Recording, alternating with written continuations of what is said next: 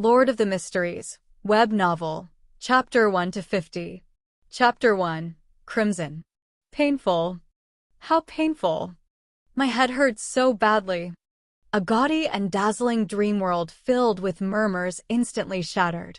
The sound asleep Zhou Mingrui felt an abnormal throbbing pain in his head, as though someone had ruthlessly lashed at him with a pole again and again. No, it was more like a sharp object pierced right through his temples, followed by a twist. Ouch! In his stupor, Zhou Mingrui attempted to turn around, look up and sit up. However, he was completely unable to move his limbs, as though he had lost control over his body. From the looks of it, I'm still not awake. I'm still in a dream. Who knows, perhaps the next scene will be of me thinking I'm already awake, but in fact am actually still sleeping. Zhou Mingrui, who was not unfamiliar with similar encounters, tried his best to focus in order to escape the shackles placed upon him by the darkness and confusion. However, while still in his reverie, whatever will he could summon was ethereal like a fleeting fog. He found his thoughts difficult to control and introspect. No matter how much he tried, he still lost his focus as random thoughts surfaced in his mind. Why would I suddenly have such an excruciating headache in the middle of the night? And it's really painful. Could it be something like a cerebral hemorrhage? F***K. Don't tell me I'm going to die young. I need to wake up. Now. Why doesn't it seem to hurt as much as before? But why does it still feel like a blunt knife is slicing through my brains?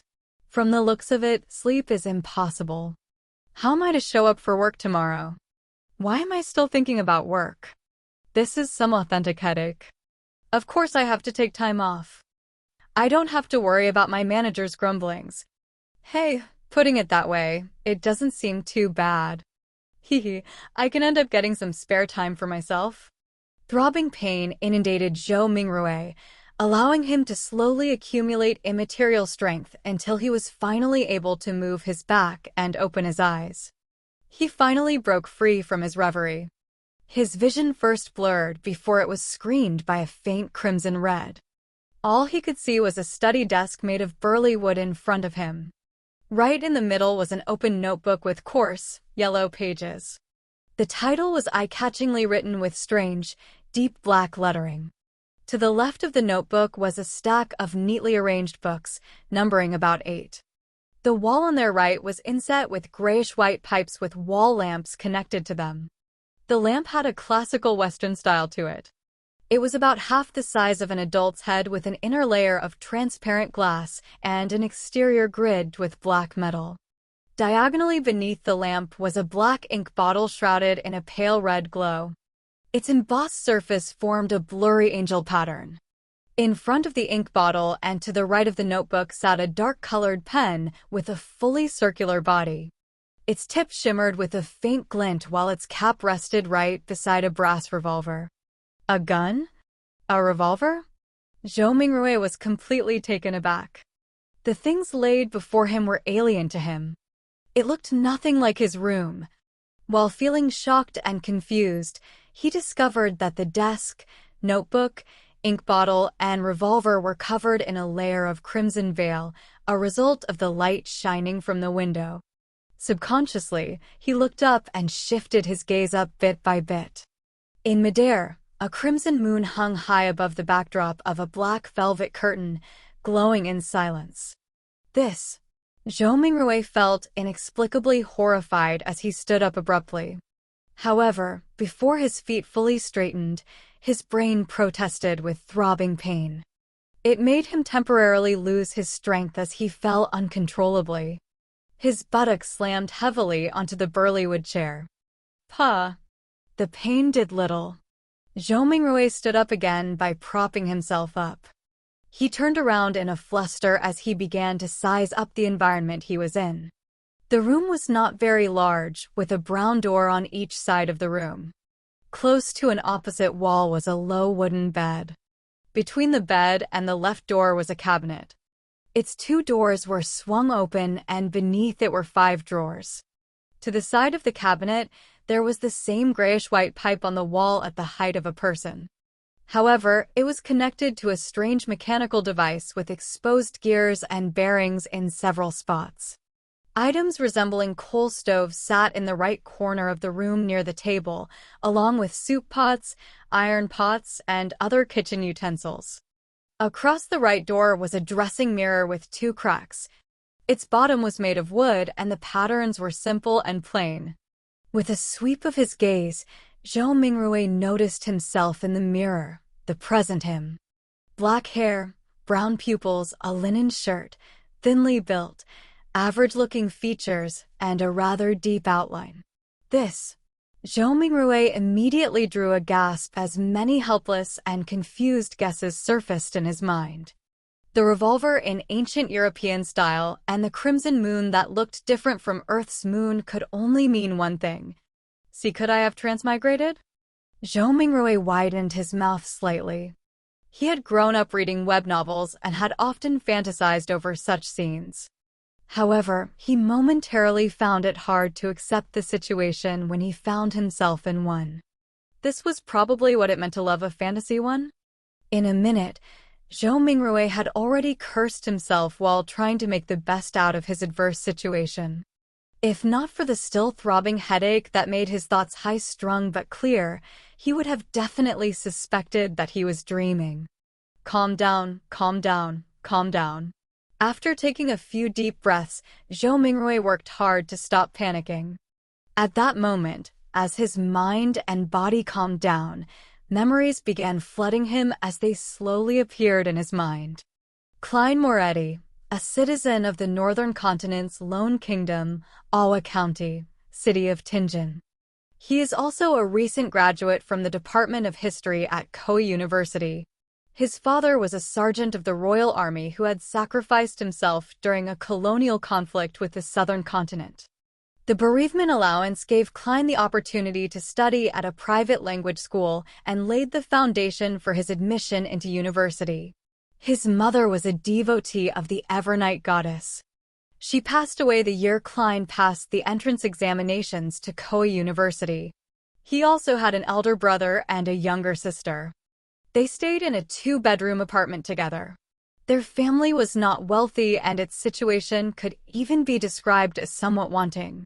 At present, the family was supported solely by the elder brother, who worked at an import and export company as a clerk. As a history graduate, Klein grasped knowledge of the ancient Faesak language, deemed the origin of all languages in the northern continent, as well as the Hermes language, which often appeared in ancient mausoleums, as well as text regarding sacrificial and praying rituals. Hermes language? Zhou Mingrui's mind stirred as he reached out to rub his throbbing temples. He cast his gaze toward the table at the open notebook. He noticed that the text on the yellowed paper turned from strange to alien, before turning from alien to something familiar. It then turned into something readable. It was text written in Hermes language. The dark ink wrote the following: "Everyone will die, including me." Hiss! Zhou Mingrui felt inexplicably horrified. He instinctively leaned back in an attempt to widen the distance between him and the notebook, as well as the text on it. Being very weak, he nearly fell down but managed to extend his hands in a fluster to hold onto the edge of the table. He felt that the surrounding air was turbulent, as though there were faint murmurings resounding in it. The feeling was akin to hearing horror stories being recounted by elders when he was young. He shook his head, believing that everything was an illusion. Zhou Mingrui found his balance and shifted his gaze from the notebook as he heaved for breath. This time, his gaze landed on the shimmering brass revolver. He suddenly had a question arise in him. With Klein's family situation, how can they have the money or means to buy a revolver? Zhou Mingrui could not help but frown. While in deep thought, he suddenly discovered a red handprint to the side of the table. Its color was deeper than the moonlight and much thicker than the veil. It was a bloody handprint. A bloody handprint? Zhou Mingrui subconsciously flipped his right hand that had been holding the edge of the table. Looking down, he saw that his palm and fingers were covered in blood. At the same time, the throbbing pain in his head continued. Although it had weakened a little, it continued incessantly. Did I smash my head open? Zhou Mingrui guessed as he turned around and walked towards a cracked dressing mirror. A few steps later, a black-haired figure of medium build and brown eyes appeared clearly in front of him. The person had a distinct scholarly air to him. Is this the present me? Klein Moretti? Zhou Mingrui was stunned momentarily. Since there was insufficient lighting at night, he failed to see something clearly. He continued forward until he was just a step short from colliding with the mirror. Using the crimson veil-like moonlight as illumination, he turned his head and examined the corner of his forehead. A clear reflection appeared in the mirror. His temple had a grotesque wound with burn marks along its periphery. Blood stained the wound's surroundings, and there were grayish-white brain juices squirming slowly within. Chapter 2. Situation. Tap. Tap. Tap. Zhou Mingrui reeled back in fear at the sight that greeted him. It was as though the person in the dressing mirror was not himself, but a desiccated corpse. How could a person with such grievous wounds be still alive? He turned his head in disbelief again and checked the other side. Even though he was a distance away and the lighting was poor, he could still see the penetrating wound and dark red blood stains. Zhou Mingrui drew a deep breath as he tried hard to calm himself. He reached out to press his left chest and sensed his racing heart that exuded immense vitality. He then touched his exposed skin. Beneath the slight coldness was flowing warmth. When he squatted down and after verifying that his knees could bend, Zhou Mingrui stood up again and calmed down. What's happening? He muttered with a frown. He planned to inspect his head injury seriously once more. He took 2 steps forward and suddenly paused. The moonlight of the sanguine moon was relatively dark, so it was insufficient for his serious inspection. A memory fragment triggered as Zhou Mingrui turned his head to look at the grayish-white pipes and the metallic grid lamp on the wall right beside the study desk. This was the most common gas lamp of the times. Its flame was stable and its illumination capabilities were excellent. With Klein Moretti's family situation, even a kerosene lamp was a dream, much less a gas lamp. Using candles was most apt for their standing and stature. However, back when he burned the midnight oil 4 years ago to be admitted into Koei University, his elder brother, Benson, felt that it was an important matter which their family's future depended upon. Therefore, he insisted on creating conducive studying conditions for Klein, even if it meant taking on debt. Of course, Benson, who was literate and had worked for several years, was not a rash person who did not think of the consequences. He had quite some tricks up his sleeve. He reasoned with the landlord to raise the apartment's standards by installing gas pipes to improve the likelihood of rentals in the future. The landlord was convinced and provided the money to complete the basic modifications.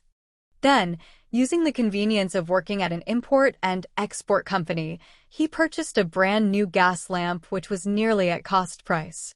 In the end, all he needed was to use his savings and did not need to borrow money. After the memory fragment flashed past his mind, Zhou Mingrui came to the desk where he turned the pipe's valve and began twisting the gas lamp switch. With a sputtering sound, a spark sounded from friction.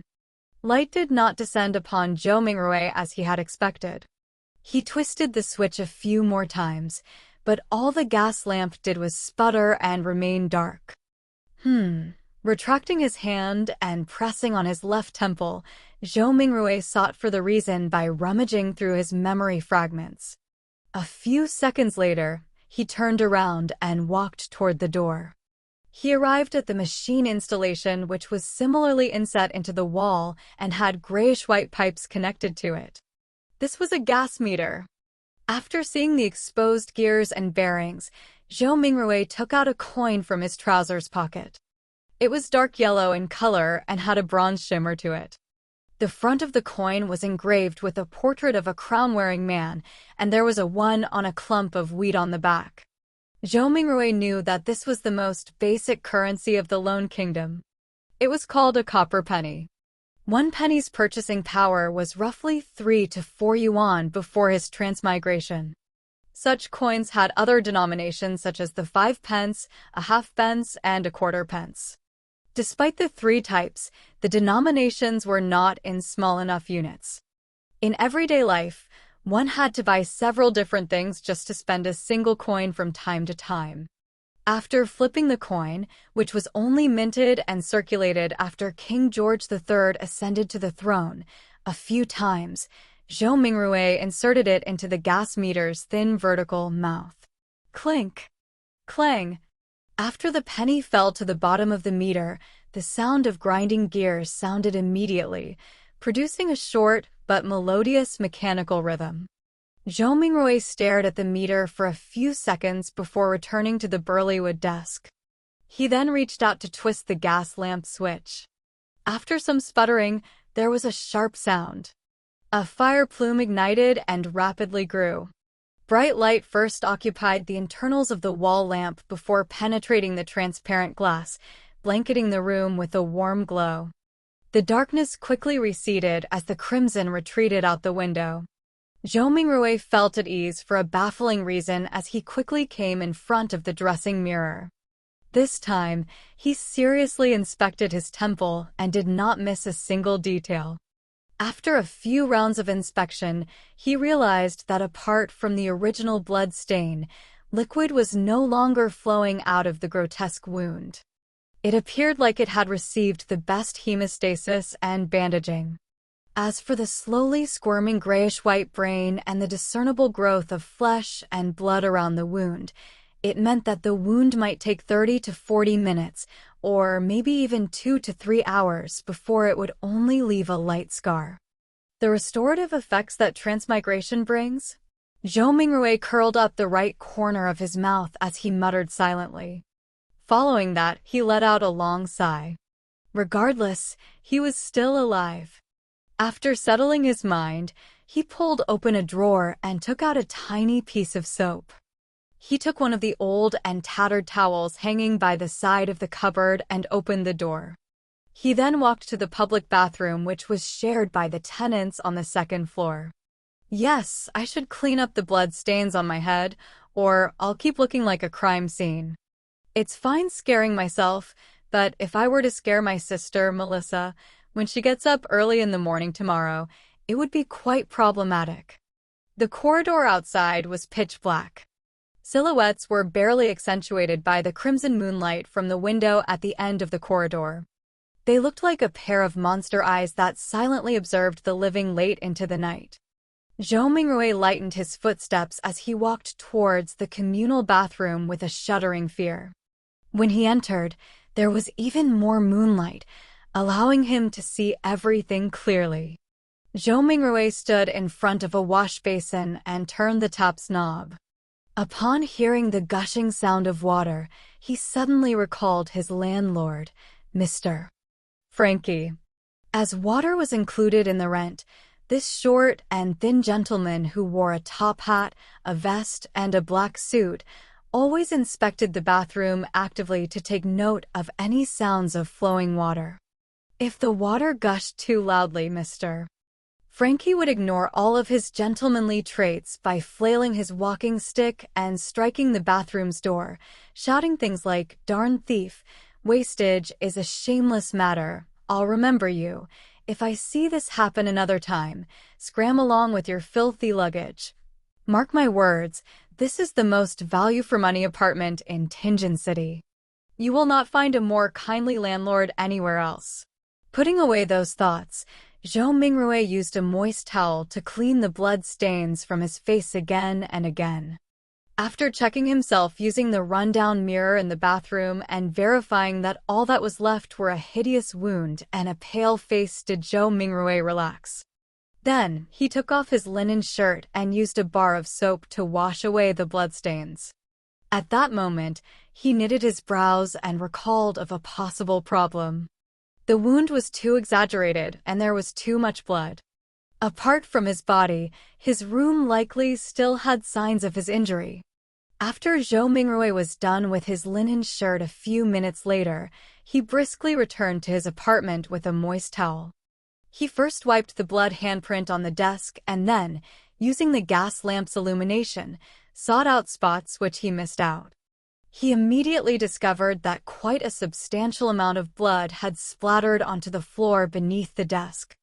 And there was a yellow bullet to the left side of the wall. Releasing a round with a revolver pointed at the temple, after mixing and matching the clues from before, Zhou Mingrui had a rough idea how Klein had died. He was in no hurry to verify his guess. Instead, he seriously wiped away the blood stains and cleaned up the scene. Following that, he took the bullet and returned to the side of his desk. He opened the revolver cylinder and poured out the rounds inside. A total of 5 rounds and a cartridge shell all had a brass luster to them. Indeed, Zhou Mingrui looked at the empty cartridge shell in front of him and stuffed the rounds back into the cylinder while nodding. He shifted his gaze to the left and it landed on the notebook's words, "Everyone will die, including me." Following that, even more questions arose in him. Where did the gun come from?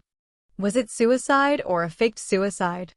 What kind of trouble could a history graduate of humble origins get himself into?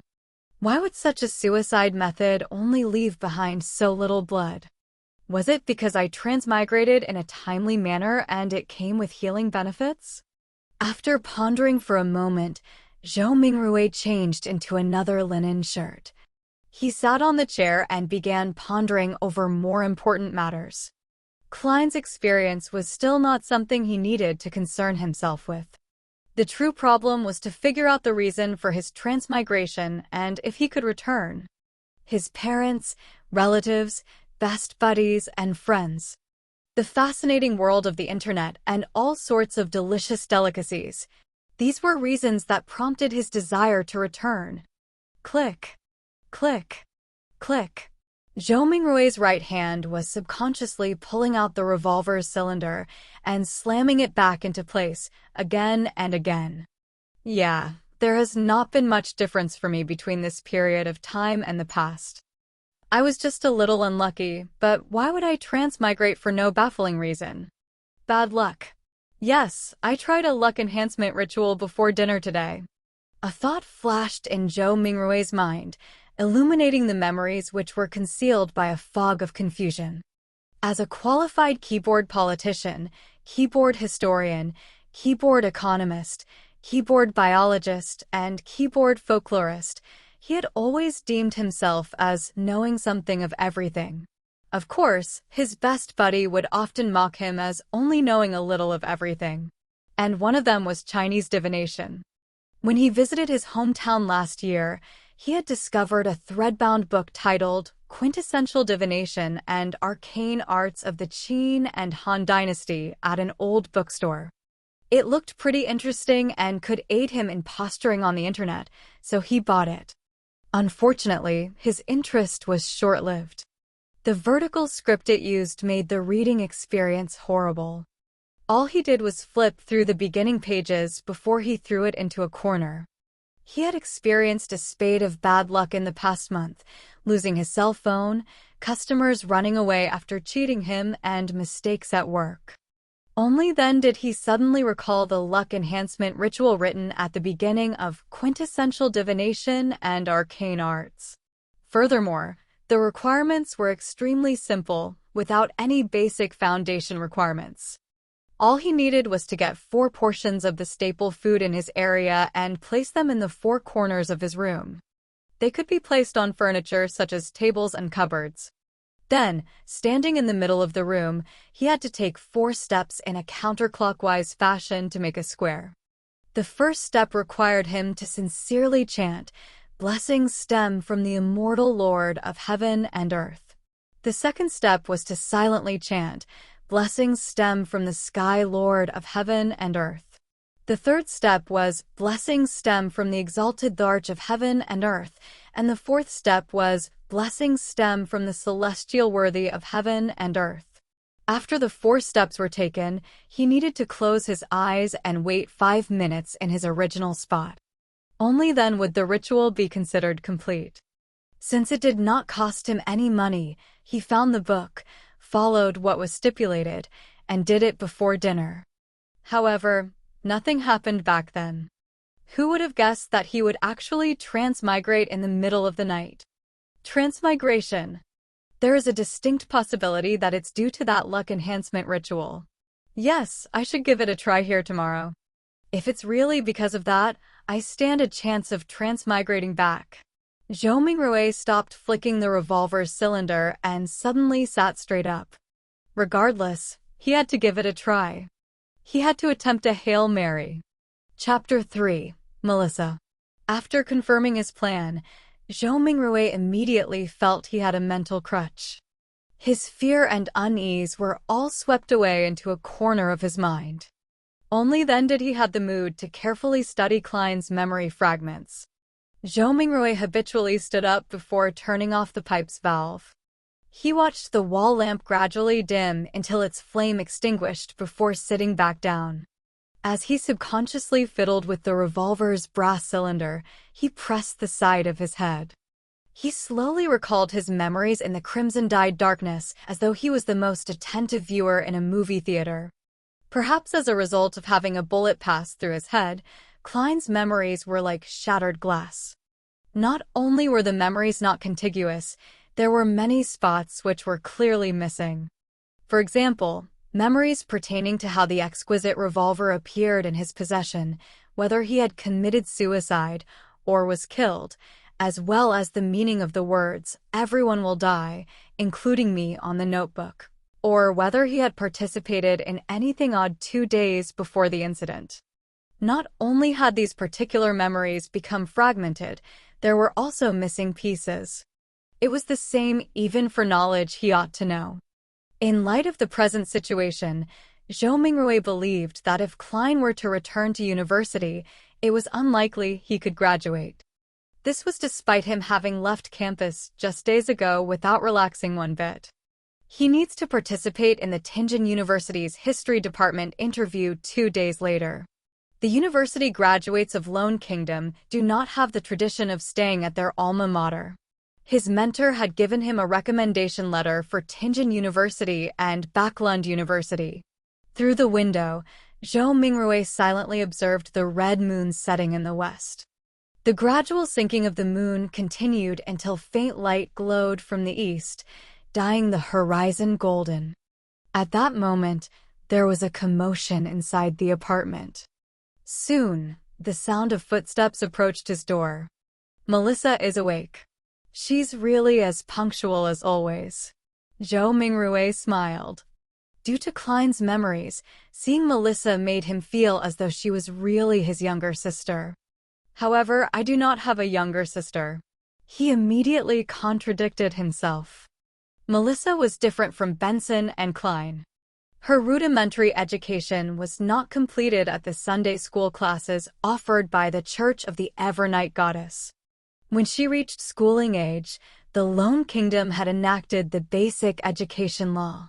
A primary and secondary education committee was established and was specially provided with funding, increasing the kingdom's investment into education. In less than 3 years, under the premise that numerous church schools would be incorporated, many public primary schools were established to strictly maintain the principle of religious neutrality. This was to prevent education from involving itself in the conflicts between the Lord of Storms, Evernight Goddess, and the God of Steam and Machinery. Compared to Sunday school that only cost a copper penny a week, a public primary school's cost of 3 pence a week appeared rather expensive. However, the former only provided education every Sunday, whereas the latter provided 6 days of classes a week. In conclusion, the price was so low that it was almost free. Melissa was different from most girls. From a young age, she enjoyed things like gears, springs, and bearings. Her ambition was to be a steam mechanic. Having suffered from a lack of culture, Benson, who knew the importance of education, supported his sister's dreams just like how he supported Klein's university education. After all, Tianjin Technical School was only considered secondary education. There was no need for her to attend language school or a public school for more knowledge. In July last year, 15-year-old Melissa passed her entrance examinations and fulfilled her dreams of becoming a student at the Tianjin Technical School's STEAM and Machinery department. As such, her weekly school fees raised to 9 pence.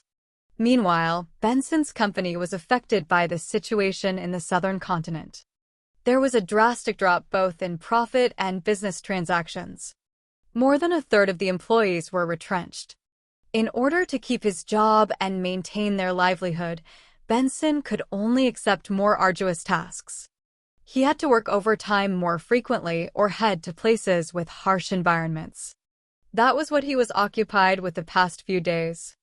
It was not that Klein did not think of helping share his elder brother's burden, but being born a commoner, and having been admitted into an average language school, he felt a strong sense of inadequacy when he enrolled into university. For example, as the origin of all languages in the northern continent, the ancient language of Faisak was something all the children of nobles and of the wealthy class would learn from a young age.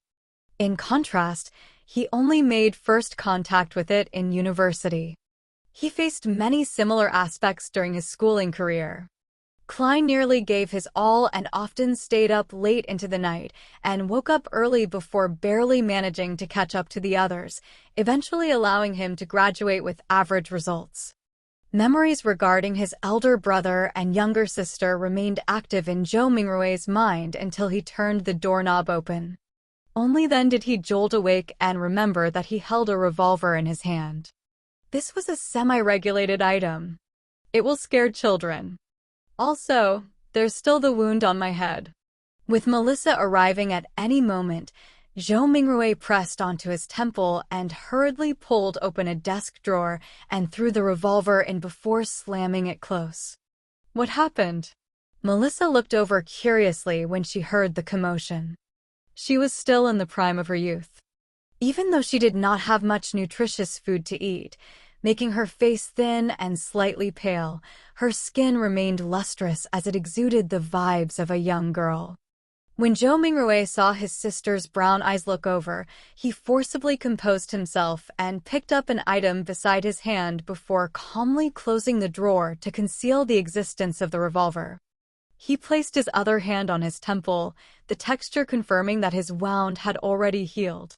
He took out a silver vine leaf pocket watch and pressed the top gently, causing its cover to flip open. It was a picture of the sibling's father. It was the most valuable item the Royal Army sergeant left behind, but being a second-hand item, it would often malfunction from time to time in recent years, even though he had gotten a watchsmith to fix it. It had embarrassed Benson, who enjoyed bringing it with him to elevate his status many a time, so it was thrown away back at home in the end. It had to be said that perhaps Melissa did have talent in machinery. After grasping the principles behind the watch, she borrowed the tools from her technical school to fiddle with the pocket watch. Recently, she even claimed to have fixed it. Zhou Mingrui looked at the watch's open cover and saw that the second hand was not moving. Subconsciously, he twisted the top dial to wind the pocket watch.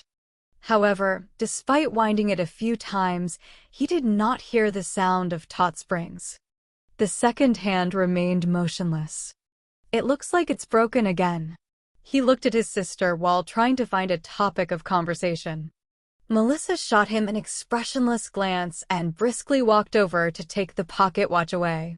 She stood in her spot and pulled up the button sitting atop the pocket watch. With a few simple turns, the tick-tocking of the second hand sounded. Isn't pulling the button up usually meant to adjust the time? Zhou Mingrui's expression immediately turned blank. At that moment, a bell chimed from a faraway cathedral. It chimed 6 times, sounding distant and ethereal. Melissa tilted her head to listen to it and pulled the button up once again.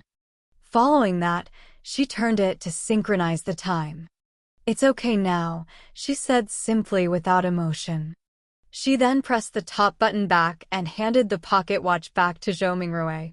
Zhou Mingrui returned a smile politely in embarrassment. Melissa gave her elder brother a piercing stare before turning to walk to the cupboard. She took her toiletries and towel before opening the door to leave. She headed for the public bathroom. Why did her expression have a look of disparagement and resignation? Is it a look of love and concern for a retarded brother? Zhou Mingrui lowered his head and chuckled. He closed the pocket watch's cover with a click before opening it again. He repeated this action as his idle thoughts focused on a question. Klein committed suicide without a silencer. Well, I'll consider it as suicide for now. His suicide should have caused quite a commotion, yet Melissa, who was just a wall away, did not notice it at all.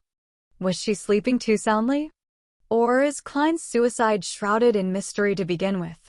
Click. The pocket watch opened. Clack. The pocket watch closed. Melissa returned from washing up and saw her brother's subconscious act of constantly opening and closing the pocket watch. Her gaze was once again glazed with exasperation as she said with a sweet voice, "Klein, take out all the remaining bread. Remember to buy fresh ones today. There's meat and peas too. Your interview is soon. I'll make you mutton stewed with peas." As she spoke, she moved a stove out from a corner. With some charcoal, she boiled a pot of hot water. Before the water boiled, she opened the cupboard's lowest drawer and took out what seemed like a treasure, a can of inferior tea leaves. She threw about 10 leaves into the pot and pretended that it was real tea. Melissa poured 2 big cups of tea as she shared 2 pieces of rye bread with Zhou Mingrui over tea. There is no sawdust or excessive gluten mixed in, but it is unappetizing. Zhou Mingrui still felt weak and was starving. He forced himself to swallow the bread with the tea while complaining inwardly. Melissa finished eating a few minutes later. After she adjusted her black hair that reached down to her vest, she looked at Zhou Mingrui and said, "Remember to buy fresh bread. All we need is 8 pounds. The weather is hot, so the bread will easily spoil. Also, buy the mutton and peas. Remember to buy them." Indeed, she was showing concern for her dull brother. She even had to repeat to emphasize it another time. Zhou Mingrui nodded with a smile. All right. Regarding the Lone Kingdom's pound, Zhou Mingrui matched Klein's muscle memory with his. He believed it was close to 1/2 kilogram of what he was accustomed to. Melissa did not say anything further. She stood up and tidied the area. After packing away the last bit of bread for lunch, she put on a tattered veil cap that their mother left behind, picked up a self-sewn bag used to carry her books and stationery, and prepared to leave. It was not Sunday, so she had an entire day of classes to attend. Walking from their apartment to Tianjin Technical School took about 50 minutes. There were public horse carriages that cost a penny a kilometer with a limit of 4 pence in the city and 6 pence in the city outskirts. In order to save money, Melissa would leave ahead of time and walk to school. Moments after she opened the main door, she paused in her footsteps and turned her body halfway, saying, "Klein, don't buy too much mutton or peas. Benson might come back on Sunday. Oh, and remember we only need 8 pounds of bread." "All right." "Sure thing," answered Zhou Mingrui exasperatedly. Simultaneously, he repeated the word Sunday a few times in his head. In the northern continent, a year was similarly split into 12 months. Every year, there was 365 or 366 days. A week was similarly split into 7 days. The splitting of months was a result of astronomical observations. It made Zhou Mingrui suspect whether he was in a parallel world. As for the splitting of days, it was a result of religion. This was because northern continent had 7 orthodox gods, the eternal blazing sun, the Lord of storms, the god of knowledge and wisdom, the ever-night goddess, Mother Earth, the god of war, and the god of steam and machinery. Watching his sister close the door and leave, Zhou Mingrui suddenly sighed. Soon, his thoughts focused onto the luck enhancement ritual. Sorry, I really wish to return home. Chapter 4. Divination. Returning to his chair again, he heard the faraway cathedral's bells chime again. It continued 7 times before Zhou Mingrui slowly stood up. He went up front to the cupboard and took out his clothes. A black vest with a matching suit, trousers that clung tightly to his legs, a top hat, and his faint scholarly air made Zhou Mingrui feel like he was watching an English drama set in the Victorian era. He suddenly muttered softly as he shook his head with a wry smile, "I'm not going for an interview. All I'm doing is buying some ingredients to prepare for my luck enhancement ritual." Klein was so concerned about his impending interview that it became instinct. When he was not focused enough, he habitually wore his only decent set of clothing. After taking a breath, Zhou Mingrui took off his suit and vest, switching to a brownish-yellow coat. He also changed to a felt hat with a rounded edge of the same color. With his outfit done, he walked to the side of the bed and lifted a square cushion. He reached his hand into an inconspicuous hole beneath and rummaged around before finding an intermediate layer. When he retracted his right hand, there was a roll of notes in his palm. Web audio channel announcement. Thank you for listening. If you want to listen to the full series and hundreds of audiobooks similar to this, please join our Discord or join our Patreon on patreon.com/webaudio. The link will be in the description and also pinned in the comment section. Thank you. There were about 8 notes with faded dark green colors. These were all the savings Benson had at the moment. It even included the living expenses for the next 3 days. 2 of them were 5 solely notes, and the remaining were 1 solely notes. In the Lone Kingdom's currency system, solely was ranked second. It originated from ancient silver coins. 1 solely was equivalent to 12 copper pence. They had denominations of 1 and 5 solely. At the top of the currency system was the gold pound. They were also paper-based but were guaranteed by gold and pegged directly. A gold pound was equivalent to 20 solely. They had denominations of 1, 5, and 10 gold pounds. Zhou Mingrui spread a note and caught a whiff of the faint unique ink. This was the smell of money. Perhaps a result of Klein's memory fragments or his constant desire for money, Zhou Mingrui felt like he had instantly fallen in love with these notes. Look, their designs are so beautiful. It makes the stern and old-fashioned George III and his 2 mustaches appear especially adorable. Look, the watermark that can be seen when the note is placed against sunlight is so alluring. The exquisite design for the anti-counterfeit label makes it completely different from those fake fancy schlucks. Zhou Mingrui admired it for nearly a minute before pulling out 2 1 solely notes. He then rolled up the remaining notes and stuffed them back into the cushion's concealed layer.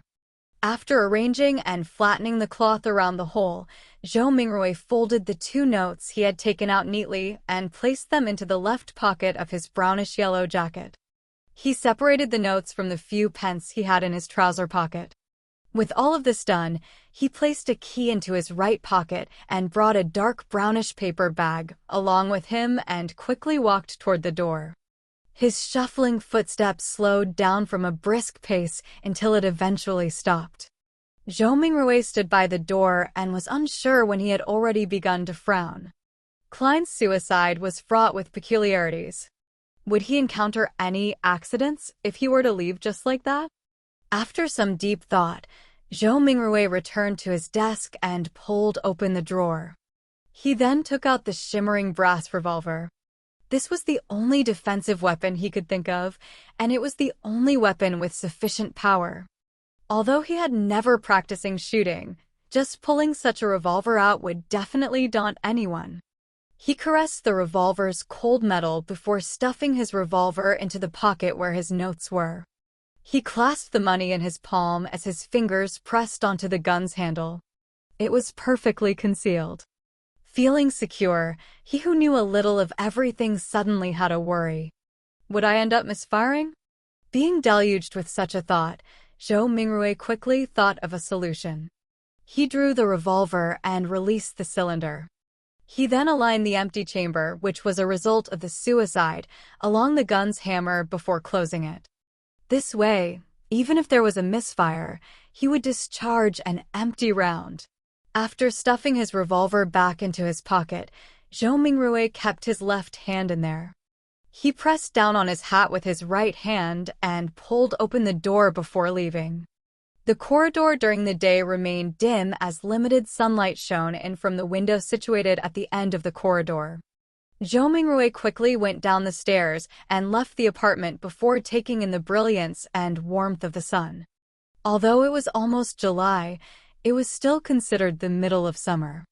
However, Tianjin was situated north of the Lone Kingdom, so it had unique climate characteristics. The highest annual temperature was not even 30 degrees Celsius on Earth, with even cooler mornings. However, the streets were awash with filthy water and strewn junk. From Klein's memories, this was not a rare sight in low-income communities, even if there were sewers. After all, there were just too many people and people needed to survive. Come and try our delicious roasted fish. Hot and fresh oyster soup. Drink a bowl in the morning and feel invigorated all day.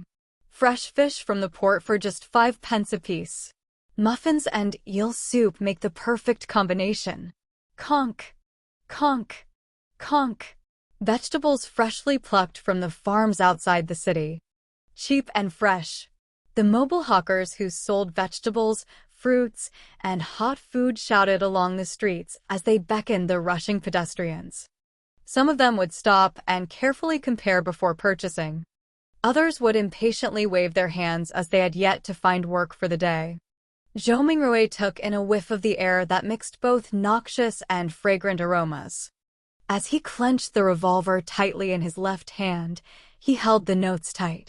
He pressed down on his hat with his right hand while passing through the busy street, slouching a little. There was bound to be thieves in populated areas. Furthermore, this street had no lack of poor citizens who were working part-time after losing their previous jobs. There were also starving children that were exploited by adults to do their bidding. He proceeded forward until he reached a point where the crowdedness around him restored to normal. He straightened his back and raised his head to look down the street. There was a vagrant accordionist busking. The melody was sometimes pleasant, sometimes fervent. Beside him were several children in ragged clothes with sallow complexions due to malnutrition. They listened to the music and moved to the beat, dancing self-made choreographies. Their faces were filled with joy as though they were a prince or an angel. A deadpan woman passed by. Her skirt was dirty and her skin was dull. Her gaze appeared dull and sluggish. Only when she looked at the bunch of children did a faint glow flash. It was as though she had seen herself from 3 decades ago. Zhou Mingrui overtook her and turned into another street before stopping at Smyron Bakery. The owner of the bakery was a 70-plus-year-old granny named Wendy Smyron. Her hair was completely grayish-white, and she always wore a genial smile. From the beginning of Klein's memories, she had been here selling bread and pastries. Oh, the Tianjin biscuits and lemon cakes she bakes are very delicious. Zhou Mingrui gulped a mouthful of saliva and smiled. Mrs. Smyron, 8 pounds of rye bread. Oh! Dear Klein, where's Benson? Is he not back? Wendy asked smilingly. In a few more days, answered Zhou Mingrui vaguely. As Wendy took the rye bread, she sighed. He sure is a hard-working lad. He will have a good wife. Upon saying this, the corners of her lips curled up as she said playfully, all is good now. You have already graduated. You are a history graduate of our Koei University. Oh, you will soon be able to earn money. You should not be staying in the apartment you are currently living in. At the very least, you should have a bathroom you can call your own. Mrs. Smyron, you seem to be a young and energetic woman today. All Zhou Mingrui could do was respond with a dry smile. If Klein were to successfully pass his interview and become a lecturer at Tianjin University, it was true that his family would immediately be pushed up to a higher socioeconomic status. In his memory fragments, he had once fantasized about renting a bungalow in the suburbs. There would be 5 or 6 rooms, 2 bathrooms, a huge balcony upstairs, 2 rooms, a dining room, a living room, a kitchen, a bathroom, and an underground storage room on the first floor. This was not a wishful dream. Even a lecturer on probation at Tianjin University would have a weekly salary of 2 gold pounds. After the probationary period, the salary would be raised to 3 gold pounds and 10 soldi. One had to know that despite working for so many years, Klein's brother, Benson, only had a weekly salary of 1 pound and 10 soldi.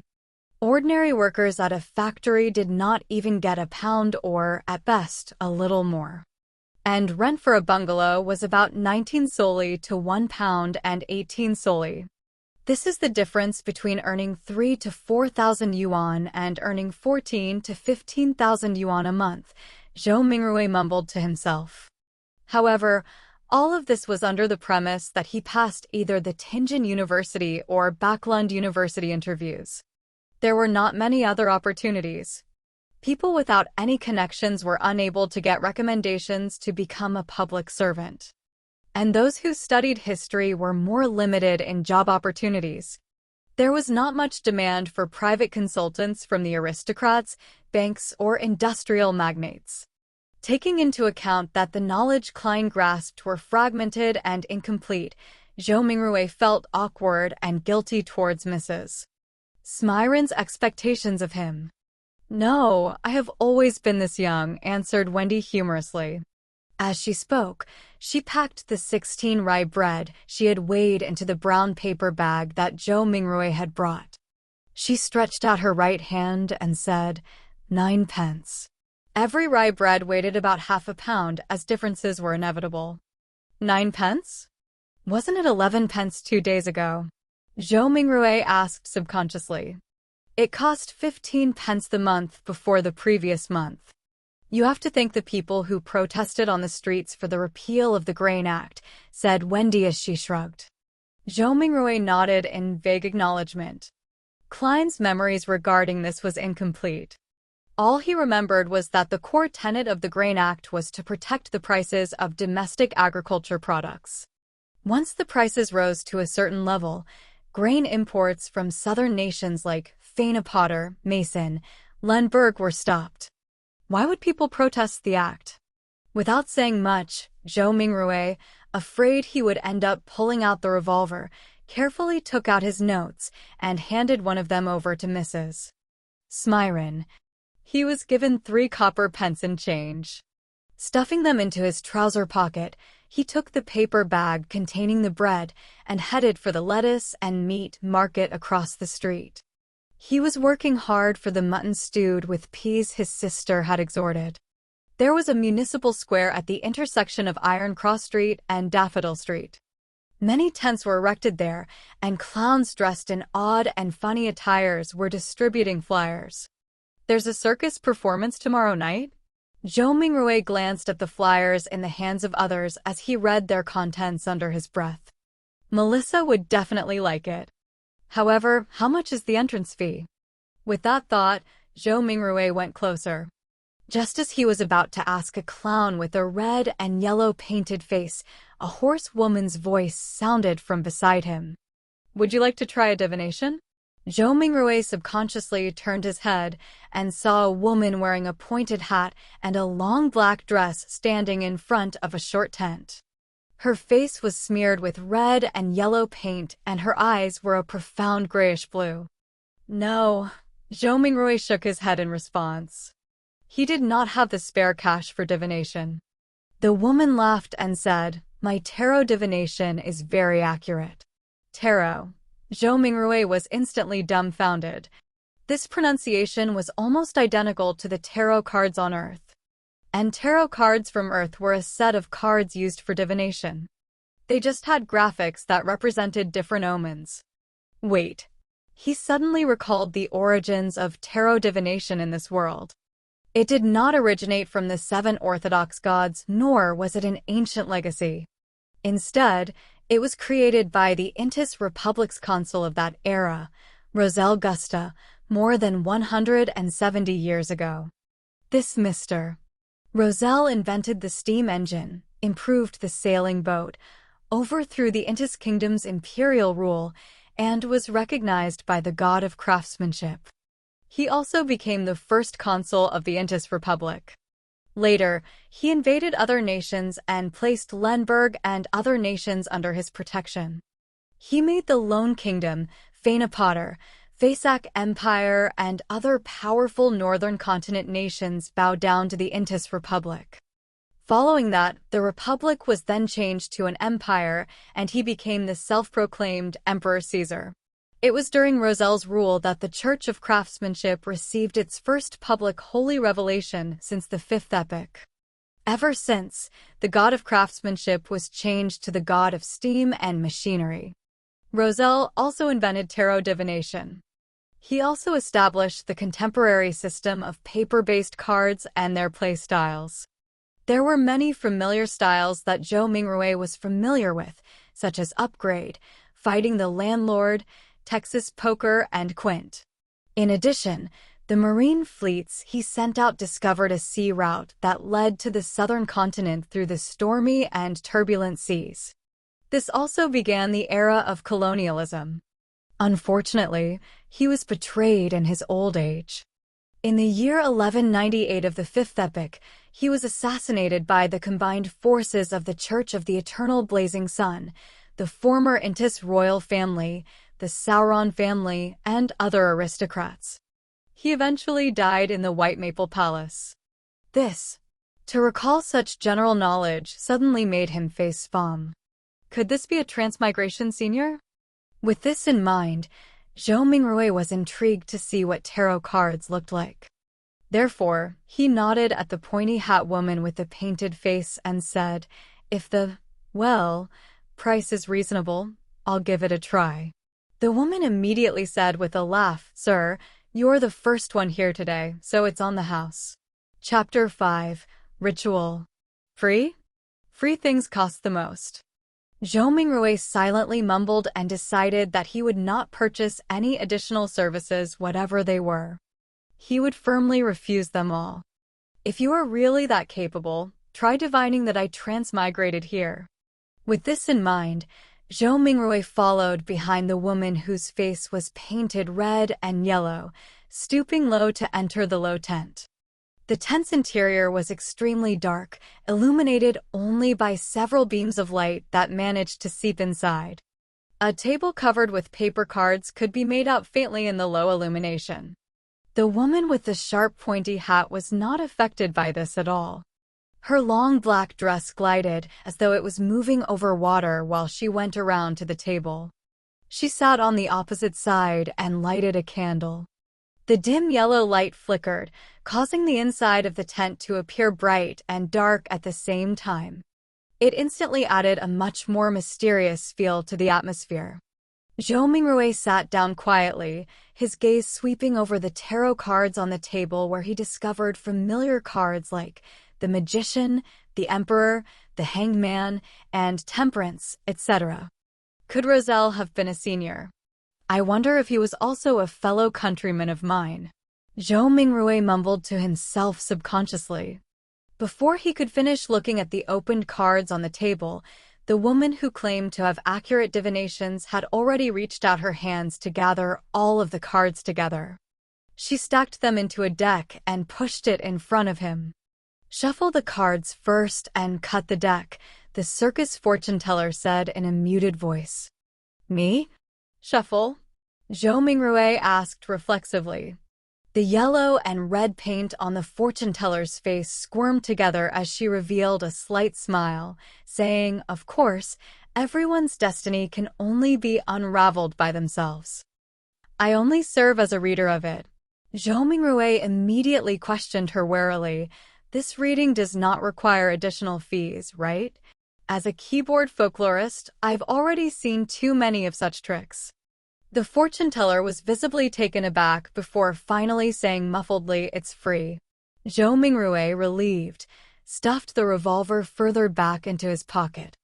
Thereafter, he calmly reached out his two hands to shuffle and cut the deck skillfully. "It's done." He placed the already shuffled tarot cards in the middle of the table. The fortune teller clasped the cards with both her hands and carefully looked at cards for a while. Then, she suddenly opened her mouth and said, "I'm sorry, I forgot to ask, but what would you like to ask about?" Back when he was wooing his first love, Zhou Mingrui had also done research on tarot cards. He asked unhesitatingly, past, present, and future. This was a type of divination as part of tarot card interpretation. 3 cards, when opened, sequentially symbolized one's past, present, and future. The fortune teller nodded first, then curled her lips to reveal a smile and said, "Then please reshuffle the deck. You can only truly get the cards you want if you know what you would like to ask about." "Were you fooling me just now? Do you have to be this petty? Didn't I only ask a few times if this would be a free service?"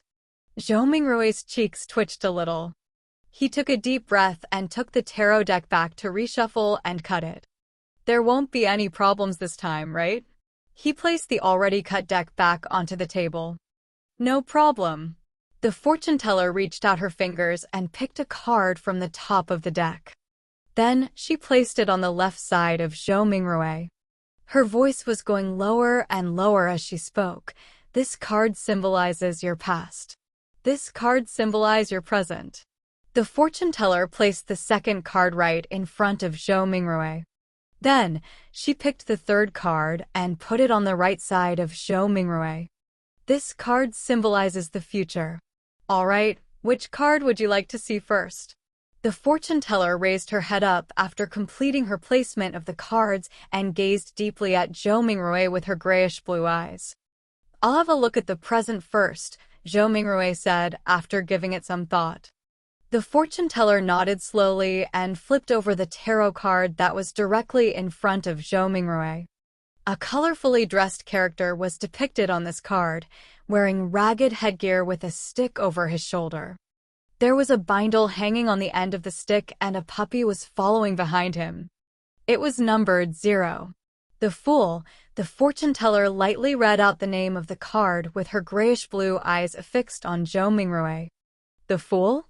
The 0 card of tarot? A start? A fresh beginning with all kinds of possibilities?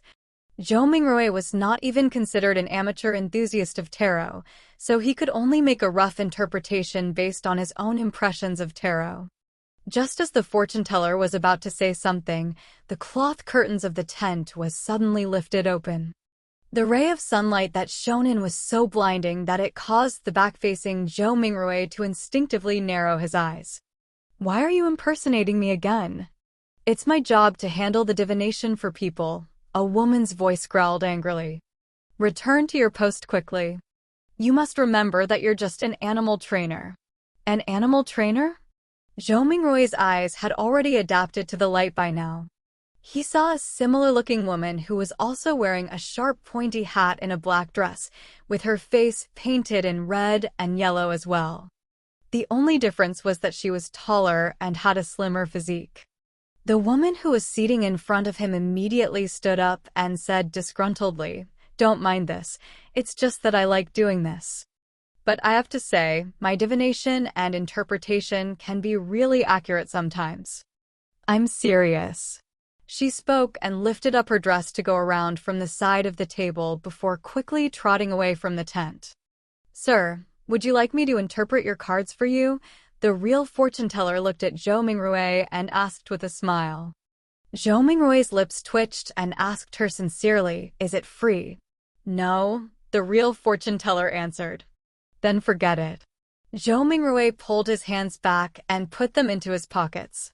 He clutched his revolver and money before stooping again to exit the tent. Damn, he actually got an animal trainer to be his fortune teller? Was an animal trainer who didn't want to be a fortune teller not a good clown? Zhou Mingrui very quickly put this matter behind him.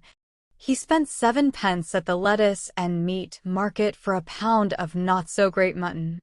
Then, he also bought some tender broad beans, cabbage, onions, potatoes, and other items. Together with the bread that he bought earlier, he spent a total of 25 copper pennies, which converted to 2 soldi and 1 pence. There is really not enough to go around for spending. Poor Benson. Not only had Zhou Mingrui spent the 2 notes that he had brought with him, but it was also necessary for him to top it up with the 1 penny he had in his pocket. He just sighed and did not think further about it as he hurried back home. With the staple food, he could now carry out the luck enhancement ritual. After the second-floor tenants gradually left, Zhou Mingrui was still in no hurry to carry out the ritual. Instead, he translated the blessings stem from the immortal Lord of heaven and earth and related phrases into the ancient Fasak language, as well as the Lone language. He was intending to try the ritual again the next day in those local languages if the original incantation did not take effect. After all, he had to take into consideration the differences between the 2 worlds. In Rome, do as the Romans do. As for translating it into an ancient ritual prayer that used the dedicated Hermes language, Zhou Mingrui had a difficult time completing it due to his lack of vocabulary. After readying everything, he finally took out the 4 loaves of rye bread. He placed one in the corner where the coal stove was originally, one at the bottom inner side of the dress mirror, one at the top of the cupboard where 2 walls met, and one at the right side of the study table where miscellaneous items were kept. With a deep breath, Zhou Mingrui came to the center of the room and spent a few minutes to calm himself. Then, he took a solemn step forward and went in a counterclockwise direction in the shape of a square. When he took the first step, he chanted in a low whisper, "Blessings stem from the immortal Lord of heaven and earth." The second step, he sincerely chanted, "Blessings stem from the sky Lord of heaven and earth." The third step, Zhou Mingrui breathed out a whisper, "Blessings stem from the exalted Lord of heaven and earth." At the fourth step, he spat out a foul breath and meditated in concentration. Blessings stem from the celestial worthy of heaven and earth. When he returned back to the original spot, Zhou Mingrui closed his eyes and waited in his place for an outcome. He had some anticipation in him, some unease, some hope, and some fear. Could he make it back? Was there going to be any effect? Could there be some unexpected situation? The unknown in front of him was tainted with the crimson light of hope. Zhou Mingrui's thoughts were swirling in his head and was finding it difficult to quell it. It was at this time that he suddenly felt the surrounding air seem to stop, becoming thick and mysterious.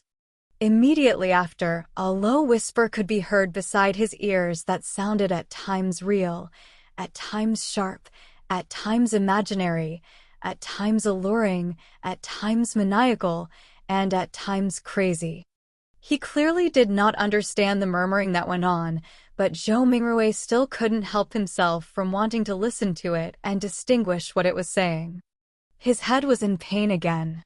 It was so painful that it felt like someone had stuck a steel drill rod into it. Zhou Mingrui only felt like his head was going to explode. His thoughts were filled with a psychedelic of colors. He knew that something was wrong and tried to open his eyes. However, he wasn't even able to complete such a simple action. His entire body was getting tighter and tighter, and it felt like he could just break apart at any time. At this time, a self-mocking thought came up in Zhou Mingrui's mind. If you didn't seek death, you wouldn't die. He could no longer bear with it. Just as his mind was going to break, the murmuring of voices faded away and his surroundings became very quiet. The mood was an erratic one. It was not only the mood. Zhou Mingrui felt his own body going through the same sensations as well. He tried once more to open his eyes, an extremely easy task this time. A gray fog appeared over his eyes, haziness, vague, and endless. What's with this situation? Zhou Mingrui suddenly looked around him and then lowered his head down to discover that he was floating at the edge of an endless fog. The fog was flowing like water and was dotted with a lot of crimson stars. Some of them were enormous while others were tiny. There was a sense of them being hidden in the deep depths, while others floated over the surface of this water-like fog. Looking at this seemingly holographic sight, Zhou Mingrui reached out his right hand in a half-confused, half-exploring manner to try to touch the crimson star that was seemingly floating on the surface. He was trying to find a way to leave this place. When his hand touched the surface of that star, a watermark suddenly appeared from within his body and agitated the stars into a crimson burst. It looked like a dreamlike burning of flames. Zhou Mingrui got a fright from it. He retracted his right hand in a panic, but accidentally touched yet another crimson star. As a result, this star burst with splendid light as well. In turn, Zhou Mingrui felt his mind empty and his spirit dissipated. In the Lone Kingdom's capital, Baklund. Inside a luxurious-looking villa at the royal district, Audrey Hall sat in front of a dresser. The markings on it were antiquated, and there was a cracked bronze mirror on the surface. "Mirror, mirror, awaken. In the name of the Hall family, I command you to awaken." She switched between many different sayings, but there was no reaction from the mirror at all. After more than 10 minutes, she finally chose to give up and pouted her lips in grievance. She said in a soft murmur, "Father was indeed lying to me. He always tells me that this mirror was the treasure of the Roman Empire's Dark Emperor, and that it is an extraordinary item." Her voice trailed off. The bronze mirror which rested on the dresser suddenly glowed with a crimson light that shrouded her completely. In the Sonia Sea, a three-masted sailboat that looked like an obvious relic was navigating through a storm. Alger Wilson stood on deck, his body undulating with the currents at sea, maintaining his balance easily. He wore a robe embroidered with lightning patterns, and in his hand was a quirky-shaped glass bottle. Bubbles billowed inside the bottle at times, frost turned into snow at times, and signs of gusting wind could be seen at times. "We're still short on the ghost shark's blood," Alger murmured. Then at this moment, a crimson burst appeared in the space between the glass bottle and the surface of his palm. In an instant, it enveloped the surroundings as well. In the fog of gray mist, Audrey Hall regained her sight. She started reckoning the situation in a state of horror and confusion when she noticed the blurry image of a man on the opposite side of her doing the same as well. Immediately after, the both of them discovered another mystery person standing not far from them who was shrouded in a gray mist. The mysterious person was none other than Zhou Mingrui. He was similarly dumbfounded. "Sir, where's this?" Audrey and Alger were startled at first, falling silent in the process. Then, they immediately started speaking in unison. "What are you planning on doing?" Chapter 6. Beyonder. Not only did they speak the same lone language, they also shared the same grim and tense vibes. "Where am I? What do I plan to do here? I would like to know too." Calming himself down, Zhou Mingrui silently repeated the questions posed by the two. What left the deepest impression on him were neither the sentences formed by words nor the meanings behind them, but the display of bewilderment, vigilance, panic, and reverence by the couple. For some baffling reason, two people had been mysteriously dragged into this world surrounded by gray fog. As the perpetrator, Zhou Mingrui was already feeling abnormally dumbfounded and startled, let alone the couple who was pulled into this mess completely passively. For them, such events and encounters might already be beyond their imaginations, right? Momentarily, Zhou Mingrui thought of two options. The first option was feigning victimhood to hide his true identity and in turn gain a considerable amount of trust. He could then take a wait-and-see approach and take advantage of his circumstances where necessary. The other option was to maintain his mysterious identity in the eyes of the couple. He could then affect the subsequent development while gleaning valuable information from them. Without the luxury of time to deliberate over the situation, he grasped hold of the thought that flashed across his mind. He made an immediate decision to try out the second idea. Exploit the psychological state of the others to gain the greatest advantage for himself. After a few seconds of silence in the fog, Zhou Mingrui chuckled. With a low but not heavy tone, he calmly spoke as though he was replying to the polite greetings from the visitors. An attempt. An attempt? An attempt? Audrey Hall looked at the mysterious guy veiled in the grayish-white fog, and the only thought was that whatever was happening was absurd, funny, horrifying, and weird. She was at the dressing table inside her bedroom only moments ago. But just by turning around, she had come into this place that was filled with gray fog. How inconceivable! Audrey took a breath, revealing an impeccable, courteous smile. She asked in a somewhat perturbed way, "Sir, is the attempt over? Might you permit our return?" Alger Wilson also had the intentions to probe Zhou Mingrui in a similar fashion, but his rich experience made him statelier. He held back his impulse and only took on the role of a silent onlooker. Zhou Mingrui looked at the questioner. Looking through the hazy mist, he could roughly see the silhouette of the person in question. It was a tall girl with smooth blonde hair, but her exact countenance could not be seen clearly. He did not rush to reply the girl's question, but turned around to look at the man. He had messy dark blue hair, as well as a medium stature that was not considered stout. Zhou Mingrui suddenly realized something. Once he became stronger or had a deeper understanding of the foggy world, perhaps it was possible for him to see through the fog and discern the girl and the man. In this situation, they are the visitors, and I'm the master. After changing his mindset, Zhou Mingrui instantly noticed details that he had neglected earlier on. The girl with the melodious voice and the mature, withdrawn man both looked considerably incorporeal. Tainted by a faint crimson red, they resembled a projected image of the two crimson-red stars beyond the gray fog. This projection was based on the connection between the crimson red and himself, an intangible connection that only he himself could realistically grasp hold of. The projection would disappear once the connection was cut, and the couple would then return. Zhou Mingrui nodded mildly and looked at the blonde, chuckling. Of course, if you make a formal request, you can return this very moment.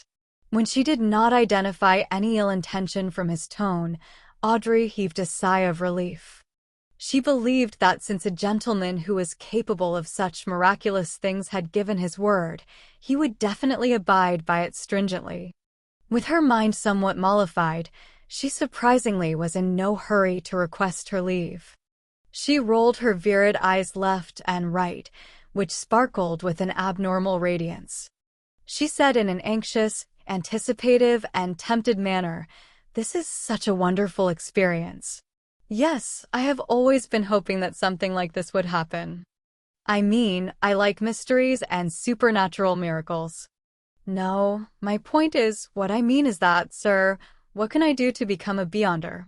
She got more excited as she spoke, so much so she was fumbling over her words. The dream that sprouted in her as a result of listening to thrilling fantasies as told by her elders finally saw the possibility of being materialized. However, with just a few words, she had already forgotten all her previous fears and horrors. "Good question. I would also like to know the answer." Zhou Mingrui complained inwardly. He started to ponder on an answer to the question to maintain his unfathomable image. At the same time, he felt that it was quite unbecoming of him to talk while standing. Shouldn't he be in a palace, sitting at the head of a long table and on a mysterious high-backed chair engraved with ancient patterns, while silently observing his visitors? As soon as this thought surfaced, the gray fog started to churn, giving both Audrey and Alger a shock. In an instant, they saw a number of towering stone pillars around them. Above them was a vast dome that encapsulated them. This entire edifice looked magnificent, grand, and lofty, just like a legendary palace for giants. Directly under the dome where the gray fog gathered, a long, bronze table appeared with 10 high-backed chairs on either side in a symmetrical arrangement. The back of each chair dazzled and shone faintly with crimson red, drawing the outlines of weird constellations that differed from reality. Audrey and Alger sat face to face, sitting next to the seat of honor. The girl looked to her sides and could not help but mumble, "How fascinating." "It is certainly fascinating." Zhou Mingrui extended his right hand and caressed the edge of the bronze table a little while maintaining an unperturbed expression. Alger inspected the surroundings, and after a few seconds of silence, he suddenly opened his mouth and answered Audrey's question in place of Zhou Mingrui. "Are you alone? If you want to become a Beyonder, join the churches of either the Evernight Goddess, the Lord of Storms, or the God of Steam and Machinery. The majority of us will not meet a Beyonder our entire lives." This has caused churches, and even some clergies within some of the biggest churches, to suspect the same. While this is the case, I am certain to tell you that Beyonders still exist in courts, tribunals, and execution agencies. They are still fighting against the dangers that grow in the dark, only that their numbers are much fewer as compared to before and during the early days of the Iron Age. Zhou Mingrui listened attentively, but he tried his best to present himself as paying little attention to Alger's words, much like how young kids listen to stories. Relying on Klein's fragmented general knowledge of history, Zhou Mingrui knew clearly that the Iron Age referred to the current epoch, which was the fifth epoch that began 1,349 years ago. Audrey silently listened to Alger finish his sentence before sighing. "Mister, I know all about what you just said. I even know more than that, including the Nighthawks, the mandated Punisher, and the Machinery Hive Mind, but I don't want to lose my freedom." Alger gave a low-sounding laugh and said vaguely, "You can't become a Beyonder without sacrifices. If you don't consider joining churches and accepting their given challenges, you can only seek the royal families and the few nobles with family histories of more than 1,000 years. If not, you can rely on your luck to search for clandestine evil organizations." Audrey puffed her cheeks subconsciously and looked around in a fluster. After confirming that both the mysterious man and Audrey did not notice her tick, she pressed, "Are there no other solutions?" Alger sank into silence. About half a minute later, he turned around to look at the mysterious man who was watching the two of them in silence. Realizing that Zhou Mingrui had no plans to make any comment, he looked back at Audrey and said with deliberation, "I have 2 sets of Sequence 9 potion formulas." "Sequence 9? Zhou Mingrui muttered to himself. "Really? Which 2 sets?" Audrey clearly knew what the Sequence 9 potion formulas meant. Alger leaned back slightly and replied unhurriedly, "As you know, humanity can only depend on potions to become real Beyonders, while the names of potions come from the blasphemy slate. After constant translations into Jotun 1, Elvish, Ancient and Modern Hermes, and Ancient Fasak, they have undergone changes to match the day and age of that era. The essence is not in their names, but whether they portray the core characteristics of the potions. I have a Sequence 9 potion named Sailor. It enables you to have excellent balancing capabilities. Even if you are on a boat in a rainstorm, you will be able to walk about freely as though you were on land. You will also gain immense strength and illusory scales under your skin. They will enable you to swim like a fish and be difficult to catch. You will move agilely underwater just like marine animals. Even without any equipment, you will be able to easily submerge underwater for at least 10 minutes. Sounds great. The Keepers of the Seas from the Lord of Storms? It was called by that name in the past. Alger did not pause and continued. The second set of Sequence 9 potions is called Spectator, although I am not sure what it was called in the past. This set of potions enables you to have an exceptionally sharp mind with acute observational abilities. I believe you can understand by what spectator means from watching operas and plays. Just like an audience, Spectators judge the actors in the secular world, catching a glimpse of the real thoughts of them through their emotions, conduct, and mantras. At this point, Alger emphasized, "You must remember, regardless of whether you are at an extravagant banquet or a crowded street, spectators can only be spectators forever." Audrey's eyes shone as she listened, and spoke after a long while. "Why?" "All right, this is a follow-up question. I think I have fallen in love with this feeling of being a spectator. How can I get this potion's formula? What can I use to trade with you for it?" Alger looked like he was already prepared as he said in a deep voice, "The blood of ghost sharks, at least 100 milliliters of it." Audrey nodded her head excitedly, but subsequently asked worriedly, "If I can get it, and I'm saying how do I hand it to you?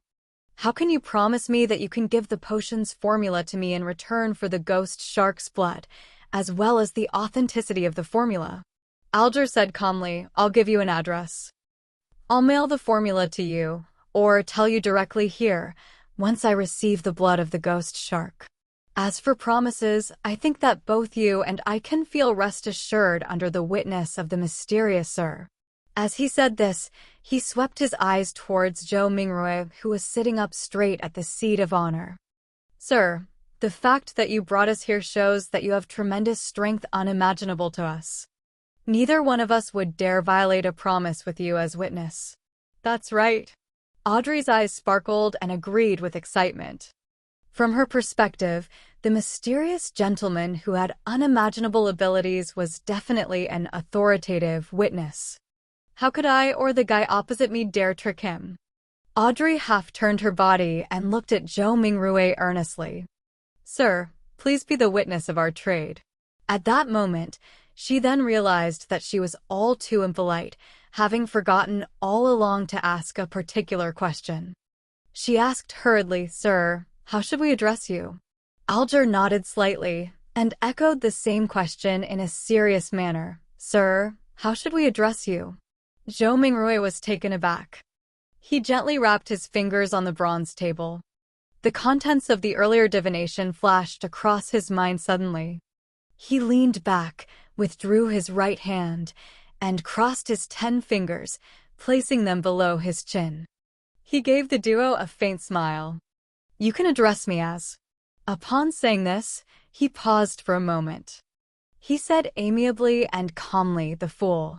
Chapter 7. Call Sign. "You can address me as the Fool." The simple answer soon emanated through the grand hall and dissipated into the fog. However, the voice kept resonating in Audrey's and Alger's hearts, stirring up one ripple after another. They never expected such a designation, but they felt that he was deserving of it. The designation perfectly embodied his image as someone mysterious, powerful, and bizarre. After a few seconds of silence, Audrey stood up, held up her skirt slightly, and bent her knees, curtsying to Zhou Mingrui. "Honorable Mr. Fool, would you please permit me to take the liberty of requesting you to be the witness of our trade?" "It's nothing." Zhou Mingrui's mind whirred as he answered in a way that matched his status. "It's our honor, Mr. Fool." Alger stood up as well. He bent his back slightly with his right palm over his chest. Zhou Mingrui lowered his right palm and smiled. "Continue, the both of you." Alger nodded and sat back down before looking at Audrey. "If you can obtain the ghost shark's blood, get someone to send it to the Warrior and Sea Bar at Pelican Street, in the White Rose Borough of Pritz Harbor. Tell the boss, Williams, that it's what the captain wants. Once I acknowledge receipt, will you be giving me an address to mail the potion formula to, or do you want me to tell it to you here directly?" Audrey thought for a moment before saying with a smile, "I will choose the more secure method. Let's do it here, although it's a test of my memory." Since Mr. Fool had agreed to bear witness for the trade, it also represented that there would be a similar gathering the next time. With this in mind, she suddenly turned her head as she looked at Zhou Mingrui with sparkling eyes. With a tone of interest, she suggested, "Mr. Fool, would you mind making a few more attempts like this?" Alger listened to her suggestion calmly. He was tempted by the suggestion as well. He hurriedly echoed, "Mr. Fool, don't you find such gatherings interesting? Although your powers exceed our imaginations, there has to be certain domains that you don't understand or excel in." The person across me is obviously a young lady of lofty stature. I also have my unique set of experiences, insights, mediums, and resources. Perhaps there will come a day when both of us can help you complete something trivial that might be inconvenient for you. From his point of view, the fact that he had been pulled into this space without any warning or any means to resist meant that the mysterious Mr. Fool was in control. Participating in the gatherings was not necessarily something he could refuse. Therefore, it was better to reap the benefits of this encounter as much as he could to make up for his passive and disadvantaged state. The trio at the long table had different backgrounds, resources, information channels, and comprehension of the mystical domain. If they interacted and enjoyed some limited cooperation, they could produce unpredictable and immeasurable effects. The resource trade that had just been negotiated was one example. Another example would be if he wished to kill someone. He could easily request the gathering's members who did not appear to be related to him both on the surface and in reality for help. He could perfectly misdirect any investigators. A young lady of lofty stature. Was my behavior and accent that obvious? Audrey stared blankly, mouth slightly agape, but she soon jolted back to her senses and nodded her head without any hesitation. "Mr. Fool, I think it's a very good suggestion. As long as this gathering becomes regular, you can totally leave certain things that are inconvenient for you to us. Of course, it has to be something within our capacities." From the moment he heard the suggestion, Zhou Mingrui was already weighing the pros and cons. More gatherings definitely allowed him to gain more knowledge of the secrets of the Beyonders or other mysteries, a boon for his transmigration back. For example, it was likely that the potion formula would appear at the next gathering because of the spectators. Similarly, the information he gained was bound to be helpful for his present life. However, more gatherings meant it was easier to expose himself. Indeed, regardless of the world, there is no such thing as a free lunch. Zhou Mingrui extended his right hand again as he rapped the side of the long table with his finger gently.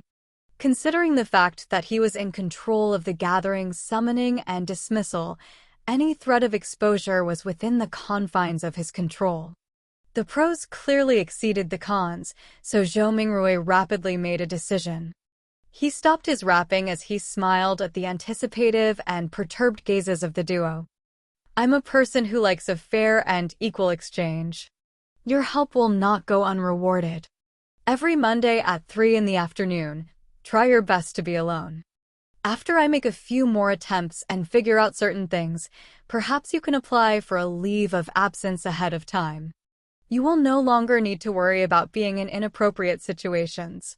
This was a form of agreement to Alger's and Audrey's suggestions. Audrey had just turned 17. Having been taken care of her entire life, she had the character of a young girl. Therefore, she could not help but clench her fist and gradually pump it in front of her chest when she heard the fool's reply. Without waiting for Alger to say a word, Audrey said in excitement, her eyes glowing, "Then, shall we give ourselves call signs? After all, we can't use our real names for conversation. Although I might not be able to deceive Mr. Fool regarding my true identity, the person opposite me poses some danger. I must not let him know who I am." "Good idea," answered Zhou Mingrui in a simple and relaxed manner. Audrey's mind immediately began whirring as she aired her thoughts as they came to her. "You're Mr. Fool, which is derived from tarot cards. Then, as a fixed, long-term, and secretive gathering, we should be uniform in our designations." "Yes, I'll also choose one from the tarot cards." Her tone slowly turned joyous. "I've decided. My designation shall be Justice." It was one of the 22 major arcana tarot cards. What about you, mister? Audrey cheekily smiled at her partner, sitting across her. Alger frowned slightly before relaxing it immediately. The Hangman. It was another major arcana card. All right, then we can be considered as the founding members of the Tarot Club. Audrey was the first to blurt it out happily, only to look fearfully at the fog-concealed Zhou Mingrui. Will that be all right, mister? Fool. Zhou Mingrui shook his head in amusement. You can decide on such trivial matters by yourselves. Thank you. Audrey was clearly thrilled. Following that, she looked at Alger. Mr. Hanged Man, can you repeat the address again once more? I'm afraid that my memories will fail me. No problem.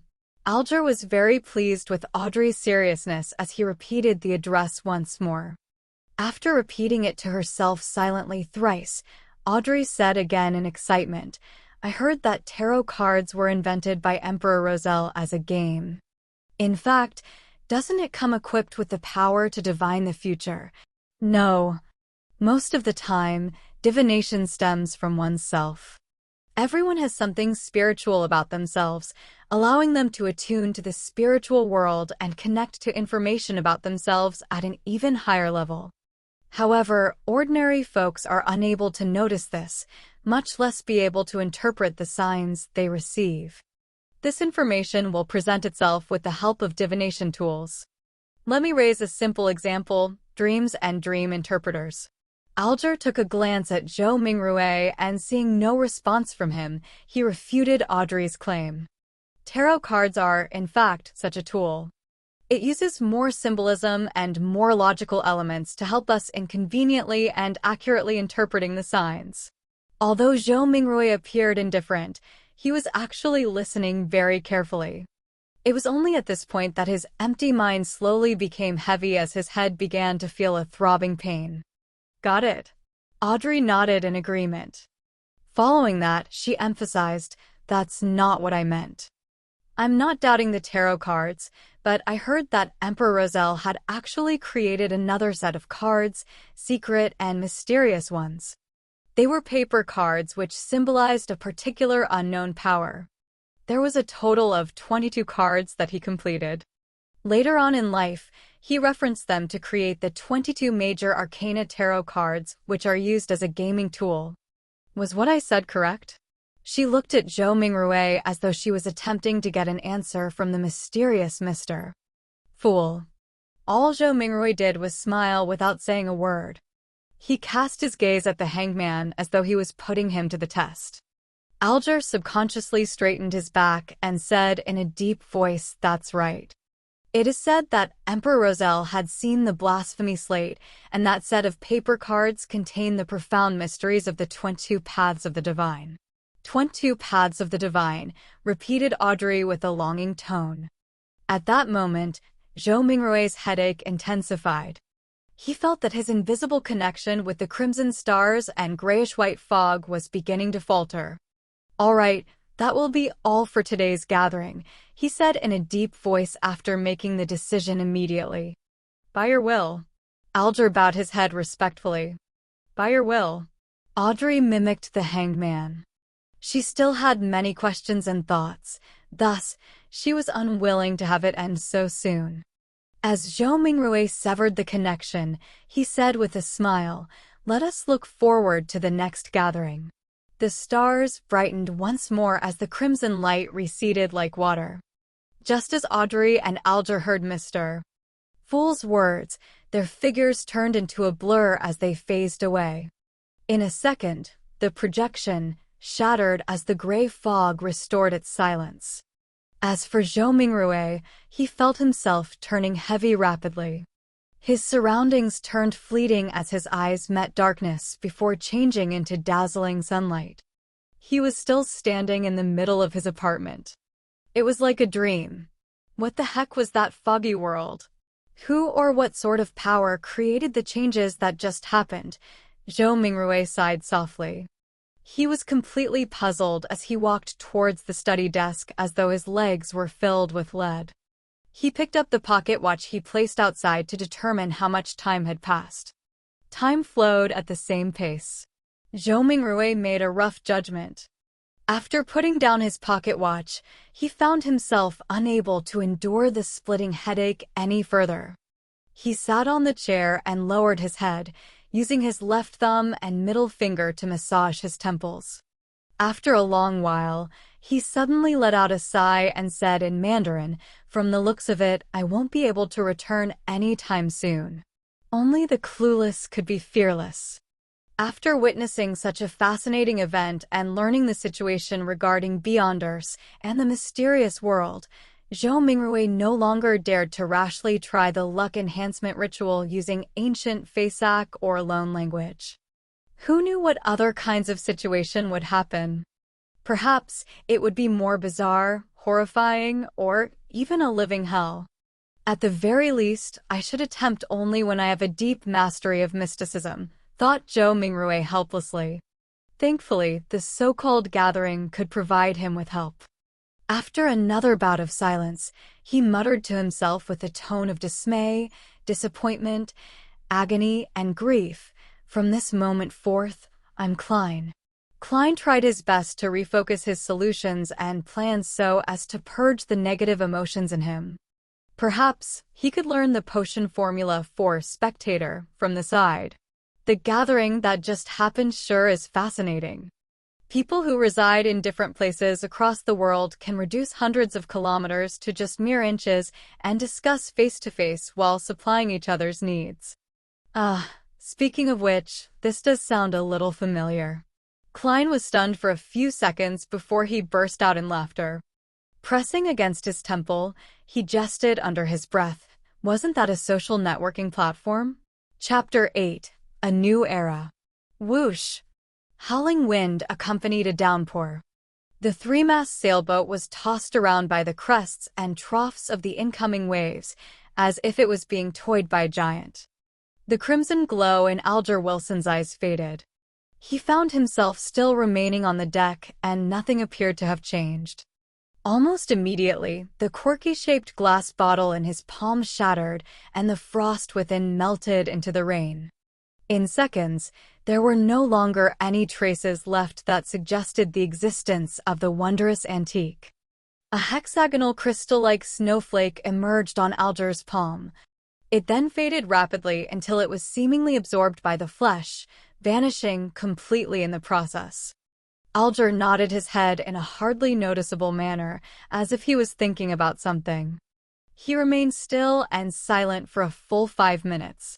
He turned around and headed for the cabin. As he was about to enter, a man who wore a similar robe embroidered with lightning patterns emerged from inside. This man, who had soft blonde hair, paused and looked at Alger. He held his right fist to his chest and said, "May the storm be with you." Alger replied with the same words and gesture. There were no emotions on his rough face, which had a well-defined structure. Alger entered the cabin after the greeting and proceeded to the captain's cabin situated at the far end of the corridor. Surprisingly, he did not encounter any sailors on the way. The whole place was as quiet as a graveyard. Behind the door to the captain's cabin, a soft brown carpet overlaid the floor.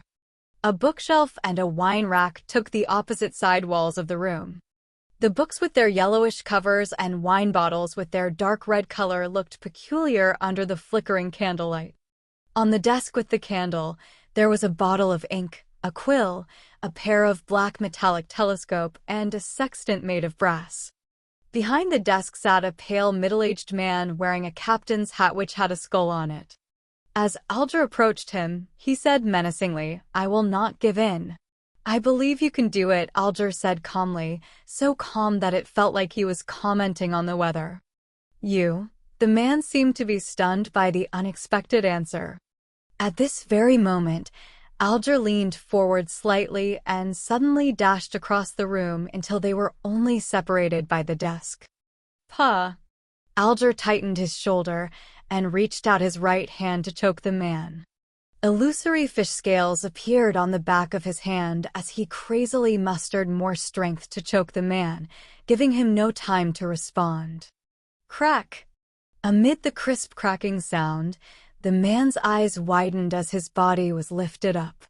His legs twitched furiously before they soon became motionless. His pupils began to widen as he stared aimlessly. There was a stench from between his legs as his pants gradually turned moist. While lifting the man, Alger lowered his back and strode toward the wall. Bang! He used the man as a shield and smashed forward at the wall. His extremely muscular arm was monstrous. A hole cracked open in the wooden wall, and rain poured in, accompanied by the scent of the ocean. Alger flung the man out of the cabin, straight into the giant waves that resembled mountains. The wind continued to howl in the dark as almighty nature devoured everything. Alger took out a white handkerchief and wiped his right hand carefully before throwing it into the sea as well. He stepped back and waited patiently for company. In less than 10 seconds, the blond man from before rushed in and asked what happened. "The captain has escaped," Alger answered in an annoyed manner as he panted. "I didn't know he still had some of his Beyonder powers." "Damn it," the blond man cursed softly. He went up to the opening and stared into the distance. However, nothing was visible except for the waves and the rain. "Forget it, he was just extra loot," the blond man said, waving his arm. "We will still be rewarded for finding this ghost ship from the Tudor era." Even if he was a keeper of the sea, he would not have hastily dived into the sea under this weather condition. "The captain will not be able to survive much longer if the storm continues," Alger said, as he nodded in approval. The wooden wall was repairing itself at a discernible rate. He gazed at the wall and turned his head subconsciously towards the rudder and the sail. He was perfectly aware of what was going on behind all the wooden planks. The chief mate, the second mate, the crew, and the sailors were not present. There was no living person on board. Amidst all the emptiness, the rudder and the sail moved eerily by themselves. Alger again pictured the fool who was covered in grayish-white fog and sighed. He turned back and looked outside at the mighty waves and spoke as though in a reverie while filled with anticipation and awe. "A new era has begun. Empress Borough, Backlund, capital of the Lone Kingdom." Audrey Hall pinched her cheeks in disbelief of her encounter a while ago. On the dressing table in front of her, the old bronze mirror had shattered into pieces. Audrey cast her gaze downwards and saw the swirling crimson on the back of her hand. It was like a tattoo depicting a star. The crimson gradually faded and disappeared into her skin. Only at this point in time was Audrey certain that it was not a dream. Her eyes twinkled as she grinned. She could not help but stand up before bending down to lift up the hem of her dress. She curtsied towards thin air and started dancing lively. It was the ancient elf dance, the most popular dance among royalty at the moment. She had a bright smile on her face as she moved about gracefully. Knock, knock. Someone suddenly knocked at her bedroom door. "Who is it?" Audrey immediately stopped her dance and asked as she tidied her dress to look more elegant. "My lady, may I come in?" "You should start to prepare for the ceremony," Audrey's maidservant asked from outside the door. Audrey looked into a mirror on the dressing table and quickly wiped the smile from her face, leaving only a tiny hint of a smile. She responded gently after she had ensured everything was presentable. "Come in." The doorknob turned and Annie, her maidservant, pushed in. "Oh, it cracked," Annie said as she instantly saw the outcome of the old bronze mirror. Audrey blinked and said slowly, yes. Susie was here just now. I am sure you know she likes to wreak havoc." Susie was a golden retriever that was not so much of a purebred. It was a gift given to her father, Count Hall, when he bought a foxhound. Nevertheless, Audrey adored it. "You should train it well," Annie said, as she picked up the pieces of the bronze mirror adeptly and with care, lest it hurt her mistress. As she finished tidying up, she asked Audrey with a smile, "Which dress do you want to put on?" Audrey thought for a while and answered, I like the dress designed by Mrs. Guinea for my 17th birthday. No, you can't wear the same dress twice to a formal ceremony or others will gossip about and question the Hall family's financial ability, Annie said, shaking her head in disagreement. But I really like it. Audrey insisted in a gentle manner. You can wear it at home or when you attend an event that isn't so formal, Annie said firmly, suggesting that it was not negotiable. Then it will have to be the one with the lotus design along the sleeves given by Mr. Sawdust 2 days ago, Audrey said as she drew in a gasp inconspicuously, maintaining her sweet smile. You always have such a good taste, Annie said as she stepped back and shouted towards the door, the 6th dressing room. Ah, forget it, I shall fetch it myself. Maidservants began to work. The dress, accessories, footwear, hat, makeup, and hairstyle, everything had to be taken care of. When it was almost ready, Count Hall appeared at the door wearing a dark brown waistcoat. He had a hat sharing the same color as his clothes and a nice mustache. His blue eyes were filled with joy, but his loosening muscles, widening waist, and wrinkles were obviously destroying his handsome youth. The brightest jewel of Backlund, it is time for our departure, Count Hall said, knocking at the door twice. Father. Stop calling me that, Audrey protested as she got up with the help of the maidservants.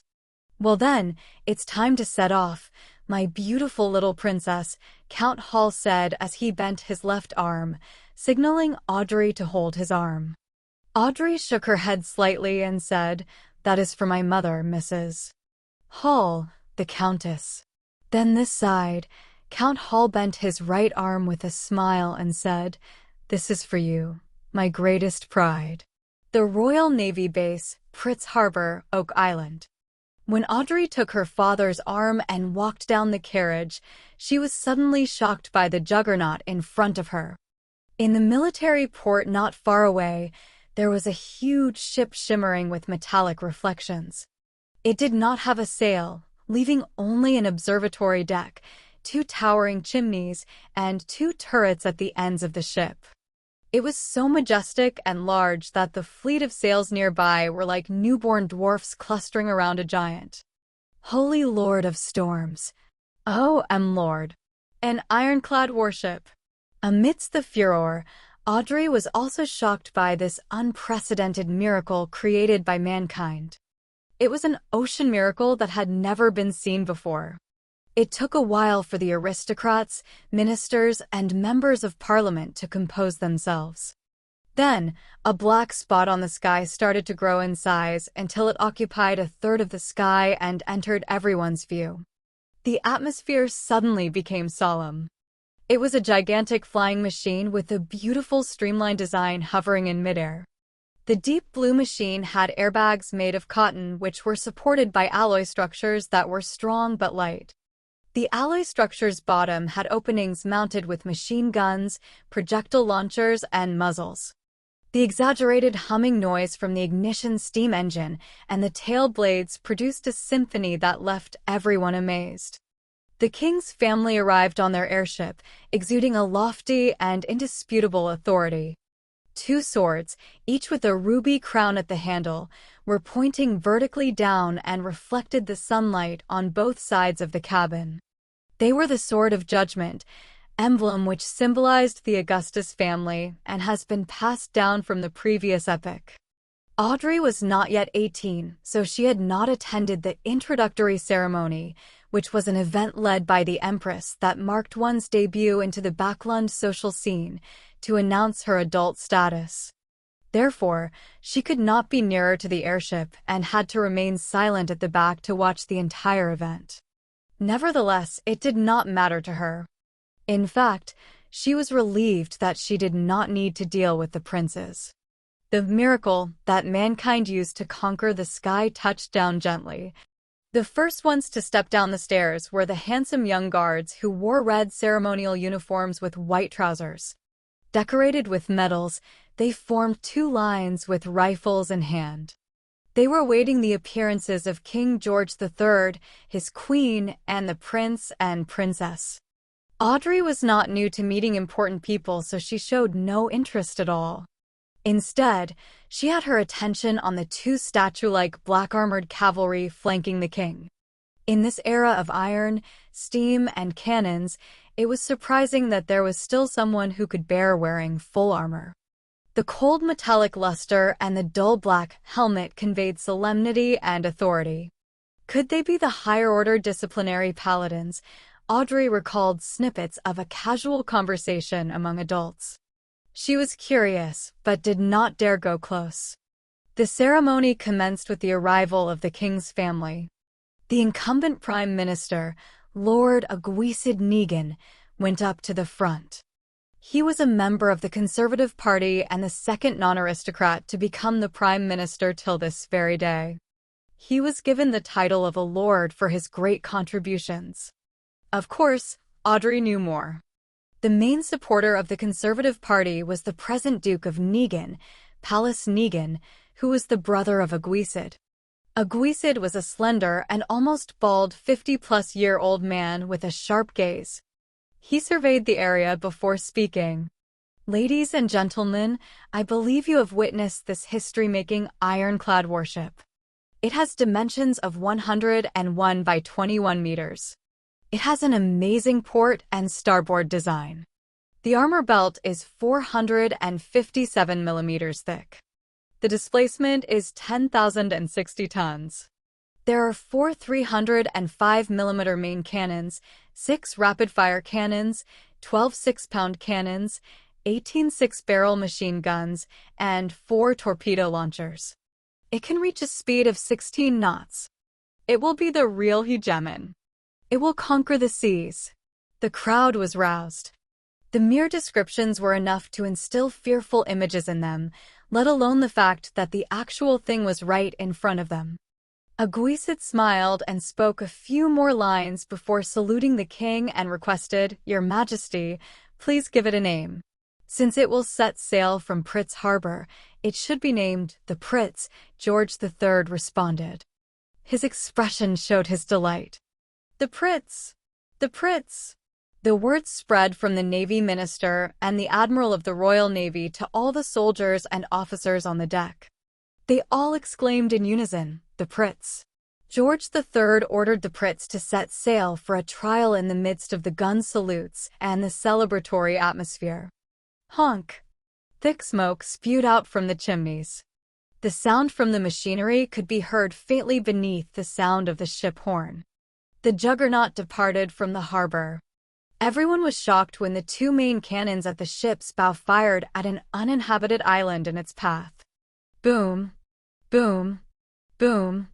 The ground shook as dust shot up into the sky. Shock waves spread out, producing waves in the sea. Satisfied, Aguisid turned back to the crowd and announced, "From this day on, doomsday will fall on the 7 pirates who call themselves admirals and the 4 who call themselves kings. They can only shiver in fear. It is the end of their era. Only the ironclad warship will roam the seas, no matter whether the pirates have the powers of the Beyonders, ghost ships, or cursed ships." Aguisid's chief secretary deliberately asked, "Can't they build their own ironclad warships?"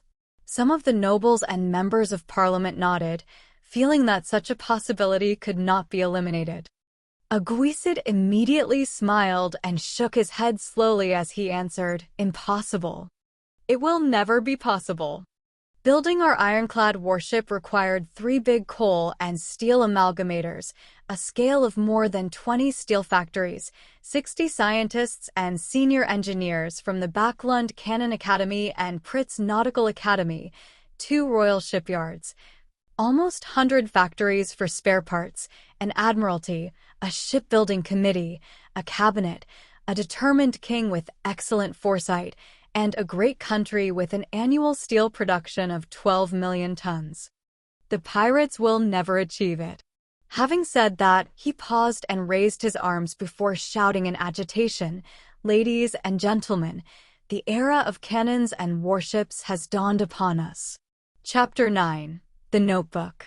After half an hour of rest, Zhou Mingrue, who now viewed himself as Klein, finally recovered. In the meantime, he found that there were now 4 black dots on the back of his hand, which happened to form a small square. These 4 black spots faded and disappeared quickly, but Klein knew that they were still hiding in his body, waiting to be awakened. For spots forming a square, is it in correspondence with the 4 pieces of staple food at the 4 corners of the room? Does this mean that in the future, I don't need to prepare the food and can do the ritual and chants immediately? Klein made a guess. This might seem good, but the emergence of the spots was ominous, and things that one lacked understanding of were always scary.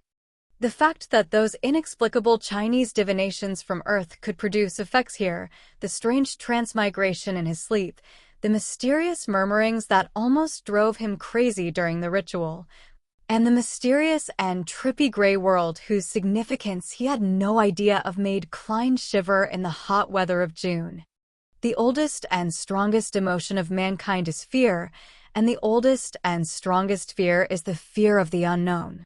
He recalled the saying as he was experiencing the fear of the unknown acutely. There was in him an unprecedented and irresistible urge to make contact with the mysterious domain, to learn more, and to explore the unknown. There was also a contradicting escape mentality within him compelling him to pretend nothing had happened. Intense sunlight shone through the window onto the desk. It was as if there were grains of gold sprinkled on the desk. Klein gazed at the desk, feeling as though he had come into contact with warmth and hope. He relaxed slightly, and a strong sense of fatigue washed over him. His eyelids were as heavy as lead as they kept closing themselves. It must have been the combined effect of the sleepless night and the tiring encounter.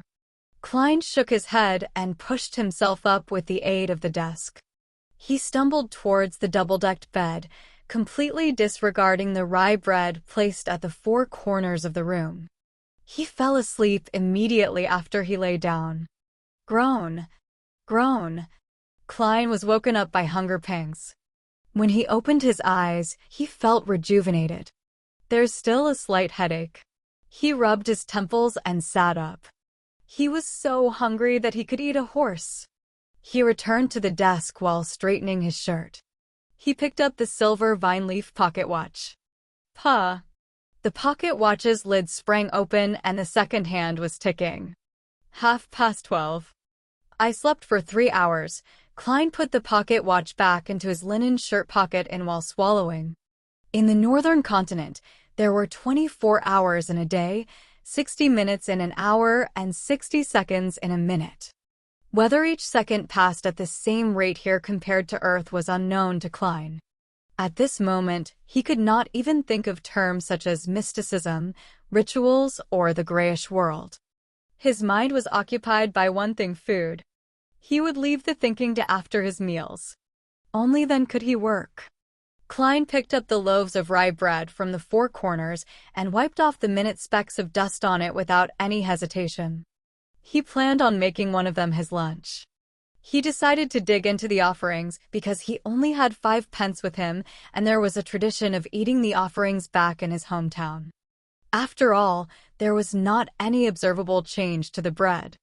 It was better to be frugal. Of course, the memory and habits left behind by the original Klein had also played a role. It was a huge waste to use the expensive gas only to light up the room. So, Klein took out a furnace and boiled water with it after adding some coal. He paced around as he waited.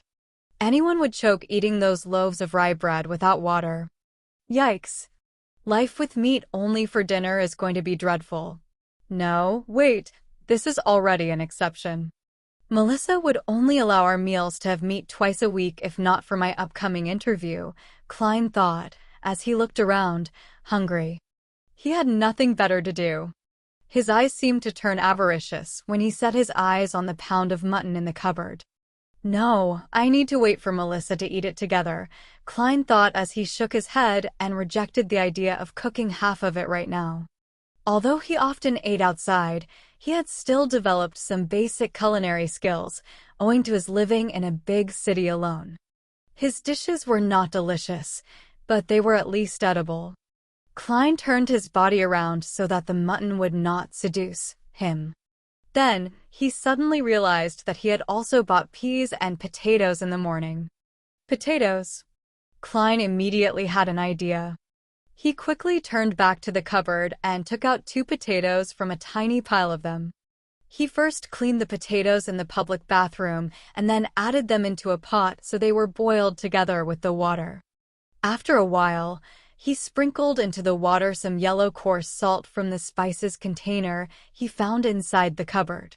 He waited patiently for a few minutes before lifting the pot and pouring the soup into a few cups and a bowl. He took out the potatoes with a fork and placed them on the desk at the end. F. He blew at the potato as he peeled it bit by bit. The fragrance of boiled potato diffused through the air. It smelled very appetizing. He salivated crazily. The heat could not deter him any longer. Klein took a bite despite having the potato only half peeled. How fragrant! It had a powdery texture and tasted sweet as he chewed. He was instantly filled with emotions, and he wolfed down the 2 potatoes. He even ate some of the skin. Then, he held up the bowl and enjoyed the soup. The pinch of salt and water proved to be thirst-quenching. I really enjoyed eating potatoes this way when I was young. A filled Klein exclaimed in his head. Meanwhile, he tore off a small piece of bread and dipped it into the soup to eat it softened. Perhaps the ritual was too tiring. Klein ate 2 loaves of bread, which amounted to a whole pound. Klein felt he was finally rejuvenated.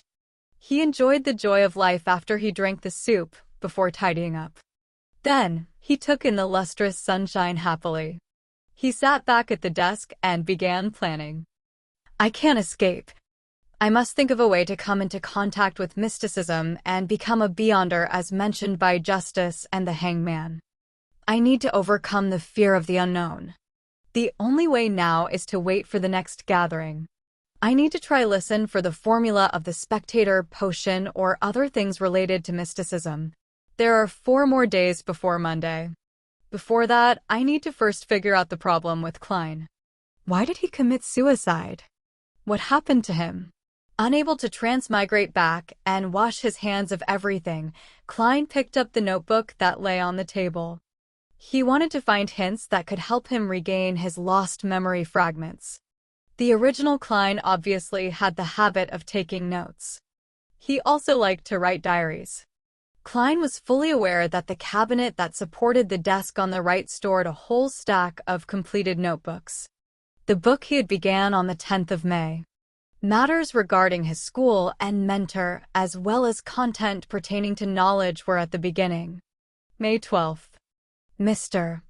Azek mentioned that the common language used by the Balam Empire in the southern continent also developed from ancient Faisak, a branch of Jotun. Why is this so? Does this mean that every sentient living being once spoke the same language? No, there has to be a mistake.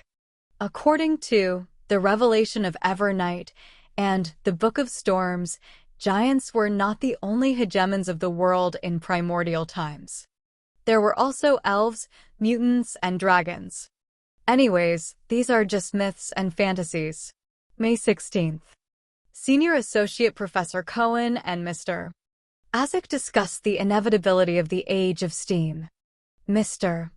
Azek opined that it was just a coincidence because if it wasn't for Emperor Roselle, the northern continent would still be wielding swords like the southern continent. Mentor argued that Mr. Azek had placed too much emphasis on the contribution of an individual. He believes that with progress, even if there wasn't an Emperor Roselle, there would be an Emperor Robert. Therefore, the Age of Steam might come late, but eventually come nevertheless. I found little meaning in their discussion. I prefer discovering new things and unraveling the hidden past. Perhaps I am more suited to study archaeology than history. May 29th. Welch found me and told me that he had acquired a notebook from the 4th epoch. Oh my goddess! A notebook from the 4th epoch. He didn't want to ask the archaeology department students for help, so he came to Naya and me to help him decode the contents. How can I refuse? Of course, I can only do it after my graduation defense. I can't afford diverting my attention at this stage. This caught Klein's attention. Compared to the notes about history and viewpoint disagreements, the appearance of a notebook from the Fourth Epoch might have led to Klein's suicide. The Fourth Epoch was the epoch before the present Iron Age. Its history was mysterious and incomplete. Due to the fact that very few tombs, ancient cities, and records had been found, archaeologists and historians could only refer to the ambiguous records provided by the 7 major churches that centered around their religious teachings to roughly form the original picture. They knew the existence of the Solomon Empire, the Tudor dynasty, and the Trunsoist Empire. Having set his sights on solving the mystery and restoring history, Klein didn't have much interest in the first 3 eras, whose roots were closer to legends.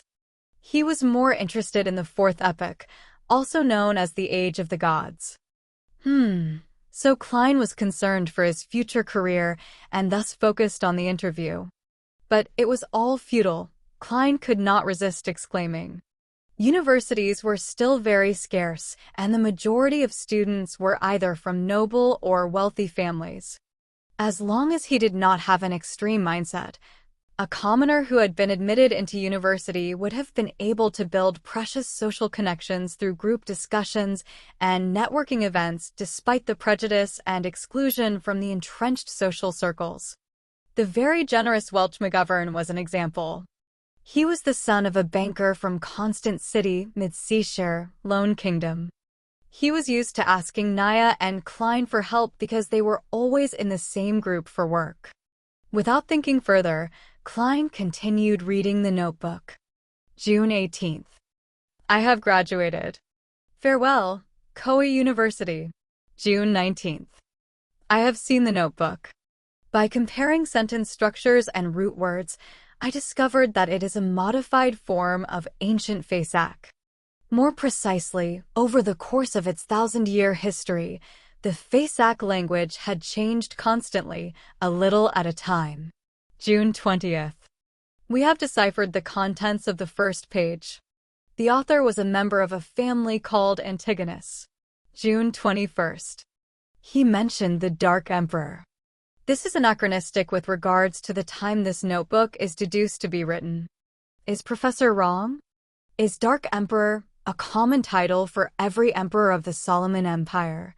June 22nd. The Antigonus family apparently had a very high standing in the Solomon Empire. The author mentions that he was making a secret transaction with a person named Tudor. Tudor? Is it related to the Tudor dynasty? June 23rd. I am trying to restrain myself from thinking about the notebook and going to Welch's place. I need to prepare for the interview. It's very important. June 24th. Naya tells me that they have found something new. I think I need to check it out. June 25th. From the new deciphered content, the author had accepted a mission to visit the nation of the Evernight, situated at the summit of the highest peak of the Hornacis mountain range. Oh my goddess! How can a nation exist at the summit of that peak, which is over 6,000 meters above sea level? How do they survive? June 26th. Are these strange things real? The record ended at this point. Zhou Mingrui transmigrated in the early hours of the 28th, which means to say that there was indeed an entry for June 27th. It's that line. Everyone will die, including me. Klein flipped to the page he first saw when he arrived, feeling goosebumps while he made the deduction. In order to solve the mystery of the original Klein's suicide, he thought that he should visit Welch and take a look at the ancient notebook. However, with a lot of experience from novels, movies, and TV drama series, he suspected that if they were really related, this visit would be very dangerous. Those who went investigating castles despite knowing that they were haunted served as a warning. However, he had to go since escaping would never solve the problem. It would only make things worse until it welled over and completely drowned him. Perhaps call the police? But claiming to have committed suicide would be silly, right? Knock. Knock, knock. There was a series of quick and forceful knocks. Klein sat straight up and listened. Knock, knock, knock. The knocks echoed through the empty hallway. Chapter 10. The Norm. Who is it? Klein was thinking about the mysterious suicide of the original owner of this body and the unknown danger he might encounter when he heard the sudden knock on the door. He subconsciously opened the drawer, took out the revolver, and asked vigilantly. The other party was quiet for 2 seconds before a slightly sharp voice, in Awa's accent, replied, "It's me, Mountbatten. Bitch Mountbatten." The voice paused for a moment before adding, "Police. Bitch Mountbatten." When Klein heard this name, he immediately thought of the owner of this name. He was the policeman in charge of the street where the apartment was located. He was a rude, brutal, hands-on man. But perhaps only such a man could be a deterrent for alcoholics, thieves, part-time thieves, villains, and hooligans. And his unique voice was one of his trademarks. "Okay, I'll be right there," Klein responded loudly. He had planned to put the revolver back into the drawer, but thinking that he had no idea why the police was outside and that they might search the room or do other things, he cautiously ran to the stove where the flames had already been extinguished and put the revolver in it. Then he picked up the coal basket, shook a few pieces into the stove, covered the gun, and finally placed the kettle over the stove to conceal everything. After doing all of that, he tidied up his clothes and quickly approached the door and murmured, "Sorry, I just had a nap." Outside the door stood 4 policemen in black and white checkered uniforms with peak caps. Bitch Mountbatten, the one with the brown beard, coughed and said to Klein, "These 3 inspectors have something to ask you." "Inspectors?"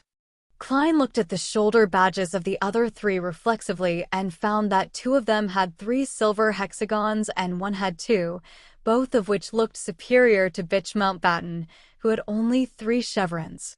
As a history student, Klein did little to no research into the ranks of police epaulets, except that Bitch Mountbatten often boasted of being a senior sergeant. So these 3 are inspectors? Influenced by conversations with Benson, Welch, and his classmates, Klein had the common sense to make way and point into the room. "Please come in." "How might I help you?" The leader of the 3 inspectors was a middle-aged man with sharp eyes. He seemed to be able to read the mind of a person and make them fearful. His eyes were wrinkled, and the edge of his hat revealed light brown hair. He looked around the room and asked in a deep voice, "Do you know Welch McGovern? What's wrong with him?" Klein quivered and blurted back, "I'm the one asking the questions." The dignified middle-aged police inspector had a stern look in his eyes.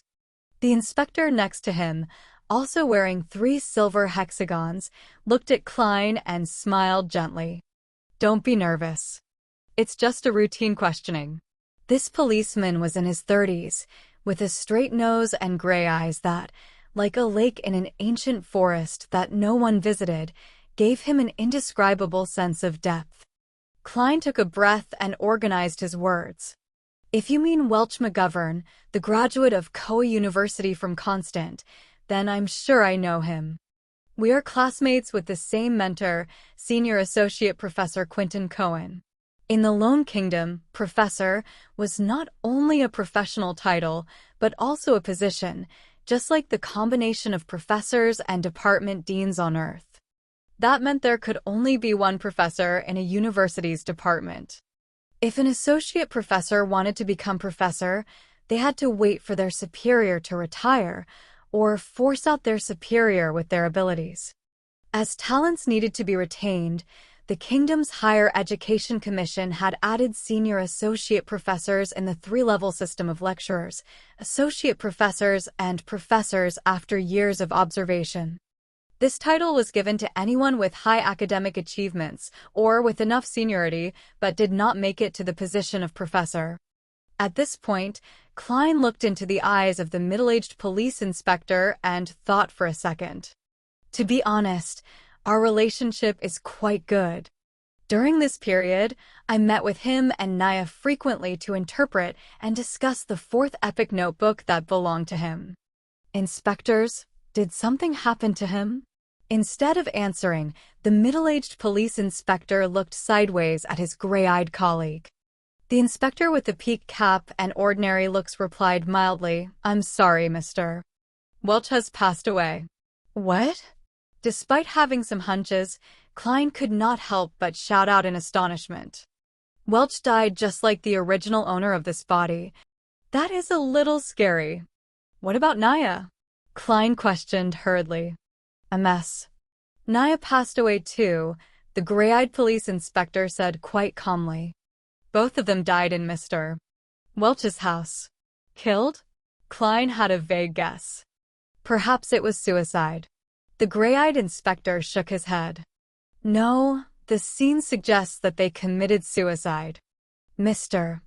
Welch hit the wall with his head many times, covering the wall with blood. A mess. Naya drowned herself in a basin. Yes, the kind used to wash your face. That's impossible. Klein's hairs stood on their ends as he seemed capable of imagining the strange scene. A girl kneeling on a chair and burying her face into a basin filled with water.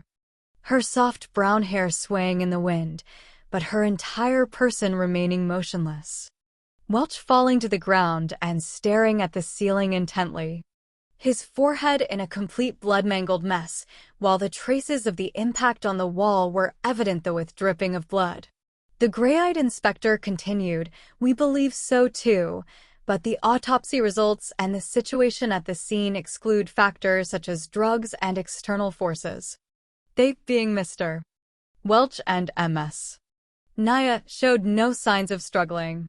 Before Klein could speak again, he stepped into the room and asked, pretending to be casual, "When was the last time you saw Mr. Welch or MS. Naya?" As he spoke, he gestured with his eyes to his colleague with 2 silver hexagons. He was a young police inspector and looked about the same age as Klein. With black sideburns and green pupils, he was good-looking and had a poet's romantic temperament.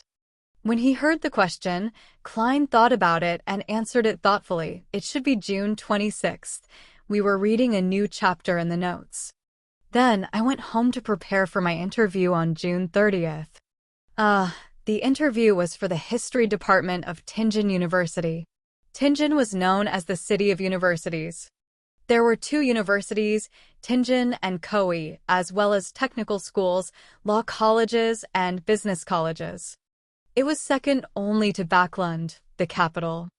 As soon as he finished, he saw the young police inspector walk towards his desk in the corner of his eye and pick up the notes, which resembled more of a diary. "Damn, I forgot to hide it." "Hey," Klein cried out.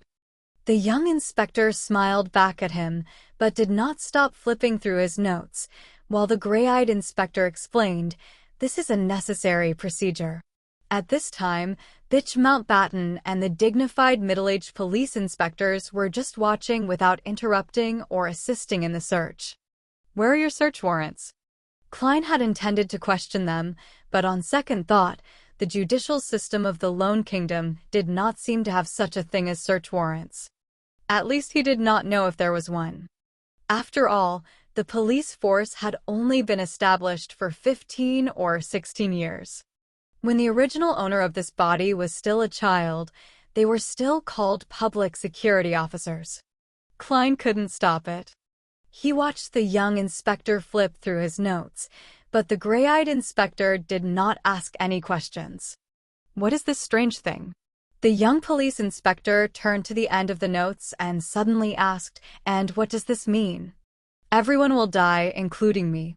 Isn't it common sense that everyone dies except for deities?" Klein was prepared to quibble, but it suddenly occurred to him that he had planned to connect with the police in case of possible danger, but he had no reasons or excuses. He made a decision in less than a second. Putting his hand over his forehead, he answered painfully, "I have no idea. I really have no idea.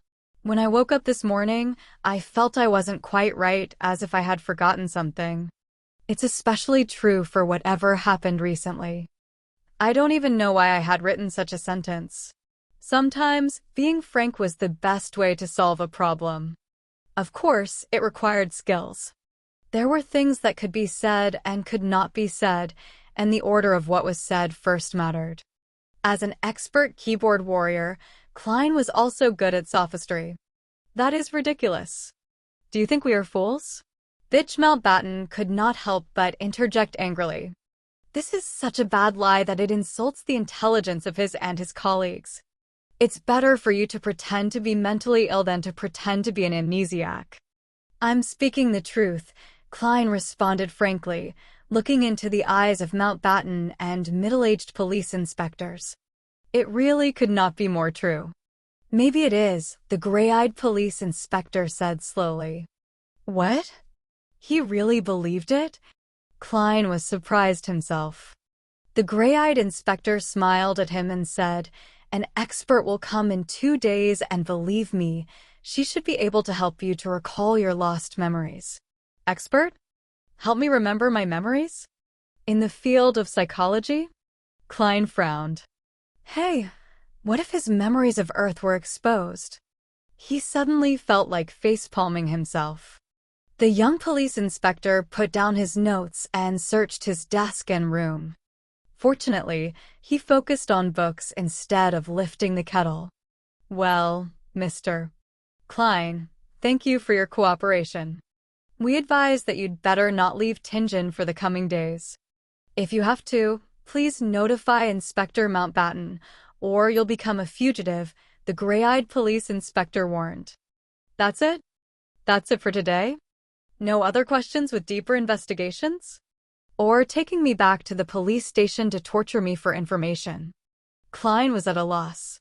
Nevertheless, he wanted to solve the odd turn of events brought about by Welch too. So he nodded. That wouldn't be an issue. The inspectors exited the room one by one, and the young man at the end suddenly patted Klein on the shoulder. It's really nice. Very lucky. What? Klein's face was puzzled. The green-eyed police inspector with a poet's temperament smiled and said, "Generally speaking, the norm is for all the involved parties to die in such an event. We are very glad and fortunate to see you still alive." After that, he exited the room and closed the door behind him in well-mannered manner. The norm is for everyone to die together? Very glad that I'm still alive? Fortunate that I'm still alive? On this June afternoon, Klein was chilling all over. Chapter 11. Real Culinary Skills. The norm is for everyone to die together? Very glad that I'm still alive? Fortunate that I'm still alive? Klein shivered and quickly ran to the door, trying to catch up with the policeman and ask for protection. But as soon as he reached the handle, he suddenly stopped. That officer talked so horribly about it. Why didn't they protect me, an important witness or key lead? Isn't that too careless? Were they just probing me? Or maybe it's a bait? All kinds of thoughts rushed into Klein's mind. He suspected that the police were still secretly watching him, observing his reaction. He felt much calmer after thinking of this and was no longer so panicked. He slowly opened the door, deliberately shouting with a trembling voice at the staircase, "You guys will protect me, right?" Tap, tap, tap. There was no response from the police officers, and there was no change in the rhythm of the contact between the leather shoes and the wooden stairs. "I know. You'll do that," Klein shouted again in a tone of feigned conviction, trying to act like a normal person that was in danger. The sound of footsteps gradually weakened and disappeared into the bottom floor of the apartment. Klein snorted and laughed. Isn't that response too fake? Their acting skills are not up to standard. He did not run after them. Instead, he turned back to the room and closed the door behind him. In the next few hours, Klein fully expressed what they called back in Foodaholic Empire, China, restlessness, nervousness, agitation, inadvertence, and murmuring words that he did not understand. He did not slack just because there was no one around. This is called the self-cultivation of an actor. He laughed at himself in his heart. When the sun moved to the west, the clouds on the horizon appeared to be reddish-orange. Tenants in the apartment came home one after another. Klein shifted his focus elsewhere. Melissa is almost done with school. He looked at the stove, lifted the kettle, peeled off the coal, and took out the revolver. Without pause or delay, he reached to the back of the board under the double-decked bed where more than 10 wooden strips were staggered out. After clipping the left wheel between a piece of wooden strip and board, Klein straightened up and waited uneasily, fearing that the police would burst open the door and rush into the room with guns in their hands. If it was an age of steam, he was certain he would not be seen by anyone when he did that. However, there were extraordinary powers here, ones that he had proven through his own experiences. After waiting for a few minutes, there was no movement at the door. There was only the chatter between two tenants who were heading for the heart of the Wild Bar on Iron Cross Street. Phew. Klein exhaled, feeling assured. All he needed to do was wait for Melissa's return and cook the stewed mutton with tender peas. When the idea came to Klein's mind, his mouth seemed to taste the rich flavor of the gravy. He remembered how Melissa cooked stewed mutton with tender peas. First, she boiled the water and stir-fried the meat. Then, she added onions, salt, a little pepper, and water. After a specific period of time, the peas and potatoes were added, and the stew was to be cooked for an additional 40 or 50 minutes with the lid on. It's indeed a simple and crude way to do it, supported purely by the flavors of the meat itself.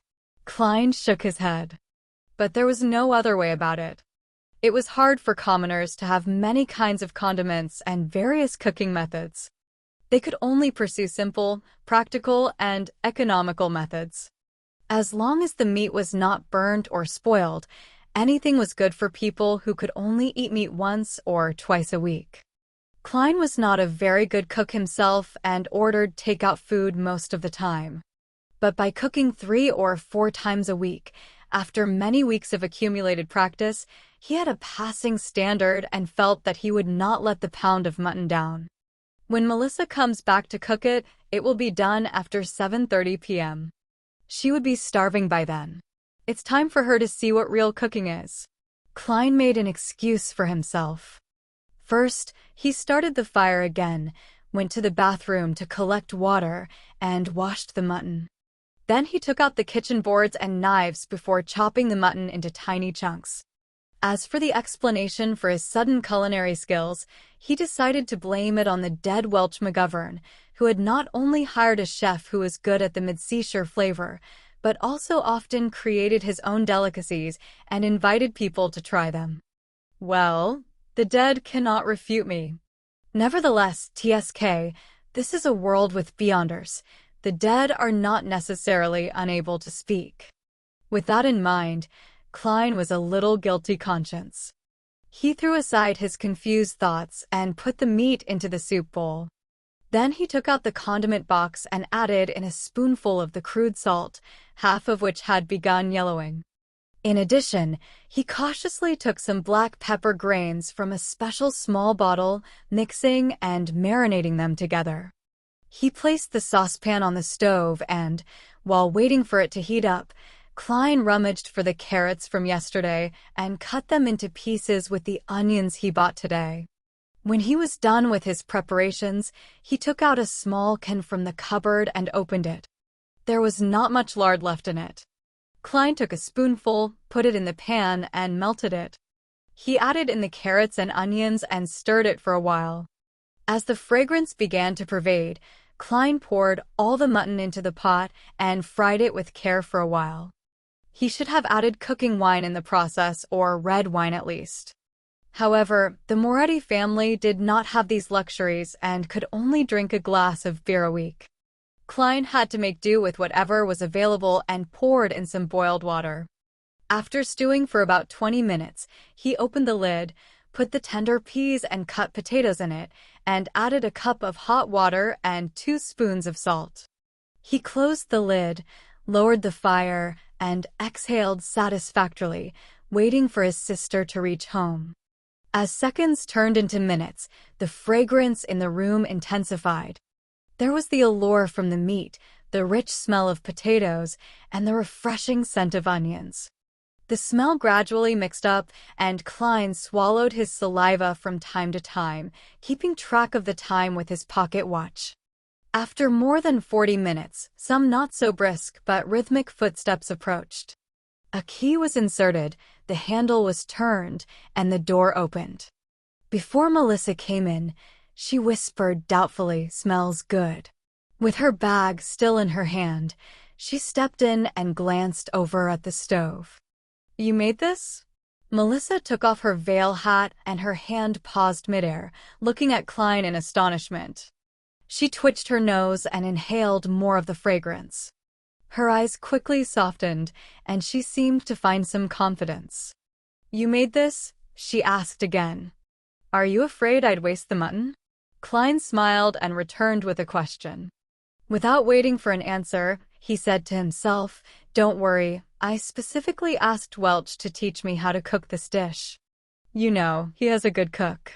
First time? Melissa's eyebrows creased subconsciously, but they were smoothed by the fragrance. "It looks like I'm talented." Klein laughed. "It's almost done. Put your books and veil hat down somewhere. Go to the bathroom and wash your hands, and then get ready to taste it." "I'm very confident about it." When she heard her brother's orderly arrangements and saw his gentle and calm smile, Melissa stood rooted at the door and failed to respond in her daze. "Do you prefer the mutton to be cooked longer?" Klein urged with a laugh. Okay. Melissa jolted back to her senses. With handbag and veil in each hand, she rushed into the room quickly. When the lid of the saucepan was uncovered, a sudden blast of steam appeared before Klein's eyes. 2 pieces of rye bread were already placed to the side of the mutton and tender peas, allowing them to absorb the fragrance and heat to become soft. By the time Melissa had packed her items, washed her hands and face, and returned, a plate of stewed mutton with tender peas, potatoes, carrots, and onions was already placed on the table. 2 pieces of rye bread, colored by a light dip into the gravy, were on their plates. "Come on, try it." Klein pointed to the wooden fork and spoon next to the plate.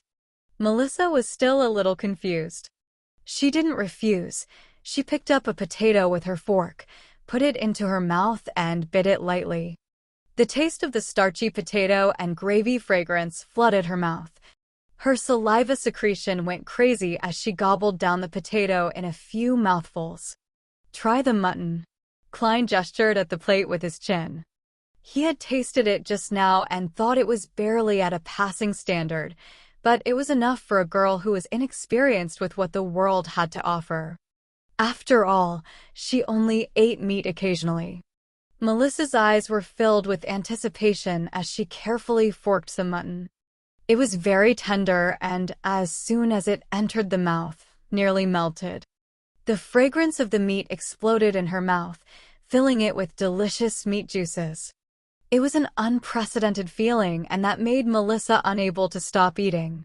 By the time she realized it, she had already eaten several pieces of the mutton. I. Klein, this was supposed to be prepared for you." Melissa blushed and stammered. "I'd nibbled some of the food just now. It's the privilege of being a cook." Klein smiled and soothed her sister. He picked up his fork and spoon. At times, he would eat a piece of meat, and sometimes he would stuff his mouth full of peas. At other times, he would put down the utensils, break off a piece of rye bread, and dip it in gravy. Melissa relaxed and was immersed in the delicacy again by Klein's normal behavior. "It's really delicious. It doesn't seem like you were doing it for the first time." Melissa looked at the empty dish and praised him with all her heart. Even the gravy was finished. "It's a long way from Welch's chef. When I'm rich, I'll take you and Benson out to the restaurant and have a better meal," Klein said. He was beginning to look forward to it himself. "Your interview." Burp. Melissa did not finish her words because she suddenly let out a sound of contentment involuntarily. She put her hand over her mouth in a hurry and looked embarrassed. The fault is with the stewed mutton with tender peas just now. It was just too delicious. Klein laughed secretly and decided not to make fun of his sister. He pointed to the plate and said, "This is your mission." "All right." Melissa stood up immediately, took the basin, and rushed out the door. When she came back, she opened the cupboard to check the condiment box and other items as per normal. "Did you just use them?" Melissa was surprised and turned to Klein, holding the black pepper bottle and lard can. Klein shrugged his shoulders and laughed. "Just a little. It's the price of a delicacy." Melissa's eyes twinkled, her expression changing for a few moments before she finally said, "Let me cook in the future." You have to hurry up and prepare for the interview. You have to think about your job." Chapter 12. Here again. "Melissa, can you not rub my nose in it?" Klein muttered inwardly. He felt a throbbing pain in his head. The amount of content Klein had forgotten was considered a lot, but neither was it negligible. The interview was in 2 days, so how could he find the time to make up for it? Furthermore, he was involved in such strange paranormal activity, so how would it be possible that he would be in the mood to revise? Klein gave his sister a perfunctory response and began putting on the appearance of studying. Melissa moved a chair over to sit beside him. With light shining from the gas lamp, she began working on her assignments. The atmosphere was serene. When it was almost 11 o'clock, the siblings bade each other goodnight and went to bed. Knock, knock, knock. Poundings on the door roused Klein from his dreams. He peered out of the window to see the first glimmer of dawn. In a daze, he flipped over and sat up. "Who is it? Look at the time now. Why didn't Melissa wake me up?" "It's me." Dunn Smith, a man with a deep voice outside the door, replied. "Dunn Smith? Don't know him." Klein got off his bed and shook his head as he walked towards the door. He opened the door to see the gray-eyed police inspector whom he had met the day before standing in front of him. Alarmed, Klein asked, "Is there something wrong?" The policeman replied with a stern look, "We found a carriage driver. He testified that you had gone to Mr. Welch's place on the 27th, the day when Mr. Welch and Ms. Naya died. Furthermore, Mr. Welch was the one who paid for your transportation fees." Klein was startled. He did not feel a tinge of fear or guilt that one would expect from having his lies exposed. It was because he was not even lying. In fact, he was surprised by the evidence provided by Dunn Smith. On the 27th of June, the former Klein had indeed gone to Mr. Welch's place. On the night that he returned, he killed himself the exact same way as Welch and Naya did. Klein gave a forced smile and said, "This is insufficient evidence. It does not directly prove that I am associated with the death of Welch and Naya. Honestly speaking, I'm also very curious about the whole incident. I want to know what exactly happened to my 2 poor friends. But, I really can't remember. In fact, I have almost completely forgotten what I had done on the 27th. You may find it hard to believe, but I fully relied on the diaries I had written to roughly make a guess that I had gone to Welch's place on the 27th. You sure have great mental fortitude," Dunn Smith said while nodding. He showed not a trace of anger, nor was he smiling. "You should be able to hear my sincerity." Klein looked him straight in the eye and said, "I'm telling the truth. Of course, only part of it." Dunn Smith did not give an immediate response. He swept his glance across the room before saying slowly, "Mr. Welch lost a revolver. I guess I should be able to find it here, right?" "Mr. Klein?" Indeed. Klein finally understood where the revolver had come from. A thought flashed in his mind, and he came to the final verdict in an instant. He raised his hands halfway and retreated, leaving a path open.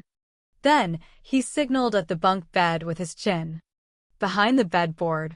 He did not specifically mention that it was the bottom deck, as no one would normally hide things at the back of the bedboard on an upper deck. That would be too obvious for guests to notice at a glance. Dunsmith did not move forward. The corners of his mouth twitched as he asked, "Nothing to add on?" Without hesitation, Klein replied, "There is. Yesterday, when I woke up in the middle of the night, I realized I was laying on my desk with a revolver beside me. There was a bullet at the corner of the room. It was as if I had committed suicide. But due to a lack of experience of never having used a gun, or maybe I was too scared at the final moment. Anyway, the bullet did not achieve the desired result. My head is still in its place. I am still alive now. And since then, I have lost some memories, including what I saw and did at Welch's place on the 27th. I'm not lying. I really can't remember. For the sake of being eliminated as a suspect. For the sake of getting rid of all these strange events surrounding him, Klein explained almost everything that had happened. Except the transmigration and gathering. Also, Klein was careful with his words, allowing every sentence to be amenable. Such as, not revealing the fact that the bullet had hit his brains, but only mentioning that it did not achieve the desired result, and that his head was still in its place. To others, these two statements might seem to convey the exact same ideas, but in reality they were like chalk and cheese. Dunsmith listened quietly, then said, "This corresponds with what I had surmised. It also corresponds with the hidden logic of similar incidents in the past. Of course, I have no idea how you managed to survive. I'm glad you believe in me. I don't know how I survived either." Klein heaved a small sigh of relief. But Dunn threw out a conjunction. "There is no use in me believing you. You are currently the prime suspect. You have to be confirmed by an expert that you have indeed forgotten what you went through, or that you indeed have nothing to do with the deaths of Mr. Welch and Miss Naya." He coughed, his expression becoming serious. "Mr. Klein, I seek your cooperation on coming with me to the police station for the investigation. This should take roughly 2 to 3 days if it is confirmed that there are no issues with you." "The expert is here?" Klein asked blankly in return. "Didn't they say it would take another 2 days?" "She came earlier than expected."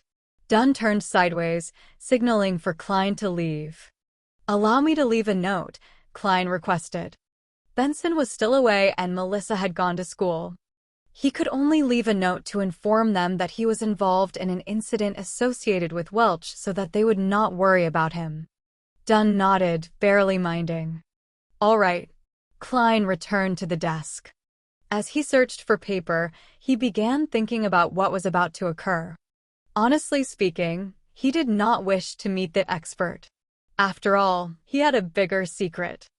In a place where there were 7 major churches, under the premise that Emperor Roselle, who was suspected to be a transmigrator predecessor, was assassinated, a thing like transmigration usually meant having to go to web audio channel announcement.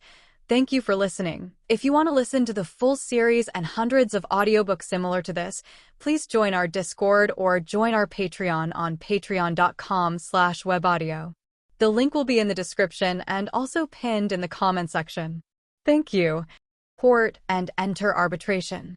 But without weapons, combat skills, or superpowers, he was no match for a professional policeman. What's more, a few of Dunn's subordinates were standing in the dark outside. Once they draw their guns and shoot at me, I'd be finished. Ugh, I'll take one step at a time. Klein left the note, grabbed his keys, and followed Dunn out the room. Along the dark aisle, 4 policemen in black and white checkered uniforms split into pairs and guarded them on both sides. They were very alert. Tap, tap, tap. Klein followed alongside Dunn as they went down the wooden stairs, which occasionally creaked in protest. Outside the apartment, there was a 4-wheeled carriage. On the side of the carriage, there was the two crossed swords and a crown police emblem. Their surroundings were crowded and bustling with noise as usual. "Go on, up." Dunn signaled for Klein to go first. Klein was just about to step forward when an oyster seller suddenly grabbed a customer and claimed that he was a thief. Both parties wrestled and triggered a response from the horses, causing great chaos. An opportunity. There wasn't much time for Klein to think any further. He bent forward and dashed towards the crowd. Either shoving or dodging, he escaped frantically towards the other end of the street. Right now, for the sake of not meeting the expert, he could only proceed by going to the pier outside the city, taking a boat down the Tussock River, and escaping to the capital, Backlund. The population was higher there, making it easier to hide. Of course, he could also get on a steam train, go eastward to the nearest Enmat harbor, and take the sea route to Pritz, then towards Backlund. Not long after, Klein arrived at a street and made a turn onto Iron Cross Street. There were several carriages that could be hired. To the pier outside the city. Klein reached out his hand and hopped onto one of the carriages. He had thought through things clearly. Firstly, he had to mislead the police that were coming for him. Once the carriage was a suitable distance away from them, he would jump right off. Alrighty. The carriage driver tugged at the reins. Clop, clop, clop. The carriage left Iron Cross Street. Just as Klein was about to jump off the carriage, he noticed that it had turned into another road. It wasn't leading out of the city. "Where are you going?" Klein blurted in his momentary daze. "To Welch's place," the carriage driver answered monotonously. "What?" Klein was at a loss for words. The carriage driver turned around, exposing his cold gray eyes. It was Dunn Smith, the gray-eyed policeman. "You." Klein was flustered. Everything suddenly became a blur, as though the world spun around him when he instantly sat up. "Sat up?"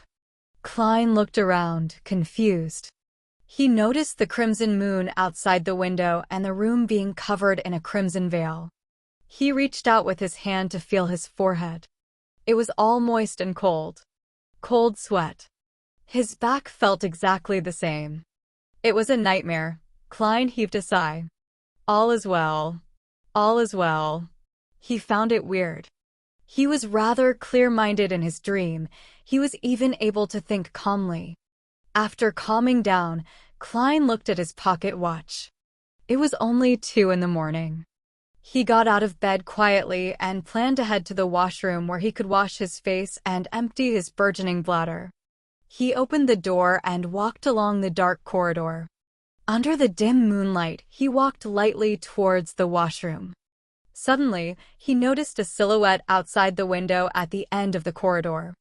That silhouette was wearing a black windbreaker that was shorter than a coat, but longer than a jacket. That silhouette was partly camouflaged in the darkness, bathing in the crimson moonlight. That silhouette turned around slowly. His eyes deep, gray, and cold. Dunn Smith. Chapter 13. Nighthawk. Plop. Klein could not help but take a step back. For a moment he was unsure if he was awake or still in his dreams.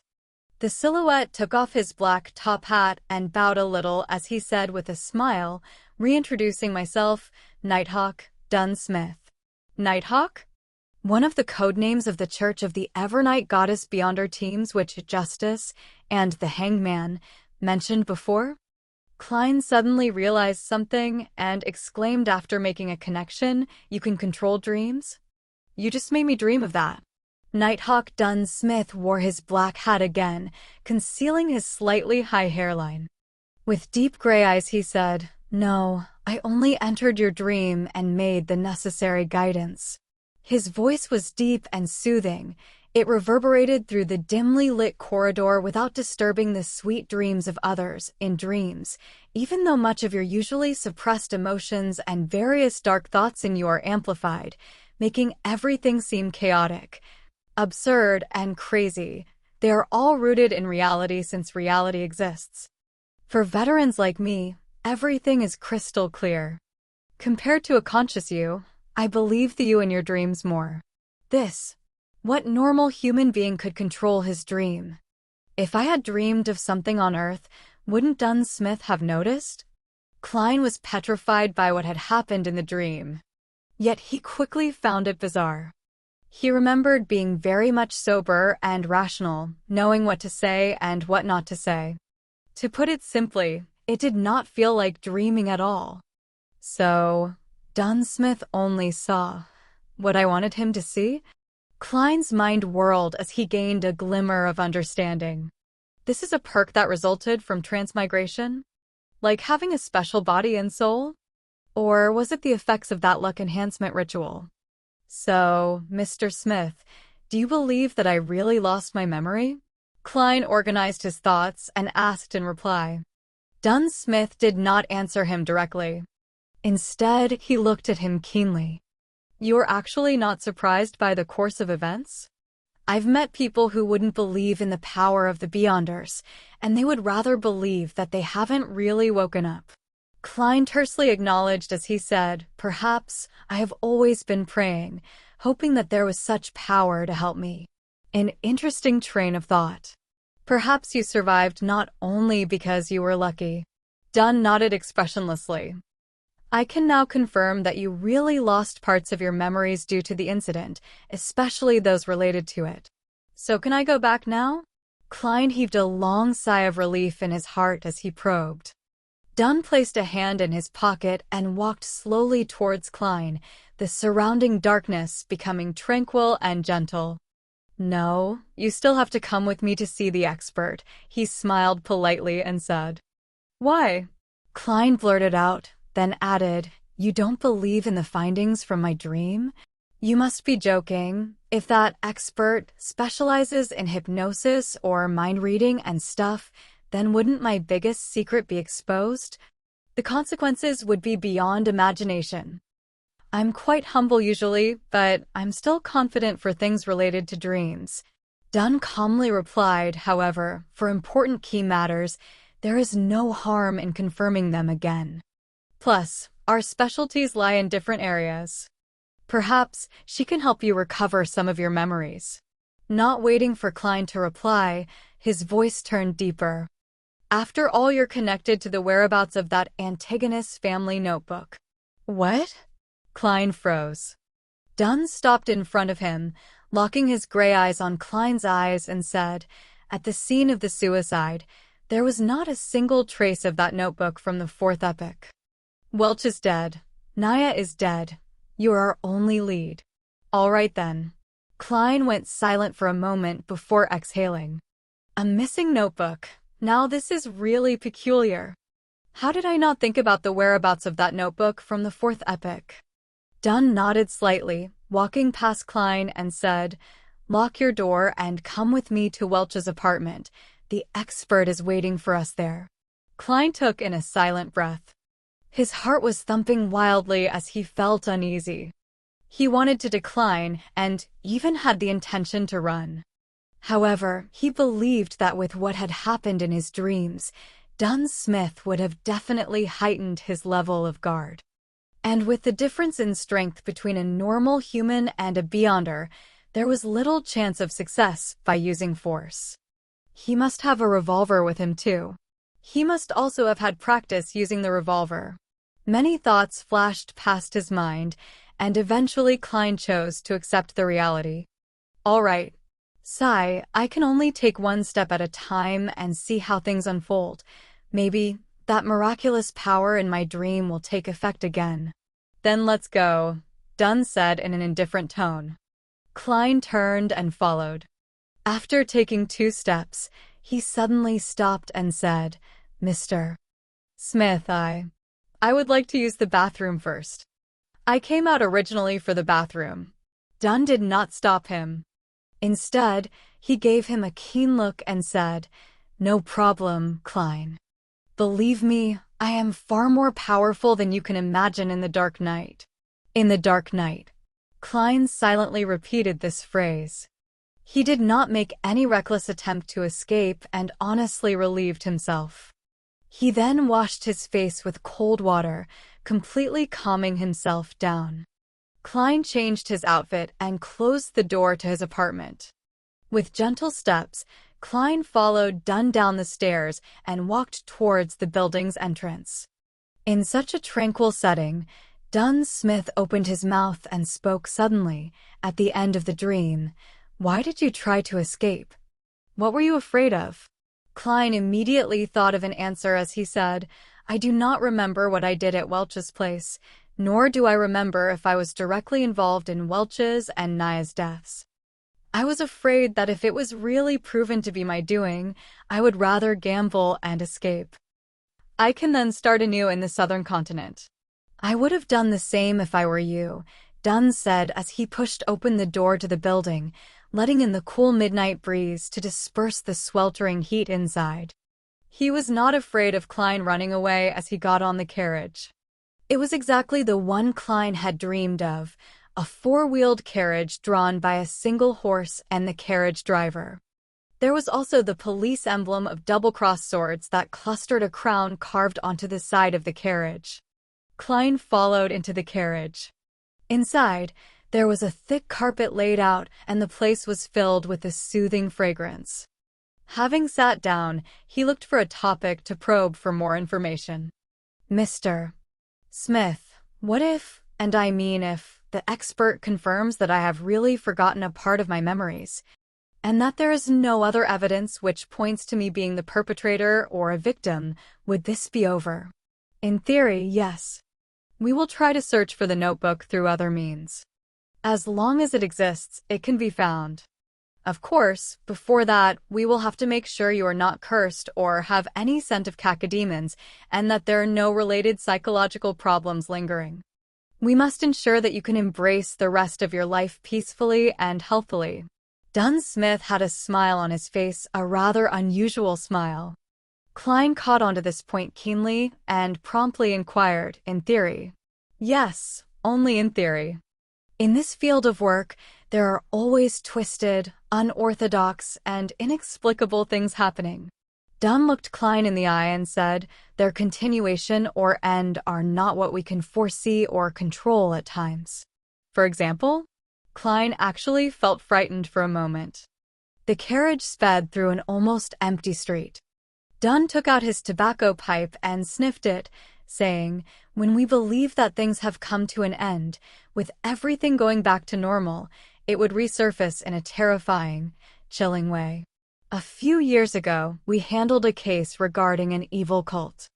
They did live sacrifices to please an evil god by making followers commit suicide.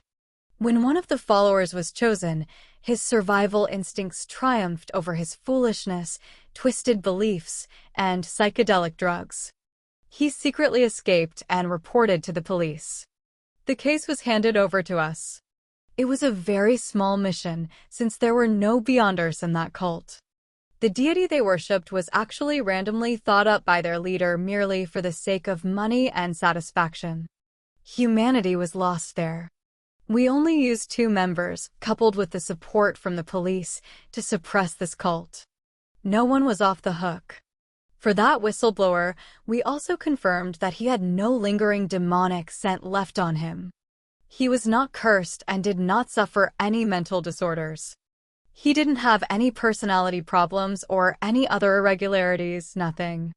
Later, he got a decent advancement in his career, got married to a very good wife, had a son and a daughter. His dark past seemed far away from him. The horror and bloodshed seemed to have completely vanished.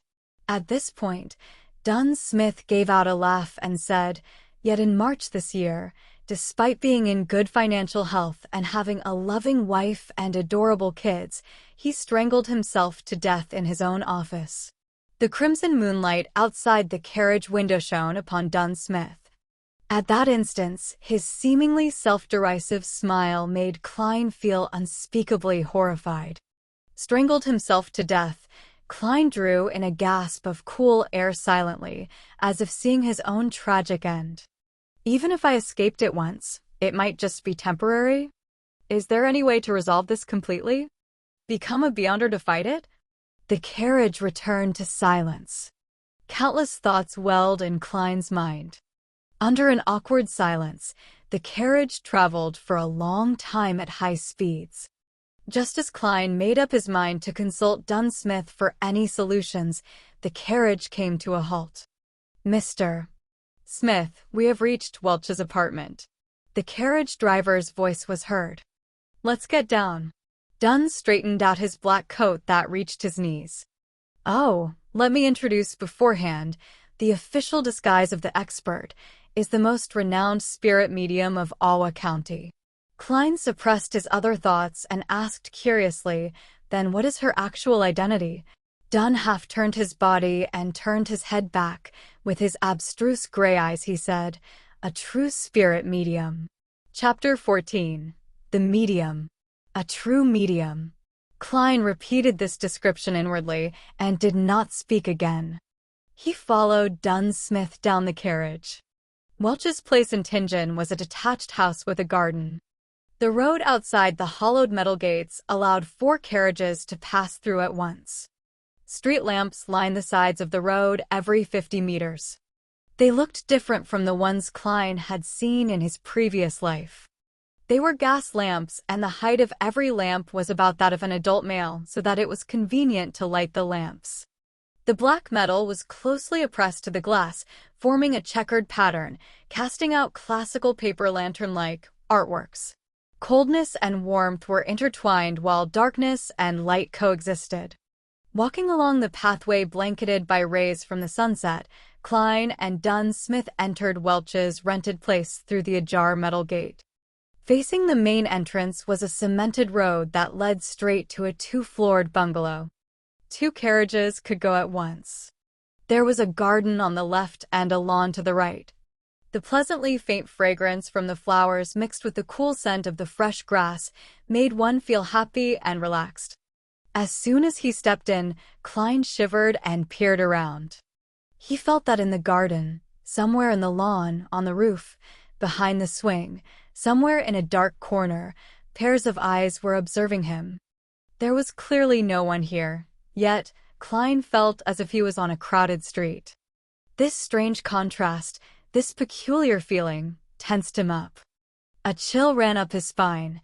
"Something's wrong," he couldn't help but exclaim to Dunn. Dunn's expression remained unchanged as he walked beside him and replied calmly, "Just ignore them." Since the Nighthawk had said so, Klein tolerated the chilling feeling of not being able to notice the perpetrator despite being followed, spied, and observed. Step by step, he arrived at the main entrance of the bungalow. "If this goes on any longer, I will go crazy." As Dunn reached out his hand to knock on the door, Klein quickly turned around. Flowers swayed in the wind, without a person in sight. "Come in, gentlemen." A seemingly ethereal voice came from inside the house. Dunn turned the doorknob, pushed the door open, and said to a woman on the sofa, "Daly, any results?" The chandelier in the living room was unlit. A set of 2 leather couches surrounded a marble coffee table. On the table was a lit candle, but the light emitted a cobalt blue glow. It covered the half-enclosed living room, dining room, and kitchen in a strange, eerie hue. On the middle of the sofa sat a lady in a hooded black robe who wore blue eyeshadow and blush. An exposed silver bracelet with a hanging white crystal pendant was worn around her wrist. At the first sight of her, Klein had an inexplicable feeling. She was dressed just like a real medium. Was she stereotyping herself? Daly, the medium, with uncanny beauty, took a quick glance at Klein with her twinkling emerald eyes. She looked at Dunsmith and said, "The original spirits have all disappeared, including that of Welch's and Naya's. Right now, all these little rascals know nothing at all." Spirits? Spirit medium. All the invisible things that were spying on him previously were spirits? There were so many of them? Klein removed his hat and placed it across his chest, bowing slightly as he said, "Good evening, madam." Dunsmith sighed. "That's tricky. Daly, this is Klein Moretti. See if you can get anything out of him." The medium, Daly, shifted her gaze onto Klein immediately. She pointed at a single armchair and said, "Please, take a seat." "Thank you." Klein nodded, took a few steps over, and sat down obediently. His heart raced uncontrollably. Whether I survive, whether I get through this successfully or have my secrets exposed will all depend on whatever happens next. And the thing that made him feel the most helpless was that he had nothing to rely on. He could only place his hopes on his inherent specialness. This feeling really sucks, Klein thought bitterly. Next, Dunn sat on the two-seater sofa opposite of Klein. Daly took out 2 thumb-sized glass bottles from her waist pouch. Her emerald eyes smiled at Klein as she said, "I need a bit of help here. After all, you're not an enemy. I can't treat you harshly. That might make you uncomfortable or put you in pain. It might even leave some serious after effects on you. I will give you some fragrances, making you feel tender and smooth, which will allow you to let loose bit by bit so that you can truly indulge in those feelings." That sounded wrong. Klein gaped as his eyes were filled with shock. Seated across him, Dunn laughed and said, "Don't be weirded out. We are different from the fellows from the Church of the Lord of Storms. Here, the ladies can also verbally tease men. In this regard, you should be able to understand. Your mother was a devout believer of the goddess. You and your brother used to attend Sunday school at church. I understand. It's just that I never thought that she would be such a, Klein gestured, as he could not find the right words. He almost blurted out the direct translation for veteran driver one. Dunn curved the corners of his mouth up and said, "Don't worry. Actually, Daly seldom does this. She just wants to use these methods to calm you down. She prefers corpses over men." "You make me sound perverted," Daly interjected with a smile. She opened one of the little bottles and dripped a few drops onto the bright blue candle flame. Night vanilla, slumber flower, and chamomile, all distilled and extracted to form this aromatic floral essence. I call it amantha. It means tranquility in the Hermes language. It smells really amazing. As they chatted, the candle flame flickered, evaporating the floral essence and filling the room with its aroma. A beautifully enchanting aroma found its way into Klein's nostrils. He no longer felt tensed up. He was instantly calm, as if he was gazing into the darkness of the silent night. This bottle is called the Eye of the Spirit. Barks and leaves of drago and poplar trees are sun-dried for 7 days and decocted thrice. Then, they are immersed in Landy wine. Of course, there would be several incantations while we're at it.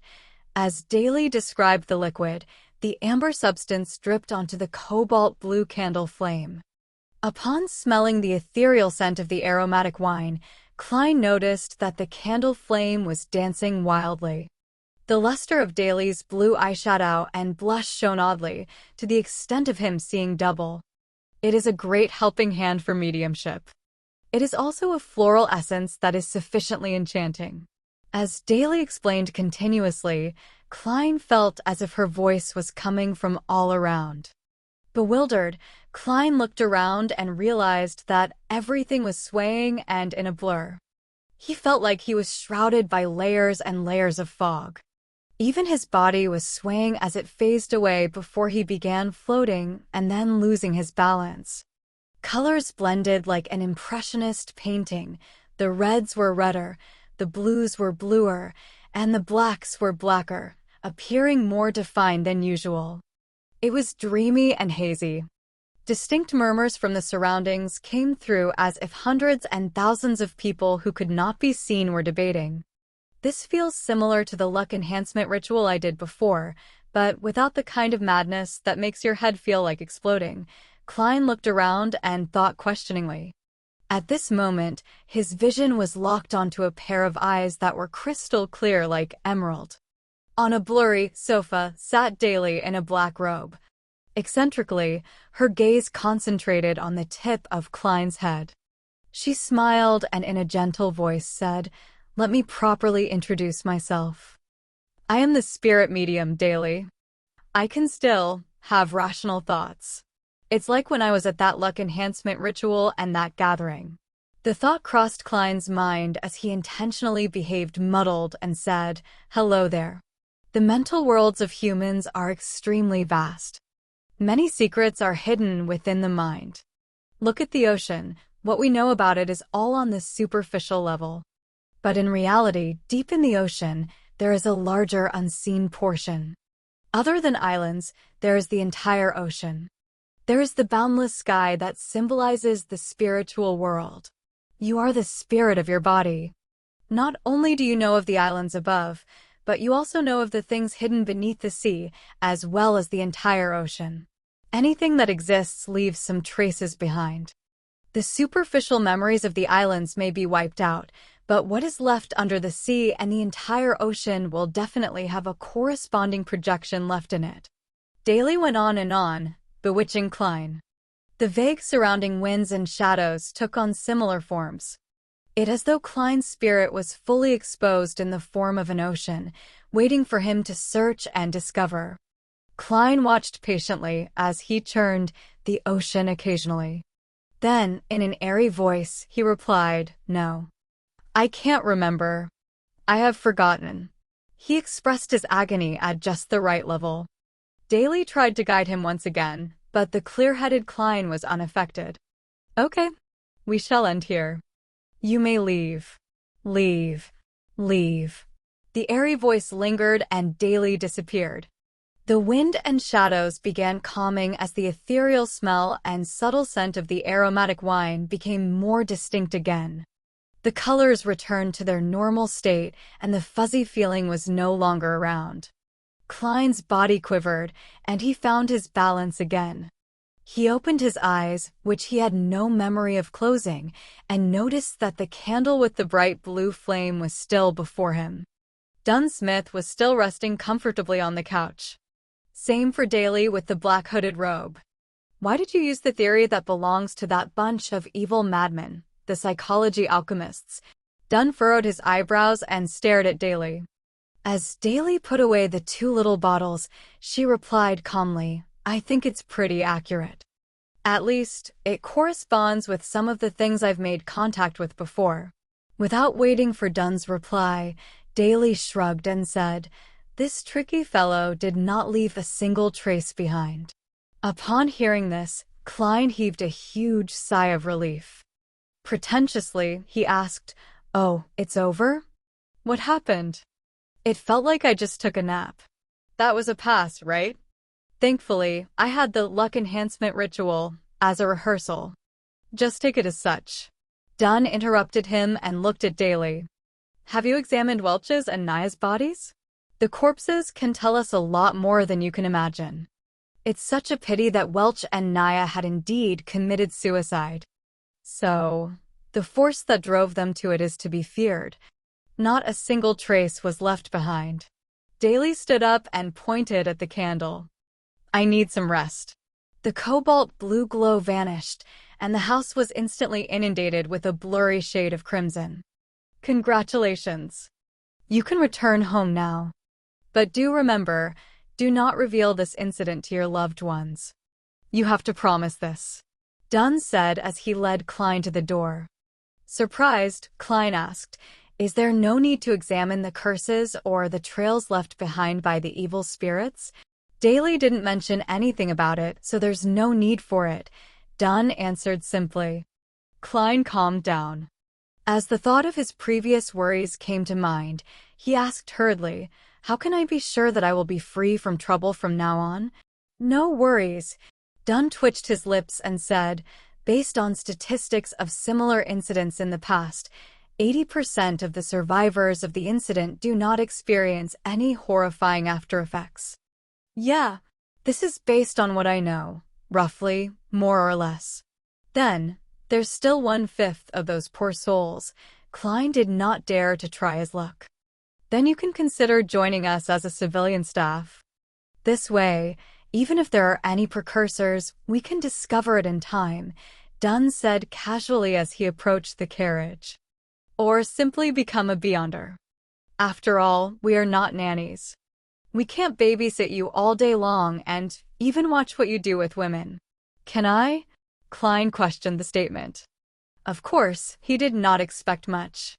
After all, how was it even possible to be a part of the Nighthawks so easily and obtain the power of the Beyonders? That was the power of the Beyonders. Dunn paused and turned his head sideways to look at him.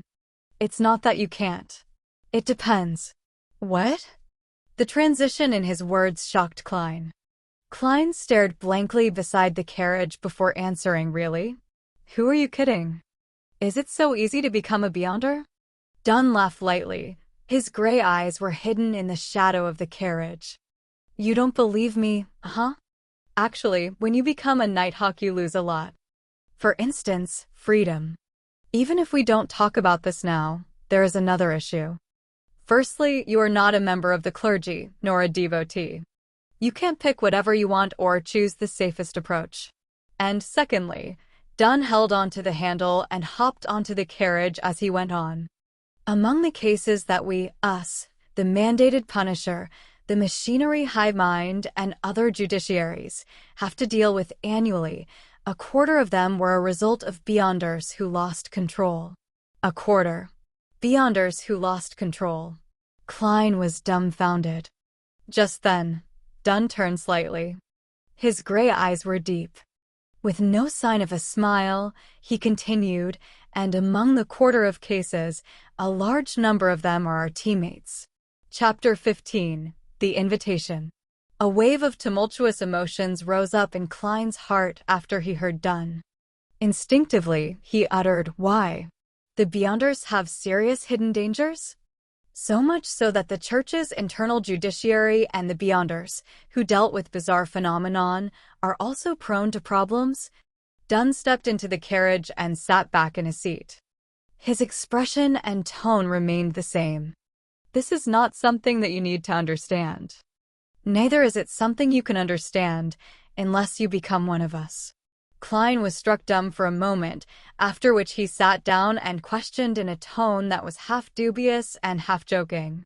If I don't come to understand, how is it possible for me to make a decision to join? And not joining would mean Klein could not understand. This would end in a deadlock. Dunn Smith took out the pipe once again, placed it against his nose, and took a whiff. You probably misunderstood. A civilian staff member is also one of us.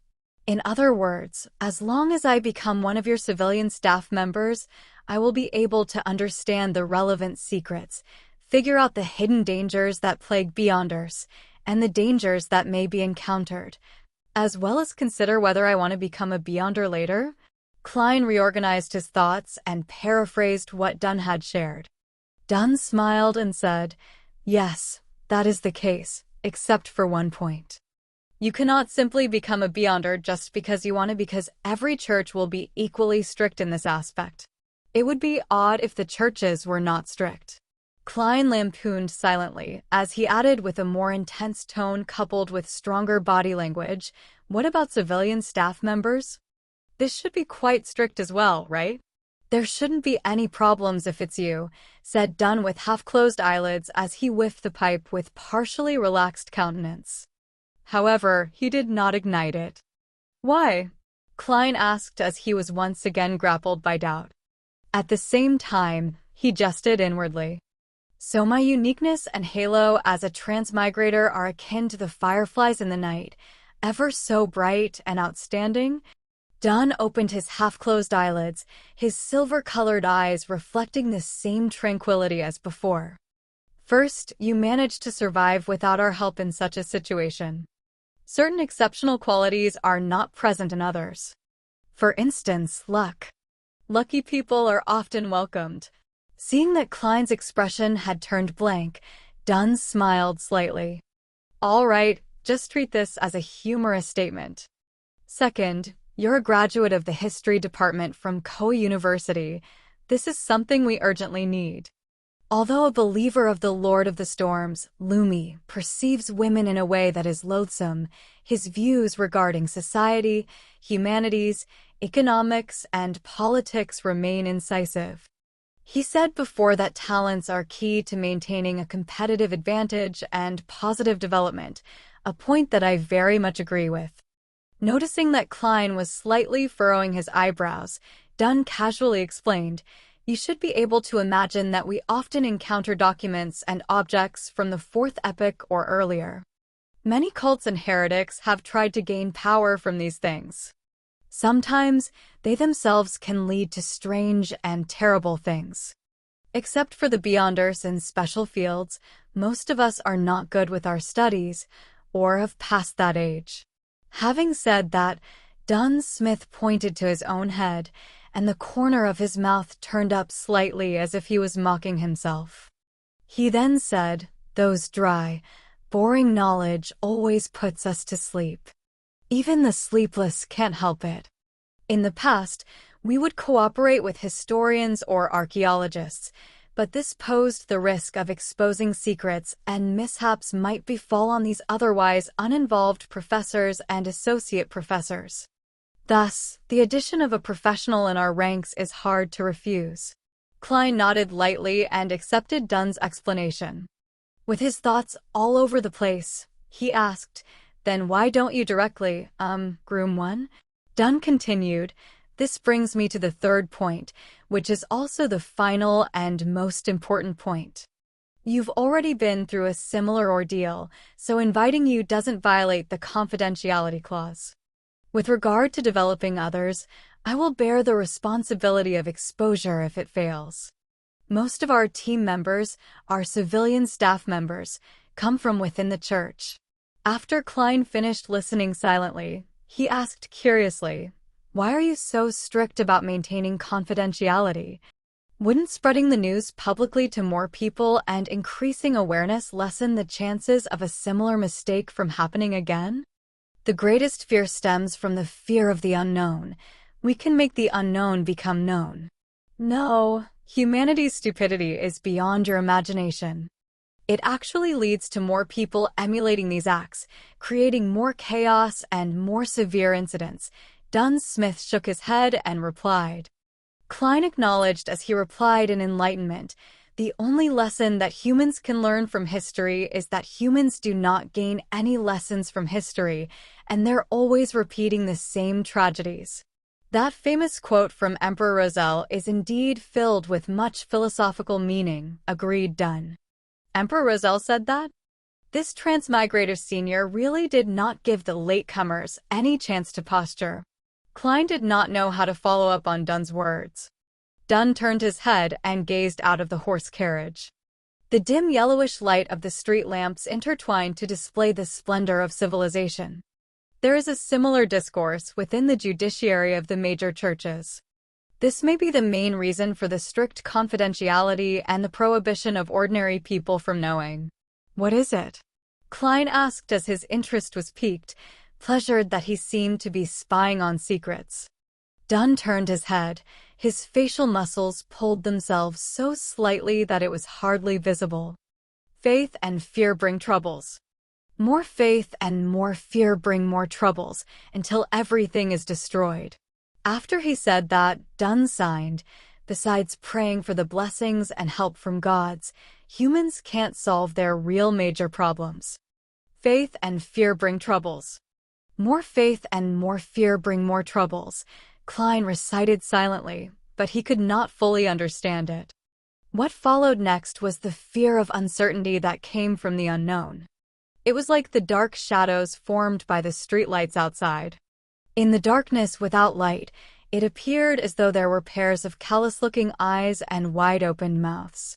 As the horse galloped vigorously and nimbly while the wheels of the horse carriage reeled on ahead with Iron Cross Street in sight, Dunn broke the silence suddenly and formally invited Klein. "Would you like to join us as a civilian staff member?" In Klein's mind, multiple thoughts surfaced, making him indecisive. He contemplated and asked, "Can I have some time to consider?" Since this matter had serious implications, he could not hastily and recklessly make the decision. "No problem. Just give me a reply before Sunday," Dunn nodded and added.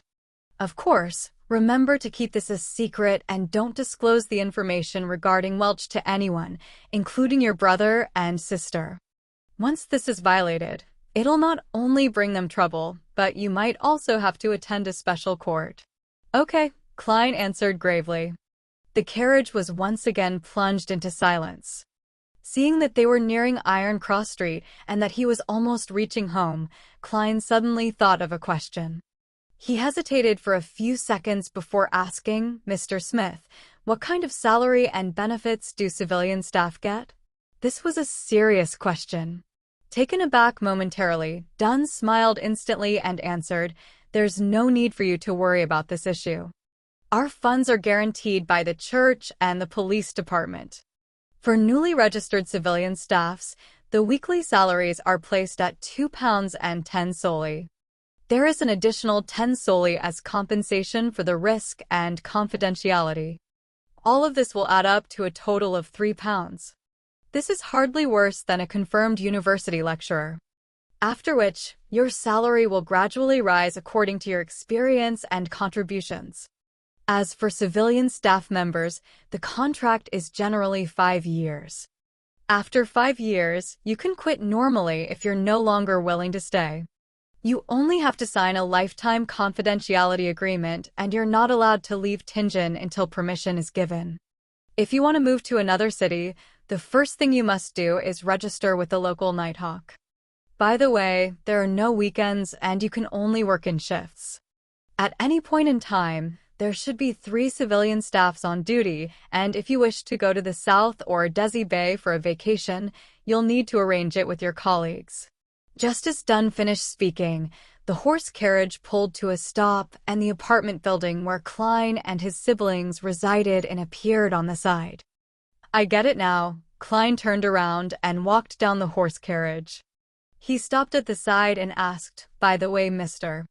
Smith, where do I find you after I've come to my decision?" Dunn gave a deep and low-throaty laugh before saying, "Go to the Hound Pub at the 6th Street and find their boss right. Tell him that you want to hire a small mercenary squad for a mission." "Huh?" Klein asked confusedly. "Our location is confidential too. Before you agree to become one of us, I can't tell you directly." "All right, Mr. Klein Moretti. I wish you a good dream tonight as well," Dunn smiled as he said. Klein took off his hat and saluted, watching as the pace of the departing horse carriage gradually sped up. He took out his pocket watch. Click, he pressed it open and saw that it was only a little past 4 in the morning. The street was filled with a relaxing, cool breeze.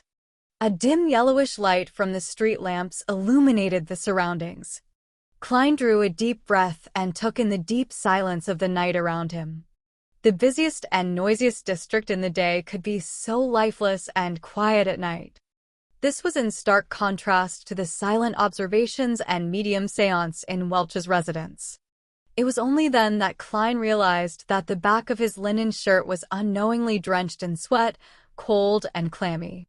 Chapter 16. Rat Baiting with Dogs. Phew, I finally got through the round with the medium. Klein let out a foul breath.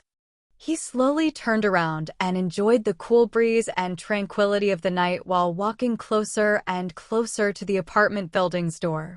He took out his keys, inserted the correct one in, and turned it gently, allowing the crimson-mixed darkness to expand with the creaking sound of the opened door. Walking on the staircase without a single person in sight and taking in the cold air, Klein had an inexplicable and amazing feeling. It felt like he had a few more hours than others. This caused him to hasten his pace. In a similar state of mind, he opened the door to his room, and before he even stepped inside, he saw a silhouette sitting silently in front of his desk. It had reddish-black hair, bright brown eyes, and a delicate, pretty face. Undoubtedly, she was Melissa Moretti. "Klein, where did you go?" Melissa asked curiously as she relaxed her eyebrows. Without waiting for Klein's reply, she added, "Just now, I got up to go to the bathroom and realized you weren't home." It was as if she wanted to know everything clearly, from the causes and effects of the matter to the underlying logic. With great experience at lying to his parents, Klein's brain took a spin before he gave a bitter smile and calmly replied, "I couldn't fall asleep again after I woke up. Instead of wasting time, I decided that I should train my body. So I went out to run a few rounds. Look at my sweat." He took off his jacket and half-turned his body, pointing to his back. Melissa stood up, took a glance half-heartedly, and deliberated for a few moments before saying, "Honestly speaking, Klein, you don't have to stress yourself out. I'm sure you can pass the interview to Tingen University. Even if you can't, if you can still find better ones." "I haven't even thought about the interview." Klein nodded his head and said, "I understand." He did not mention the offer that he had gotten because he had not decided whether he wanted to join them or not. Staring at Klein intensely, Melissa suddenly turned around and trotted into the interior of the house. She took out an object that resembled a tortoise. It was comprised of items like gears, rusted iron, torsion springs, and ordinary springs. After quickly tightening the torsion spring, Melissa placed the object on the desk. Ka, ka, ka, dum, dum, dum. The tortoise moved and jumped with a rhythm that could pull anyone's attention. Whenever I feel irritated, I feel much better seeing this tortoise move. I've been doing this very often recently and it's very effective. Klein, give it a try, invited Melissa as her eyes brightened. Klein did not turn down his sister's goodwill. He approached the tortoise and waited for it to stop before laughing. He said, "Simplicity and regularity can indeed help relaxation." Without waiting for Melissa's reply, Klein pointed to the tortoise and casually asked, "Did you make this yourself? When did you make this? Why wasn't I aware of it?" "I made use of unwanted materials from school and things picked up from the streets to make this. It was only finished 2 days ago," Melissa said in her usual tone, the side of her lips upturned a few more degrees. "That's impressive," Klein praised sincerely. As a boy with poor skills in machine assembly, he encountered great difficulties even assembling a 4-wheeled toy car as a child. With her chin slightly raised and her eyes slightly bent, Melissa calmly replied, "It was okay." Being overly humble is a bad trait. Klein smiled slightly and continued, "This is a tortoise, right?" Instantly, the atmosphere in the room took a great plunge, leaving behind an air of graveness for a while. Then, Melissa faintly replied with a voice that seemed enigmatic like the crimson veil, "It's a puppet." "Puppet?" Klein gave an awkward smile and tried to forcefully explain, "The problem lies in the materials. They're too rudimentary." Following that, he tried to change the topic and said, "Why would you go to the bathroom in the middle of the night? Isn't there a toilet here? Don't you always sleep till dawn?" Melissa was taken aback momentarily. It was only after a few seconds before she opened her mouth, prepared to explain. At that moment, an intense sound of digestion sounded from her thoraco-abdominal one area. "I'll go get some more sleep." Bang! She grabbed her tortoise-like puppet, trotted to the interior of the house, and closed the door to her room. Last night's dinner was too good. She ate too much, and now her stomach is having trouble digesting it. Klein shook his head as he smiled, slowly walking towards his desk. He sat down soundlessly, silently pondering Dunn Smith's invitation as the crimson-red moon emerged from behind the dark clouds. Being a Nighthawk civilian staff member had its apparent disadvantages. With me being a transmigrator, the full initiator of the mysterious gathering, and the multiple secrets I have, it will be risky to be under the noses of the Church of the Evernight Goddesses team that specializes in dealing with matters regarding the Beyonders. As long as I join Dunn Smith and his team, I would certainly aim to become a Beyonder. I could then cover up the benefits gained from the gathering. Yet, becoming a formal member would entail many restrictions on my freedom, like how a civilian staff has to report his leaving of Tingen. No longer would I be able to go wherever I want or do whatever I want. I would miss many opportunities. The Nighthawks are a strict organization. Once a mission is given, I can only wait for the arrangements and accept orders. There is no room for rejection. Beyonders have the risk of losing control. Having all the disadvantages listed out one by one, Klein turned to considering the necessities and advantages. Judging from the situation of the luck enhancement ritual, I'm not one of the 80% of lucky people. In the future, there is bound to be some bizarre event happening to me, increasing the dangers I face. Only by becoming one of the Beyonders or by joining the Nighthawks can I be equipped with the ability to resist. The wish to become a Beyonder cannot be solely reliant on the gathering. The potion formula is not a major problem, but where can I find the corresponding materials? How am I to obtain and concoct them? Not forgetting the news of daily practice, I'm faced with serious obstacles. It is just not possible for me to consult justice and the hangman on every matter and exchange every object with them. This would not only hurt the image of the fool and arouse their suspicions, but there will also be inadequate time to communicate on such trivial issues. Similarly, I am unable to produce anything that can pique their interest. Besides, more materials would more often than not leave behind the trail of my real identity. Then, online disputes would effectively be transformed into offline conflicts, bringing about immense troubles. By joining the Nighthawks, there would definitely be contact with the common knowledge of the world of mystery and relevant channels. This can sufficiently accumulate into a corresponding social circle and can be used as leverage. Only then can I initiate the gathering and in turn gain the greatest benefits from justice and the hangman. In reality, the gains can feed back into reality, allowing me to obtain more resources and form a virtuous cycle. Of course, I could also go to an organization that is suppressed by the various churches, such as the psychology alchemists mentioned by Dunn, and join them. Yet I'll also lose my freedom and be in a constant state of fear and anxiety. However, more importantly, I have no idea where to look for them. Even if I manage to gain the corresponding information from the hangman, such rash contact with them could endanger my life. Becoming a civilian staff leaves opportunity for a buffer and exit. The inferior recluse hides away in the wild, the superior, the crowd. Perhaps the identity as a Nighthawk can be a better cover. In the future, when I become one of the top authorities of the tribunal, who would imagine that I am a heretic, the head of the secret organization who is working behind the scenes? As the first rays of the morning sun shone, the crimson disappeared. Gazing at the golden light on the horizons of the sky, Klein made up his mind. He would find Dunn Smith today and become part of the Nighthawks civilian staff.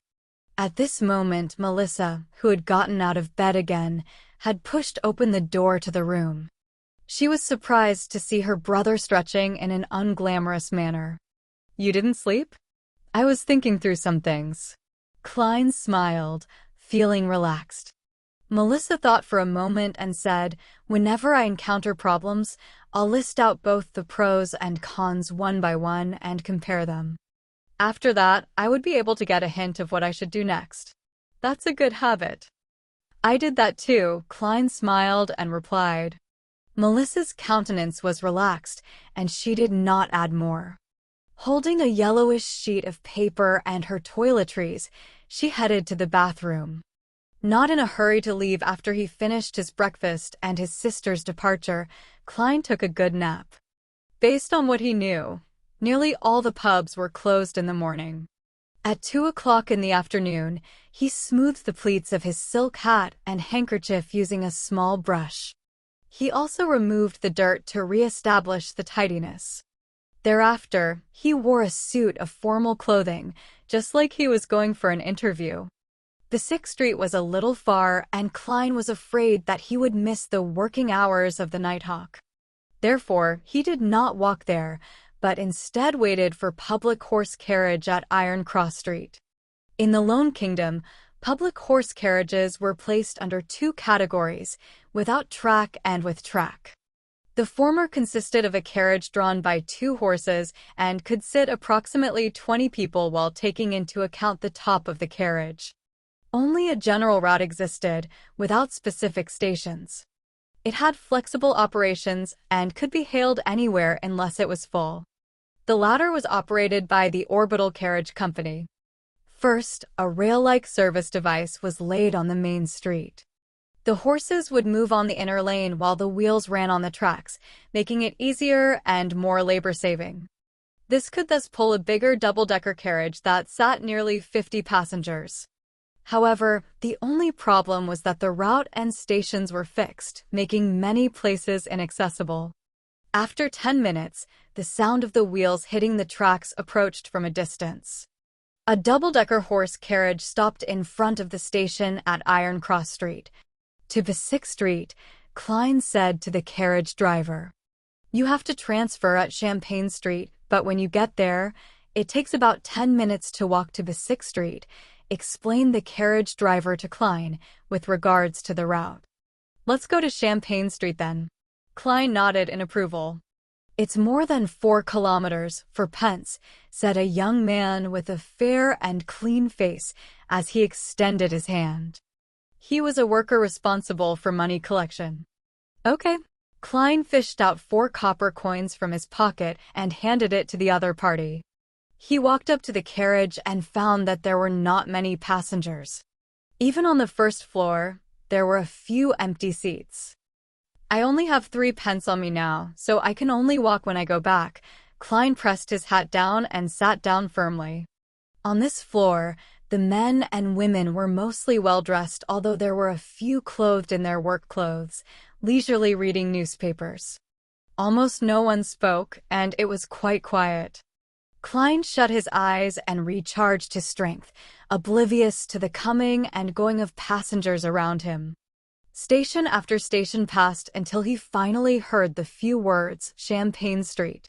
After alighting the horse carriage, he inquired along the way and soon reached Basic Street, where he saw the pub with the brownish-yellow hound logo. Klein reached out his right hand and gave a forceful push. The heavy door gradually opened, inundating him with a wave of uproarious noises and an impetuous heat wave. Although it was still afternoon, there were already many customers in the pub. Some were temporary workers, looking for opportunities here, waiting to be hired. Others were simply idling around, numbing themselves with alcohol. The pub was dimly lit. In the center, there were 2 large iron cages with a third of its bottom sinking deep into the ground without any gaps. People held wooden wine cups and surrounded it, sometimes discussing loudly while laughing, sometimes cursing loudly. Giving a curious glance, Klein found 2 dogs caged inside. One was black and white, similar to the husky found on Earth. The other was wholly black with shiny fur, making it look healthy and fierce. "Do you want to bet?" "Doug has won 8 games in a row," said a little man wearing a brown beret, as he neared Klein and pointed to the black dog. "Bet?" Taken aback at first, Klein regained his senses immediately. Dog fighting? When he was at Koei University, those aristocratic and wealthy students would always ask him contemptuously and curiously if the boorish workers and unemployed hooligans enjoyed participating in boxing and gambling at the pubs. Besides being able to gamble on boxing and card games, didn't it also include cruel and bloody activities like cockfighting, dogfighting, and others? The short man smirked. "Mister, we're civilized people. We don't engage in such unglamorous activities." Having said that, he whispered, "Besides, laws were introduced to ban these things last year." "Then what are y'all betting on?" asked Klein curiously. "The better hunter." Just as the short man finished his sentence, a resounding cacophony sounded. He turned his head, waved his hands excitedly, and said, "You can't place a bet for this round as it has started. Wait for the next one then." Upon hearing that, Klein tipped his toes, lifted his head, and looked as far as he could. He saw two strong men, each dragging a sack, coming to the side of the iron cage and opening the prison door. They then dumped the contents of the sack into the cage. There were gray and disgusting animals.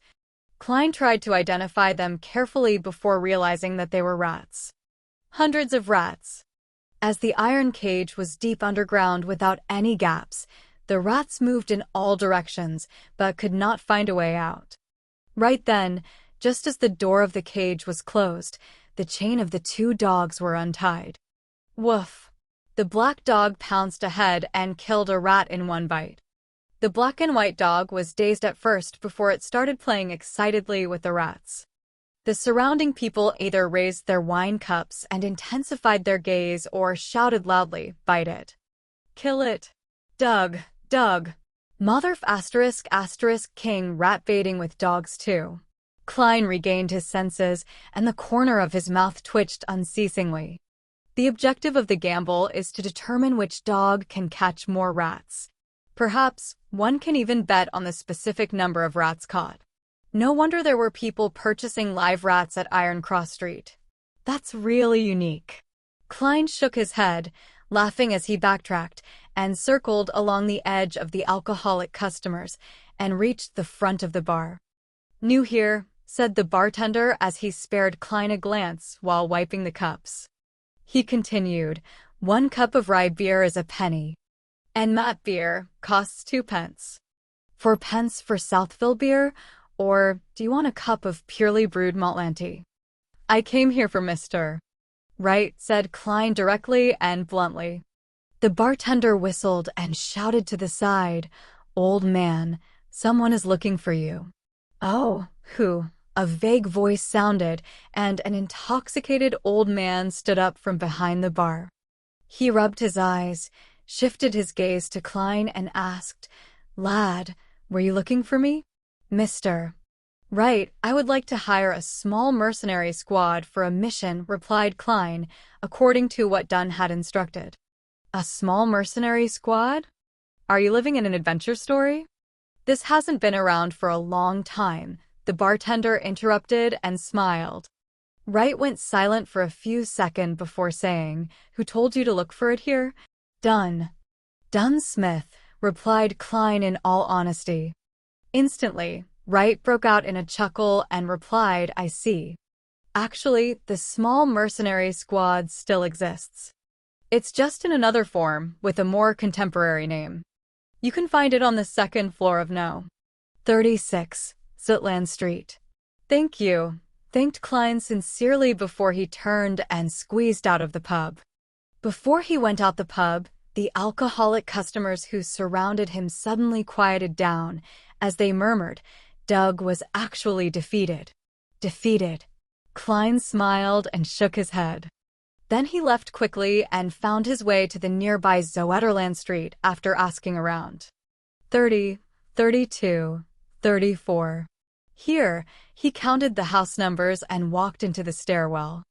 Going around the corner and slowly climbing up the stairs, he saw the vertical sign with the current name of the so-called small mercenary squad. Blackthorn Security Company. Chapter 17, Special Operations Department. Blackthorn Security Company. Upon seeing the signboard, Klein felt surprised yet found it reasonable. "Man, what do I say about this?" He shook his head and laughed before walking up the steps and knocking gently on the half-closed door with his right hand. Knock, knock, knock. The sound echoed slowly but rhythmically, but there was no response. Only a faint sputtering sound could be heard. Knock, knock, knock. Klein repeated, only to be met with the same outcome. He switched to pushing the door, making the gap larger as he stared inside. A classic sofa which might have been for serving guests, a soft fabric armchair, and a burly wood coffee table. There was a girl with brown hair behind a table right across with her head drooped. Even though security company is just a guise, isn't this just too unprofessional? How long has this place been out of business? Right, you guys don't need any business. Klein drew closer as he complained silently and knocked on the table just beside the girl's ear. Knock, knock. The brown-haired girl sat up immediately and swiftly took the newspaper in front of her, covering her face. Tianjin City Honest Paper. Nice name. Klein silently read the title of the page facing him. The steam train service, Soaring Express, that directly reaches Constant City is starting operations today. Oh, come on, when will there be one that goes straight to Brindisi Bay?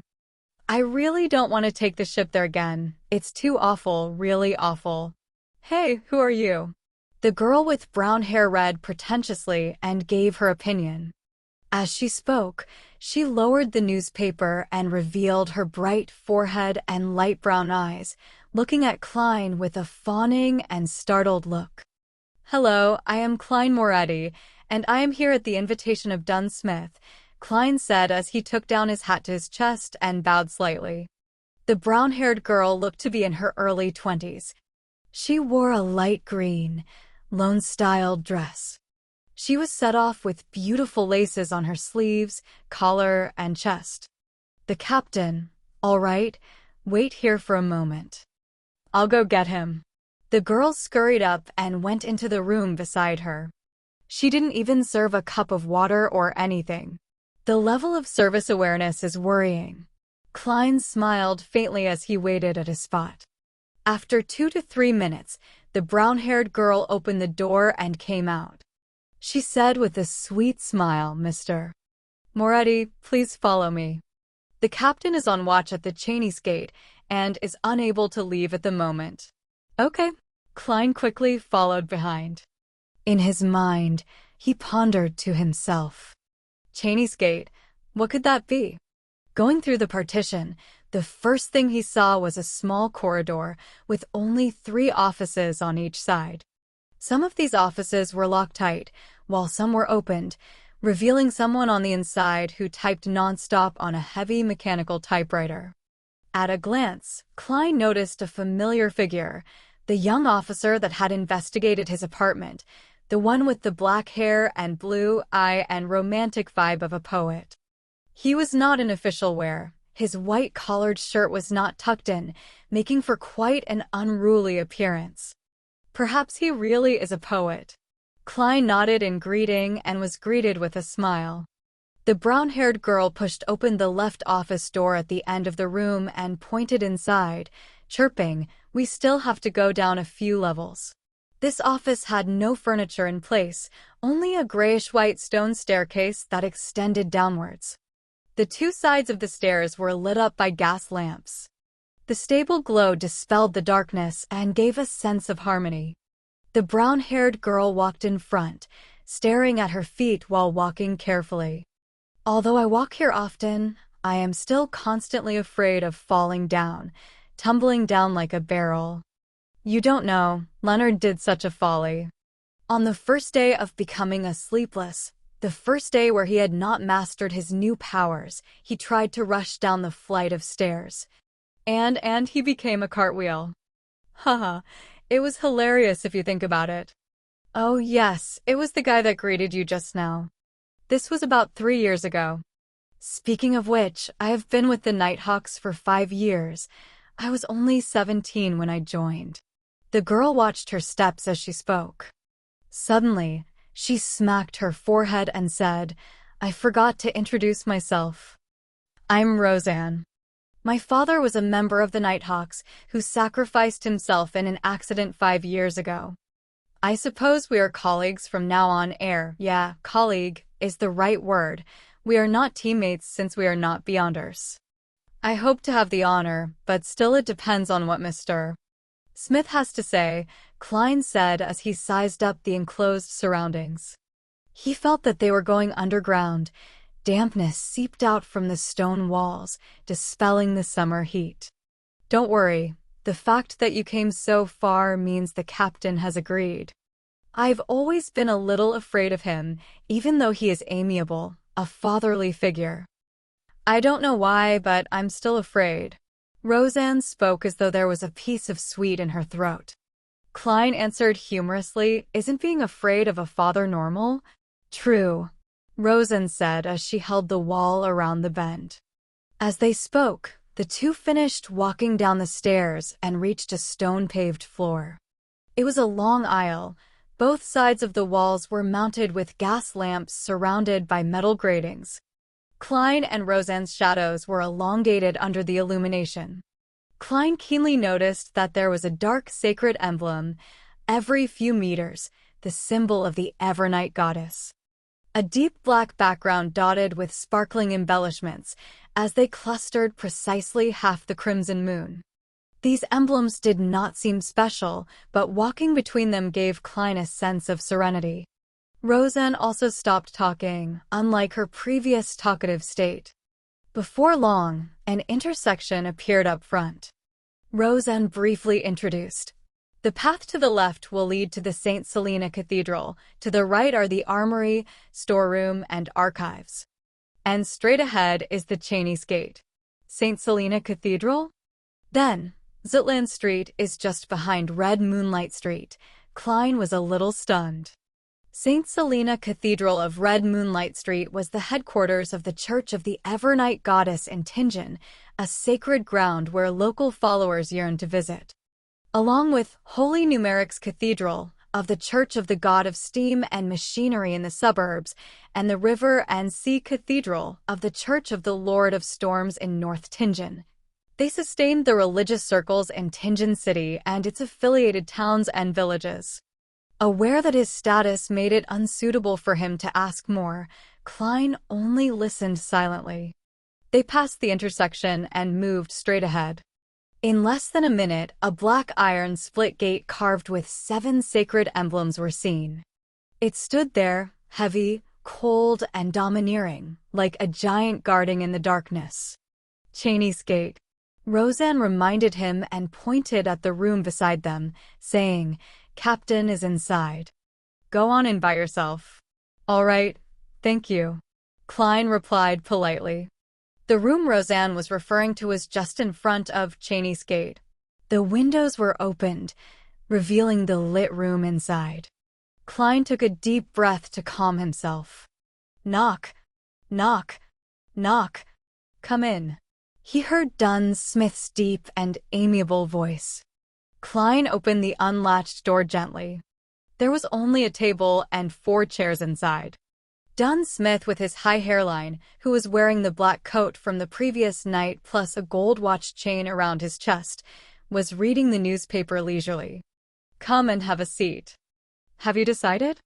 Are you certain you want to join us?" Dunn smiled and asked as he put down the newspaper. Klein removed his hat and bowed. Then he sat beside the table and said, "Yes, I am certain." "Then take a look at this deed, haha. People like to call it a contract now." Dunn pulled out the table drawer and took out 2 contract copies. There were not many clauses, and most of them had been mentioned by Dunn Smith. The emphasis was on the confidential clause. Violators were tried in the tribunal courts of the Church of the Evernight Goddess instead of the kingdom's courts. It was akin to how soldiers and officers were sent to court-martial for trials. A 5-year contract. £2 and 10 soldi for weekly wages, 10 soldi as compensation for the risk and confidentiality.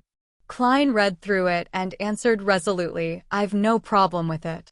"Then sign it," Dunn said as he pointed to the dark red fountain pen and ink. Klein used a piece of waste paper to try out the pen before drawing a breath. He signed on both contracts with his name, Klein Moretti.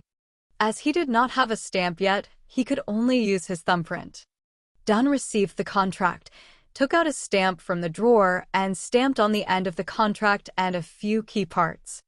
With that done, he stood up and returned a contract with one hand, and reached for Klein with the other, saying, "Welcome. From now on, you are one of us, and please note that the contract is confidential as well."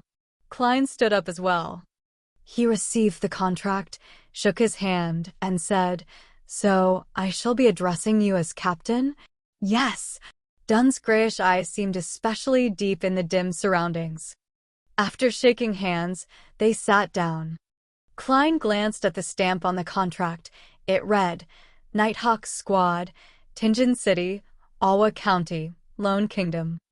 I can't believe you guys would use the name Blackthorn Security Company as a disguise, he laughed and said. Actually, we have other signboards. Dunn pulled out a piece of paper from the drawer. It was stamped with the stamps of the city government and the police department. The content were as follows: 7th Unit, Special Operations Department, Awa County Police, Lone Kingdom. The first 4 units are the regular police responsible for general security, like the VIP Protection Unit and Key Installations Protection Unit. And from Unit 5 onwards are the ones dealing with supernatural incidents in each city. Our unit is responsible for incidents related to the followers of Evernight Goddess and Tinjin. If there are different types of followers, then we divide the area accordingly. We are mainly in charge of places like the North, West, and the Golden Indus region.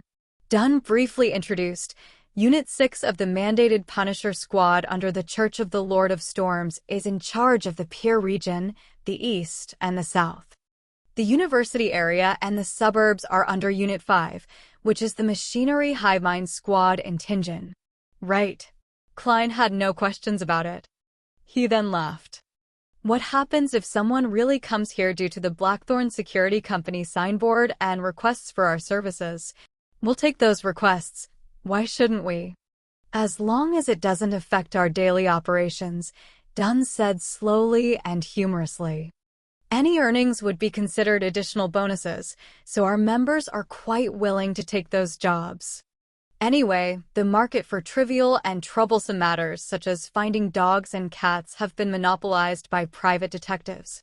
So how many people are there in this Nighthawk squad? Klein asked since they were on this topic. There aren't many supernatural incidents, so there are even fewer Beyonders. There are only 6 formal members of the Nighthawks in the entire Tinjin city, including me. Haha, as for civilian staff, there are 6 including you. Klein nodded his head and eventually asked the question that he was most concerned about. So, Captain, what do you mean by Beyonders losing control? Why does it happen? Chapter 18, Origin and Cause. Upon hearing Klein's question, Dunn looked out of the window toward the corridor that led to Cheney's gate. He took out his pipe, stuffed it with some tobacco and mint leaves, and held it to his nose. He took a deep whiff as his voice turned reflective and drifting. Only at home can I enjoy the beautiful flavors of tobacco mixed with mint leaves without any worries. Klein, do you know about the creation myth? Of course, when I received primary education during Sunday school, we learned to read using the revelation of Evernight. Among them, the Book of Wisdom and the letters from the saints mentioned the myth of creation. Klein attempted to recall via the memory fragments of the original Klein. He slowed down his tempo and said, "The Creator awoke from chaos and shattered the darkness, creating the first ray of light. He then fused himself completely into the universe and made up all of existence. His body became the land and stars. One of his eyes became the sun, while the other became the crimson moon. Some of his blood rushed into the seas and rivers, nourishing and nurturing lives." Klein subconsciously paused when he said that. Partially, it was because the relevant memories were a blur and that the creation myth was very similar to the Chinese creation myth of Pangu. The imaginations of people from different worlds shared something in common on their myths and legends. Noticing that Klein was having trouble, Dunn smiled and added, "His lungs turned into the elves, his heart turned into the giants, his liver turned into the Treants, his brain turned into the dragons, his kidneys turned into the feather serpents, his hair turned into the phoenixes, his ears turned into the demonic wolves, his mouth and teeth turned into the mutants, and his remaining bodily fluids turned into the sea monsters, of which the essence was Naga. His stomach, his small and large intestines, and the evil parts of his body turned into devils, evil spirits, and various kinds of unknown maleficent existences. His spirit became the eternal blazing sun, the Lord of the storms, and the God of knowledge and wisdom. His wisdom gave birth to humanity." That was the first epic, the Chaos Epic. Klein finished the last sentence for Dunn, but he found it funny and ridiculous. As a keyboard folklorist, it was the first time he came into contact with a creation myth that was arranged in such great detail. It was so detailed that almost every prominent race corresponded to a particular body part of the creator. It's like a children's song with children sitting in a row and eating fruit. Furthermore, it was not only mentioned in the canon of the Evernight goddess. The churches of the Lord of Storms and God of Steam and Machinery also had similar descriptions. None of them alleviated themselves or devalued the other gods. This either means that the creation myth is real or hints that the few churches had undergone a long period of strife before compromising before the fifth epoch. With this in mind, Klein suddenly had another question. He asked with a frown. It feels problematic. Why are the eternal blazing sun, Lord of Storms, and God of Knowledge and Wisdom born directly from the Creator's spirit, while the goddess isn't?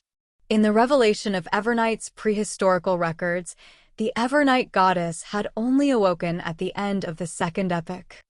Together with the Lord of Storms, eternal blazing sun, and other gods, she blessed and helped humanity survive the cataclysm. It was also known as the third epoch, the Cataclysm epoch. It was during that time that Mother Earth and the god of war appeared as well. As for the god of steam and machinery, whose original name was the god of craftsmanship, he was born only in the fourth epoch. In that sense, the standing among the gods seemed self-evident.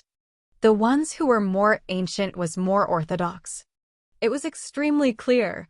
This also troubled the believers of the Evernight goddess. Dunn Smith held his pipe with another hand, and instead of answering, he returned with a question. Repeat the goddess's full title.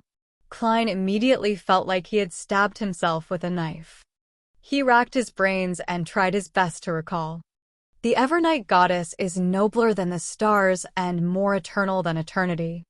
She is also the Lady of Crimson, the Mother of the Secrets, the Empress of Disaster and Horror, Mistress of Calm and Silence. Thankfully, Klein's mother was a devout believer of the Evernight goddess. When she was still alive, she would recite this every evening at dinner. Even though the memories of the original Klein had fragmented, not all was lost. What does the Lady of Crimson symbolize? Dunn asked with a guiding tone. The red moon. The moment Klein answered, he immediately understood. Then which part of the creator did the red moon come from? Asked Dunn with a smile. A single eye. Klein and Dunn smiled at each other. This was no way less impressive than the Lord of Storms, who was formed from a third of the creator's spirit. As for the churches of Mother Earth and the God of War, they likely had similar explanations. However, the god of steam and machinery had been born too late to find a reason. Thus, their church had been weak in the past 1,000+ years. It was only with the invention of the steam engine that they seized the opportunity to truly be on par with the other gods. Dunn stroked his pipe gently. Humanity was born out of the wisdom of the Creator, so we have clever and extraordinary brains, but lack other magical powers. However, from the creation myth, we can form a simple but clear conclusion. Everything stems from the same origin. Stems from the same origin, Klein repeated the last few words. According to this conclusion, humans who are protected by the gods were able to resist the giants, devils, and the mutants. Gradually, they figured out means to obtain the power of the Beyonders. That is by using the corresponding parts of the evil spirits, dragons, monsters, magical trees, flowers, or crystals, and combining them with other materials to form potions. By consuming and absorbing the potion, one will gain different powers. This is common knowledge among mysticism studies. Dunn did not elaborate in detail and only gave a brief introduction. In this process, our ancestors relied on painful lessons to discover that if they were to consume high-grade or extraordinary potions, it would easily lead to tragic consequences. There are 3 possible outcomes. Which 3? Pressed Klein curiously. First, mental death and the complete breakdown of a body. Every piece of flesh would become a terrifying monster. Second, their personality will be changed by the powers contained in the potion. They will turn cold, sensitive, irascible, cruel, and indifferent. Third, well, Dunn put down his pipe and picked up a porcelain cup and took a sip. Fermo coffee from the Paws River Valley is bitter, but very fragrant. It leaves a splendid aftertaste. Do you want one? I prefer coffee from the Fainapotter Plateau.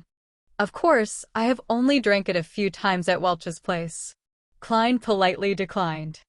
What's the third outcome? Mental disorder. Turning crazy on the spot, becoming more devilish than the devil. This is what it means by losing control. Dunn emphasized the words losing control. Without waiting for Klein to say a word, he put down his coffee cup and continued. After a long period of experimentation and exploration, together with the birth of the blasphemy slate, humans have finally perfected the potion system. We formed a tiered system that chains into stable progression paths known as sequences. The lower the number in a sequence, the higher the grade of a potion. At this point, the 7 major churches each control at least one complete sequence. Besides, there are also incomplete paths that they have gathered over the past hundreds or 1,000 years. Blasphemy slate? Klein sharply noticed the term. At the gathering, the hangman had also mentioned it. According to the hangman, the blasphemy slate was the most critical factor of a potion system formation and completion. That seemed to contradict what Dunn had just said. Those were things created by some evil gods. As for which era it appeared, what it contains, or what's so special about it, I am unsure as well. If you discover any clues, you have to immediately report it to me. It deserves the highest level of response, said Dunn vaguely. I mentioned one of the types of losing control. I'll now tell you the remaining 4. All right. Klein pushed the question of the blasphemy slate to the back of his mind and listened attentively. Although humans have clever minds, they lack extraordinary powers. It is not absolute. There are always a few lucky ones. Perhaps I should call them the unlucky ones. They are born with relatively higher perception. Well, it also means the ability to sense spirits. They can hear voices that others cannot hear and see things that others cannot see. They have partial characteristics of Beyonders. While Dunn spoke, he looked at the empty air around him and watched Klein shudder in fear. In other words, if they are half a sequence 9 Beyonder and have fixed characteristics. Oh, sequence 9 is the lowest grade in the chain. In short, they can only choose a corresponding, fixed sequence pathway. If they consume other potions, the effects might range from mental disorders to a loss of control, or, even worse, death. Got it? Klein nodded slowly. The third kind is similar to the second kind. Once you choose a sequence chain, you will be forced to go down that path. There will be no room for regret. If you were to consume potions from the corresponding sequence of other paths, there will be a high probability you will get mixed, unusual, and warped powers. But it is almost certain that you would be in a semi-deranged state, sensitive and irascible, cruel and bloodthirsty, and silent and melancholic. And there is only one such opportunity. After that, regardless if you consume the potions from the original path or potions in the present sequence, the only result is a loss of control. The outcome could then be mental death. Alternatively, the body breaks down into monsters or even transforms into an evil spirit. As Dunn spoke, he lifted his coffee cup to take a sip. Klein, who turned alarmed and fearful after hearing this, fell silent for a few seconds before asking, "What about the fourth kind?" The fourth kind, haha. That is the most common problem. When we consume potions to gain powers that originally belonged to extraordinary beings, we undergo an unnatural transformation. Therefore, we would more or less be affected by the remnant spiritual powers. While perhaps the symptoms might not manifest and are undetectable to others, it will definitely lurk in one's mind. If one rushes to consume the corresponding potion ranked higher in the sequence before fully grasping the extraordinary powers the potion brings and eliminating the subtle traces, the madness will accumulate, increasing the chances of losing control. Dunn suddenly fell silent. After a short pause, he said with a sigh, "As per the internal rules of us Nighthawks, even if a teammate were to make a great contribution, they must have consumed the last potion 3 years ago and be examined before they can be promoted. Even so, there are still many who lose control every year." How terrifying. Klein drew a gasp as he asked, "Then what about the final kind?" There was no trace of a smile despite Dunn's curved lips. The fifth kind is the most common reason for a loss of control. For Beyonders, one's spiritual perception would be enhanced more or less. The smaller the number in the sequence, the more enhanced their perception. Therefore, they would hear what others cannot hear, see what others cannot see, and encounter things others would not encounter. They are constantly met with mysterious enticement and illusionary bewitchment. Once they are overstimulated or have greedy desires, they will slowly go down the path of losing control.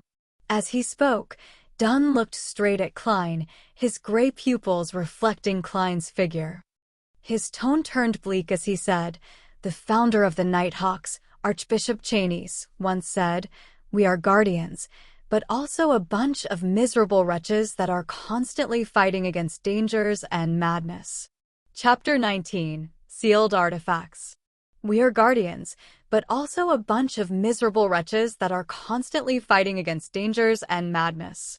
The corridor outside the window was sealed, its walls ice-cold. The room was illuminated with bright yellow lights. Dunn Smith's delivery echoed, sending blow after blow to Klein's heart. It left him temporarily at a loss for words. Dunn shook his head and smiled when he saw Klein silent. "Are you very disappointed? Beyonders are not like what you imagine them to be. We are always treading alongside danger. There is always a price to any gain." Klein recovered from his shock as he answered with a quivering voice. It was true that he never imagined that the halo, extraordinariness, and the inordinary aspects of a Beyonder would have such hidden threats. Perhaps it was only because he was hearing a description without witnessing it firsthand, and that he had been sucked into the vortex with a peculiar incident already befalling him. Klein soon brought his fear, uneasiness, worry, and apprehension under control. Of course, the thought of shrinking back was inevitable. It lingered around and refused to leave. Not bad. Very mature and rational. Dunn finished the last mouthful of coffee and added, "Also, Beyonders are not as powerful as you imagine them to be, especially a low-sequence Beyonder." Why would we use 1 to represent the highest grade and 9 the lowest? Isn't this against intuition and logic? The low sequence we often mention refers to a low grade or a high number. They are the starting point of the sequence chain. All right, where was I? Yes, Beyonders are not as powerful as you imagine. A low sequence Beyonder's power is no match for guns, much less cannons. They are just more fascinating and indefensible than firearms. If you have a chance to become a Beyonder in the future, you must consider what I said today carefully. Do not make a rash decision. Klein gave a self-deprecating smile. I don't even know when I will have the chance. He felt that he would not miss the opportunity if it presented itself to him. Consuming the wrong potion or a higher-ranked potion in the sequence could be mostly avoided. The major potential danger was the subtle influences the potions had and what he experienced from having heightened auditory and visual perceptions. For the former, he could draw on the experiences from generations of people before him. As long as he was not in a rush to advance himself and patiently grasped control over his powers, the chances of losing control were relatively low. Furthermore, he still had to resolve the potential problem that he currently faced. He had to understand the essence of mysticism and seek a way to transmigrate back. These were the underlying reasons for taking the first step. He did not aim for higher sequence spots. If it was easy to lose control, he could just forget about advancement, stay in his original sequence, and rely on knowledge to plan a way home. It was needless to elaborate on the potential risks. Back when Klein held the luck enhancement ritual, he was nearly driven crazy. The murmurings that nearly blew up his head were still fresh in his mind. They were not unavoidable by not becoming a Beyonder, therefore it was better to gain power that allowed him to defend himself. With this in mind, Klein felt that the pros clearly outweighed the cons. It made his thoughts of withdrawal almost disappear. Dunn picked up his pipe again as his gray eyes carried a smiling trace to them. I cannot give you an accurate answer on this. To become a Beyonder, firstly, you must make enough contributions. Perhaps tomorrow or the day after, you would be able to interpret critical ancient documents. Maybe you would be able to give us valuable ideas for one of our cases? Secondly, it depends on the arrangements of the higher-ups. No one can be sure. All right, I believe you should know quite a bit about Beyonders now. In the future, do not make a rash decision. Now, I'll introduce you to our Nighthawk team's civilian jobs. He stood up and walked to the door. He pointed in the opposite direction of Cheney's gate and said, "We have an accountant and someone else who is in charge of procuring necessities and collecting supplies handed out by the church and the police department while standing in as a carriage driver. They are professionals and do not need to take shifts, so they can rest on weekends." The other 3 civilian staff are Roseanne, Brett, and Old Neil. Their jobs include attending to visitors, cleaning the rooms, and writing case files and inventory registration lists.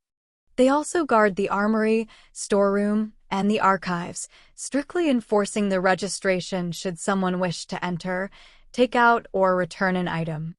Each of them has 1 day off a week, other than Sundays. They negotiate among themselves on the arrangement of night shifts and rest days. So is my job scope the same as Roseanne and the rest? Klein swept away his thoughts about Beyonders and tried to clarify his job responsibilities. No, there's no need. You are a professional, said Dunn with a smile. You currently have 2 tasks. First, every morning or afternoon, go take a stroll outside. Focus on the various streets that lead from Welch's place to yours. What? Klein was dumbfounded. What kind of job is this? Is that very professional? Dunn inserted his hands into the pockets of his black windbreaker and said, "After you confirm that you have lost your memories, we will close the case on Welch and Naya. Similarly, that diary of the Antigonus family has vanished completely. We suspect that you brought it with you. You might have hidden it on your way home, which might be why we did not find any clues at your place. This is also likely the reason why you were not there and chose to commit suicide at home. Although you were mysteriously influenced and have forgotten this piece of memory, the human spirit and brain is very fascinating, so there might be residual traces. Daly might not be able to obtain them through her means as a medium, but it does not mean that they do not exist. Perhaps you will feel a sense of déjà vu at a familiar and critical spot. That is what we wish to obtain." Got it. Klein was enlightened. The Nighthawk's deduction of the diary's location was indeed reasonable. He was the only one alive among the people involved. Only he had the time and motive to take the diary away and hide it on his way back. If you can find the diary this way, you will likely made enough of a contribution to become a Beyonder, encouraged Dunn, indirectly revealing the importance of the diary. I hope. Klein nodded. Dunn changed the subject again. Secondly, you get a day off every week. You can decide which day it is for now. When you are not outside, go to our armory and read the literature and canon books. This is a job for a professional historian. When you finish them all, you will have to begin taking shifts with Old Neil and the rest. Web audio channel announcement. Thank you for listening. If you want to listen to the full series and hundreds of audiobooks similar to this, please join our Discord or join our Patreon on patreon.com/webaudio. The link will be in the description and also pinned in the comment section. Thank you. All right, no problem. Klein heaved a sigh of relief. This is not something too difficult. At this moment, Dunn turned his body halfway and pointed to the black outward-swinging gates that was engraved with 7 sacred emblems. This is Cheney's Gate. It is named after the creator of the modern Nighthawk system, Archbishop Cheney's. There is one under the central cathedral of every major city. It is guarded by formal Nighthawk members on rotation. Inside, there are at least 2 keepers who are sent by the church, as well as countless traps. You must not approach it under any circumstance, otherwise misfortune will befall you. That sounds scary, Klein expressed his feelings. The area inside is divided into a few zones. Stored within are certain potion formulas for certain sequences and other magical materials. It is also used to temporarily hold heretics, mutants, cultists, and members of secret organizations. Haha, they will eventually be sent to the Holy Cathedral, introduced Dunn in passing. Holy Cathedral? The headquarters of the Church of the Evernight Goddess, located in the Winter County to the north of the kingdom, Cathedral of Serenity? Klein nodded slightly as though he was pondering over the matter. In addition, there are all sorts of classified documents and records inside. When you gain a higher clearance, you might have a chance of reading them. Dunn hesitated for a moment before adding, behind the Cheney's Gate, there are also sealed artifacts in the basement. Sealed artifacts? Klein ruminated on the terms. It sounded like a specialized term. Some of the extraordinary items we gather and retrieve are just too important and magical. If they fall into the wrong hands, it would cause immense destruction. Therefore, we have to keep it strictly confidential and watch them carefully. Even we can only use it under special circumstances. Besides, with that said, Dunn paused for a moment before continuing. Besides, there are some things inside that are very special. They had certain living characteristics which can entice the keepers. It would influence the surroundings, attempt escape, and cause catastrophic outcomes. They have to be strictly controlled. How fascinating, commented Klein wistfully. The Nighthawk headquarters have categorized these sealed artifacts into 4 grades. Grade 0 represents extremely dangerous. They are of the highest importance and of the highest confidentiality. They are not to be inquired, disseminated, described, or spied. They can only be sealed in the basement of the Holy Cathedral, described Dunn in detail. Grade 1 is highly dangerous. They can be used in limited ways. Their security clearance is limited to diocesan bishops or Nighthawk deacons and above. The Central Cathedral of Diocese headquarters like Backlund can store 1 to 2 artifacts. The rest will be handed over to the Holy Cathedral. Grade 2 is dangerous. They can be used with care and moderation. The security clearance requires 1 to be a bishop or a Nighthawk team's captain and above. The central cathedrals in the various cities can store 3 to 5 artifacts. The rest will be turned into the Holy Cathedral or the diocese headquarters. Grade 3 is considerably dangerous. They have to be used carefully. It can only be applied for operations that require 3 or more people. The security clearance requires 1 to be a formal member of the Nighthawks. In the future, you will see the corresponding documents. Through the numbers, you can understand what they represent. For instance, 2 to 125 means that it is a dangerous grade sealed artifact. No. 125. As Dunn went on, he suddenly turned around and returned to his room. He pulled out a piece of paper from the bottom of the drawer. By the way, take a look at this. 3 years ago, a newly appointed archbishop lost control. For some unknown reason, he stormed through the various levels of protection and vanished mysteriously with a grade 0 sealed artifact. Memorize this photo. If you discover him, do not alert or disturb him. Return to report it immediately, or the chance of you dying in the line of duty is 1,000%. What? Klein received the piece of paper. There was no title on it, just a black and white photo with a few lines of words. In Sanguil. Male. 40 years old. Former Archbishop. A gatekeeper who failed in his promotion and was enticed by the devil and was corrupted.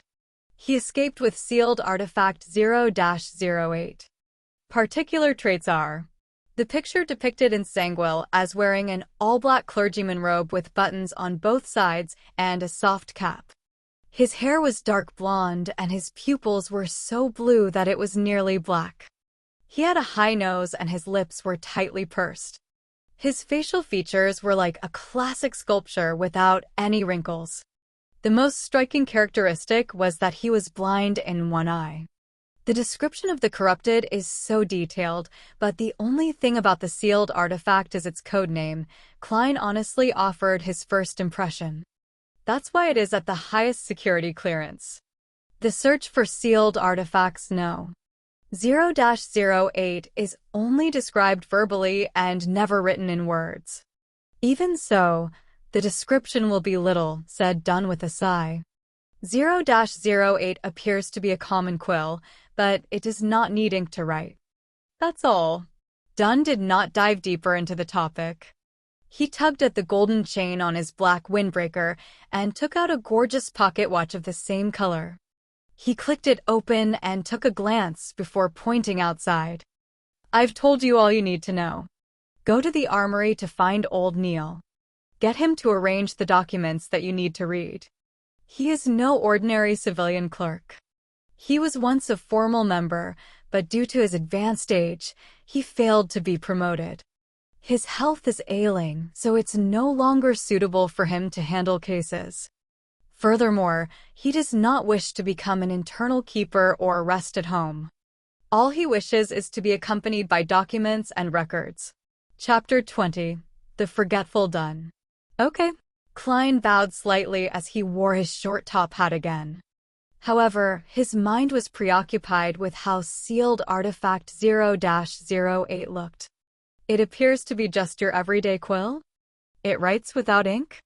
Then, what is its actual use? What makes it classified at the highest level of confidentiality that it's deemed extremely dangerous? Can it be a pen that kills anyone whose name is written? No, that would be way too heaven-defying. Zangwill wouldn't need to escape and hide away if that were the case. Just as Klein turned around to leave, Dunn suddenly shouted out to him. Hold on. I forgot something. What? Klein turned his head, his eyes puzzled. Dunn put back his pocket watch and said with a smile, later, remember to visit the accountant, Mrs. Oriana, and get an advance payment of 4 weeks, a total of £12. After that, you'll earn half your salary every week until the difference is covered. That's too much. There's no need for this. The amount should be reduced, said Klein subconsciously. He had no objection towards an advanced payment. After all, he didn't even have the money needed to pay for the public horse carriage trip home. However, to receive £12 at once left him a little afraid. No, it's necessary, said Dunn as he shook his head and smiled. Think about it. Do you still wish to continue living in your present apartment? One that needs you to share a bathroom with so many other tenants? Even if you aren't taking yourself into consideration, think about the lady. Besides, he paused when he saw Klein nod in agreement. He smiled and sized up Klein's garbs and said with a meaningful intent, besides, you need a cane and you should buy a new suit. Klein was taken aback for a second before snapping back to reality. His face immediately burned with embarrassment since the suit he was wearing was cheap and of inferior quality. Typically, a top hat was made of silk, costing 5 to 6 soldi. A bow tie was 3 soldi, a walking cane inlaid with silver was 7 to 8 soldi, a shirt was 3 soldi, while pants, a vest, and tuxedo were around £7 in total. Leather boots were 9 to 10 soldi. As such, an entire suit cost more than £8 and 7 soldi. Of course, to be a presentable gentleman, one needed a watch chain, a pocket watch, and a wallet. Back then, the original Klein and Benson scrimped and saved before managing to save up a pool of money. When they went to a clothing store to check the price, they ended up running off without even bothering to try haggling. They each bought a set at a bargain shop near Iron Cross Street for a total of less than £2. It was also because of that incident that original Klein had a deep impression of the prices of clothes. "Oh, okay," Klein stammered a reply. He was like the original Klein. He was someone who cared about his appearance. Dunn took out the pocket watch again and clicked it open to take a glance at it. "Perhaps you should find Mrs. Oriana first? I know you'll spend quite some time at Old Neil's while Mrs. Oriana will likely be returning home soon." All right. Klein was acutely aware of his state of poverty and did not object to it. Dunn returned to the table's side and pulled at a few hanging ropes as he said, "I'll get Roseanne to bring you there." The ropes began their operation as the gears ground, producing a chime from a bell at the reception area of Blackthorn Security Company. When Roseanne heard it, she hurriedly stood up and carefully made her way down. It did not take long before she appeared in front of Klein again. Dunn said humorously, "I did not disturb your rest, right?" "Oh, bring Moretti to Mrs. Oriana." Roseanne secretly curled her lips as she answered, happily, "All right, Captain." "Is that all?" At that moment, Klein blurted out in surprise. To get his advance payment from finance, isn't there a need to get an approval letter from the captain? Shouldn't you write something? So, Dunn returned with a question. "I mean, don't I need your signature to claim an advance payment from Mrs. Oriana?" Klein tried his best to use simple language. "Oh no. There's no need. Roseanne is enough proof." Dunn pointed at the brown-haired girl and gave a reply. "Captain, it seems there's almost zero management of our finances." Klein resisted his urge to deliver a sarcastic comment before turning to leave the room with Roseanne. At that moment, he heard Dunn shout out again. "Hold on. There's still another thing. Can we finish it all at once?" Klein turned back with a smiling face. "Yes." Dunn pressed at his temple and said, "When you meet Old Neil, remember to collect 10 demon-hunting bullets." "Me? Demon-hunting bullets?" Klein returned in astonishment. "Welch's revolver is still with you, right? There's no need for you to turn it in." Dunn inserted a single hand into his pocket and said, "With the demon-hunting bullets, if you were to face within paranormal danger, you will be able to protect yourself. It will give you some courage at the very least." There's no need for you to add on the final sentence. Just as Klein was vexing over the problem, he answered without any hesitation, "All right. I'll remember to do so. This will require me to write a formal document." Wait a moment. Dunn sat down and picked up the dark red fountain pen. He scribbled a note, signed it, and stamped it. "Thank you, Captain." Klein received it sincerely. He slowly walked back before turning around. "Hold on." Dunn shouted one more time. "Captain, you look to be in your 30s. Why do you have the symptoms of dementia?" Klein squeezed out a smile and turned around to ask, "Anything else?" "I forgot earlier that you are not trained in shooting, so getting demon-hunting bullets would be useless. Let's do this. Collect 30 normal bullets every day. Take the opportunity when you are out to go to the street corner, the underground shooting range at No. 3, Zitland Street.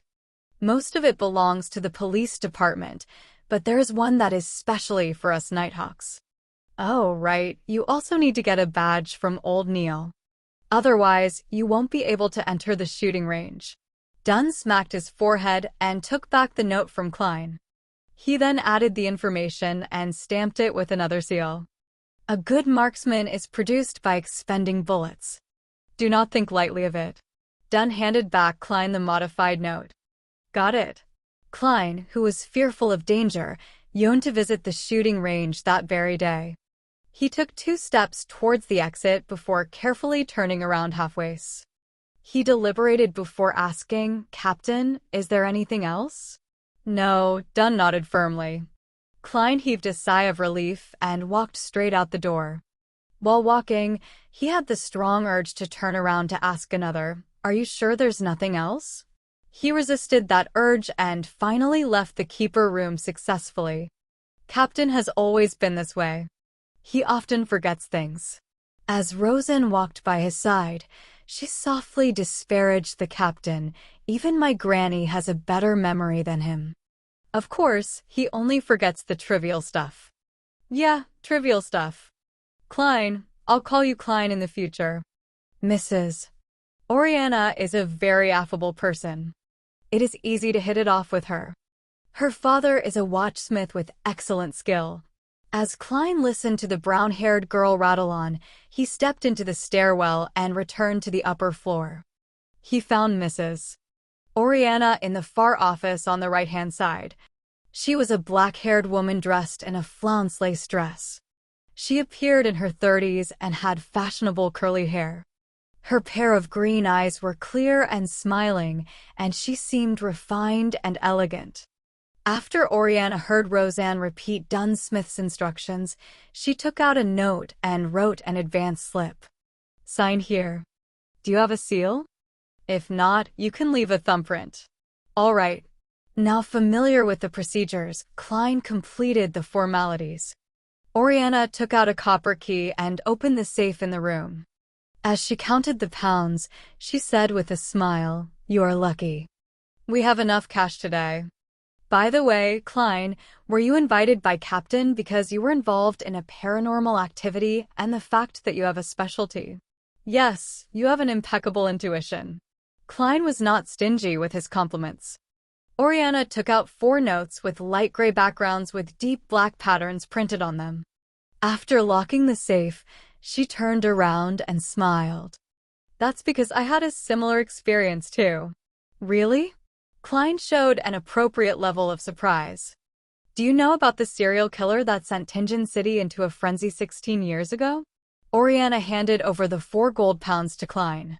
Yes, it's the one which had 5 girls killed consecutively. Some had their hearts and stomachs removed by that bloody butcher. My mother often used that matter to scare my sister when we were young, said Klein as he thought about it. He received the notes and discovered that 2 of them were in 5-pound denominations and 2 of them were in 1-pound denominations. All of them had a gray background and were inked in black. The 4 corners had complicated patterns and special ink to prevent counterfeiting.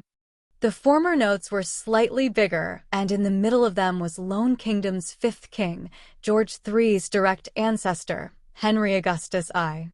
He wore a white hairband above his rotund face. His eyes were slender, and he had an abnormally serious expression. However, Klein felt an indescribable sense of closeness to him. This was a 5-pound note. It's almost equal to 4 weeks of Benson's salary. In the middle of the 1-pound note was George III's father, the former king, William Augustus VI. This mighty figure had a thick mustache and a firm gaze. While he was in power, he freed the Lone Kingdom from the shackles of the old order, allowing his nation to regain the pinnacle spot. They were all good kings. Klein could faintly smell the note's ink that elated and refreshed him. Yes, if the Nighthawks had not come in time, I would have been the 6th victim. Mrs. Oriana's tone still hinted at a sense of lingering fear despite the incident having happened more than 10 years ago. I heard that the serial killer, no, the butcher was a beyonder. Klein carefully folded the paper notes and placed it in an inner pocket of his suit. Then, he patted the area a few times to confirm it was there. Yes, Mrs. Oriana gave a firm nod. He had killed even more before that. The reason why he was captured was because he was preparing a ritual for the devil. No wonder he wanted different organs. Sorry, Mrs. Oriana, for making you recall such unpleasant memories, said Klein sincerely. Oriana smiled. I'm no longer afraid. I was studying accountancy in business school back then. After that incident, I've been here ever since. All right, I'll stop keeping you from what you should do. You still need to head to Old Neil's. Goodbye, Mrs. Oriana. Klein took off his hat and bowed before leaving the office. Before he went downstairs, he could not help but pat his inner pocket to make sure the 12 pounds was still there. He did a turn at a cross junction and headed right. It did not take him long to see a half-closed iron door. Knock, knock, knock. While he knocked, an aged voice sounded from inside. Come in. Klein pushed open the metal door and discovered a cramped room which only allowed for a desk and 2 chairs. There was a tightly locked iron door inside the room, and behind the desk was a hoary elder dressed in a class black robe. He was reading a few yellowed pages from a book with the illumination of a gas lamp. He raised his head and looked at the door. Are you Klein Moretti? Roseanne said you were very polite when she came over a while ago. Miss Roseanne is really a friendly person. Good afternoon, Mr. Neil. Klein took off his hat as a gesture of respect. Have a seat. Neil pointed to the silver tin can with complex flowery patterns on the table. Would you like a cup of hand-ground coffee? The wrinkles at the edge of his eyes and mouth were deeply recessed. His dark red pupils appeared slightly turbid. It doesn't seem like you drink coffee. Klein acutely noticed that Neil's porcelain cup was filled with clear water. Haha, it's a habit of mine. I do not drink coffee after 3 in the afternoon, Neil explained with a laugh. Why? Klein asked in passing. Neil held back his smile as he looked into Klein's eyes and said, I'm afraid that it would affect my sleep at night. It will make me hear the murmurings of the unknown existence.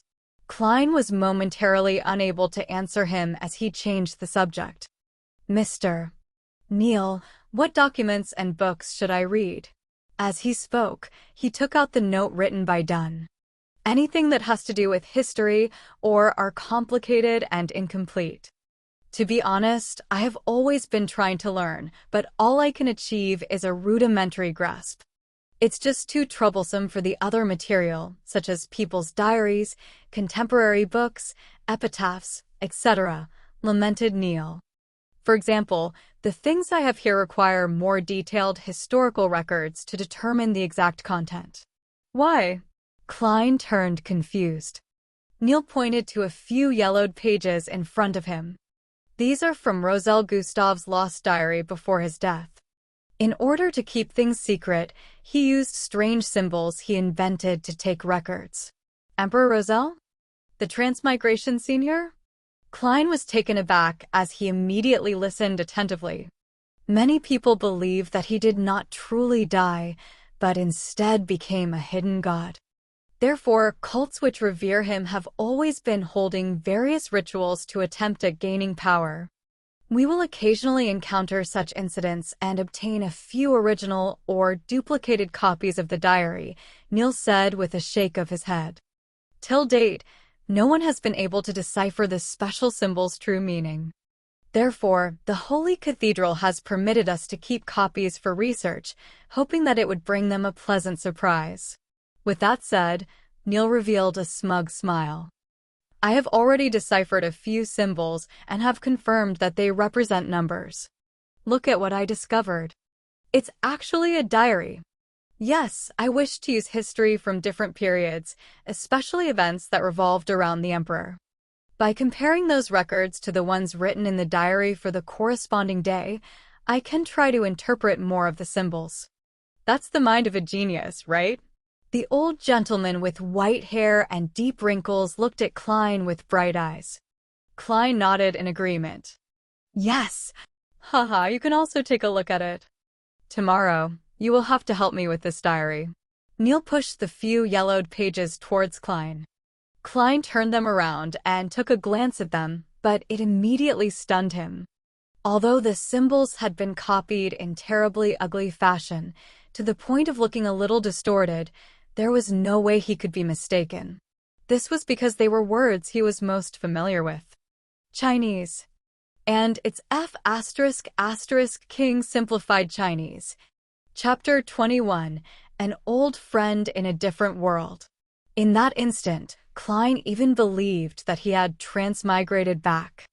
However, the elegant gas lamp surrounded by brass grids and the silver-inlaid tin, which old Neil kept his hand-ground coffee in, made him recognize the reality he was in. The transmigrator, Emperor Roselle, is really a fellow countryman of mine. He was using simplified Chinese, which doesn't exist in this world, to record secrets. With the indescribable feeling of identifying an old friend in a different world, Klein quickly read through the 3 pages. November 18th. Truly a fascinating matter. A blue sky experimentation and a chance mistake made me discover the pathetic fellow lost and trapped in the deep darkness amid the storms. He can only approach the reality of this world on the day of the full moon every month, yet he is unable to transmit his cries. He is lucky to have met me, the protagonist of this era. After reading the paragraph I wrote above, I suddenly felt a little down. Even my Chinese is written like a translation. For decades have passed in a finger snap. My past memories feel more like a dream. 1184, January 1st. At the Grand New Year Gala, Lady Florina was truly splendid. January 2nd. My diplomats are all idiots. January 3rd. I made a hasty choice back then. In hindsight, I should have chosen the apprentice, the seer, or the bandit. Unfortunately, there is no way of redoing it. January 4th. Why are my children so stupid? I've repeated myself so many times. Do not be fooled by those charlatans. The key thing about potions is not about grasping them, but digesting them. It's nothing about tapping powers, but acting.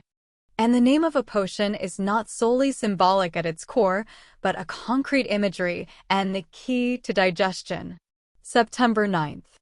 An alliance opposing me has been established. Fasak from the north, Lone from the east, Faina Potter from the south. My enemies have finally joined forces, but I have no fear. I will use facts to teach them that the generations of weapons and knowledge cannot be compensated by mere numbers and low-grade sequencers. Besides, it's not as though I do not have subordinates. As for the higher grades, haha. Have they forgotten who I am? September 23rd. I have lost communications with the ship seeking the forsaken land of the gods. I should consider inventing wireless telegraphs. I hope it would not be affected by the storm. September 24th. Miss Ithaca is more mesmerizing than Lady Florina. Perhaps I'm just being nostalgic about my youth. Due to the complexity of characters in simplified Chinese, the font was slightly larger than normal, leading to less content on each page. Furthermore, for preservational and research purposes, the back of each page was left empty. But even so, Klein still felt an upheaval of emotions when he read the diary. In particular, Emperor Roselle's description of the crux of potions made him feel like he found the path to the solution. He was thrilled at having learned a priceless secret. Perhaps this will be a beacon for my future path as a Beyonder. Well, the 3 pages belong to entries at different times. It seems Emperor Roselle only writes the year on the first entry of each year. It cannot be determined which year the 2 pages with September and November belong to. Who is the pathetic fellow he discovered? What do digesting and acting actually mean? Where's the forsaken land of the gods? These questions bubbled in Klein's head. It made him eager to immediately gather all of Emperor Roselle's diary and read it from cover to cover. Klein? At that moment, old Neil asked puzzledly across him. Klein jolted awake as he hurriedly covered it up with a laugh. I thought I would be the most special one. I was trying to decipher and interpret it. You are young indeed. Old Neil nodded, laughing. I once believed that I was the most special one as well. Klein flipped through the 3 pages in his hand, and after confirming that he had not missed anything, he handed it over to old Neil and thoughtlessly asked, Do we only have these few pages? I want to see more of Emperor Roselle's diary. Did you think there would be many? Old Neil caressed the scripts as his wrinkles deepened from his scoff. There are not many incidents a year that involve Beyonders and mystery to begin with. Sigh, the major reason is the gradual extinction of extraordinary species in our northern continent. Without them, there won't be a lot of potions, causing the number of Beyonders to reduce with time. Sigh, over the past few centuries, dragons, giants, and elves have become simply records in books. Even the sea folks are no longer seen near the coastal waters. Upon hearing this, Klein suddenly thought of a meme. He immediately said with a smile, "I think it's time to establish a Dragons and Giants Protection Association." Old Neil looked confused when he heard that. It took him quite some time to figure out what it meant. After figuring out its meaning, he rapped the table and laughed quite heartily in a not-so-gentlemanly manner. "Haha, Klein, you really are humorous. This is a tradition of our lone kingdom. It's good that young people have a sense of humor. I believe we shouldn't be overly narrow in scope. Why are we only protecting dragons and giants? It should be called Fantastic Beasts Protection Association. No, no, no. How can we forget those poor plants?" Klein shook his head. They exchanged looks and proclaimed in unison, "Fantastic Organisms Protection Association." Both of them laughed tacitly. The awkwardness and unfamiliarity of the atmosphere between them dissipated considerably. There are fewer interesting young people like you these days. Where was I? Old Neil's wrinkles suffused a smile as he said, "I remember. There are not many incidents a year that involve Beyonders and mystery to begin with. The retards who revere Emperor Roselle are the minority of the minority. It's already pretty good that we can obtain 3 scripts. Well, the other larger cathedrals or dioceses might have some." After muttering a few words, he took the approval note which Klein had placed on the table earlier and took a look. "Are they pistol bullets, rifle bullets, or steam-pressured bullets?" "It's a revolver," answered Klein honestly. "All right. I'll go get them." "Ahem, do you have an armpit holster?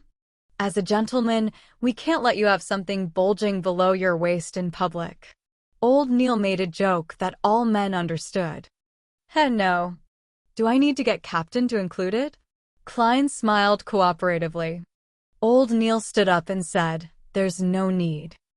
I just need to make a record. It's an accessory item." "Repeat after me, accessory item." "Were you a teacher in the past?" joked Klein.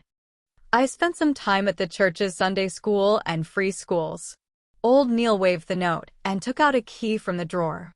He then opened the iron door that led into an inner chamber. "Beyonders do not seem much different from commoners," Klein murmured silently before casting his gaze on the table where the 3 pages of the diary were. "Emperor Roselle is indeed involved in the realm of mystery. His diary is invaluable. To others, they are just pieces of scrap paper. It is unknown when they will be deciphered, but they are a valuable treasure to me. I wonder where the remaining parts of the diary are. I have to think of ways to get more." Klein's mind went through upheavals as he could hardly calm down. This continued until Old Neil came out and closed the iron door. 10 demon hunting bullets, 30 revolver bullets, an oxhide armpit holster, and a 7th unit, Special Operations Department badge. Please count them and give them a try. Remember to sign the logbook. Old Neil placed the items down on the table. The revolver bullets were arranged neatly in a paper box which was divided into 3 layers. The bullets shimmered with a yellow sheen just like the bullets back home, but they appeared narrower. As for the demon hunting bullets, they were kept in a small iron box. The shape was identical to regular revolver bullets, but their surface was silver in color. Upon a more careful examination, there were complicated and dazzling patterns with tiny sacred emblems, a black background dotted with stars, and a half-crimson moon engraved at the bottom. The oxhide holster felt solid, and it came with a belt and buckle. Beside it was a badge half the size of a palm. It had a metallic background with Awa County Police Department and 7th Unit, Special Operations Department, inscribed in silver text. They formed almost 2 sealed circles and surrounded the 2 cross swords and a crown police emblem. "Unfortunately, it's not a Nighthawk's badge," Klein said half wistfully and half probingly. Old Neil smiled and urged Klein to test the armpit holster. After he took off his jacket, Klein took quite a bit of effort to buckle up the holster, which hung close to his left armpit. Not bad. He put on his jacket again. Old Neil sized him up and nodded in satisfaction. It suits you well. My judgment is as accurate as usual. After putting away the other items into his pockets and signing the logbook, Klein had a short, casual conversation with Old Neil before leaving. Halfway, he slapped himself in the forehead. I forgot to learn more about the sequences and potions. It's all the fault of Emperor Rozel's diary. At this point, he was still unaware of what the first sequence of the complete pathway the Church of the Evernight Goddess possessed. All he knew was that it started with Sequence 9. Roseanne had apparently mentioned something. The sleepless? Just as Klein was slowly walking towards the stairs, a person came down. He wore tight trousers, which made movement easy. His white shirt was not tucked in, and he had a clear romantic temperament of a poet. He was none other than the black-haired, green-eyed police inspector who had previously came to search Klein's place. They had met upstairs previously, but they had not exchanged words. Good afternoon, greeted the young poet like Nighthawk with a smile. Good afternoon. I believe I do not need to introduce myself, answered Klein humorously. There's no need. I have a deep impression of you. The young Nighthawk extended his right hand and said, Leonard Mitchell. Sequence 8's Midnight Poet. Sequence 8. He's really a poet. Klein smilingly shook his hand as he returned with a question. You have a deep impression of me? Leonard Mitchell's green eyes were deep as he replied with a very faint smile. You have a special disposition. He feels and sounds so gay. The corners of Klein's mouth moved slightly as he barely said with a smile, I don't think so myself. After encountering an accident like that, you remained alive despite not receiving our protection immediately. That makes you special enough. Leonard pointed ahead. I have to replace Captain. See you tomorrow.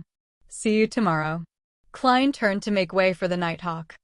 As he walked to the ends of the stairwell, Leonard Mitchell suddenly turned around and stared at the stone-paved ground, which was illuminated by the yellow sunset. He muttered into the air softly, Did you manage to notice anything? Indeed, there's nothing special about him. Chapter 22, Starting Sequence. After he went up the stairs and returned to the reception hall, Klein was about to bid Roseanne farewell when he heard the brown-haired girl mention briskly, Captain says that you can come on Monday. He wants you to settle your household affairs first. All right. Klein never expected the Nighthawk's management to be so humane and accommodating. It made him feel a little grateful. He was planning on waking early the next morning and make use of the opportunity to wander around, to visit Tingen University.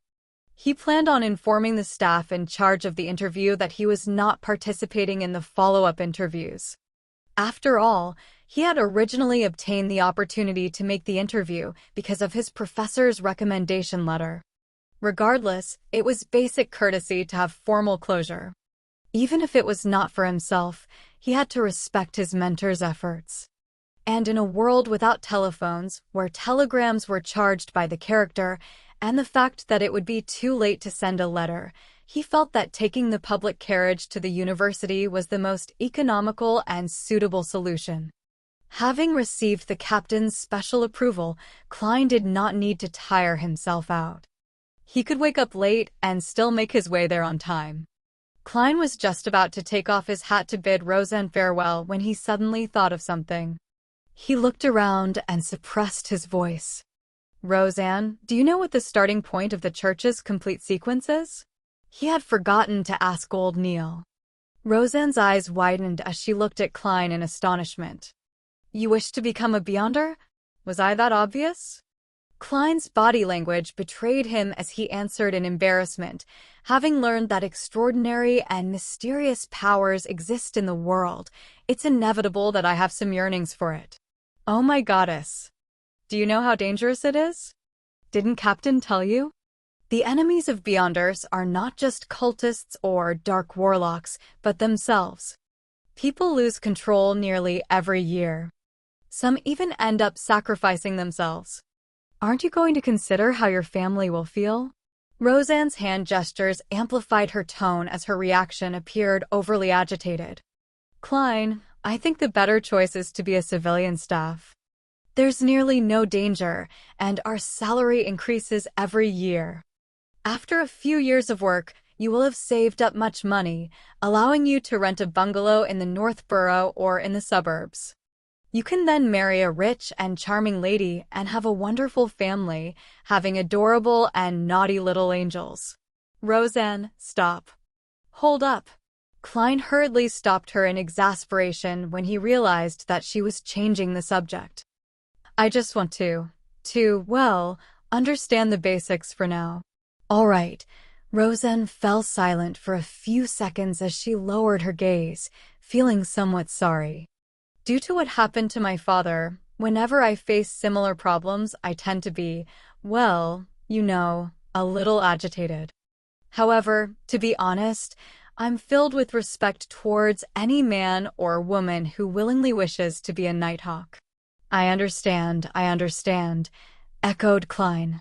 Roseanne blinked her light brown eyes and added, My father once said that one should never think that they can resolve hidden risks or combat danger by simply becoming more powerful or a higher sequencer. In fact, it's the opposite.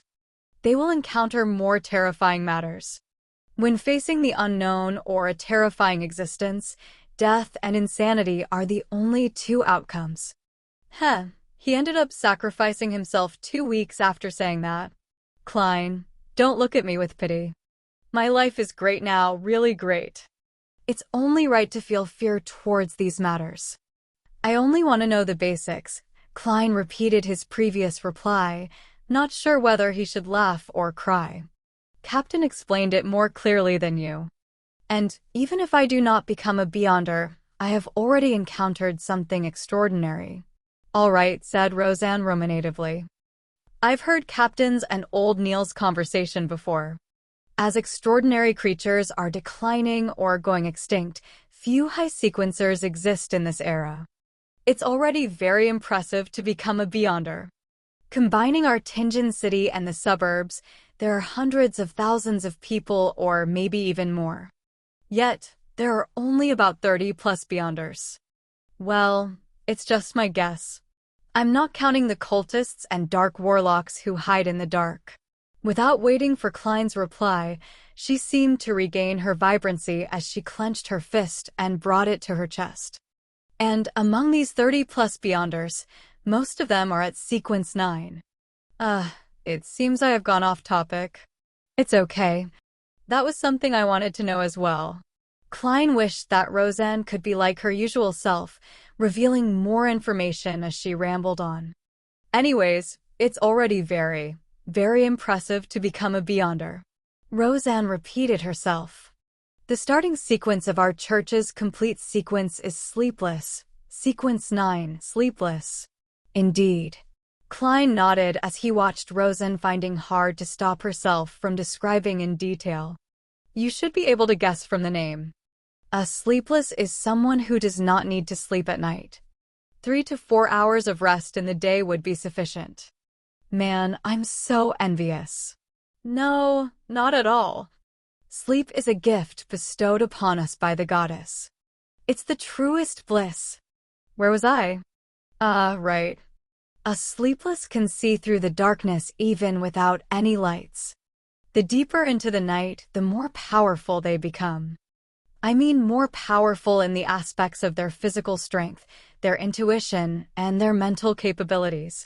However, although they can detect unknown dangers that lurk in the dark, they will still rely on demon-hunting bullets and other items to handle monsters they are unable to deal with via normal means.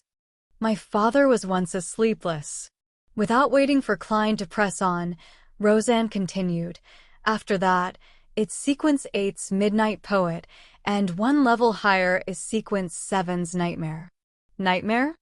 Klein instantly recalled that Dunn Smith had guided his dreams. He asked as a confirmation, "Captain, you know about it?" Roseanne's mouth nearly turned into an O shape.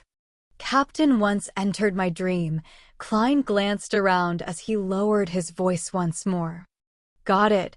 Roseanne was enlightened as she answered with a whisper. She picked up a coffee cup beside her and took a sip before saying wistfully, "There are only 2 Sequence 7 Beyonders in our Tianjin City's church. It's likely that Captain is one of them. Even if he goes to a large diocese like Backlund, he is still an impressive figure.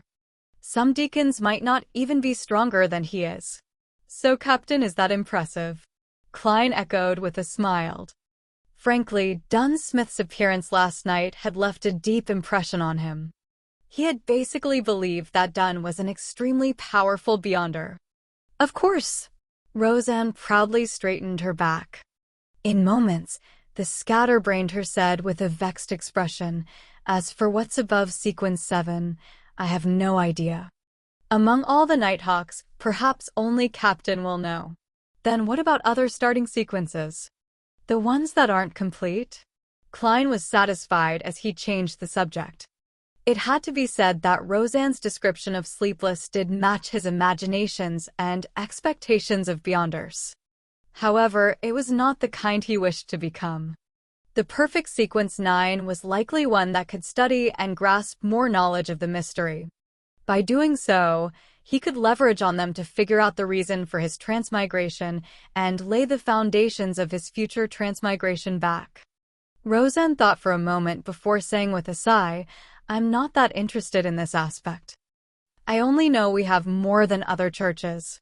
After all, the goddess is the mother of the secrets. Well, there should be 2 or 3. Some of our teammates are cold and distant, making me fear them. They also have a strange smell to them. Some members. Well, I mean, you should talk to old Neil. He knows a lot as well as quite a number of interesting magical rituals. Let me think. He once mentioned his Sequence 9 title, which is also the name of the potion formula. Yes, it's called Mystery Prior. Quite a number of interesting magical rituals. Mystery Prior sounds very close to what I want." Klein was slightly delighted.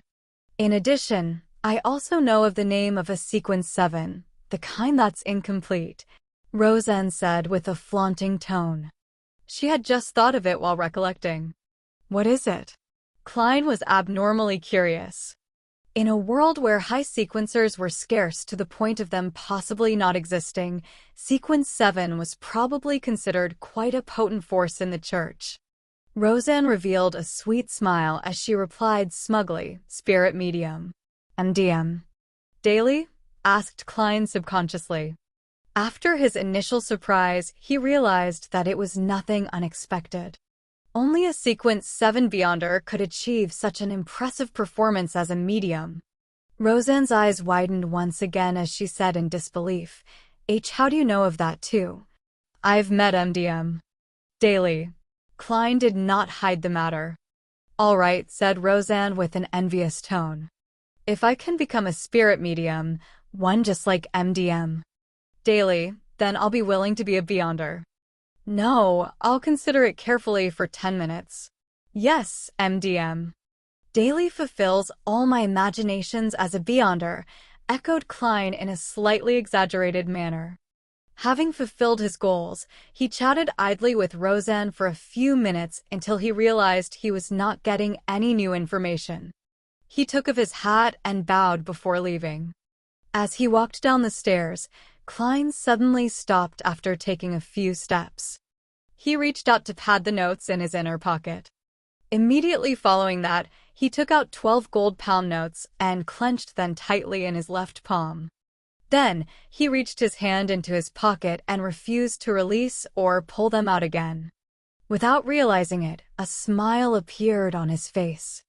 According to the customs of the Foodaholic Empire, China, a treat had to be given after earning money. It's time to give Melissa a treat tonight. Chapter 23. Sidearm. As Klein walked down Zutland and while taking in the warm, humid breeze, he suddenly realized something. He only had 3 pence of change. If he returned to Iron Cross Street by a public carriage, it would cost him 4 pence. If he were to hand over a 1 gold-pound note, it would be akin to using a $100 bowl to buy a bottle of cheap mineral water back on Earth. There was nothing wrong with that, but it was just quite awkward to do so. Should I use 3 pence to travel 3 kilometers and walk the rest of the journey? Klein reached into his pocket with one hand as he slowed down his pace, considering other solutions. That won't do. Soon, he rejected the idea. It would take him a while to walk the remaining journey. Considering how he was carrying 12 pounds, a massive fortune, it was not safe. Furthermore, he had deliberately not brought the revolver with him, afraid that the Nighthawks would confiscate it. If he were to encounter the danger that instigated Welch's death, there was no way he could fight back. Get some change from a nearby bank? No way. There's a 0.5% processing fee. That's way too extravagant. Klein shook his head silently. Just the thought of the fees involved pained his heart. Having ruled out one solution after another, Klein's eyes suddenly lit up when he saw a clothing shop in front of him. That's right. Wouldn't the normal course of action be to buy something appropriately priced to get some change? A formal suit, shirt, vest, trousers, leather boots, and a cane were all within budget. They had to be bought sooner or later. Oh, it's very troublesome when fitting clothes. Besides, Benson knows more about this than me, and he's better at bargaining. I should consider it only after he's back. Then should I buy a cane? That's right. As the saying goes, a cane is a gentleman's best choice of defense. It is half as good as a crowbar. A gun in one hand and a cane in the other is the combat style of a civilized person. After debating internally, Klein made up his mind. He turned around and entered the clothing shop, Wilker Clothing and Hats. The clothing store's layout resembled the clothing stores on Earth. The left wall was filled with rows of formal attires. The middle rows were decked with things like shirts, trousers, vests, and bow ties. On the right were leather shoes and boots placed inside glass cabinets. Sir, may I help you? A male salesperson dressed in a white shirt and red vest came over and asked politely. In Lone Kingdom, rich and powerful gentlemen of high standing enjoyed wearing black suits, comprising of white shirts matched with black vests and trousers. Their colors were relatively monotonous, so they required their male servants, salespeople, and service attendants to dress more brightly and colorfully in order to distinguish themselves from their masters. In contrast, ladies and mistresses wore dresses of all kinds in glamorous fashions.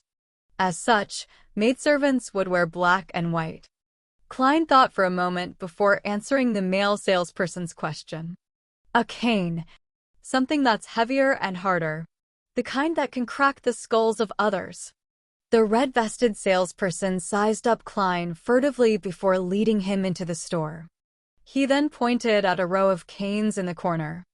That cane inlaid with gold is made of Ironheart wood. It's both very heavy and hard, and costs 11 solely 7 pence. Do you want to give it a try? 11 solely 7 pence? Why don't you go rob a bank? Big deal with the gold inlay. Klein was shocked by the price. With an unperturbed expression, he nodded gently.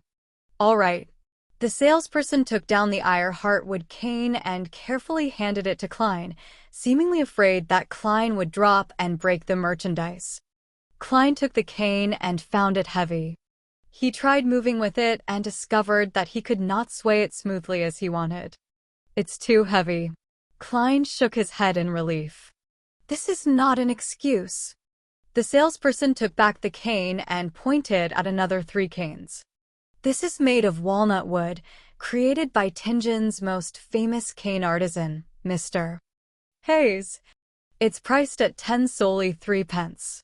This is made of ebony wood and inlaid with silver. It's in hard as iron, costing 7 solely 6 pence. This is made from the core of a white bolly tree and also inlaid with silver, costing 7 solely 10 pence. Klein tried each one of them and found them of appropriate weight.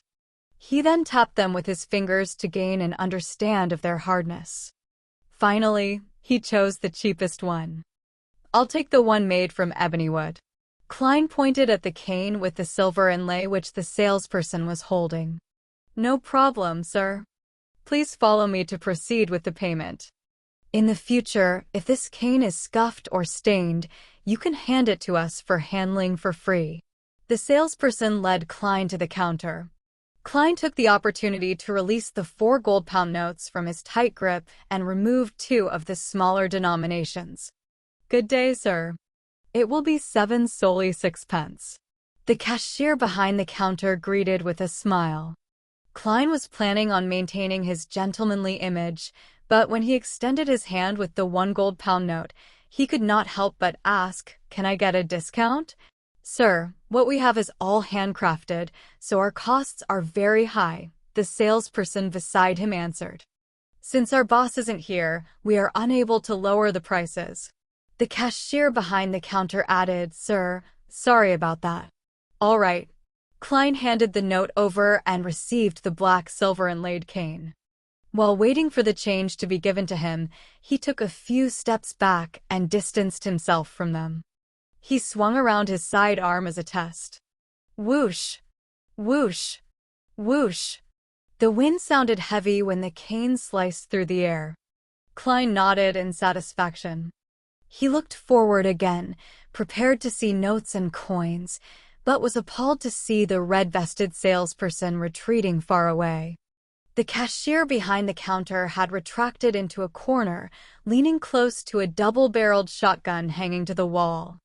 The Lone Kingdom had a semi-regulated policy on firearms. To possess a firearm, one needed to apply for an all-purpose weapon usage certificate or a hunter's license. Regardless of which type, one could still not be in possession of restricted military firearms such as repeaters, steam-pressured guns, or 6-barrel machine guns. An all-purpose weapon usage certificate could be used to purchase or store any kind of civilian firearm, but earning the certificate was extremely troublesome. Even merchants of substantial standing might not be approved. A hunter's license was relatively easy. Even farmers in the suburbs could receive approval. However, the license was limited to hunting guns with restricted numbers. People with sizable assets would tend to apply for one to use it for self-defense in emergency situations, such as now. Klein looked at the 2 wary salespeople as the corners of his mouth twitched. He chuckled dryly. "Not bad. This cane is perfect for swinging." "I'm very pleased." Realizing that he had no intention to assault them, the cashier behind the counter relaxed. He handed over the notes and coins he had taken out over with both hands. Klein took a look at what he received and saw 2 5-solely notes, 2 1-solely notes, a 5-pence coin, and a 1-penny coin. He could not help but nod inwardly. After a 2-second pause, he ignored the way the salespeople looked at him and unfurled the 4 notes towards the light to ensure that the anti-counterfeit watermarks were present. Klein put away the notes and coins when he was done. With the cane in hand, he tipped his hat and walked out of Wilker Clothing and Hats. He extravagantly spent 6 pence by taking a short-distance trackless carriage before transferring once before reaching home safe and sound. After closing the door, he counted the 11 pounds and 12 solely notes thrice before placing them into the desk drawer. He then found the bronze revolver with the wooden grip. Clink! Clang! 5 brass bullets fell onto the table when Klein inserted the silver demon hunting bullets, which had complicated patterns, and the dark sacred emblem into the revolver's cylinder. Like before, he only inserted 5 rounds and left an empty spot to prevent any misfires. The remaining rounds were placed together with the 5 ordinary bullets in a small iron case. Pah! He snapped the cylinder in place, giving him a sense of security. He excitedly lodged the revolver into the holster at his armpit and buckled it securely. Then, he repeatedly practiced unbuckling and drawing the gun. He rested whenever his arms ached, and this continued until sunset when he heard the sounds of tenants walking along the corridor outside. Phew. Klein let out a foul breath before putting his revolver back into his armpit holster. Only then did he take off his formal suit and vest. He wore back his usual brownish-yellow coat and swung his arms to relax them. Tap, tap, tap. He heard the sound of nearing footsteps before the twisting sound of an inserted key. Melissa with her soft, black hair entered. Her nose twitched a little as she swept her gaze towards the unlit stove. The luster in her eyes dimmed slightly. Klein, I'll heat up the leftovers from last night. Benson will likely be home tomorrow. Melissa turned to look at her brother. Klein had his hands in his pocket as he leaned against the edge of the desk. He smiled and said, "No, let's eat out." "Eat out?" Melissa questioned in surprise. "How does Silver Crown Restaurant at Daffodil Street sound?" "I heard they serve delicious food," suggested Klein. But Melissa was still confused. Klein grinned and said, "To celebrate my new job." "You found a job?" Melissa's voice rose unknowingly. But isn't the Tingen University interview tomorrow?" "Another job." Klein gave a faint smile before fishing the stacked notes from the drawer. "They even gave me an advance of 4 weeks' pay." Melissa looked at the gold pounds and solely as she widened her eyes. "Goddess. What job did you get?" "This." Klein's expression froze as he deliberated on his words. "A security company whose mission is to seek, collect, and protect ancient relics. They were in need of a professional consultant. It's a 5-year contract, earning me £3 a week." "Were you vexing over this last night?" asked Melissa after a moment of silence. Klein nodded. "Yes, although being an academic at Tingen University is respectable, I prefer this job." "Well, it isn't bad either." Melissa gave an encouraging smile. She asked half suspiciously and half curiously, "Why would they give you an advance payment of 4 full weeks?" "It's because we need to move. We need a place with more rooms and a bathroom that belongs to us," said Klein while grinning and shrugging. He felt that his smile was impeccable, just short of the word surprised. Melissa was stunned momentarily before she suddenly spoke out in a fluster. "Klein, we are living quite well now. My occasional grumblings of not having a personal bathroom is just a habit. Do you remember Jenny? She lived next door to us, but ever since her father was injured and lost his job, they had no choice but to move to Lower Street. The family of 5 ended up staying in one room, with 3 of them sleeping in a bunk bed and 2 of them sleeping on the ground.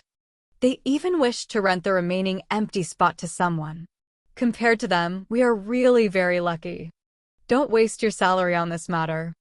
Besides, I love Mrs. Smyron's bakery." "Sis, why is your reaction completely different from how it played out in my head?" Klein's expression went blank when he heard his sister. Chapter 24, Penny Pincher. The sky outside was gradually dyed golden as Klein looked into Melissa's eyes.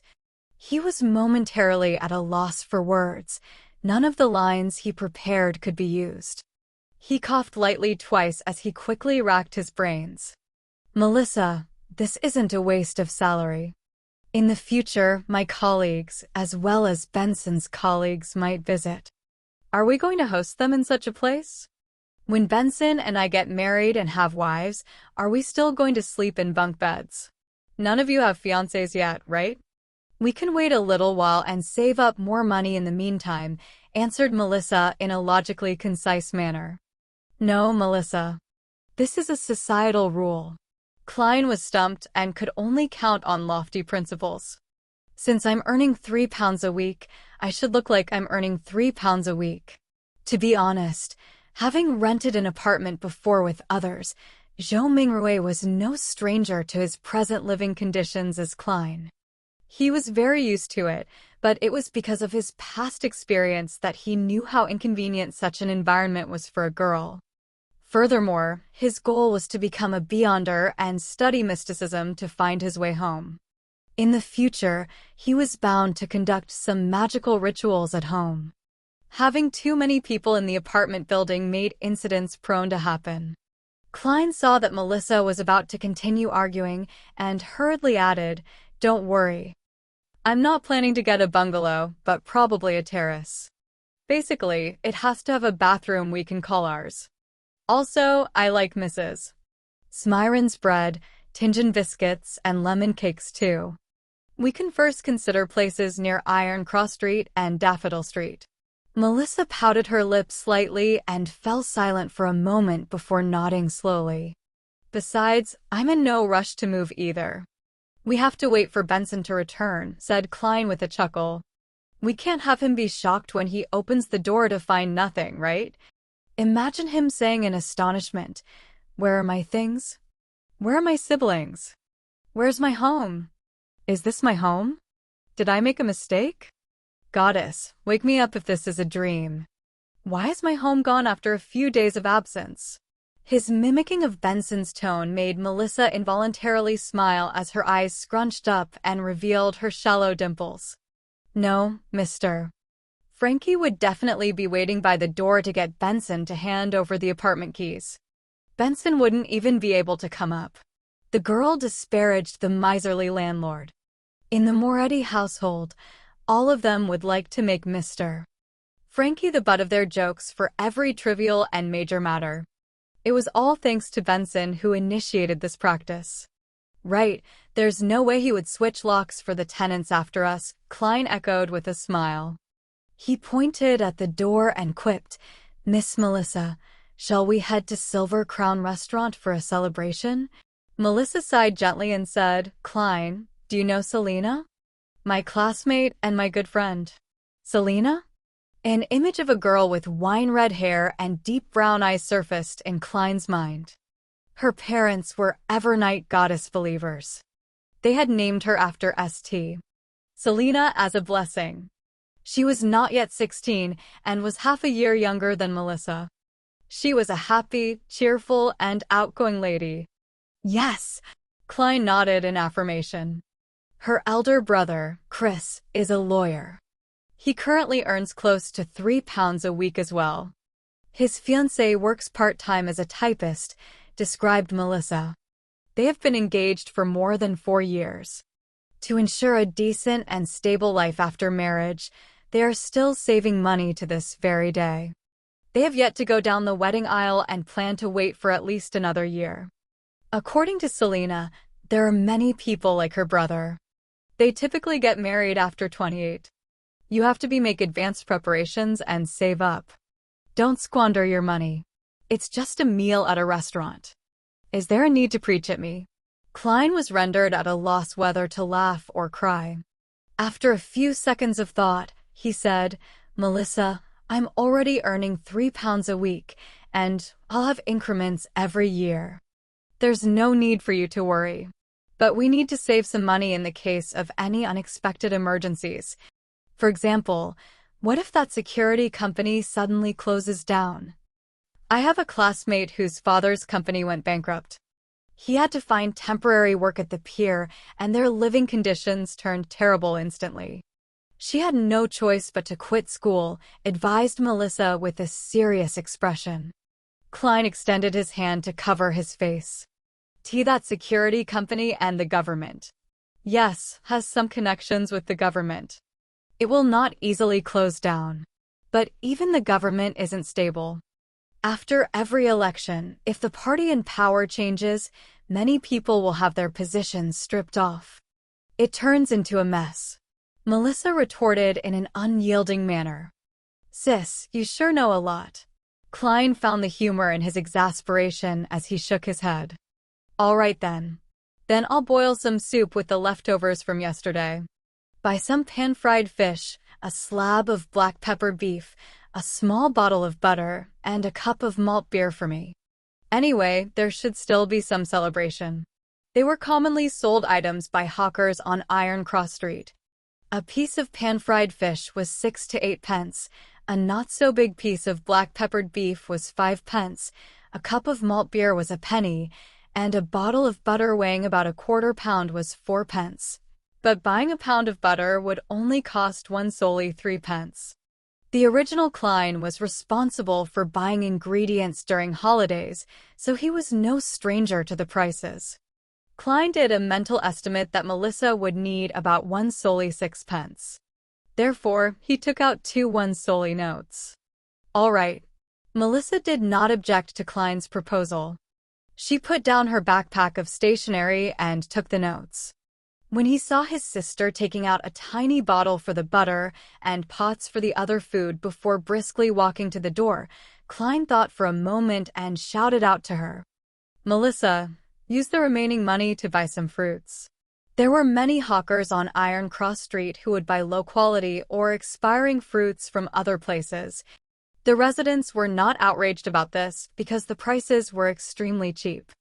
They could taste the magnificent flavors after removing the rotten parts, so it was a cheap enjoyment.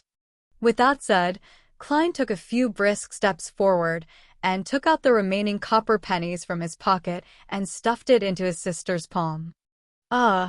Melissa's brown eyes looked at her brother in puzzlement. Klein took 2 steps back and smiled. "Remember to go to Mrs. Smyron's. Reward yourself with a tiny lemon cake." Melissa's mouth widened as she blinked. Finally, she said a single word, "Okay." She quickly turned around, opened the door, and ran toward the stairwell. A river tore through the land, with cedar and maple trees lining the banks, the air so fresh it was intoxicating. Klein, who was here to put closure to his interview, had his revolver with him. He held his cane and paid 6 pence for the public carriage. He walked down a cemented path and approached a 3-story stone building which was shaded by greenery. It was Tianjin University's administrative block. It's truly worthy of being one of the 2 major universities of the Lone Kingdom. With this being his first time here, Klein sighed as he walked. Compared to Tianjin University, Koei University right across the river could only be described as shabby. Hee-ho! Hee-ho! Voices approached slowly as 2 rowing boats made their way upstream across the Koei River. Oars were being rowed in an orderly and rhythmic manner. This was a rowing sport that was popular among all the universities in Lone Kingdom. With Klein requiring a scholarship to finance his university studies, he, Welch, and the others had joined Koei University's rowing club and were pretty good at it. "This is youth." Klein stopped and looked into the distance before sighing wistfully. Such sights would no longer be seen in another week since school would break for summer. As he proceeded down a road sheltered by trees, Klein stopped by a 3-story stone building. He entered after successfully registering himself and easily found his way to the office of the person who had tended to him the other time. Knock, knock, knock. He knocked lightly on the half-closed door. "Come in." A man's voice sounded from inside. A middle-aged instructor dressed in a white shirt and black tuxedo frowned when he saw Klein enter. "There's another hour until the interview. Mr. Stone, do you still remember me? I'm a student of Senior Associate Professor Cohen, Klein Moretti. You have read my recommendation letter before." Klein smiled as he took off his hat. Harvin Stone stroked his black beard and asked, puzzled, "Is there something wrong?" "I'm not in charge of interviews. Here's the situation. I've already found a job, so I won't be participating in the interview today." Klein gave his reason for coming. "I see." When Harvin Stone learned of the reason, he stood up and reached out his right hand. "Congratulations. You are really a polite lad. I will inform the professor and senior associate professors." Klein shook Harvin's hand and planned on making a little small talk before bidding him farewell when he heard a familiar voice behind him. "Moretti, you found another job?" Klein turned around and saw an elder with a head of silver hair that left a deep impression on his silhouette. His deep, blue eyes sunk deep into his face and he had few wrinkles. The man looked sharp in his black tuxedo. "Good afternoon, mentor." "Mr. Isaac, he hurriedly greeted. Why are the two of you here? The elder was none other than Senior Associate Professor of Koei University's History Department, who was also his mentor, Mr. Quentin Cohen. Beside Cohen was a middle-aged man with bronze-colored skin of average build. He did not have any facial hair and held a newspaper in his hand. His hair was black and his pupils brown. His facial features were soft as his eyes revealed an indescribable sense of weariness, like it had seen the vicissitudes of life. Beneath his right ear was a black mole which could only be seen if looked at carefully. Koei University recognized him since he was Koei University's History Department lecturer, Mr. Isaac, who often helped the original Klein. He enjoyed debating with his mentor, Senior Associate Professor Cohen. They often had a clash of opinion, but even so, they were best friends. Otherwise, they would not have enjoyed meeting up for a chat. Cohen nodded and said with a relaxed tone, Isaac and I are here to participate in an academic conference.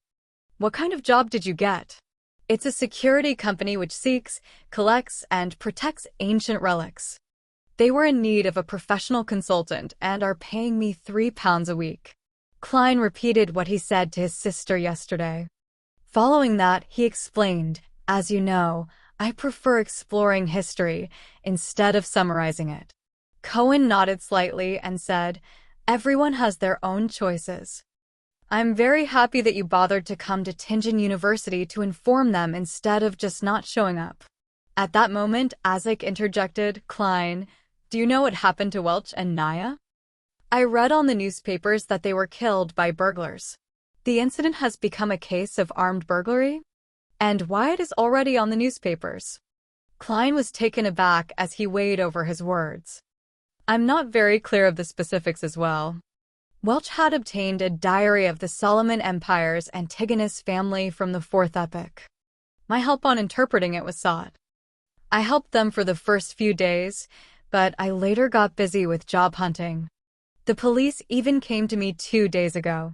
He deliberately divulged the matter regarding the Solomon Empire and the Antigonus family in hopes of getting any information from the two history teachers. The Fourth Epoch, Cohen muttered with a frown. The bronze-skinned and weary eyes of Isaac went blank first before he inhaled. He rubbed his temple with his newspaper-wielding left hand and said, Antigonus. Rings a bell. But why can't I remember? Chapter 25, Cathedral. While Isaac muttered to himself, he subconsciously shot a glance at Quentin Cohen, seemingly hoping for hints to jolt his memories. Cohen, with his deep-set blue eyes, shook his head without any hesitation. I do not have any impression of it. All right then. Perhaps it just shares a root word. Isaac lowered his left hand and gave a self-deprecating laugh. Klein was rather disappointed with the outcome, and he could not help but add on. Mentor, Mr. Isaac, as the both of you know, I'm very interested in exploring and restoring the history of the Fourth Epoch. If you ever recall anything or obtain relevant information, could you please write to me? No problem. As a result of Klein's actions today, the silver-haired senior associate professor was rather pleased with him. Isaac also nodded and said, Is your address still the same as before? For now, but I'll be moving soon. I'll write a letter to inform you when the time comes, replied Klein in a respectful manner. Cohen shook his black cane and said, It's indeed about time you moved to a place with a better environment. At that moment, Klein caught a glance at the newspaper in Isaac's hand. He deliberated on his words before saying, Mentor, Mr. Isaac, what did the newspapers say regarding Welch and Naya? I only learned a little from the police who were in charge of the investigations. Isaac was just about to answer when Cohen suddenly pulled out the pocket watch that was linked to his black tuxedo by a golden chain. Click! He opened the pocket watch and tapped his cane. The meeting is about to begin. Isaac, we can't be delayed any further. Give the newspaper to Moretti. All right. Isaac handed over the newspaper he had read to Klein. We will be going upstairs. Remember to write a letter. Our address has yet to change. It's still the Koei University History Department office. Haha. He laughed as he turned around and left the room with Cohen. Klein took off his hat and bowed. After watching the two gentlemen leave, he bade farewell to owner of the office, Harvin Stone. He proceeded across the corridor and slowly exited the gray three-story building. With his back against the sun, he lifted up his cane and unfolded the newspaper and saw the title, Tianjin Morning Post. Tianjin sure has all sorts of newspapers and magazines.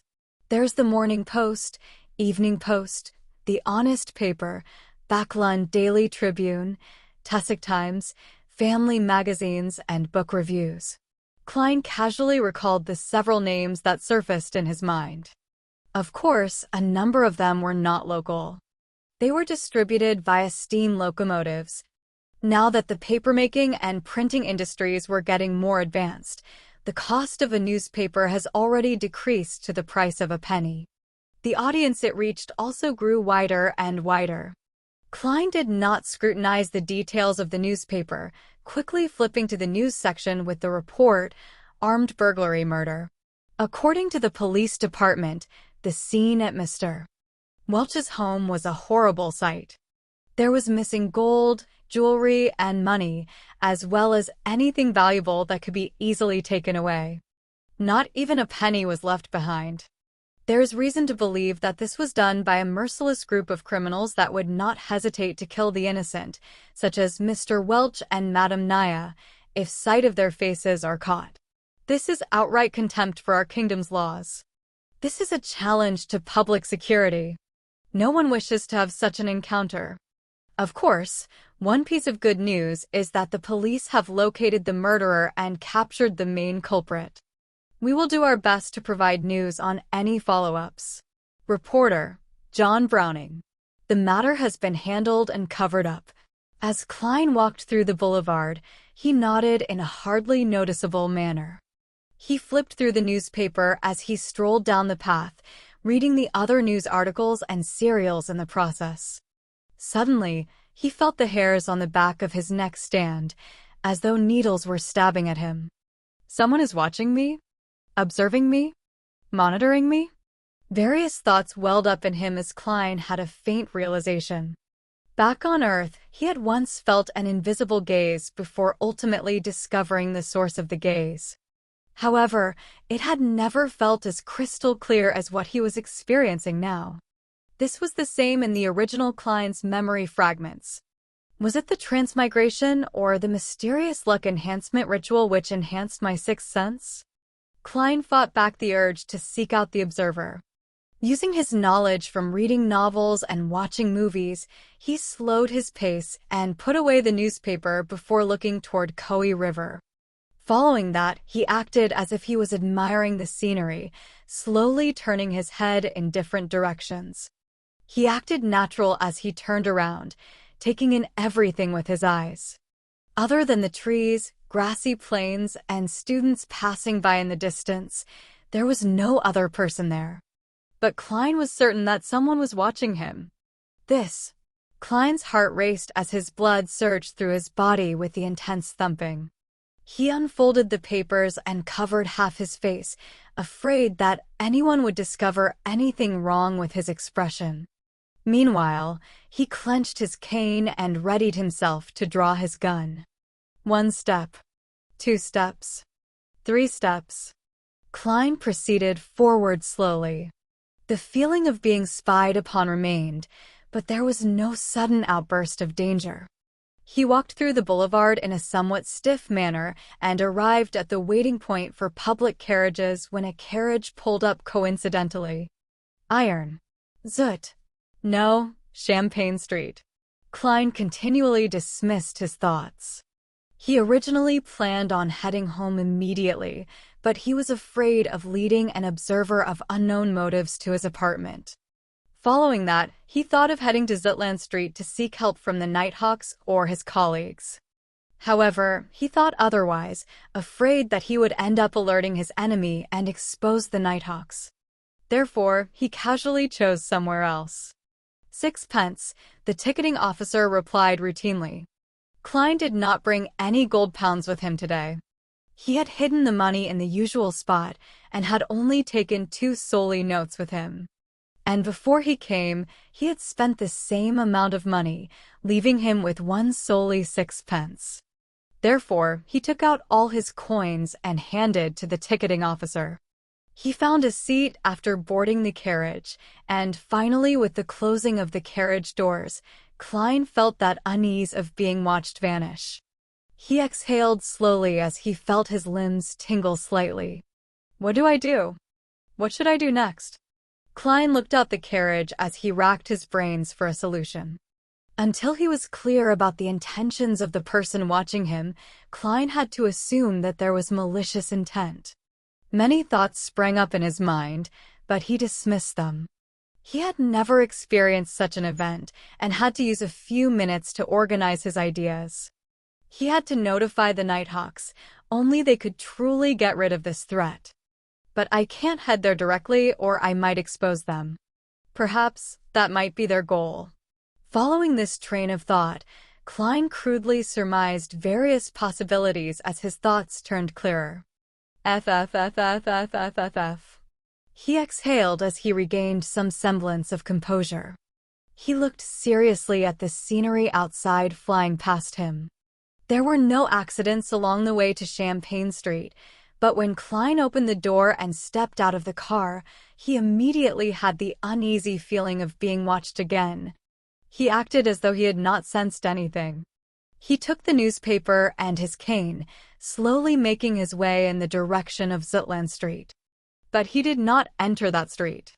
Instead, he took another route to the red moonlight street behind. There was a beautiful white plaza there, as well as a large cathedral with a pointy roof. St. Selena Cathedral, the Tingen headquarters of the Church of the Evernight Goddess. As a believer, there was nothing odd about him participating in Mass or pray on his day off. The cathedral exhibited a design similar to Earth's Gothic style. It also had a tall, black, and imposing clock tower situated between blue and red checkered windows. Klein stepped into the cathedral and followed an aisle into the prayer hall. Along the way, the stained windows were comprised of red and blue glass patterns that allowed colored light to shine into the hall. The blue was closer to black, the red the same color as the crimson moon. It made the surroundings seem unusually dark and mysterious. The feeling of being watched vanished. Klein acted unfazed as he walked toward the open prayer hall. There were no high windows here. The deep darkness was emphasized, but behind the arc-shaped holy altar, on the wall directly opposite the door, were about 20 circular fist-sized holes that allowed the radiant sunlight to enter the hall. It was akin to pedestrians seeing the starry sky when suddenly looking up into the dark night to see the shimmering stars in all their nobility, purity, and holiness. Even though Klein had always believed that gods could be analyzed and understood, he could not help but lower his head here. The bishop was preaching in a gentle tone as Klein silently made his way down the aisle that split the pews into 2 columns. He searched for an empty area close to the passageway before slowly taking a seat. Leaning his cane onto the back of the pew in front of him, Klein took off his hat and placed it onto his lap together with the newspaper. Then he clasped his hands together and lowered his head. The entire process was done slowly and routinely as though he was really there to pray. Klein closed his eyes as he silently listened to the bishop's voice in the darkness. Lacking clothes and food, they have no covering in the cold. They are drenched by rains and huddle around the rocks for lack of shelter. They are orphans snatched from the breast, hope lost on them. They are the poor that have been forced off the proper path. The Evernight did not forsake them, but bestowed them with love. Sup, 1/sup. Echoes amplified as they entered his ear. Klein saw a swath of darkness in front of him as he felt his spirit and mind cleansed. He calmly took it in until the bishop finished his preachings and ended Mass. After which, the bishop opened a confessional door beside him. Men and women began lining up. Klein opened his eyes and donned his hat once more. With his cane and newspaper, he stood up and found his place in line. It was his turn after more than 20 minutes. He stepped in and closed the door behind him. There was darkness in front of him. "My child, what do you wish to say?" The bishop's voice sounded from behind the wooden damper screen. Klein took out the 7th Unit, Special Operations Department, badge from his pocket and handed it over to the bishop through an opening. "Someone is tailing me. I wish to find Dunsmith." As though he had been infected by the silent darkness, his tone turned softer as well. The bishop took the badge and, after a few seconds of silence, he said, "Turn right from the confession booth and walk to the end. There will be a secret door to the side. Someone will lead the way after you enter." As he spoke, he pulled a rope inside the room, causing a particular priest to hear a chime. Klein retrieved his badge and took off his hat and pressed it to his chest. He gave a slight bow before turning around and exiting. After confirming that the feeling of being watched was gone, he wore his half-top hat. Without any excessive emotions, he held his cane and turned right, until he arrived by an arched altar. He found the secret door in the wall facing his side. He silently opened it before sneaking in quickly. The secret door closed silently as a middle-aged, black-robed priest appeared under the illumination of gas lamps. "What is it?" the priest asked tersely. Klein showed his badge and repeated what he said to the bishop. The middle-aged priest did not ask further questions. He turned around and proceeded forward in silence. Klein nodded and took off his hat. With his black cane, he followed silently in tow. Roseanne had once mentioned that heading left from the crossroads towards Cheney's Gate would reach St. Selena Cathedral. Chapter 26. Practice. Tap, tap, tap. The sound of footsteps echoed through the dark, narrow corridor, which was otherwise silent. Klein kept his back straight as he kept up with the priest's pace. He did not pose questions or chat idly with him, remaining silent like a windless body of water. After passing through the heavily guarded passageway, the priest opened a secret door with a key and pointed down a stairwell made of stone. "Turn left at the intersection to reach Cheney's Gate. May Goddess bless you." Klein gestured the sign of the crimson moon on his chest. Commoners practiced etiquette while the religious partook in ritual blessings. "Praise the Lady." The priest returned with the same gesture. Klein did not speak further as he walked down the dark stone stairwell with the aid of the refined inlaid gas lamps on both sides of the wall. Midway, he subconsciously turned back and saw the priest standing at the entrance. He was in the shadows and appeared like an immobile wax statue. Klein looked away and continued to proceed down. It did not take long before he hit ground laid with ice-cold stone slabs. This led him to the intersection. He did not turn towards Cheney's Gate because Dunsmith, who had recently finished his shift, was definitely not there. He turned right and saw the familiar path. Klein went back up another flight of stairs and appeared inside Blackthorn Security Company. Seeing doors that were tightly shut or half-closed, he did not rush into them. Instead, he went to the reception and saw a brown-haired girl focused on a magazine with a sweet smile. "Hi, Roseanne." Klein came to her side and deliberately rapped the table. "Knock." Roseanne stood up suddenly and knocked over a chair and said in a fluster, "Hi, nice weather today." "Why you, Klein? Why are you here?" She patted her chest and heaved a few sighs of relief. She was like a young lady afraid that her father had caught her skiving. "I need to find Captain," answered Klein simply. "You gave me a fright. I thought Captain came out." Roseanne glared at Klein. "Don't you know how to knock?" "Humph, you should be thankful that I'm a tolerant and kind woman." "Well, I do prefer the term lady. Is there a reason why you are looking for Captain?" "He's in the room opposite Mrs. Oriana." Even though he felt uptight, Klein was so amused by Roseanne he smiled.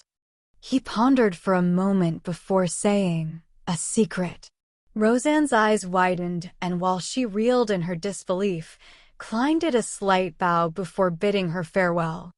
He went through the reception's partition and knocked on the door of the first office on the right. "Come in." Dunsmith's deep and gentle voice sounded. Klein pushed the door and opened before closing the door behind him. He took off his hat and bowed. "Good morning, Captain." "Good morning. How can I help you?" Dunn's black windbreaker and hat were hanging on a clothes stand to his side. He was dressed in a white shirt and black vest. Even though his hairline was rather high, his gray eyes were deep, and he appeared much fresher. "Someone is following me," Klein honestly answered without any embellishments. Dunn leaned back and clasped his hands together. His deep gray eyes silently looked at Klein's eyes. He did not follow up on the topic of being followed and instead asked, "You came from the cathedral?" "Yes," Klein answered. Dunn nodded gently. He did not comment on its merits or demerits as he switched the subject back. "It might be that Welch's father doesn't believe the cause of death that we reported and had hired a private investigator from Wind City to investigate the matter." Midshire's Constant City was also known as Wind City. It was a region with extremely advanced coal and steel industries. It was one of the top 3 cities of Lone Kingdom. Before waiting for Klein to give his opinion, Dunn continued, "It might also be a result of that notebook." We happen to be investigating where Welch received the Antigonus family's notebook. Of course, we can't eliminate other people or organizations that might be seeking out this notebook. What should I do?" Klein asked in a serious voice. Without a question, he hoped that it was the first reason. Dunn did not immediately answer him. He raised his coffee mug and took a mouthful, his eyes not showing the sliver of a ripple. "Return the way you came, then do anything you wish." "Anything?" Klein returned with a question. "Anything." Dunn nodded with certainty. "Of course, do not scare them off or violate the law." "All right." Klein took a deep breath and bade him farewell. He left the room and went back underground. He turned left at the intersection, and bathed in the light from the gas lamps on the 2 walls, he arrived silently to the empty, dark, and cold passageway. The sound of his footsteps echoed, making him sound more alone and terrified. Soon, Klein arrived at the stairwell. He went forward and saw a shadow standing there, the middle-aged priest. The two did not say a word when they met. The priest turned around in silence and made way. He proceeded silently before returning to the prayer hall. The circular holes behind the arched altar were still as pure and bright, while the darkness and silence of the building's interior remained. There were still men and women lining outside the confessional, but much fewer than before. After waiting for a moment, Klein slowly left the prayer hall with his cane and newspaper as though nothing had ever happened, successfully leaving St. Selena Cathedral. The moment he walked out, he saw the burning sun. He immediately regained the familiar feeling of being observed. He felt like he was prey being eyed by a hawk. Suddenly, a question surfaced in his mind. Why didn't the observer follow me into the cathedral? Although I could have still used the dark environment and the priest to conceal my temporary disappearance, would it be hard for him to continue monitoring me by pretending to pray? If he had not done something wrong, there would be no problem walking in with an open and above-board manner, right? Unless the person has some dark history, making him afraid of the church or fear the bishop, knowing that he might have the powers of a beyonder. In that case, the likelihood of it being a private investigator is very slim. Klein exhaled and no longer acted as nervous as he was previously. He took a casual stroll before going around and to the back of Zutland Street. He stopped at an ancient-styled building with mottled walls. The address on the door was 3. Its name was the Zutland Shooting Club. Part of the police department's underground shooting range was open to the public as a way to earn some additional funds. Klein went in and the feeling of being watched vanished instantly. He took this opportunity to hand over his Special Operations Department badge to the attendant. After a short verification, he was led underground to a small, confined shooting range. 10-meter target. Klein informed the attendant simply. Next, he retrieved the revolver from his armpit holster and the box of brass bullets from his pocket. The feeling of being suddenly targeted made his desire to protect himself win over his procrastination. Therefore, he could not wait to come over to practice his shooting. After the attendant left, he flicked open the cylinder and removed the silver demon-hunting bullets. Following that, he filled the cylinder with normal brass bullets. This time, neither did he leave an empty spot to prevent misfiring, nor did he take off his formal attire and have top hat. He planned on practicing in his usual getup. After all, it was impossible for him to shout, "Wait a minute, let me change into something more comfortable," after encountering an enemy or danger. Click! Klein closed the cylinder and rolled it with his thumb. Suddenly, he held the gun in both hands, raised it up straight, and aimed at the target more than 10 meters away. However, he was in no hurry to shoot. Instead, he recalled his experience at military training, SUP 1/SUP, how to form a line with the iron sights, and knowledge about a gun's recoil. Rustle. Rustle. While his clothes rustled, Klein repeated his aiming and his holding stance. He was as serious as a student taking a high school exam. After repeating it several times, he retreated to the wall and sat down on a long, soft bench. He placed the revolver to the side, began massaging his arms, and rested for quite a while. He spent a few minutes recalling his practice before he picked up the revolver with the wooden handle and bronze cylinder. He got into standard firing position and pulled the trigger. Bang! His arm trembled as his body moved back from the recoil. The bullet missed the target. Bang! Bang! Bang! Drawing from the experience he gained, he shot again and again until all 6 rounds were finished. "I'm starting to hit the target." Klein stepped back and sat down again as he exhaled. Click! He swung the cylinder out and allowed the 6 shells to fall to the ground. Then, without a change in expression, he inserted the remaining brass rounds in. After relaxing his arm, Klein stood up again and returned to his shooting position. Bang! Bang! Bang! Ringing shots echoed as the target shook. Klein practiced and rested repeatedly. He expended all 30 normal rounds and the remaining 5 from before. He gradually hit the target and started aiming for the bull's eye. He swung his sore shoulders and threw out the final 5 shells. He lowered his head and inserted the demon-hunting bullets with the complicated patterns back into gun, leaving an empty spot to prevent misfiring. After putting the revolver back into his armpit holster, Klein patted the dust from his body and walked out the shooting range to return to the streets. The feeling of being observed arose once again. Klein felt calmer than he previously felt as he slowly walked to Champagne Street. He spent 4 pence on a trucked carriage to return to Iron Cross Street before returning to his own apartment. The feeling of being spied upon vanished without a trace. Klein took out his keys and opened the door to see a short-haired man nearing his 30s and wearing a linen shirt seated at a desk. His heart tensed up before relaxing immediately. Klein greeted with a smile. "Good morning, no, good afternoon, Benson." This man was none other than Klein's and Melissa's elder brother, Benson Moretti. He was only 25 this year, but his receding hairline and decrepit appearance made him look nearly 30. He had black hair and brown eyes, resembling Klein somewhat, but he lacked the faint scholarly air which Klein had. "Good afternoon, Klein. How was the interview?" Benson stood up as he grinned. His black coat and top hat were hanging on a protrusion of their bunk bed. "Horrible," Klein replied in a deadpan manner.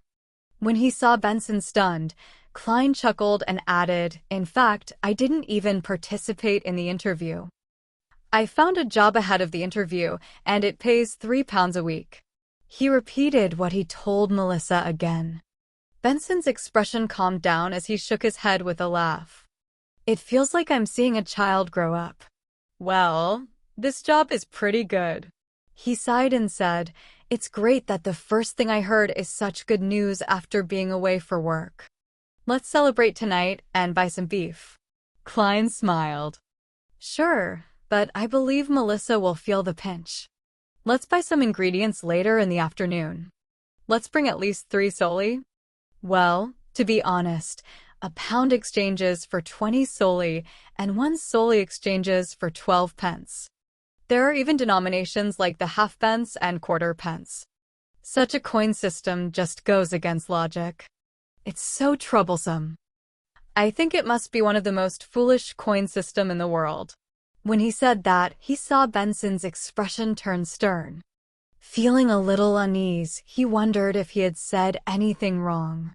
Could it be that in the lost memory fragments of the original Klein, Benson was an outright, extreme nationalist who showed no tolerance for any negativity? Benson took a few steps and refuted him with a stern expression. "No, it is not one of, but the most foolish coin system. Not one of."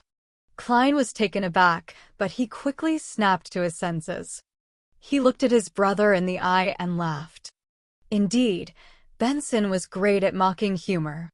Benson lifted the corners of his lips and said in all seriousness, "You should understand that to institute a reasonable and simple coin system, one needs to know how to count and grasp the decimal system.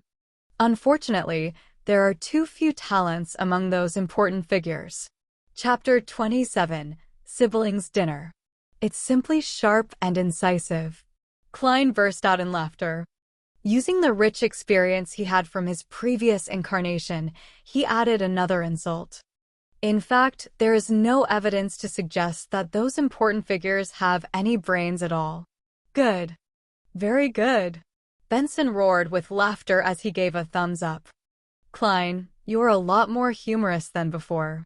After taking a breath, he continued, "I have to go to the pier in the afternoon. I'm only off work tomorrow. After that I'll have time to go to Tingen City Housing Improvement Company with the both of you. Let's see if they have cheap and good terrace houses for rent. Also, I need to pay Mr. Frankie a visit." "Our landlord?" the perplexed Klein asked. "Does our current landlord have some terrace houses from pretty good districts under his name?" Benson shot his brother a glance and said, amused, "Have you forgotten the 1-year rental contract we have with him? It has only been 6 months. Hiss. Klein immediately drew a gasp of cold air.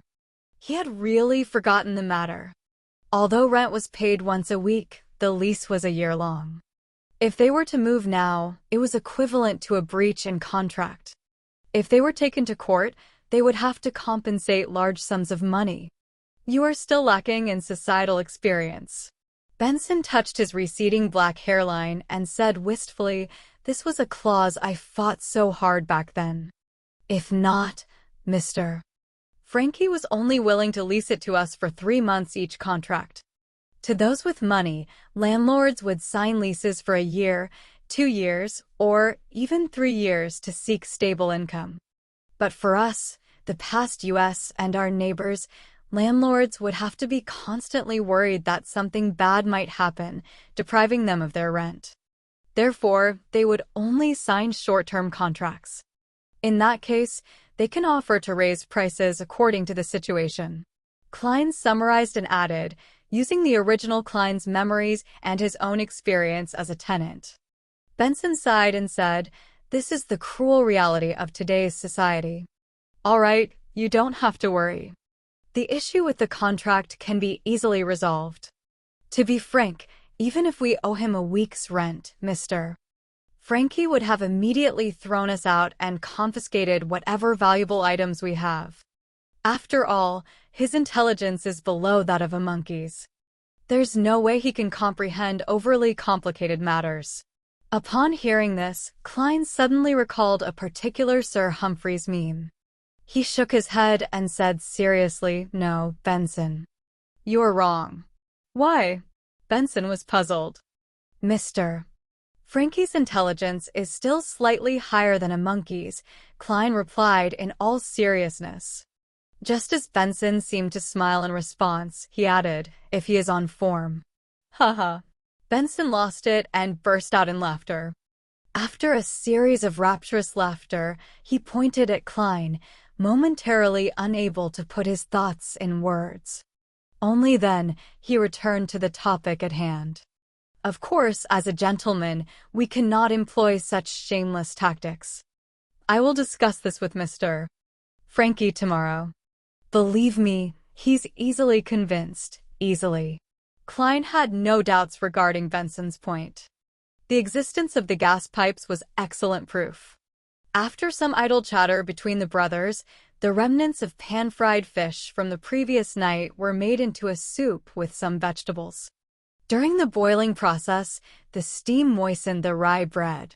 Smearing a little butter on the bread, Klein and Benson had a simple meal, but they were very satisfied with it. After all, the fragrance and sweetness of butter brought them endless aftertastes.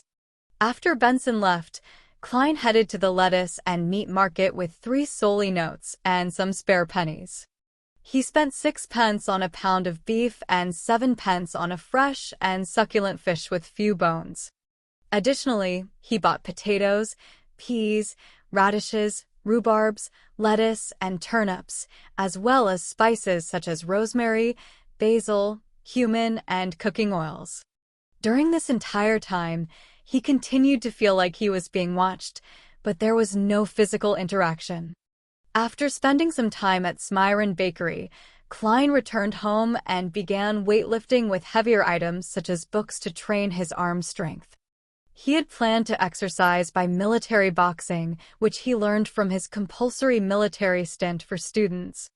However, he had already forgotten the radio exercise routines from school, much less boxing, which was only taught during the military stints. Exasperated, he could only do something simpler.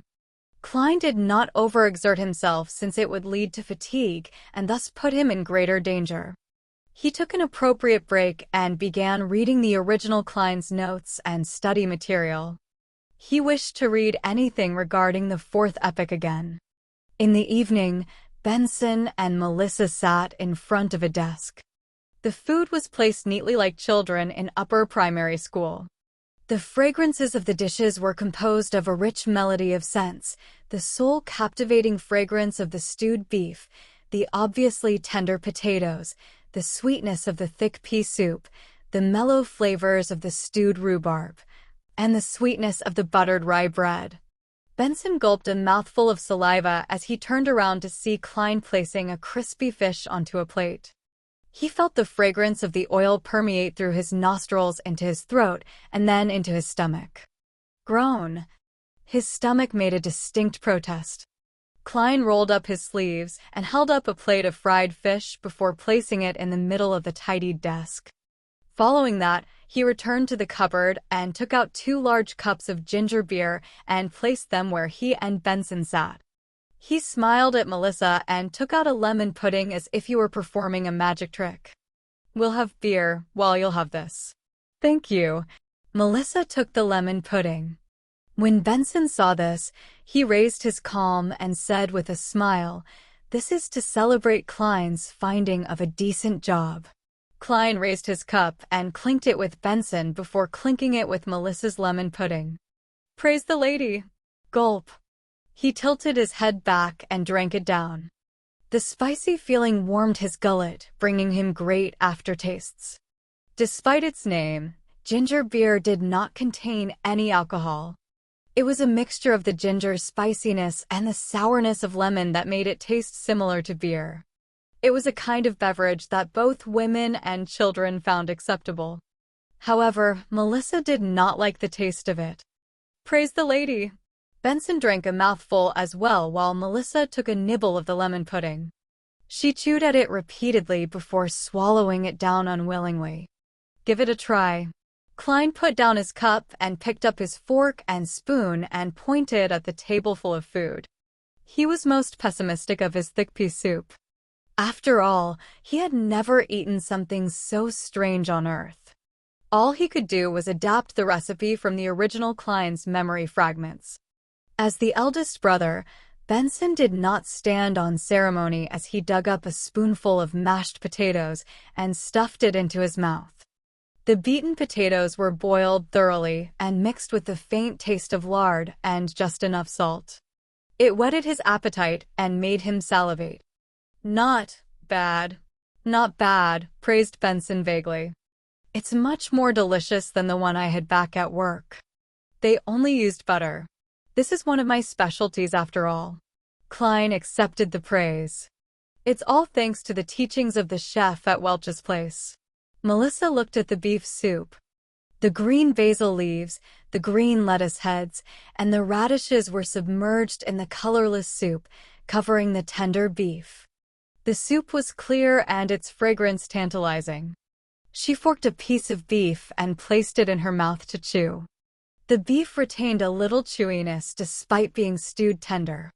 The mixture of salt, the sweetness from the radishes, and the spiciness from the basil leaves complemented the deliciousness of the beef. She seemed to give her approbation, but she could not stop her chewing. Klein tasted it and felt that although it was delicious, it was not without regret. This was still far from his usual standard. After all, he was lacking in certain condiments and could only use replacements. It was no wonder it tasted different. Of course, even with the best standards, one could only make do with the dishes they cooked personally. Suddenly, his heart pained for Benson and Melissa, who were stunted in their worldview. After swallowing a piece of beef, Klein picked up a piece of fried tussock fish which was sprinkled with cumin and rosemary. It was crispy on the outside and tender on the inside. The char was a perfect golden brown and the saltiness and oil fragrance intertwined as one. Nodding slightly, Klein tried a piece of stewed rhubarb and found it palatable. It got rid of the cloyed taste of meat. Finally, he mustered his courage and scooped a bowl of thick pea soup. Too sweet and too sour. Klein could not help but frown. However, after seeing Benson and Melissa looking satisfied from tasting it, he began suspecting his tastes. He could not help but down a mouthful of ginger beer to cleanse his tongue. The siblings were stuffed by the end of the meal. They laid slumped in the chairs for quite a while. Let us praise the lady once more. Benson raised his ginger beer, which had only one mouthful left, as he said in satisfaction. Praise the lady. Klein downed the last bit of his beverage. Praise the lady. Melissa finally put the last bit of lemon pudding into her mouth and enjoyed the flavors swishing through her mouth. When Klein saw this, he took advantage of his tipsiness and smiled. Melissa, that's not right. You should eat the thing you find most delicious thing at the beginning. That way, you can fully appreciate its most delicious aspects. Tasting it when you are filled and satiated will not do the food justice. No, it's still as delicious as it can be, answered Melissa firmly and stubbornly. The siblings had a happy chat, and after digesting their meals, they cleaned up the plates, cutlery, and stored the oil which was used to fry the fish. After busying themselves, it was revision time. One refreshed his accounting knowledge while another continued reading the study material and notes. Time was spent to its fullest. At 11, the siblings extinguished the gas lamp and went to bed after washing up. Klein felt groggy as he stared at the darkness in front of him. A figure wearing a black windbreaker and halved top had appeared suddenly in Klein's vision. It was Dunn Smith. Captain. Klein jolted awake and knew he was dreaming. Dunn's gray eyes remained calm, as though he was mentioning something trivial. Someone has sneaked into your room. Pick up your revolver and force him to the corridor. Leave the rest to us. Someone has sneaked into my room? The observer has finally taken action? Klein jumped in fright, but did not dare ask further. All he did was nod and say, "All right." The scene before his eyes changed immediately as a swath of colors appeared like the bursting of bubbles. Klein's eyes opened as he carefully turned his head. He looked toward the window and saw a thin but unfamiliar back standing at his desk, rummaging for something in silence. Chapter 28, Secret Order. Badump. Badump. Badump. Klein's heart began beating rapidly. It shrank into a clump before expanding abruptly. It made his body tremble gently. There was an instant when he nearly forgot what he had to do until the lurking figure suddenly paused. The figure pricked his ears slightly as though listening for any changes. Blood flowed back from his brain as Klein regained his basic cognitive abilities. He reached beneath the pillow for the wooden grip of the revolver. He felt the firm but smooth feeling as he rapidly calmed down. He silently and slowly pulled out the revolver and aimed it at the trespasser's head. To be honest, he had no confidence in striking the intruder. Although he was already able to stably hit the target during practice, a moving person and a fixed target were web audio channel announcement. Thank you for listening. If you want to listen to the full series and hundreds of audiobooks similar to this, please join our Discord or join our Patreon on patreon.com/webaudio. The link will be in the description and also pinned in the comment section. Thank you. Completely different. He was not arrogant enough to confound the two together. However, he vaguely remembered something from his previous life. The general idea was that a nuclear weapon wielded the greatest strength before its launch. The principle held in his current situation. The best deterrence was before he shot. By not pulling the trigger or shooting blindly, the intruder was unable to determine whether or not he was a complete rookie who had an extremely high chance of missing him. His worries and fears would make him deliberate more, resulting in him restraining himself. In an instant, another thought arose in him. It immediately made Klein turn decisive. He was not the kind of person who turned calmer when faced with danger. Instead, he had already imagined the situation when he faced the observer, using intimidation instead of attacking. The Footaholic Empire had an idiom, where there is precaution there will be no danger. When Klein pointed his gun at the intruder, the thin man froze suddenly, as though he had sensed something. Following that, he heard a voice that hid a chuckle. "Good evening, sir." The scrawny man clasped both his hands together, and his body seemed to tense. Klein sat on the lower bunk, aimed the person's head with the revolver, and tried to speak as leisurely and as naturally as he could. "Please raise both of your hands and turn around. Try to do it slow. To be frank, I am very timid and I get nervous easily. If you move too quickly, I can be frightened, and I can't guarantee that there won't be a situation where I misfire." "Yes, that's right." The scrawny man raised both of his hands and held them up near his head before turning his body bit by bit. The first thing that came into view was a black tight suit with neat buttons. Next, he caught a pair of brown eyebrows that were thick and sharp. The intruder's deep blue eyes didn't reflect fear, but rather gazed upon Klein with the intensity of a ferocious beast. It seemed that if Klein were careless for a second, the other person would leap forward and tear him to pieces. He clenched the handle tightly as he tried his best to appear calm and indifferent. It was only when the thin man faced him completely did Klein jerk his chin towards the door. He softly and gently said, "Sir, let's take this outside. Do not disturb the beautiful dreams of others. Oh, do keep your motion slow. Lighten your footsteps a little too. It's basic courtesy for a gentleman." The thin man's cold pupils rolled as he swept Klein a glance. He continued raising his hands as he walked slowly to the door. Under the revolver's aim, he twisted the handle and slowly opened the door. When the door was half opened, he suddenly lowered himself and rolled forward. The door was pulled by a strong wind and it closed with a slam. Benson, who was on the top bunk, was stirred. He almost woke up in a daze. At that moment, a leisurely and serene melody entered from outside. The heavy and comfortable voice started to sing. Oh, the threat of horror, the hope of crimson cries. One thing at least is certain, that this life flies. One thing is certain, and the rest is lies. The flower that once has bloomed forever dies one. The poem seemed to possess the power to calm and relax others. Benson, who was on the top bunk, and Melissa, who was in another room, again fell asleep amid their grogginess. Klein's body and mind was also peaceful and quiet. He nearly yawned.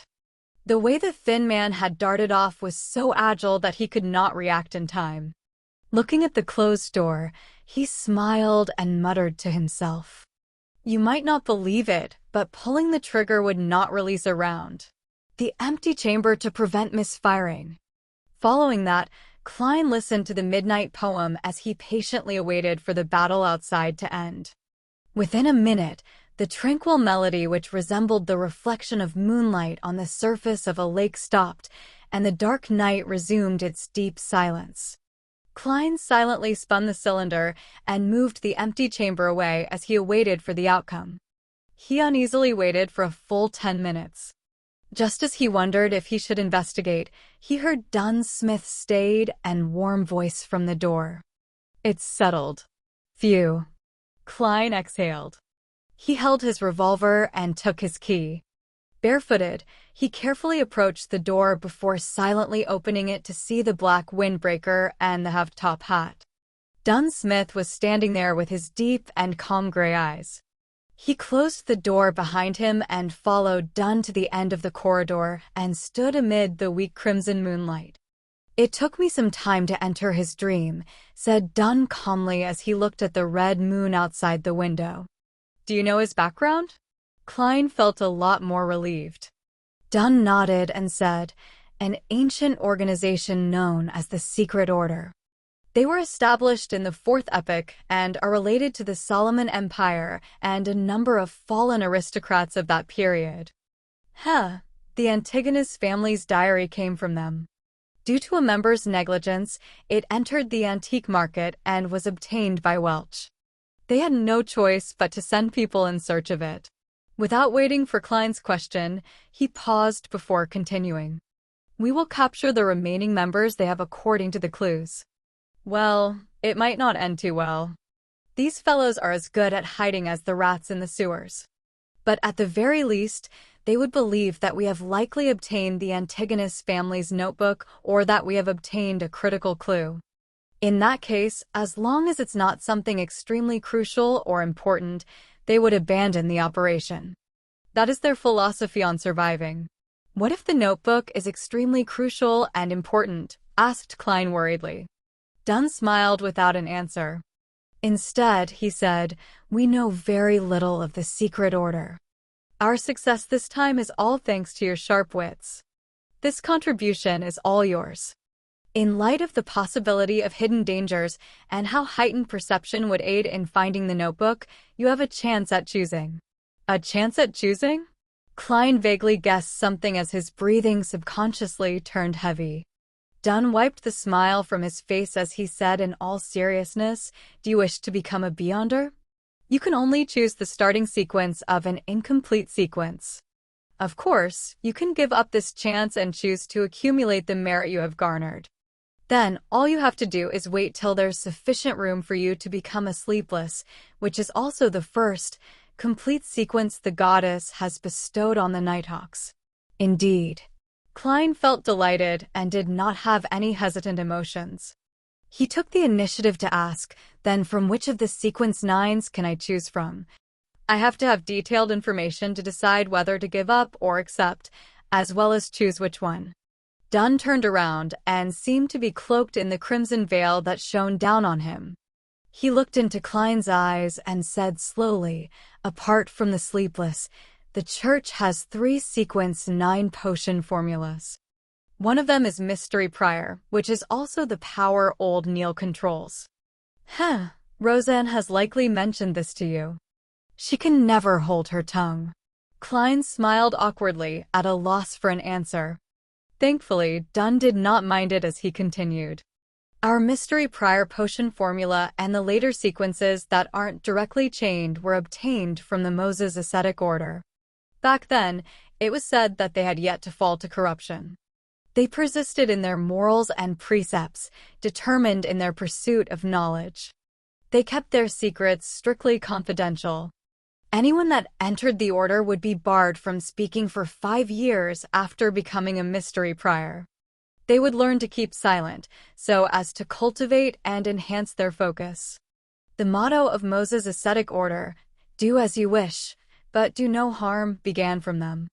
Mystery priors have a comprehensive but rudimentary understanding and grasp of magic, witchcraft, astrology, and other mystical knowledge. They also know a fair number of magical rituals, but they can easily sense certain existences that hide among matter. Therefore, they have to be careful and show respect to their powers as a beyonder. We lack a large portion of the sequence, causing it to be an incomplete chain. For example, it's sequence 8. Of course, perhaps the Holy Cathedral has it. This pretty much meets all my requirements. Klein nodded slightly, to the point of having the urge to choose. Thankfully, he still remembered certain things. What about the other two? The second type is named Corpse Collector. Quite a number of cultists who worship death in the southern continent choose it. After consuming the potion, unintelligent dead spirits would mistake them as one of their kind and not attack them. They would gain resistance to the cold, decay, and corrosiveness of cadaveric auras. They will be able to directly see a portion of evil spirits and see the characteristics and weaknesses of undead creatures, as well as gain certain attribute enhancements. We have the sequence 8 and sequence 7 that follows it. Haha, you probably can guess sequence 7, Spirit Medium. This was chosen by Daly back then, described done in detail. Spirit Medium does appear mysterious and cool, but what I want most is to grasp knowledge of mysticism. Klein did not interject. All he did was listen quietly. Dunn Smith looked sideways at the crimson moon and said, "We only have sequence 9 of the third type. Whether the Holy Cathedral has it, I'm not sure. It's called Seer." Seer? Klein's pupils constricted as he recalled the regret Emperor Roselle had left in his diary. He regretted not choosing an apprentice, bandit, or seer. Chapter 29. Jobs and rentals are serious business. Klein tried his best to remain his usual self as he asked with genuine interest, "What abilities do seers have?" Your question is inaccurate. The question should be, what abilities does consuming the seer potion give? Dunn Smith shook his head and chuckled. His gray pupils and face turned away from the moon as his features hid in the shadows. There are many kinds of things involved: astromancy, cartomancy, spiritual pendulums, and scrying. Of course, it does not mean that consuming the potion will immediately allow you to grasp all of them. The potion only equips you with the qualifications and ability to learn it. As they lack direct means of fighting enemies, you can probably imagine that setting up a magical ritual requires a lot of preparation. It's not suitable for combat. Therefore, in terms of knowledge of mysticism, a seer will be more learned and professional than a mystery prior. It sounds like it matches my requirements as well. However, the lack of means to directly deal with enemies is quite a dilemma. Furthermore, the Church of the Evernight Goddess likely doesn't have the subsequent sequences. The Holy Cathedral likely refers to the headquarters, the Cathedral of Serenity. The means available to low-sequence beyonders against their enemies might not be comparable to firearms. Klein fell into deep thought as he racked his brains. He kept going back and forth between mystery priors and seers. He no longer considered Corpse Collector. Dunn Smith smiled when he saw this. You don't have to rush into a decision. Tell me your answer Monday morning. Regardless of your choice of sequence or giving up this opportunity, none of us from the Nighthawks would have any other thoughts on the matter.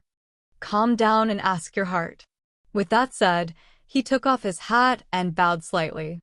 He slowly walked past Klein and headed for the stairwell. Klein did not say a word and did not immediately reply. He silently bowed and watched as Dunn left. Although he was constantly hoping to become a beyonder previously, he was thrown into a dilemma when the opportunity arose. The subsequent missing sequences, Beyonders having the risk of losing control, the believability of Emperor Roselle's diaries, and the illusory murmurs that could corrupt people into madness all mixed together and formed a moat that obstructed his advancement. He took a deep breath and slowly breathed out. No matter how bad it is, it can't be worse than making an 18-year-old high school student decide on his future career. Klein gave a self-deprecating chuckle. Gathering his scattered thoughts, he opened the door softly and laid back on the bed. He laid there with his eyes open, silently looking at the bottom of the top bunk that was dyed with the faint crimson of the moon. A drunkard staggered outside the window as a carriage sped down the empty streets. These noises did not break the serenity of the night, but instead made it even darker and more distant. Klein's emotions settled down as he recalled his past on Earth. He recalled how he liked exercising, his father who always spoke loudly, his mother who enjoyed busying herself despite having a chronic disease, his friends who grew up with him, going from playing sports like soccer and basketball to games and mahjong, as well as the person he made a failed confession to. These were like a silent river. It did not have many ripples or deep sentimental feelings, but it silently drowned his heart. Perhaps one will only learn to cherish things after they have lost them. When the crimson receded and the sky turned golden yellow from the flaming ball's illumination, Klein had made his choice. He got out of bed and headed to the public bathroom to wash his face to wake himself up. Then, he took a one-solely note to Mrs. Wendy's to buy 8 pounds of rye bread with 9 pence, replenishing the staple food that had been consumed the previous night. The price of bread has begun stabilizing, he commented after breakfast as Benson changed. It was Sunday, so both he and Melissa finally had the chance to rest. Klein, who was already in proper attire, was sitting on a chair and flipping through the outdated newspapers he brought back from yesterday. He said in surprise, "There's a house for rent here, North Burrows 3, Wendell Street, a bungalow with 2 floors. There are 6 bedrooms, 3 bathrooms, and 2 big balconies upstairs. Downstairs, there's a dining hall, a living room, a kitchen, 2 bathrooms, and 2 guest rooms, as well as an underground cellar. In front of the house are 2 acres of private land, and there's a small garden behind. It can be rented for 1, 2, or 3 years, with a weekly rent of £1.06 solely. Those interested can head to Champagne Street and look for Mr. Yusuf. That's our goal for the future." Benson wore his black top hat as he smiled to say, "The rent for the places in newspapers is usually a little too expensive.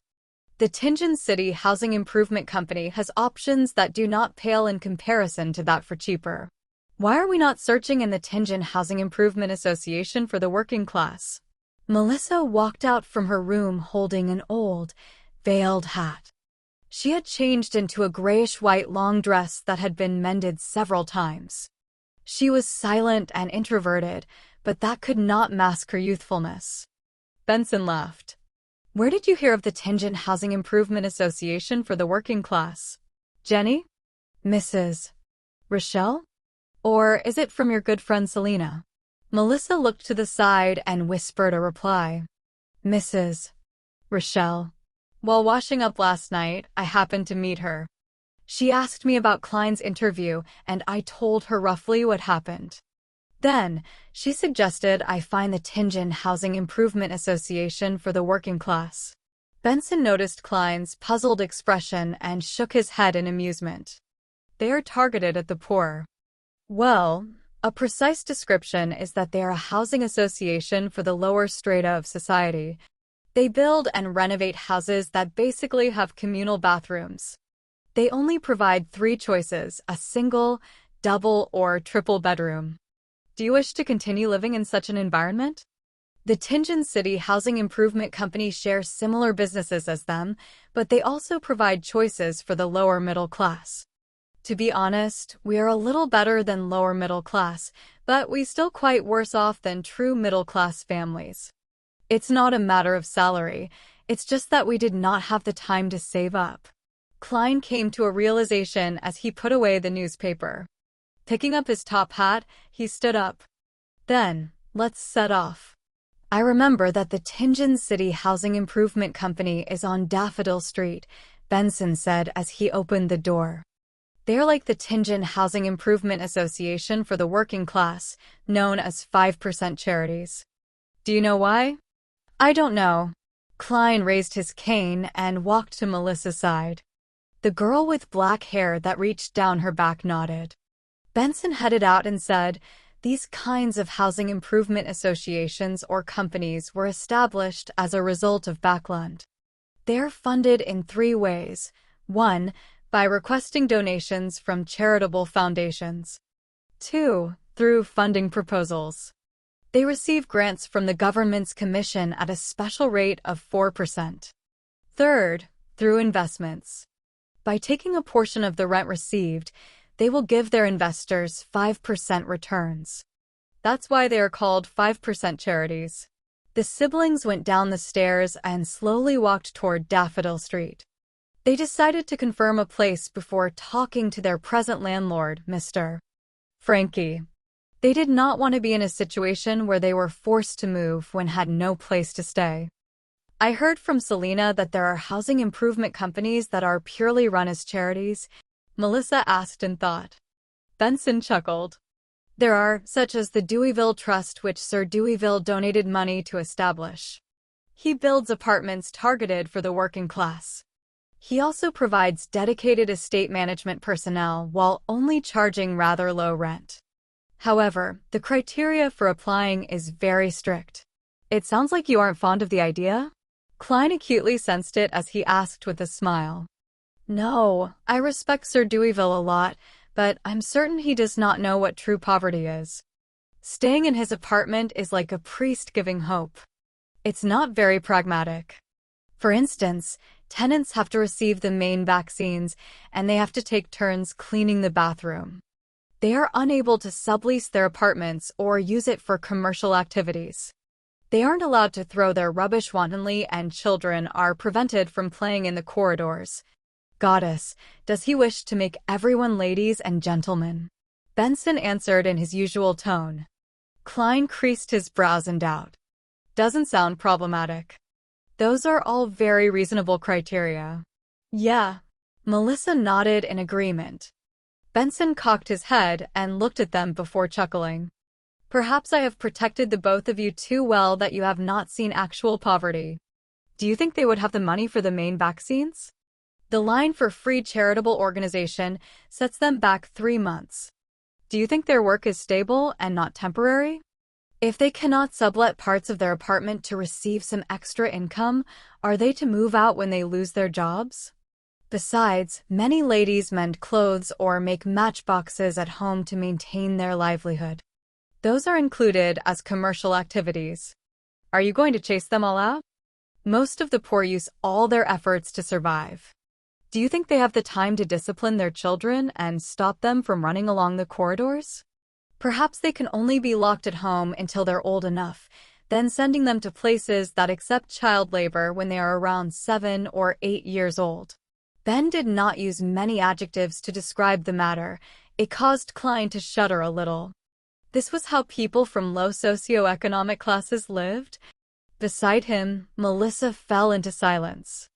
It took a long while before she said in an ethereal tone, Jenny no longer wished for me to visit her after she moved to the lower street.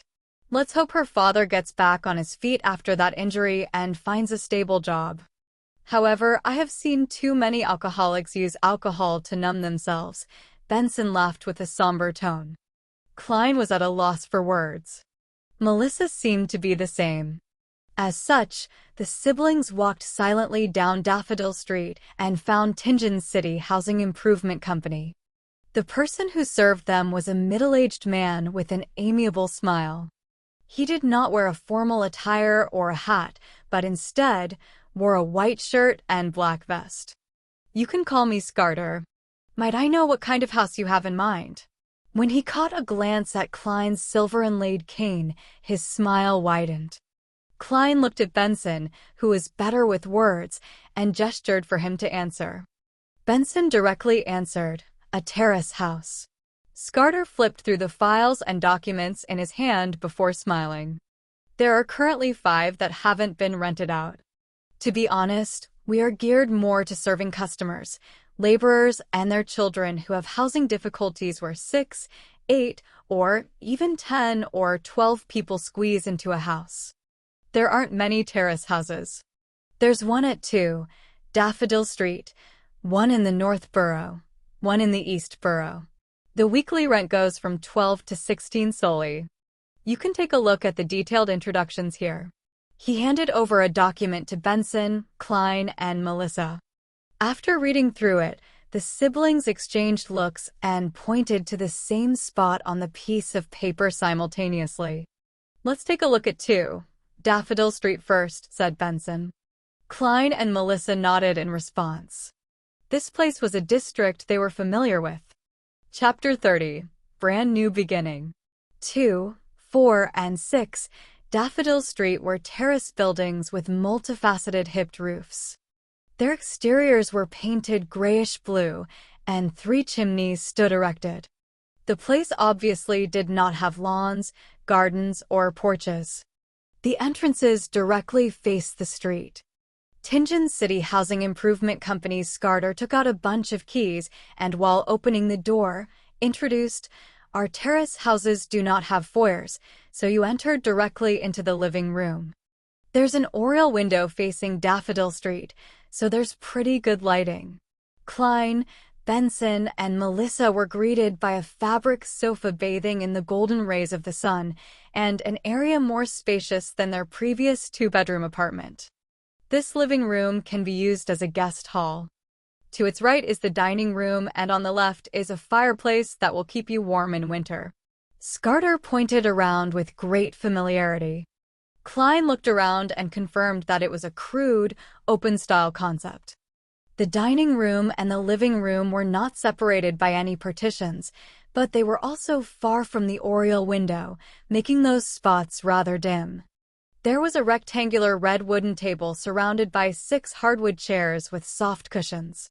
The fireplace on the left wall looked exactly like the ones in foreign movies and TV series that Klein used to watch. Behind the dining area is the kitchen, but we do not provide any appliances. Opposite to the living room is a small guest room and a bathroom. Scarter walked around and described the remaining layout of the house. The bathroom was separated into 2 parts. The outer area was where one would wash their face and brush their teeth, while the inner area was the toilet. There was an accordion door that separated them.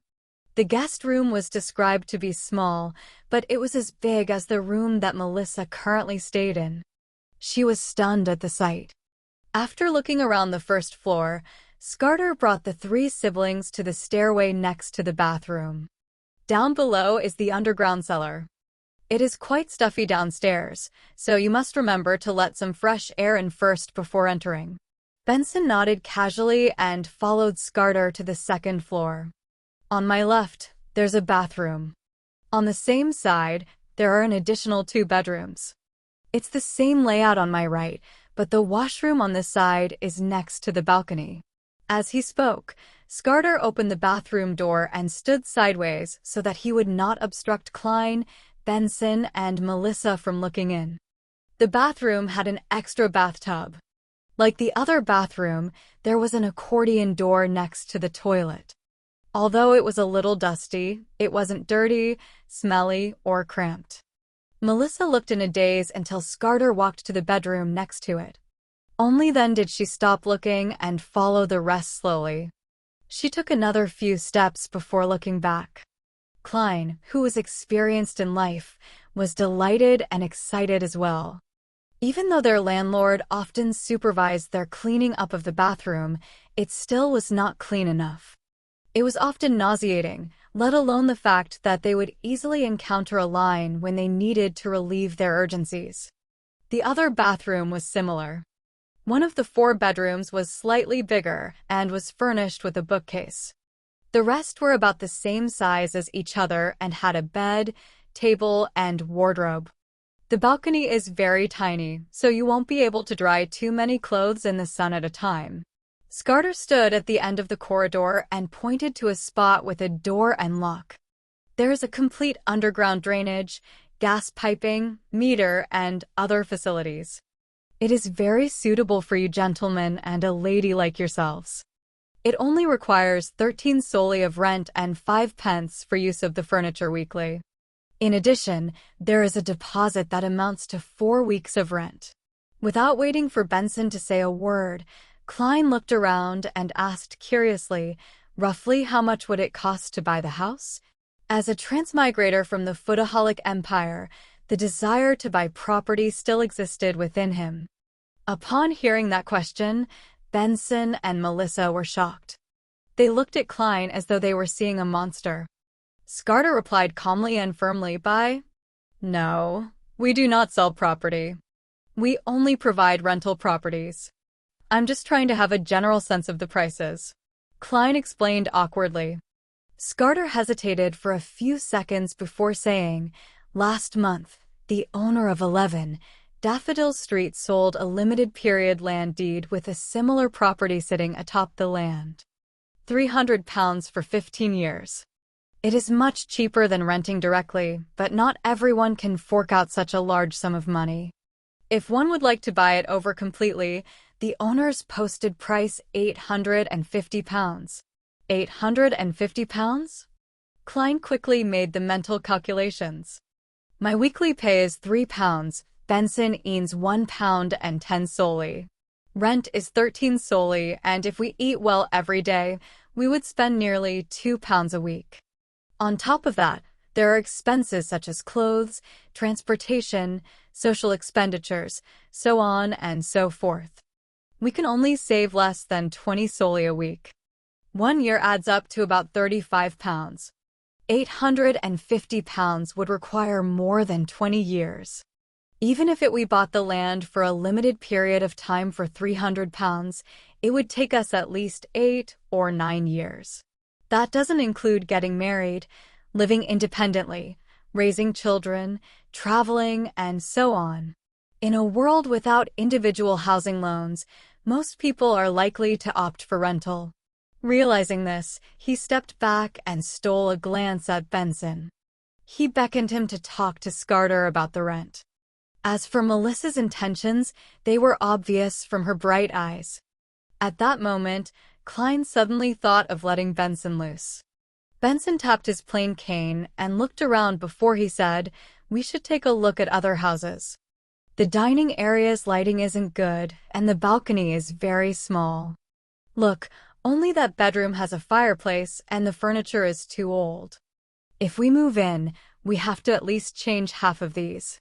He pointed out faults in a hurried tone, spending 10 minutes to persuade Scarter to lower the rent to 12 soldi and the furniture usage fee to 3 pence, while rounding up the deposit to £2.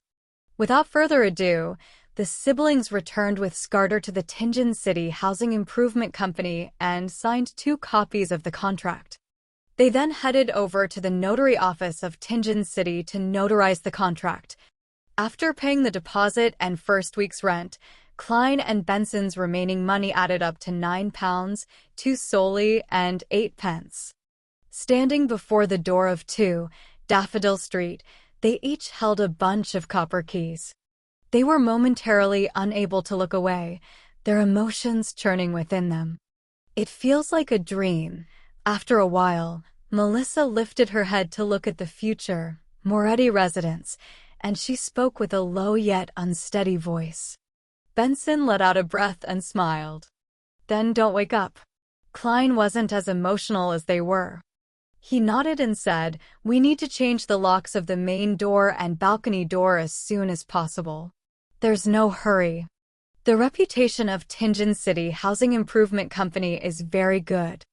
The rest of the money is for your formal suit. However, before that, we need to pay Mr. Frankie a visit." Benson pointed in the direction of the apartment. The siblings made do with rye bread at home before heading for a terrace apartment on Iron Cross Street. When they knocked on their landlord's door, Mr. Frankie declared imposingly while his short frame perched on a sofa, "You know my rules. No one is allowed to be behind their rent." Benson leaned forward and smiled. Mr. Frankie, we are here to give up our lease. That straightforward? Would negotiating this way work? Standing beside Benson, Klein was shocked when he heard him. On the way here, Benson had said that his bottom line was a compensation of 12 soldi. Give up your lease? No. We have a contract, and there's still half a year left. Frankie glared at Benson as he flailed his arms. Benson looked at him seriously and waited for a moment before saying calmly, Mr. Frankie, you should understand that you could have made much more money. Make much more? Frankie asked with interest, touching his skinny face. Benson sat up straight and explained with a smile. The 2-bedroom unit was rented to the 3 of us for 5 soldi and 6 pence. But if you were to rent it to a family of 5 or 6 people, with 2 or 3 of them working and getting paid, I think they would be willing to pay more to stay there instead of staying at Lower Street where it's ridden with crime. I think 5 soldi 10 pence or 6 soldi would be a reasonable price. Frankie's eyes brightened up and his throat moved as Benson continued to say, besides, you are certainly aware that rental prices have been increasing in recent years. The longer we stay, the greater a loss you incur. But I need time to look for a new tenant. Mr. Frankie, who had inherited the apartment building, obviously liked the idea. I believe you can find one very quickly since you have the ability and resources to do so. Maybe 2 days, maybe 3 days. We will pay for the losses you incur during this time. How about the deposit of 3 soldi that we have paid? It is very reasonable. Benson immediately decided for Frankie. Frankie nodded in satisfaction. Benson, you're such a conscientious and honest young man. All right then, let's sign the termination of contract. Klein was dumbfounded watching this happen. He completely understood how easy it was to convince Mr. Frankie. That's way too easy. With the problem of the previous contract resolved, the 3 siblings first helped Klein buy his formal wear and then got busy with moving house. They didn't have anything heavy or bulky as bulkier items belonged to the landlord. Thus, Benson and Melissa rejected Klein's idea of hiring a carriage and instead carried their things themselves. They went back and forth between Daffodil Street and Iron Cross Street. The hot sun outside the window set in the west, and golden rays shone through the oriel window, scattering across the desk's surface. Klein looked at the rack that had books and notebooks arranged neatly before putting an ink bottle and a fountain pen on the table which he had wiped cleaned earlier. It's finally over. He let out a breath of relief and heard his stomach growl. He loosened his rolled-up sleeves as he walked towards the door. He had a bed that belonged to him. The bedsheet and blanket were white, old but clean. Klein twisted the doorknob and walked out of his bedroom. Just as he was preparing to say something, he saw both doors on the opposite side open simultaneously as Benson and Melissa came into his view. Looking at the dust and dirt marks on their faces, Klein and Benson suddenly burst out into laughter, sounding abnormally cheerful. Melissa bit her lips lightly, but the laughter was contagious. She eventually let out a soft laugh. The next morning, Klein stood before a full-length mirror with no cracks, seriously smoothing out his collar and sleeves of his shirt. The outfit included a white shirt, black tuxedo, silk top hat, black vest, a set of trousers, boots, and a bow tie. He felt the pinch of paying £8 in total. However, the effect was great. Klein felt that his reflection in the mirror exhibited greater scholarly qualities and made him look more handsome. Click! He closed his pocket watch and put it into his inner pocket. He then took his cane and hid his revolver. He took the tracked public carriage and arrived at Zetland Street.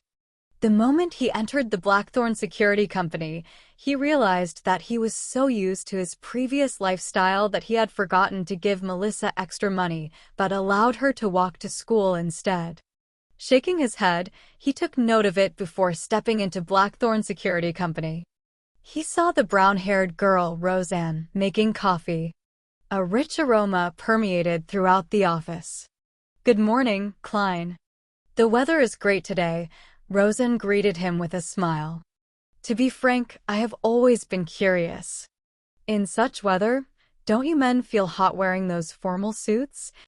I know for a fact that Tingin's summer isn't as hot as the South's, but it is still summer." "It's the price of style," Klein replied humorously. "Good morning, Miss Roseanne. Where's the captain?" "Same old place." Roseanne pointed inside. Klein nodded. He went through the partition and knocked on Dunn Smith's office door. "Come in." Dunn's voice was deep and gentle as usual.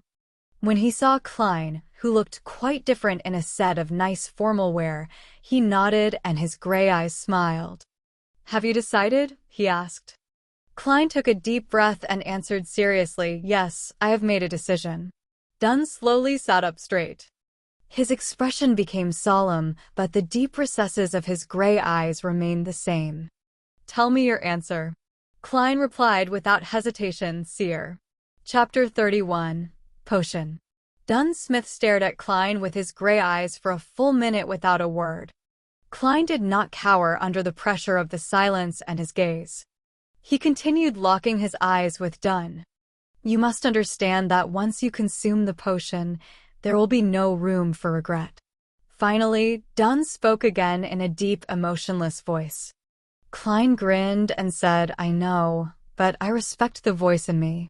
First, Sleepless does not meet my requirements." It was the same for Spectator, which he heard from the Tarot Club based on description. He was unsure when he would come into contact with other Beyonder pathways.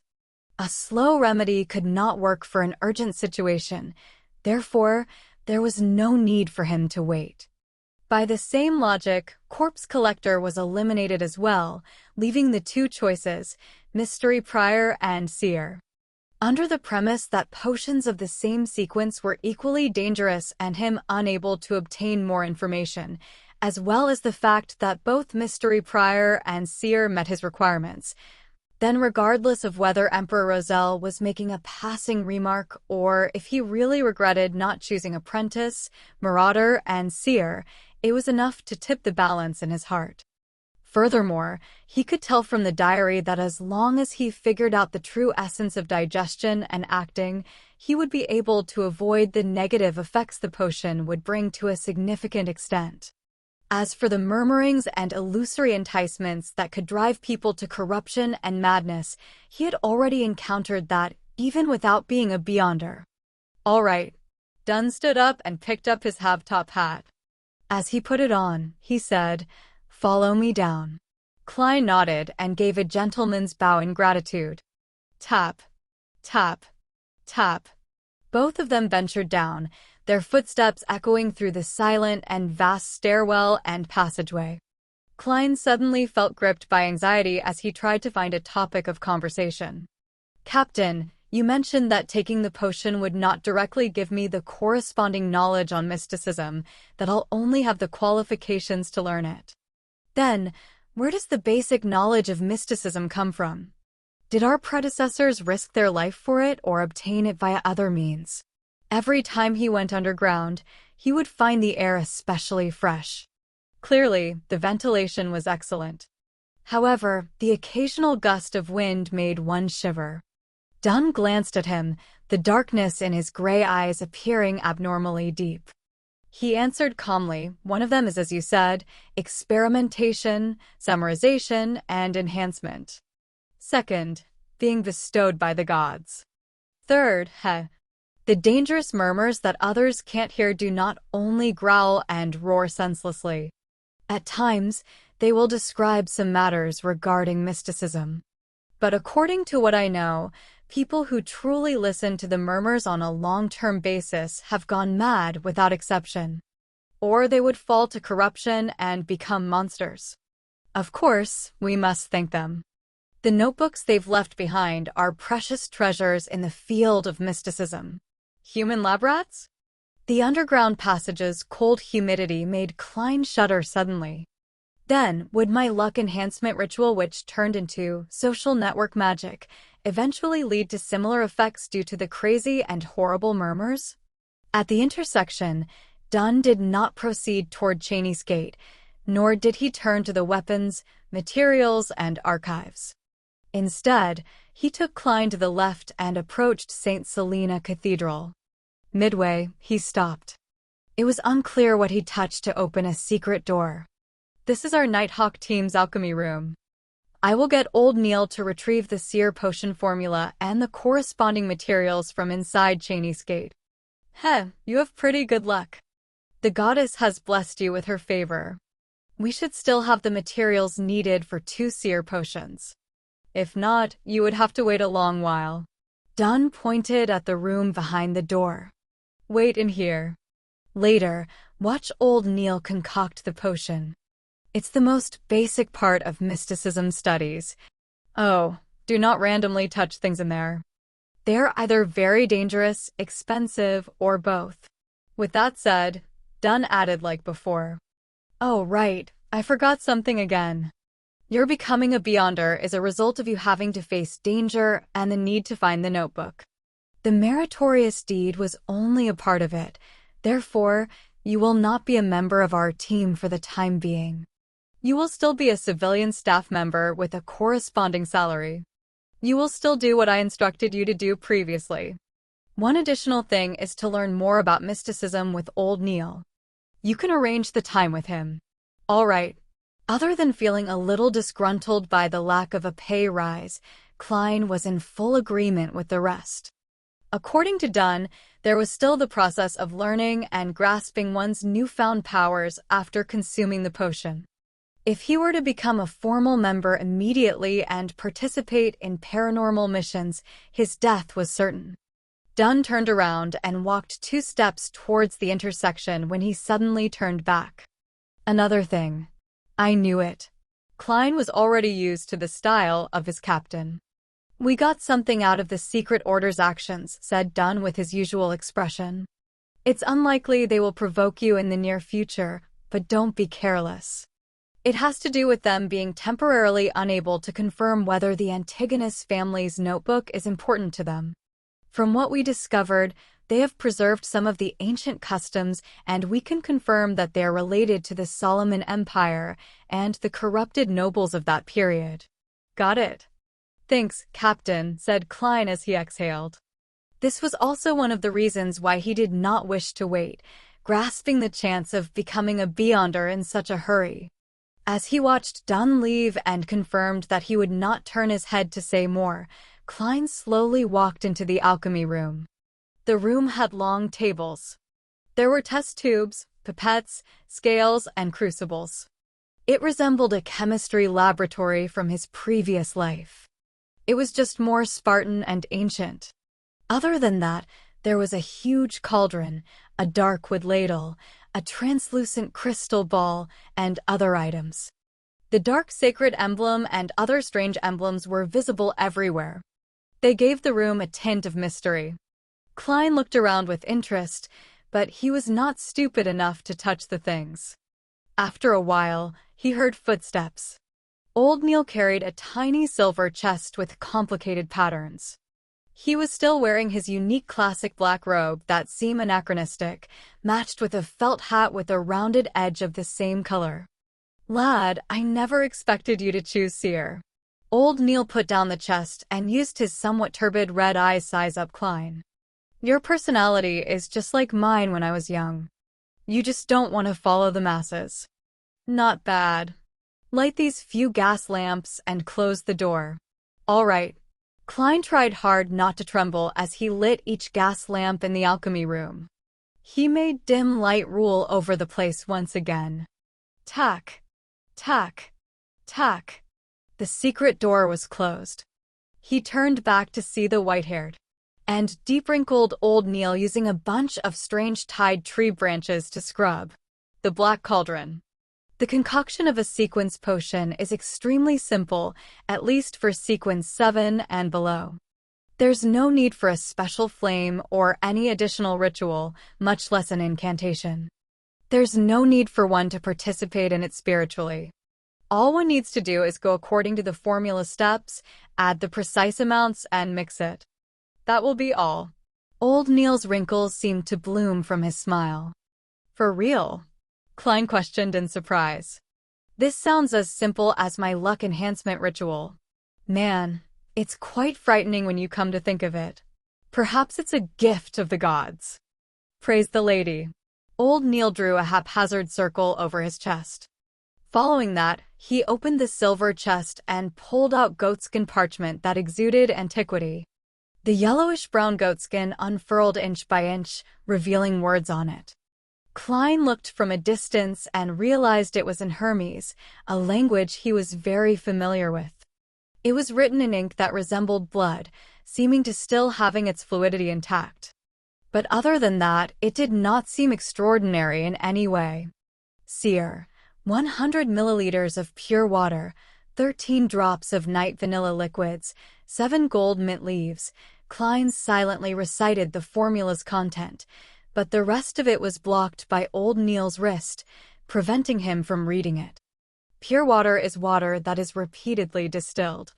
Thankfully, I made some previously, so there's no need to waste time on it.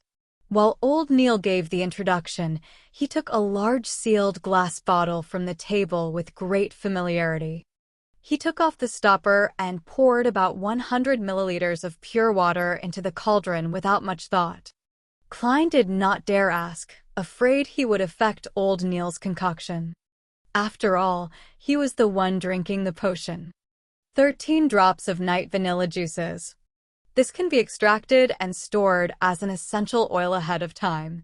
Old Neil took out a tiny brown bottle from the silver chest and with a pipette and dripped 13 drops into the cauldron in a relaxed manner. A faint but easing fragrance emanated, making Klein feel an abnormal sense of peace. 7 gold mint leaves. Old Neil picked up a silver-patterned can and removed its lid. With his bare hands, he picked up a few leaves and scattered it into the cauldron. He caught a whiff of a fresh and stimulating scent. 4, 5, 6, 7. Perfect. Old Neil chuckled and looked at the potion formula on the goatskin. 3 drops of poison hemlock. This isn't something you should drink randomly. It can cause your entire body to numb to the point of death. In ancient times, it proved to be the best option for committing suicide. It's not like I'm silly. Klein lampooned. Old Neil changed pipettes and dripped the poison hemlock into the cauldron. The mixture caused a strange smell that freshened one's mind. 9 grams of dragon bloodgrass powder. Old Neil took his time to reach his hand into the silver chest and pulled out a transparent test tube. There was some deep black powder inside. He used a beaker and a scale to measure 9 grams of powder and poured it into the cauldron. He then stirred the mixture twice with the dark wood ladle. The laid-back process to making the concoction made Klein a little worried. In fact, the materials from before were just supplemental. The exact amount doesn't really affect the final outcome. Should I put a little bit more? Old Neil made a joke. The last 2 is what's crucial. The amount can be slightly lowered, but it cannot be too far from the requirement, or your enhancement can fail. Oh, the quantity cannot be any more, even just by a bit. If so, you will have to be treated for mental problems. It's not impossible to die immediately. Klein immediately tensed up as he saw Old Neil pull out a black glass bottle from the silver chest. Lavos squid's blood, 10 milliliters. This kind of squid is considered an extraordinary biological species. It is clearly mutated. It is covered in mystery. Its blood will rapidly break down under sunlight and lose its unique qualities. It have to be stored in opaque material. Old Neil's tone no longer sounded relaxed. He quickly and carefully retrieved 10 milliliters of blood with a test tube. The blood was blue like the sky. From time to time, it produced illusory bubbles as though it was connected to the spiritual world. After pouring the blood inside the test tube, the remaining drops are ignored as a form of precaution, whispered Old Neil. The moment the blue blood entered the cauldron and made contact with the liquid from before, it produced bubbling sounds. The surrounding light was dyed with a light blue tinge, making Klein feel a strange sense of distance, but also familiarity. It felt like the feeling of being in a mother's womb. It elevated a human soul. The final item. Stellar Aqua Crystal. 50 grams. Old Neil's voice sounded in Klein's ears, jolting him awake as he looked at the table. In the old gentleman's hand was a piece of extremely pure crystal. Furthermore, the crystal appeared gelatinous, as though it was jelly from Earth. It lacked hardness. Under the blue light's illumination, it reflected bits of light as it seemed to contain a resplendent void of stars within. This is excellent material for the creation of divination crystals. Just a little less in consideration of any mistakes. As old Neil measured, he used a tiny patterned silver blade to extract the crystal. Pure water, night vanilla, gold mint leaves, poison hemlock juice, dragon blood grass, Lavos squid blood, and stellar aqua crystal make up a seer. At that moment, Klein could not help but recall the formula. With everything done, old Neil poured in a few blocks of stellar aqua crystal into the cauldron. Sizzle! Illusory fog instantly spewed forth, turning the alchemy room into a blur. Klein seemed to see a vast array of stars amid the fog and felt like he was being observed by an invisible existence. A few seconds later, the fog dissipated. Old Neil used the dark wood ladle and scooped out some sticky dark blue liquid. It had strange characteristics, gooey and inseparable. Not one bit was left in the black cauldron. The dark blue liquid was poured into an opaque cup before old Neil pointed at it. It's done, your seer potion. Chapter 32. Spirit Vision. Klein looked at dark blue gelatinous liquid, finding it hard to describe it as either a block or a cup of liquid. He swallowed his saliva and said in great difficulty, "Am I to drink it just like that? Is there no need for any other preparations? Like a ritual, an incantation, or a prayer?" Old Neil acknowledged tersely before saying, "Preparation? There is. Get a cup of Intis Ormer grape wine, suck on a Desi cigar, then whistle a relaxing tune and dance a upbeat court dance. You can do a tap dance if you prefer that. Finally, play a round of Gwent cards." When he saw Klein's expression turn dumbfounded, old Neil laughed and summarized what he had just said. "If you feel nervous, you are quite humorous, aren't you?" The corners of Klein's mouth twitched as he resisted the urge to draw his gun. He put his cane down and extended his right hand. As though he held something heavy, he raised the opaque cup. The smell of the potion was faint and seemingly ethereal. "Lad, do not hesitate. The more you hesitate, the more nervous and afraid you will be. That will only affect the absorption that follows," said old Neil with his back facing Klein. It was as though he had said it casually. It was unknown when he arrived by the nearby water basin. He turned on the tap and washed his hands. Klein nodded silently and took a deep breath. Just like he was back when he was a child, he pinched his nose and drank it like medicine. He moved the opaque cup to his mouth and tipped his head, drinking it down with a gulp. A cool and smooth feeling quickly filled his oral cavity. It then flowed through his gullet and into his stomach. The sticky, dark blue liquid seemed to grow out thin and long tentacles, bringing stimulation and coldness to every cell in Klein's body. He could not help but convulse as his vision rapidly went into a blur. All colors seemed to saturate. The reds were redder, the blues were bluer, and the blacks were blacker. The rich colors blended like an impressionist painting. Klein had seen such a scene before. It was back when he was questioned by the spirit medium daily. At that moment, his vision became a blur, and although his mind felt light, it was clear. He felt like a castaway floating in the sea. Slowly, his surroundings turned discernible. All the colors returned to their original as a grayish and blurry fog emanated. Around him were bodies he found difficult to describe. There were transparent objects that did not seem to exist. Deep down, there were clean light clusters of different colors. The light seemed to possess life or contain immense knowledge. This is a little similar to what I saw during the luck enhancement ritual. As Klein instinctively looked down, he realized that he was still standing in his original spot, body convulsing. Suddenly, he came to a realization, causing his consciousness to sink abruptly and fuse with him. Boom!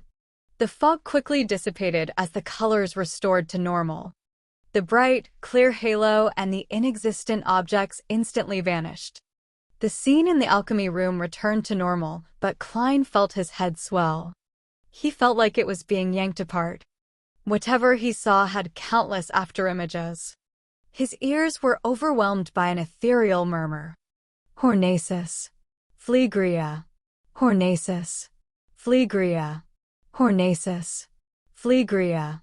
Klein felt a stabbing pain at his forehead as he quickly had thoughts of causing destruction to vent the discomfort in him. He frowned and hurriedly shook his head. Is your vision abnormal? Are you also hearing things you did not used to hear? Said old Neil at his side with a concealed smile. Yes, Mr. Neil, what should I do? Klein tolerated the intense mania and asked. Old Neil chuckled. This is the resulting seepage of the potion's energy.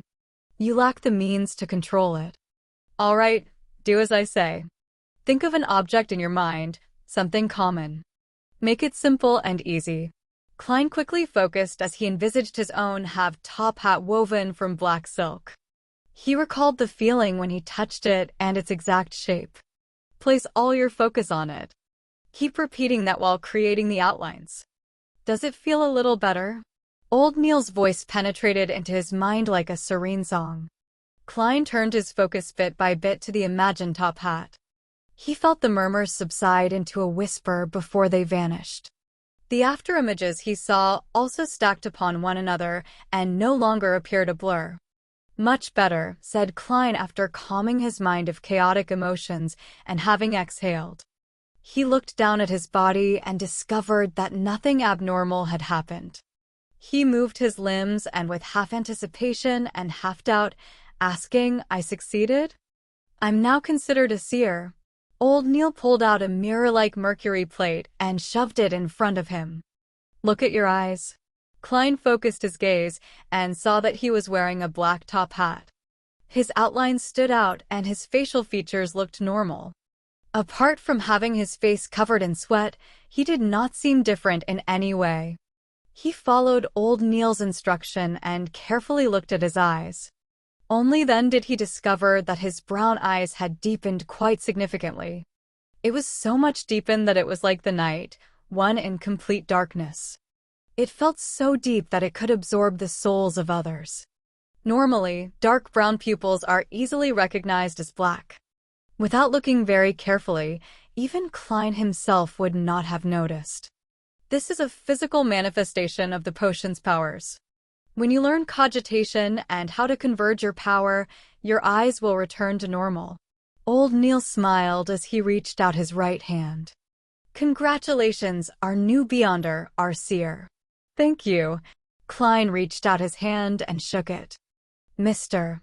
Neil, when can I learn how to cogitate? You can learn it now. The initial steps of cogitation is relatively simple. It's even more so for Beyonders, said old Neil with a smile. Just now, producing an object in your mind to divert your attention and turning the energy seepage inwards is actually the first step to cogitation. Try doing it again. Klein closed his eyes and once again, his mind depicted the halved top hat. His concentration seemed to be more easily focused than before. Soon, random thoughts that surfaced would quickly vanish, leaving the hat's outline. Let your brain go somewhat blank. Exchange the object you imagined. Use something that does not exist in this world, an object you imagine completely out of thin air. You have to follow this rule. Only by doing so can you enter cogitation, only then can you exceed the concept of I. The limitless I will become one with the universe, giving you the ability to see and understand the truth. You will obtain knowledge only you yourself can understand. In the domain of mysticism studies, it's called a mystic experience, said old Neil using a pacifying tone. You just need to listen to the descriptions that I'll get to later. What's most important is to enter cogitation, something that doesn't exist in this world. Imagine something completely out of thin air. Would things from Earth count? Klein attempted using an earthy green intercontinental missile he saw on television. He replaced the top hat with this long and thick missile. However, regardless of how he outlined it or imagined it, he ultimately only ended up focusing his attention. It doesn't seem like it will work. Klein had no choice but to let his imagination run wild. He outlined a sphere of light and then many similar objects, gathering them together. The spheres of light stacked upon one another. It felt like an object of fantasy. Klein's thoughts gradually turned ethereal and afloat. His body and mind calmed down. The objects that did not seem to exist, the fog with the bright clusters of light, and the complex colors appeared once again. They floated in the sky in close reach. He extended his spirituality inch by inch as he looked down at them quietly. He sensed it and took it in. Very good. As expected of a seer. You entered cogitation very smoothly. You are just slightly worse than me back then. Slightly, said old Neil with a chuckle. In that case, I'll begin teaching you the most common, easiest to grasp, and most useful ability in the future in mysticism. Spirit vision. He switched off the gas lamps one after another, but opened the door to the alchemy room. It made the spot where Klein was dark, but not to the point of failing to make out silhouettes of objects. All right. In your present state, raise your hands and place them in front of your eyes. Your index fingers need to face each other, but they are not to touch.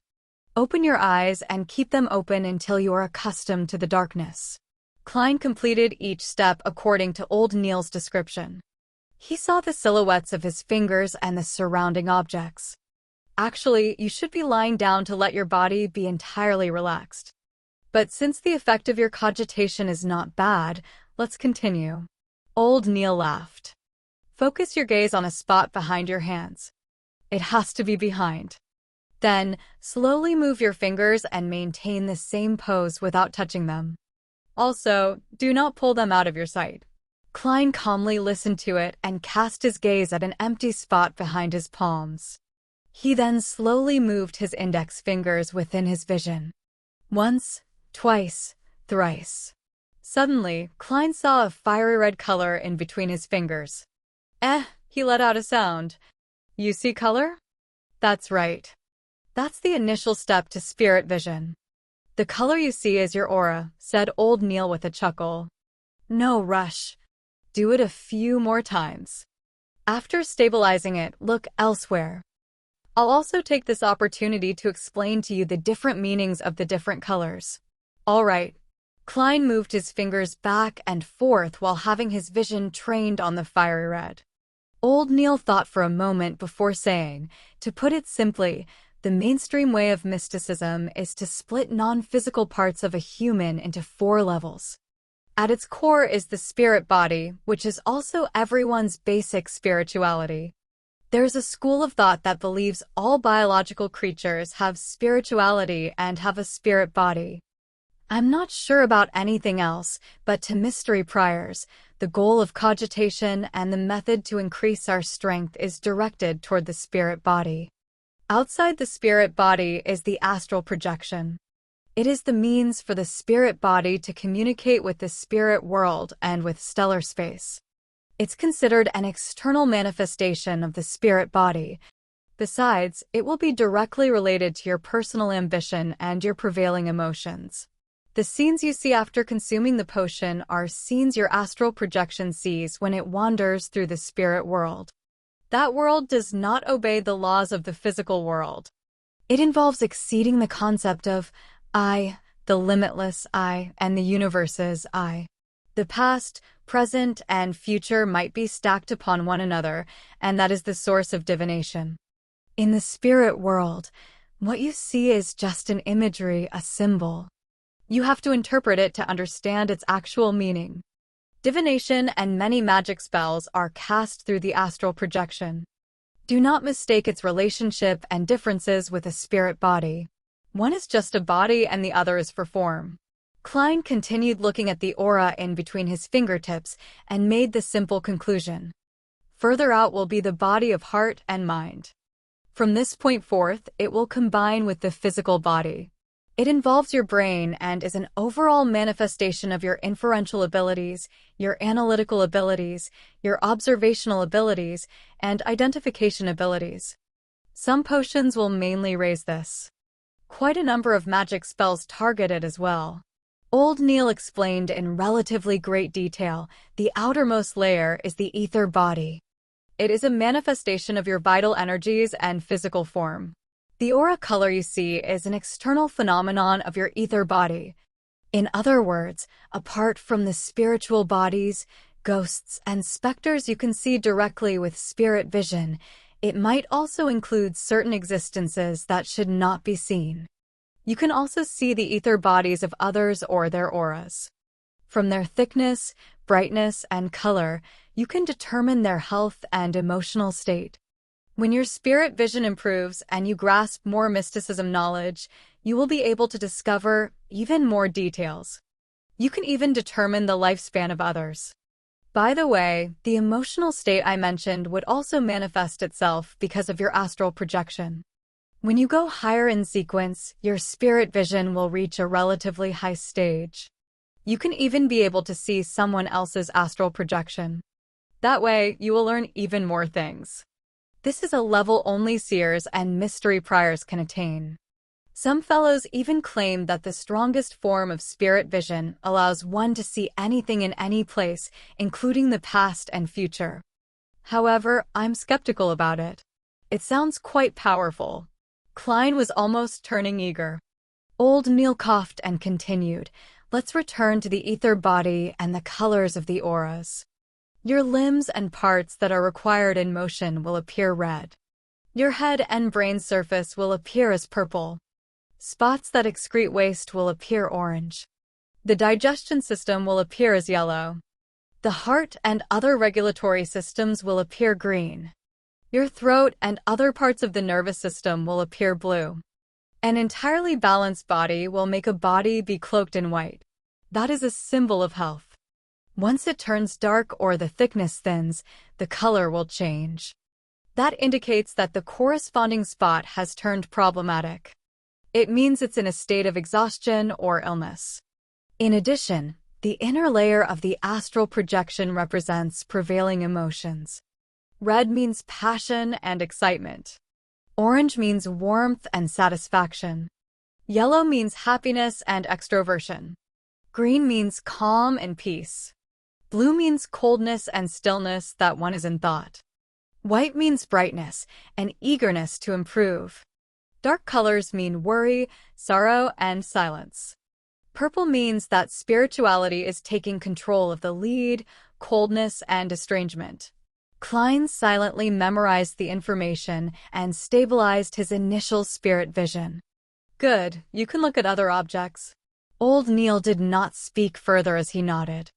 Klein slowly turned his head and looked at Old Neil.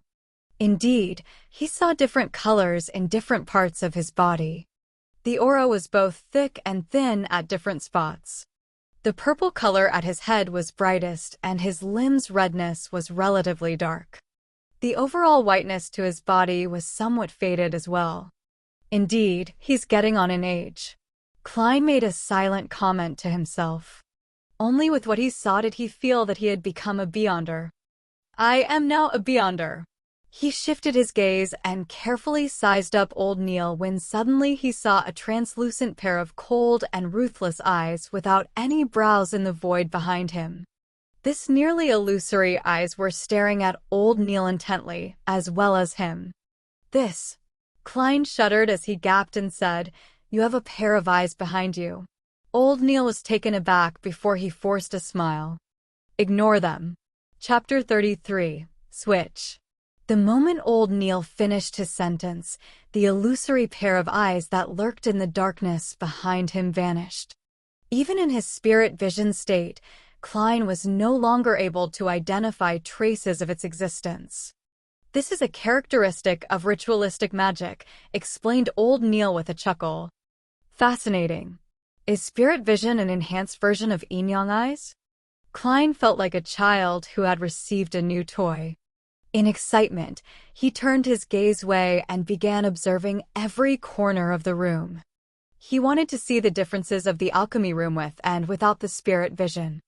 The outlines of the objects in the dark, such as the tables, test tubes, scales, cups, and cupboards, did not look different from how it looked like without spirit vision. They did not emit any lights or colors. Objects without lives do not have any spirituality? Klein mumbled to himself as he swept his gaze toward the silver chest. Suddenly, he saw a vibrancy of colors. The colors were as blue as the sky, as resplendent as the stars, or as crimson red as burning flames. Materials from extraordinary beings still have some life in them and, are still active, even if the source is already dead? Klein deliberated on his words as he sought old Neil's help. A precise description is that they have remnant spiritualities.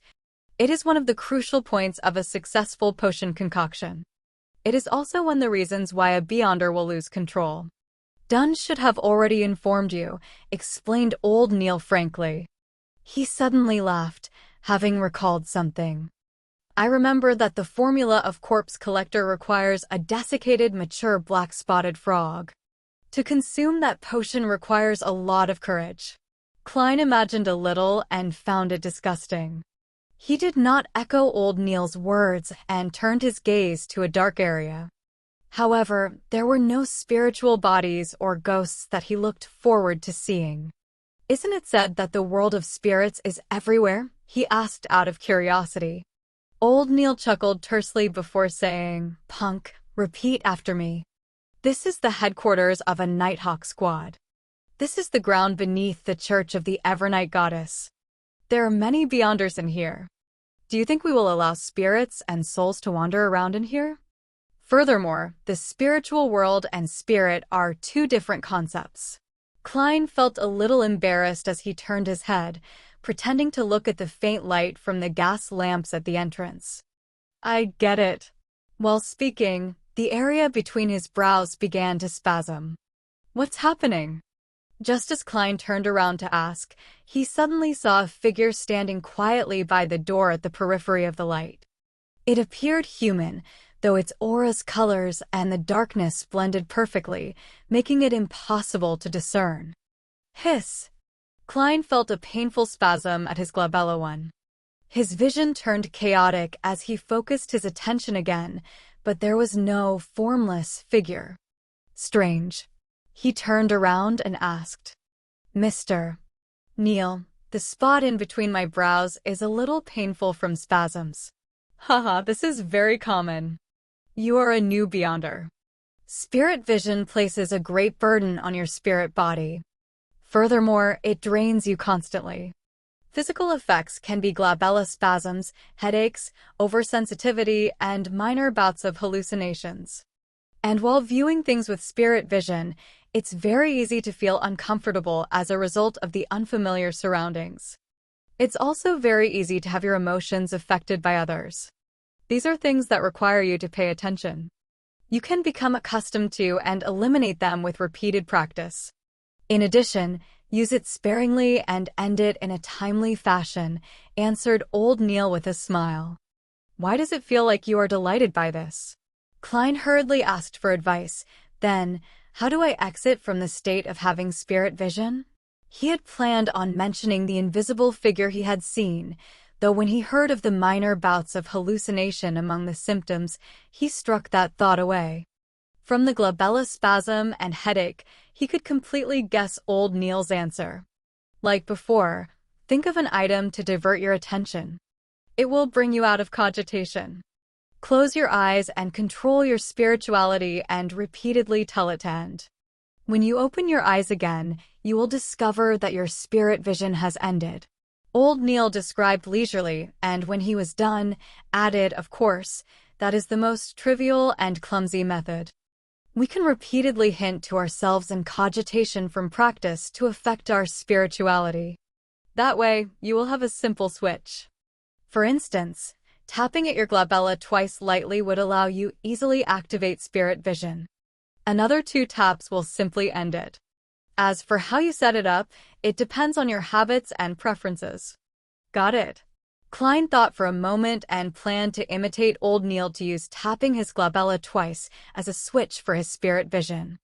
Tapping once was easily mistaken as an instinctive knock to his head, and tapping thrice could be a waste of valuable time in dangerous situations. As for actions like snapping fingers, they were too attention-drawing.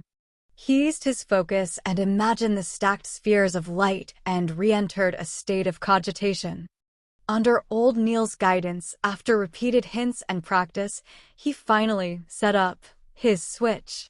He clenched his fists slightly and used his index finger's joint to tap at his glabella twice. Immediately, there were glowing auras of differing thickness and colors appearing before his eyes. After another 2 taps, everything returned to normal. "I've finally grasped it," he sighed with delight.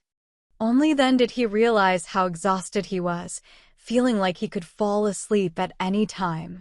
His mind hurt as though he had stayed up for 3 nights. Old Neil said with a chuckle, "We are not sleepless. Every practice and every time spirit vision is used excessively, you will need some sleep. You can now go back and have a good rest. In the afternoon, go to Iron Cross Street where Welch's place is and walk around. Try your best to find clues about the Antigonus family's notebook as soon as possible. Tomorrow, I'll continue teaching you about mysticism. Of course, do not forget to read the historical documents." All right. Klein was in full agreement with old Neil's arrangements. He picked up his cane and left the alchemy room. He watched the door close as old Neil returned to the armory. Klein massaged his glabella and temples and, with the help of his cane, sauntered up the stairwell. At that moment, Dunn Smith came from behind him with the corners of his lips hooked. With a deep gaze, he said, "I heard from old Neil that you are a very suitable candidate. Even without cogitation, you were able to use spirit vision." "Perhaps it's a unique trait of being a seer," replied Klein humbly. He guessed that Dunn had been watching the armory for old Neil. Dunn slowed down and went ahead of Klein a little. After a few seconds of silence, he turned around and said, "You have to remember that curiosity killed the cat. It can also kill beyonders. Do not attempt to probe the murmurings you should not be listening or see existences you should not see." All right. Klein knew this was another reminder of how beyonders lost control. After entering Blackthorn Security Company, he greeted Roseanne, who obviously did not know that he had become a beyonder. He slowly walked out the door and reached the streets, where he took a trackless carriage to Daffodil Street. He nearly fell asleep on his return journey. It was still in the morning and the temperature was about 26 degrees Celsius. Klein pulled out a copper key from his waistband and opened the door to his home. There were still many items missing from his home. The living room and dining hall were still empty. Benson and Melissa had work or school, so they had both left early in the morning. Klein did not have the capacity to bother with anything else.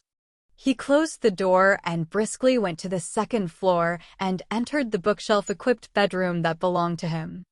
After taking off his tuxedo and hanging it on a clothing rack, he eagerly plunged into bed.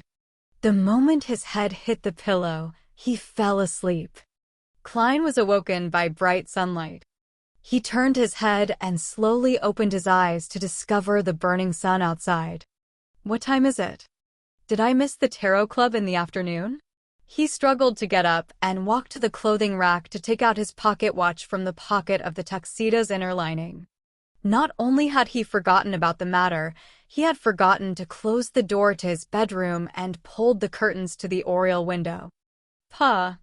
Klein pulled out the pocket watch and immediately felt relieved when he opened it. It was only slightly past noon. There was still a lot of time until the scheduled gathering at 3 in the afternoon. It was Monday, the day he would have a gathering with the hangman and justice. Klein went into thought as he tapped his glabella twice. The scene before him changed once again as he saw that his body had restored to a bright luster. He tapped twice again and stopped his spirit vision. Relaxed, he went to the first floor and boiled a kettle of water. He placed some inferior quality tea leaves and chewed on some rye bread dabbed in a little butter. Afterwards, Klein flipped through historical materials and original Klein's diary. He began revising and consolidating his knowledge. At 2:57 p.m., Klein closed his book and capped his fountain pen before pulling the curtains. Immediately following that, he locked the bedroom's door, making the room turn abnormally dark. He tapped his glabella twice and activated spirit vision to survey his surroundings.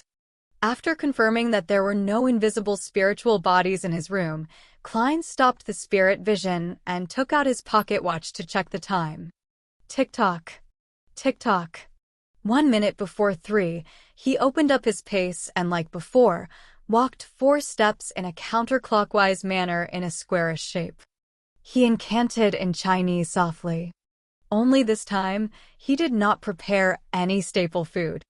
Klein closed his eyes as he felt the back of his hands turn itchy. It felt like the 4 black dots forming a square was protruding and projecting something.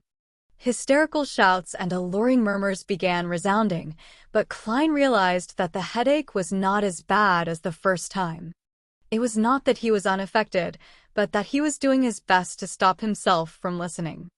As a Beyonder, he had to have more self-control in such an environment. Soon, his body turned light as he floated up.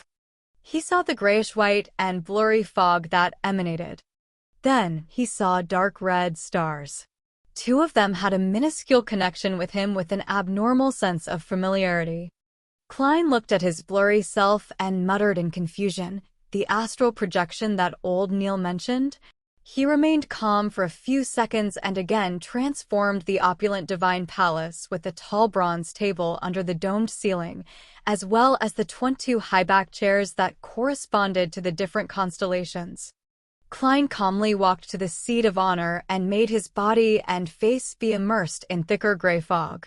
He extended his right hand and tapped 2 familiar deep red stars and created a miraculous connection. Chapter 34. Advance Payment. In an underground basement without any windows, the burly Alger Wilson sat by a long table with various apparatuses and goatskin parchments on it. In front of him was a half-consumed candle. The dim, yellowish flames flickering made the shadows of the objects and table move like a mirage. Alger's hair was disheveled like seaweed with a deep blue color that resembled black. He wore a robe with lightning patterns embroidered on it. He clasped his hands with his thumbs facing each other while he focused on a bottle of black liquid to the left of the candle. Whoosh! Whoosh! Whoosh! Splash! Splash! Splash! The sound of tempestuous winds or the crashing of the sea waves howled from inside the sealed bottle. And in spots where the black ink did not sink, a faint fog would swirl. It was as though it grew eyes and a mouth. Alger cocked his head to glance at the clock hanging on the wall and watched the needle strike 3. He pressed down on his temple as his eyes turned dark. Fascinating colors surfaced from the various items on the table. At that moment, he discovered a deep red light appear like a tidal wave from nowhere, drowning him instantly.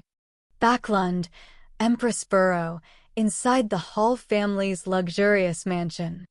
After dismissing her dance teacher, Audrey locked the door and sat straight up in front of her dressing table. The sun outside was bright and gorgeous. There was a light brown notebook made of exquisite goat skin. It was flipped open to reveal that it was blank. To its right was a fountain pen with a golden tip and embedded rubies. Audrey did a test and made sure that she could pick up the fountain pen and write down the formula the moment she left the gathering. "I'm so looking forward to it," she inhaled to repress her excited emotions as she looked at the mirror with puckered lips. However, she did not see it reflect herself. Instead, A dark red and illusory beam burst out from her body. Above the gray fog stood a majestic divine hall that looked like a giant's residence. Dark red colors bloomed on both sides of the bronze table. They surged upwards like a fountain before pattering down. It carved two blurry figures who sat in the same spots as before. Audrey, with her soft blonde hair and tall, slim build, instinctively looked towards the seat of honor. She saw the figure immersed in thick gray fog sitting back. One hand was flat, touching the table's side while the other hand was stroking his chin. "Good afternoon, Mr. Fool," Audrey shouted with a cheery voice. Following that, she turned her head and looked at the person opposite her. With the same tone, she said, "Good afternoon, Mr. Hangman. This lady sure is unsophisticated. Is she so sure that I'm a good person? Why isn't there any fear from her? Is she a noble lady who has been protected well?" Klein smiled and maintained his unfathomable image. "Good afternoon, Miss Justice." As he spoke, he lowered his head slightly and moved his left hand and tapped his glabella twice. What he saw changed instantly. He saw Justice and the Hangman emit the colors of their aura, and the surrounding gray fog and dark red stars remained the same. Nothing that seemingly did not exist or lustrous brilliances that possessed life was seen. He shifted his gaze and saw that Justice's aura perfectly matched the colors old Neil described. What was supposed to be red, purple, blue, or white were their respective colors. Furthermore, they maintained a lustrous brilliance and were of appropriate thickness. It was easy to tell that she was a vibrant young girl. The colors of her emotions are red and yellow. That's joy, zeal, and excitement. Klein made a judgment before casting his attention towards the Hangman. Like Justice, there was nothing special about the colors of the Hangman's aura. His emotions were blue mixed in with some orange. Calm, thoughtful, careful, and a little pleased. With this being his first attempt, Klein made a conclusion without much confidence. Just as he shifted his gaze away, he suddenly realized something strange. The aura of the Hangman's innermost layer was nearly of the same color.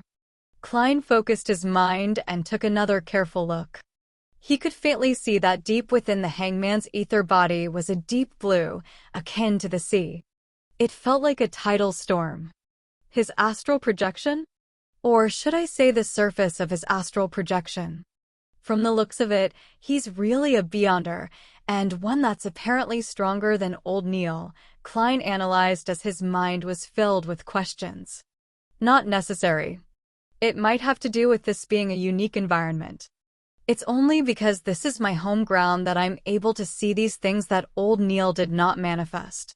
He turned his head toward Justice again and confirmed that it was a characteristic only Beyonders possessed. At that moment, Alger also completed his greetings. Audrey drew a light gasp as she asked in anticipation, "Mr. Hangman, did you receive the box of ghost shark blood?" Alger took a look at Klein and saw him tapping his glabella as though he was considering other matters. "Thank you very much. It perfectly met my expectations. I never expected you to send it to me so quickly." "The ghost shark blood is not the typical extraordinary creature," said Alger frankly. Audrey smiled humbly and said, "I'm very happy to see this outcome." As she loved anything to do with mystery from a young age, she had befriended those in aristocratic circles with similar interests. They have exchanged information, books, and rare artifacts among each other. But before this, none of them had ever obtained any supernatural power to become a real Beyonder. Instead, there were a few princes that hinted that they could gift them what they wanted if they became their princess consort. However, she had obtained the ghost shark blood directly from her family's vault. After all, the inventory only states one big bottle, without mentioning how many milliliters or how full it had to be. She believed that pouring a little bit of it would go unnoticed. Even if there was an accident and the matter was exposed, her parents were unlikely to pursue the matter. Alger looked deeply at the fool who was enveloped in fog before turning his head back with a smile. According to our agreement, I will tell you the formula to the potion, spectator. Let me prepare myself. All right, begin. Audrey inhaled as she focused her full attention. Low-sequence potions are very easy to concoct. Just follow the order that I provide you. Do remember that there can be smaller quantities of the ingredients, but not more. It would cause major problems. You should have heard about news of Beyonders losing control. I believe there's no need for me to repeat it. Alger first mentioned things to take note of. Audrey nodded gently and said, I understand completely. While she spoke, she turned her head to look at Mr. Fool. She wished to know if the mystery expert had anything to add. Unfortunately, the fool was sitting silently there like a statue. Alger thought for a moment before saying, having smaller quantities does not mean it should deviate by too much. If you do not have an assistant, I suggest you spend some time familiarizing yourself with chemistry experiment. I have a family tutor for such matters, answered Audrey without feeling the burden. After Alger mentioned the furthest extent of the deviation, he recited with great fluency, spectator. Sequence 9 potion. 80 milliliters of pure water. 5 drops of autumn crocus essence. 13 grams of cow teeth pianol powder. 7 petals of elf flowers. A matured manhalfish's eyeball. Add 35 milliliters of goat-horned black fish blood. The final 2 items are the main ingredients. They are extraordinary creatures from the sea. You have to be careful. All right. Audrey recalled and repeated, 80 milliliters of pure water. 5 drops of autumn crocus essence, 13 grams of cow teeth. Pianol powder, reminded Alger. With his help, Audrey gradually and precisely memorized the formula's order. However, she appeared worried as she mumbled it again and again. Do you know about cogitation? When Alger saw Justice nod, he continued, I do not know how much you know about cogitation. Let me describe it once. After consuming the potion, quickly begin cogitation to control your spirituality and energy. Make sure to practice every day to truly grasp the powers of the potion. Dig out the meaning it symbolizes and even more of its mysteries. That way, you can avoid the danger of losing control to the greatest extent. And the meaning of a potion mainly lies in its name, such as spectator. Klein silently listened to the conversation and had no plans on interrupting. All he did was secretly memorize and study, but when he heard that, he suddenly had a thought. Audrey listened to the hangman's explanations attentively, and just as she was about to inquire about something more detailed, she suddenly heard the rapping sound on the table. She and Alger turned their heads and looked at the fool. They realized that the mysterious and mighty figure was tapping gently with his fingers. He said in a deep voice, it's not about grasping them, but rather digesting them. It's not about discovery, but rather acting. The name of a potion is not only symbolic, it's also imagery. It is the key to digesting. Audrey was dazed and confused from hearing that. She was not very clear on what Mr. Fool was trying to express. She subconsciously eyed the hangman for a reaction from the corner of her eyes. She was surprised to see him jolt and freeze. It was as though an ordinary person had heard a loud and sudden clap of thunder. Digesting, acting. Digesting, acting. Digesting, acting, key. Alger repeated it again and again softly as though he had grasped a key concept or had succumbed to a strange curse. After a while, he raised his head and said with a hoarse voice, Thank you, Mr. Fool. Your hint is as valuable as my life. You have enlightened me greatly. Of course, I believe I have yet to fully understand or comprehend it.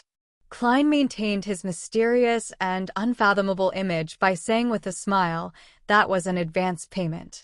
In fact, he did not truly understand the exact meaning of what was said.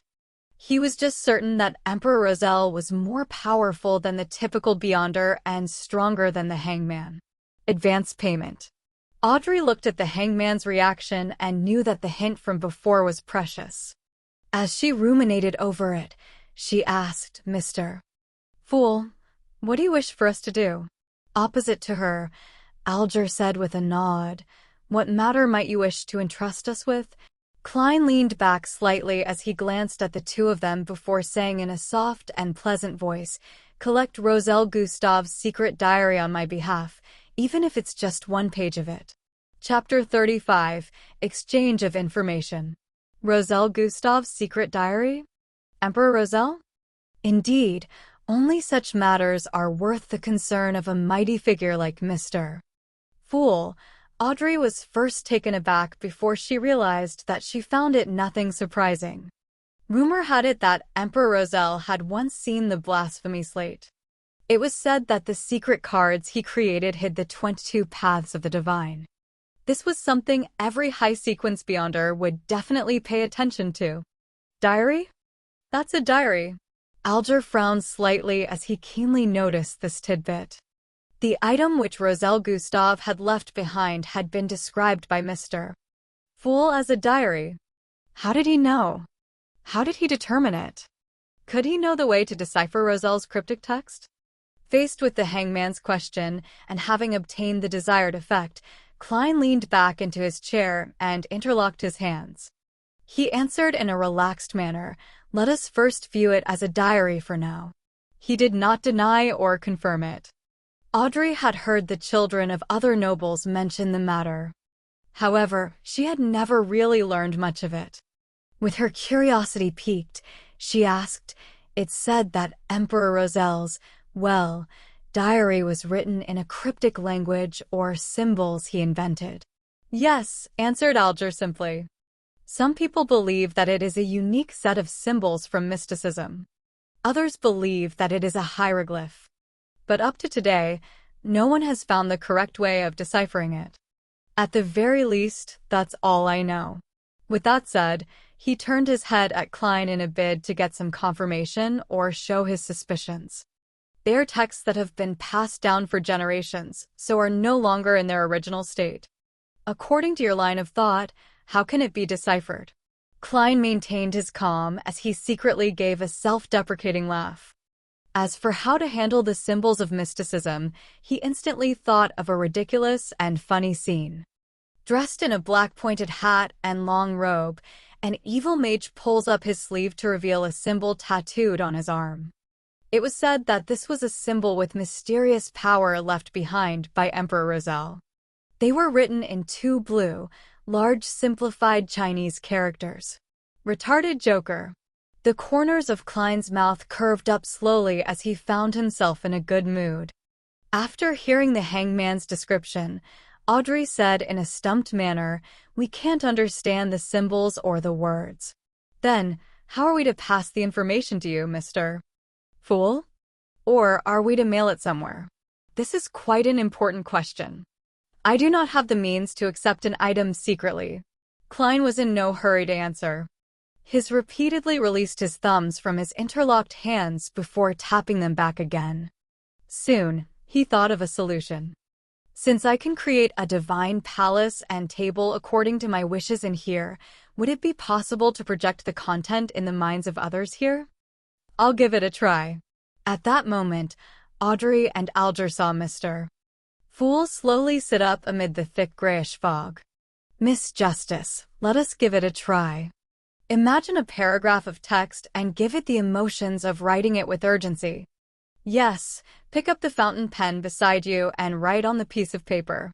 Before Klein finished his sentence, Audrey saw a piece of yellowish-brown goatskin parchment and a dark red fountain pen in front of her.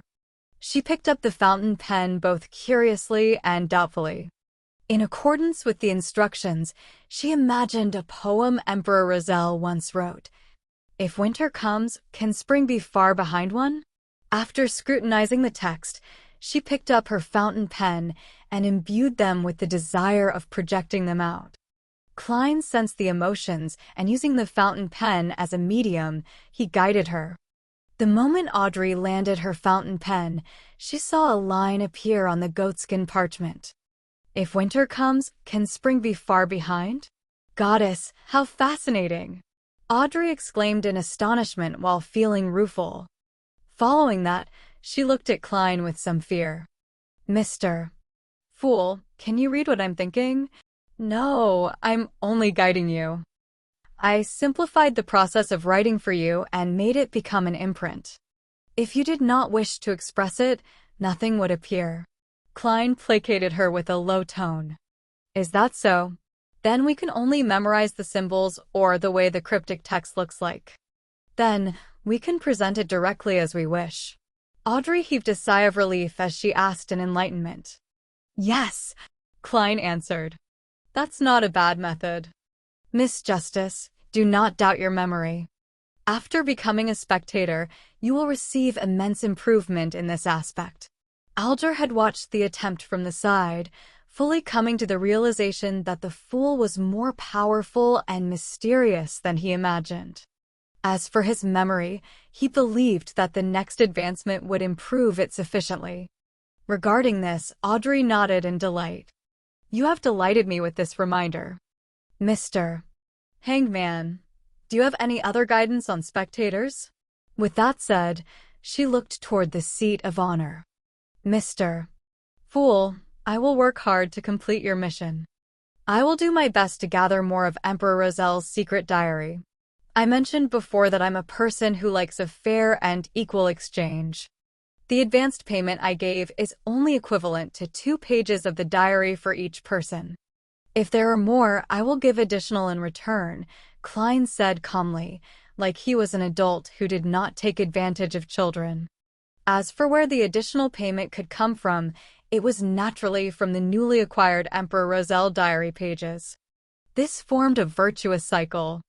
You are truly a generous gentleman. Alger fell silent for a few seconds before bowing slightly with his hand by his chest. After the bow, he turned to Justice and said, Let me emphasize once more. A spectator will forever be a spectator. I know that many spectators enjoy imagining themselves to be the protagonist or some other character. As a result, they invest a lot of feelings into it, to the point of crying, laughing, raging, and turning sorrowful because of the drama. However, that is not what a spectator should do. While faced with the various dramas of society and figures who knowingly or unknowingly act the role of particular characters, you have to maintain the attitude of being an absolute bystander. Only then can you calmly and objectively observe them. You will discover their habits, their tics from lying, or their scent of nervousness. From those minute clues, you can grasp their true thoughts. Believe me, everyone is different because of their emotions. They will secrete different things and different smells.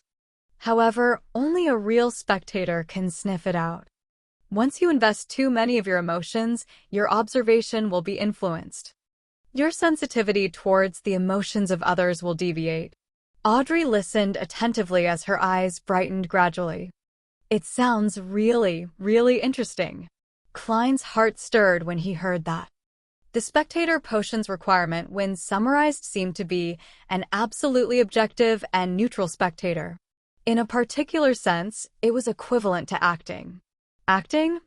Was this the acting which Emperor Rozel was referring to? Then, I will have to act as a seer and from there, digest the potion bit by bit? Just as Klein was immersing himself in thought, Alger finished explaining the demands he knew of a spectator. He sighed before saying, It seems like there's nothing else? Perhaps we can have a casual chat. We can talk about things happening around us. Perhaps it is something very normal to you, but in the ears of others, it might be a very important clue. Sure. Klein snapped back and nodded slightly. He was already planning to attempt to act as a seer. After all, it did not seem like there were any negative effects from doing so. Then, shall we begin with you, Mr. Hangman? Audrey agreed in excitement. Alger thought for a moment before saying, "The infamous pirate who calls himself Lieutenant General Deweyville has begun his voyage to explore the eastern end of the Sonia Sea again." "Oh!" The owner of the Black Tulip returned Audrey with a question after some thought. "Yes," Alger replied with a nod. "I don't even know who that is." Klein listened silently while he pondered over the news he planned on sharing. It had to be something that did not expose him while also allowing him to gain feedback. Soon, he decided. He maintained his unfathomable image as the fool and caressed the side of the bronze table with his fingers. "According to what I know, the secret order has lost an Antigonus family notebook." This news was not only known by the Nighthawks from Tingen City. The secret order as well as Beyonders with close ties with them similarly knew. "An Antigonus family notebook?" Alger repeated before smiling with a shake of his head. "I'm really curious as to what reaction the Church of the Evernight Goddess will have if they learn of it." Why would he mention the Church of the Evernight Goddess? Klein acutely sensed a problem, but it was not appropriate for him to ask. That would shatter his image as the mysterious and profound fool. At that moment, Audrey asked out of curiosity, "Why are you curious? What sort of special reaction would the goddess's church have?" Alger smiled and said, "The Antigonus family was destroyed by the Church of the Evernight Goddess. I'm not really sure if it happened at the end of the fourth epoch or the early stages of the present epoch." This. Klein's pupils constricted as a chill suddenly swept through him. From the looks of it, the value the Nighthawks have placed on this Antigonus notebook far exceeds my imagination. The reason why they nominated me as a Beyonder, having some contribution and to prevent danger to me are likely negligible reasons, is that they wish for me to raise my spiritual sensitivity to aid them in finding the notebook. This was not kept from me by Captain. He had mentioned it, but I just didn't pay much attention to it. After hearing the hangman's explanation, Audrey said with deep interest, "I never imagined that such a thing would happen." "All right, my turn. Let me think of what I have to share." She cocked her head and held her head up with her hand before chuckling. "Yesterday, my etiquette teacher taught me how to faint elegantly without any faux pas. It's a practical skill used at social events to avoid awkward situations or nasty guys." Haha. I was just organizing my thoughts. What I really wanted to say is that ever since the failure of the battle on Balam's eastern shore, the king, premier, and gentlemen are under immense stress. They eagerly wish to change. Chapter 36. A Simple Question. While Audrey recalled the conversation between her father and elder brother about the situation, she put in her own words, "They believe that the government structure is too chaotic. Every election, if there is a change of the ruling party, there will be a change of personnel from top to bottom. It makes things a mess and lowers efficiency tremendously. Not only does it cause the battle loss, it also brings great inconvenience to the civilians." Klein knew very well that as there was no example to reference, the Lone Kingdom had yet to evolve into a system that examined public servants.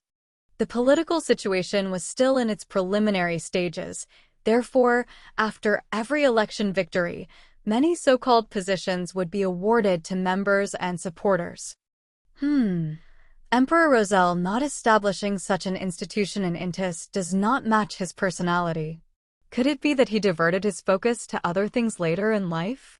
When the hanged man, Alger, heard that, he interjected with a soft chuckle. "They believe? Then their beliefs are a little slow. Perhaps they will only feel the itch a year after they get bitten by black mosquitoes." Black mosquitoes were a type of creature that resided in the south of the Lone Kingdom. It was extremely venomous, and its venom made victims have the urge to rip apart their skin. Audrey extended her palm and covered her mouth. Ignoring the hanged man's mockery, she expressed the core information of what she said. "Unfortunately, they are temporarily unable to find a good solution to replace this system."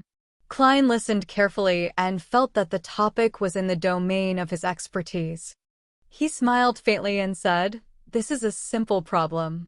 The Foodaholic Empire and the decadent countries that studied the Foodaholic Empire had very advanced experiences of success. Simple? Audrey returned with a question in puzzlement. Although her education did not include politics, she often heard from the discussions of her father, brother, and people around her. She had a sufficient understanding of similar matters. Klein felt as though he had returned to the message boards of yesteryear. Composed, he said, an examination, just like an entrance examination for college. Hold an exam that is open to the public. It can be split into 2 rounds or 3 rounds. Use the most objective method to select the elite. But Audrey knew what sort of objection this would entail.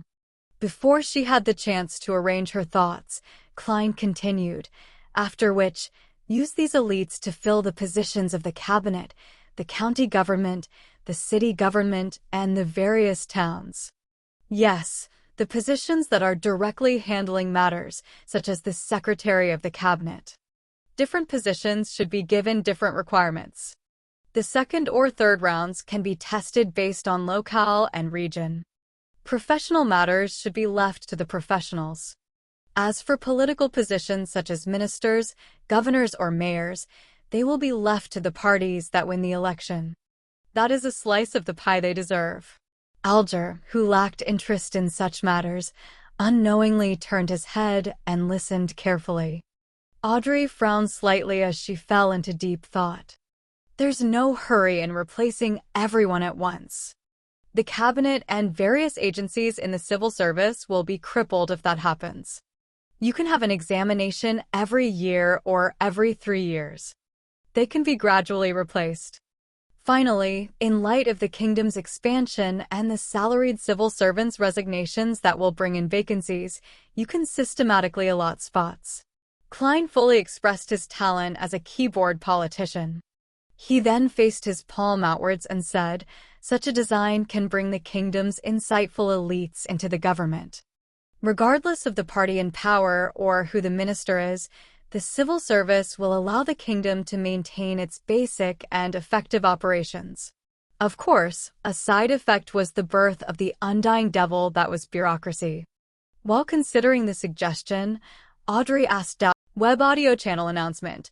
Thank you for listening. If you want to listen to the full series and hundreds of audiobooks similar to this, please join our Discord or join our Patreon on patreon.com/webaudio. The link will be in the description and also pinned in the comment section. Thank you. Hopefully, are you implying that even if those ministers become monkeys, the effects would be insignificant? No, Alger interjected suddenly. I believe that monkeys are a better choice than the present ministers. He paused before adding, after all, monkeys only need to eat, sleep, and mate.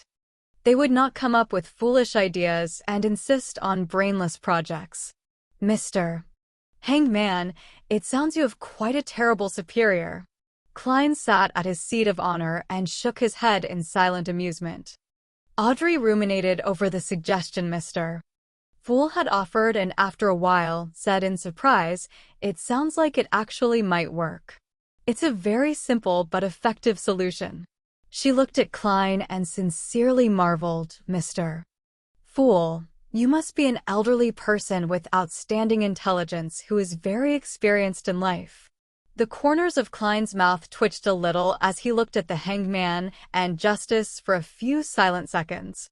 Let us end today's gathering here. If Miss Justice is able to influence her family and effect change on this matter, I can guide Benson ahead of time and give him a chance at becoming a civil servant. On careful thought, Benson was indeed suitable for such a career. However, it is unlikely Justice would take the initiative to do it. This is because the hanged man and I can easily find out which noble suggested it and basically guess her identity. Of course, she could do it through a roundabout manner secretly. By your will. Audrey and Alger stood up together. Klein leaned back slightly and severed the connection. He saw Justice and the hangman's illusory and blurry figures instantly shatter and dissipate. Above the gray fog, in the opulent palace where gods seemingly lived, He was the only one sitting silently at the head of the bronze table. Klein did not plunge into the gray fog like the other time to leave. This was because his mind was still energetic enough after becoming a Beyonder. The reason why he had ended the Tarot Club early was because he learned the true attitude the Nighthawks had towards the Antigonus notebook. He decided that he had to search for it seriously and not sleep all the way. Doing so would make Dunsmith suspicious of his activities at home. Furthermore, he had benefited quite a lot this time. Klein sat on the high-backed chair at the head of the bronze table. His arms leaned on the armrest as he crossed his fingers while he observed the boundless gray fog carefully. He found the place serene as though no one had stepped into it for 10 million years. When he established the connection to summon the hangman and justice, he acutely noticed something. That was the fact that as a Beyonder himself, he had the ability to touch another dark red star. Does this mean I can summon one more? Klein recalled the feeling and muttered in confirmation. However, he did not have the urge to make an attempt since he did not know what the identity of the newcomer would be or what sort of attitude they would have. After all, not everyone was like Justice or the Hanged Man, who had unique personalities that easily blended in and took whatever they needed. They even seemed willing to conceal matters. If he pulled someone like Dunsmith, then the mysterious organization he had just established would instantly come under the watch of the church. As an evil organization's boss, his future would be worrying. Klein knew that the gray fog was special. He knew it was not something a Beyonder at Dunsmith sequence could see through. But the problem was that since he had the powers of a Beyonder, he had to consider the existence of the gods. Klein had chosen to carefully believe that the 7 orthodox gods existed in reality. Of course, he was more tenable to the belief that these gods were just more powerful than high-sequence Beyonders. Furthermore, they were under strict limitations. At the very least, ever since the 5th epoch, apart from a few oracles, they have not appeared again. Forcefully pulling people here isn't a good thing. No one would wish to be pulled into mystery for some baffling reason. Let's wait and see how things go in the future. Klein sighed and stood up.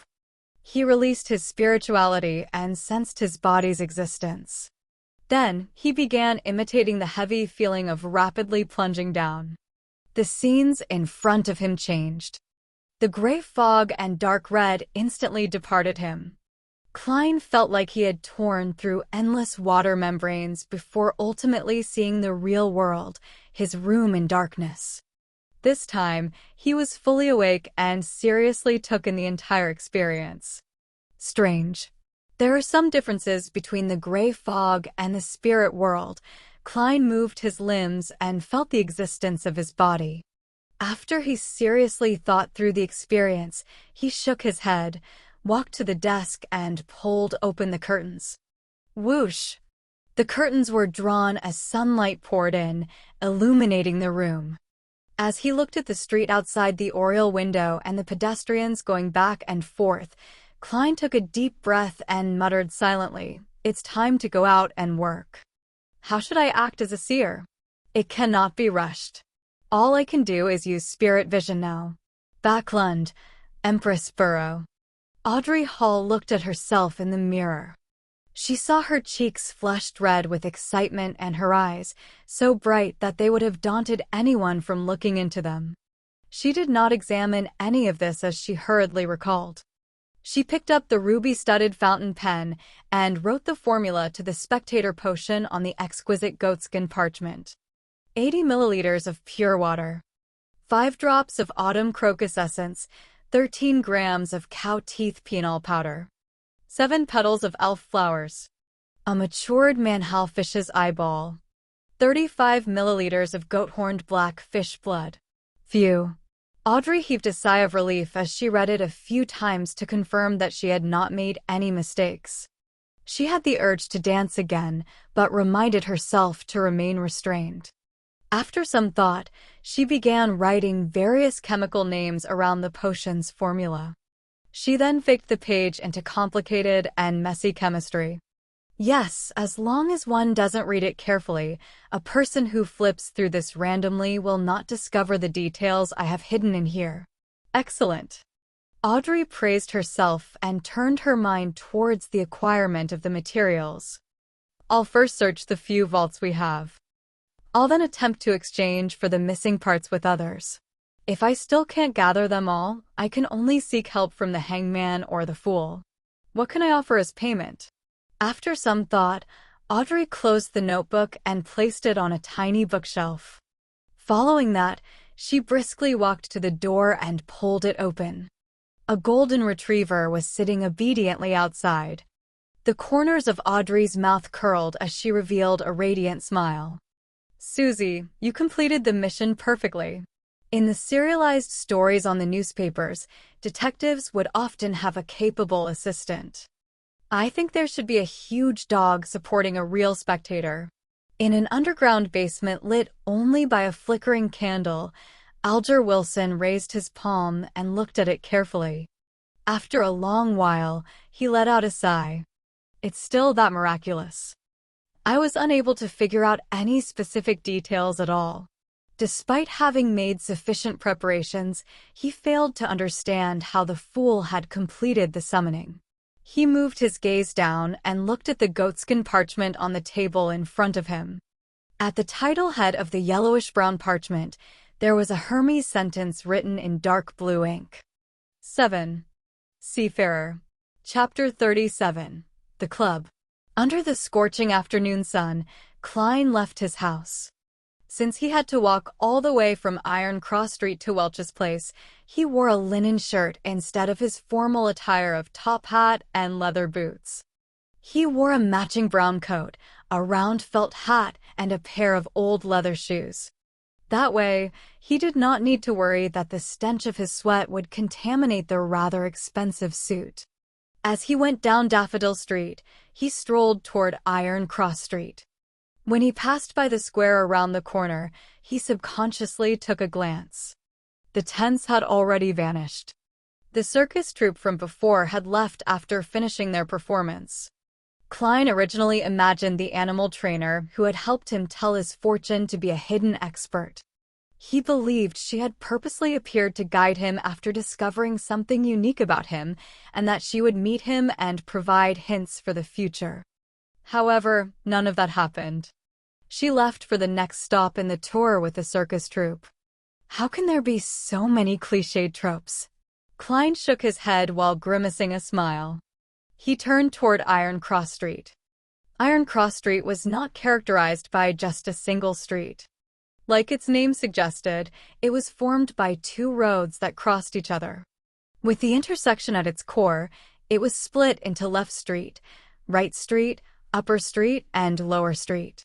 Klein, Benson, and Melissa previously lived on Lower Street. However, the residents living at his former apartment and the surrounding area did not think of the area as Lower Street. Instead, they created the term Middle Street. By doing so, they made a clear difference between those staying there and the poor who lived 200 meters down the road. There, a bedroom was occupied by 5 or 6 people and sometimes even up to 10.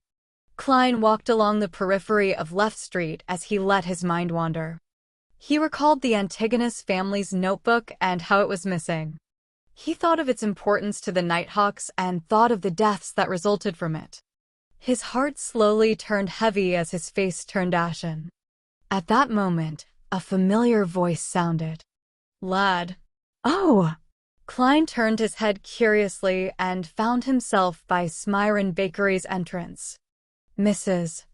Wendy with a head of gray hair was greeting him with a wave and a warm smile. "You don't look very happy?" Wendy asked genially. Klein rubbed his face and said, "A little." "Regardless of your worries, tomorrow will always come," said Mrs. Wendy with a smile. "Here, try out my newly created sweet iced tea. I'm not sure if it suits the palate of the locals." "Locals? Aren't you one, Mrs. Smyron?" Klein shook his head in amusement. "Trying out something means it's free, right?" Wendy Smyron raised her chin a little and said, "You guessed right." I'm actually a Southerner. I came to Tianjin with my husband, but that was more than 40 years ago. Haha, back then, Benson was not born yet. Even your parents did not know each other. I have always been a little unaccustomed to the dietary preferences of Northerners, and I'm always missing my hometown's food. I miss pork sausages, potato bread, roasted pancakes, vegetables fried in lard, and roasted meat with specialty sauces. Oh, and I also miss sweet iced tea. Klein suffused a smile when he heard that. Mrs.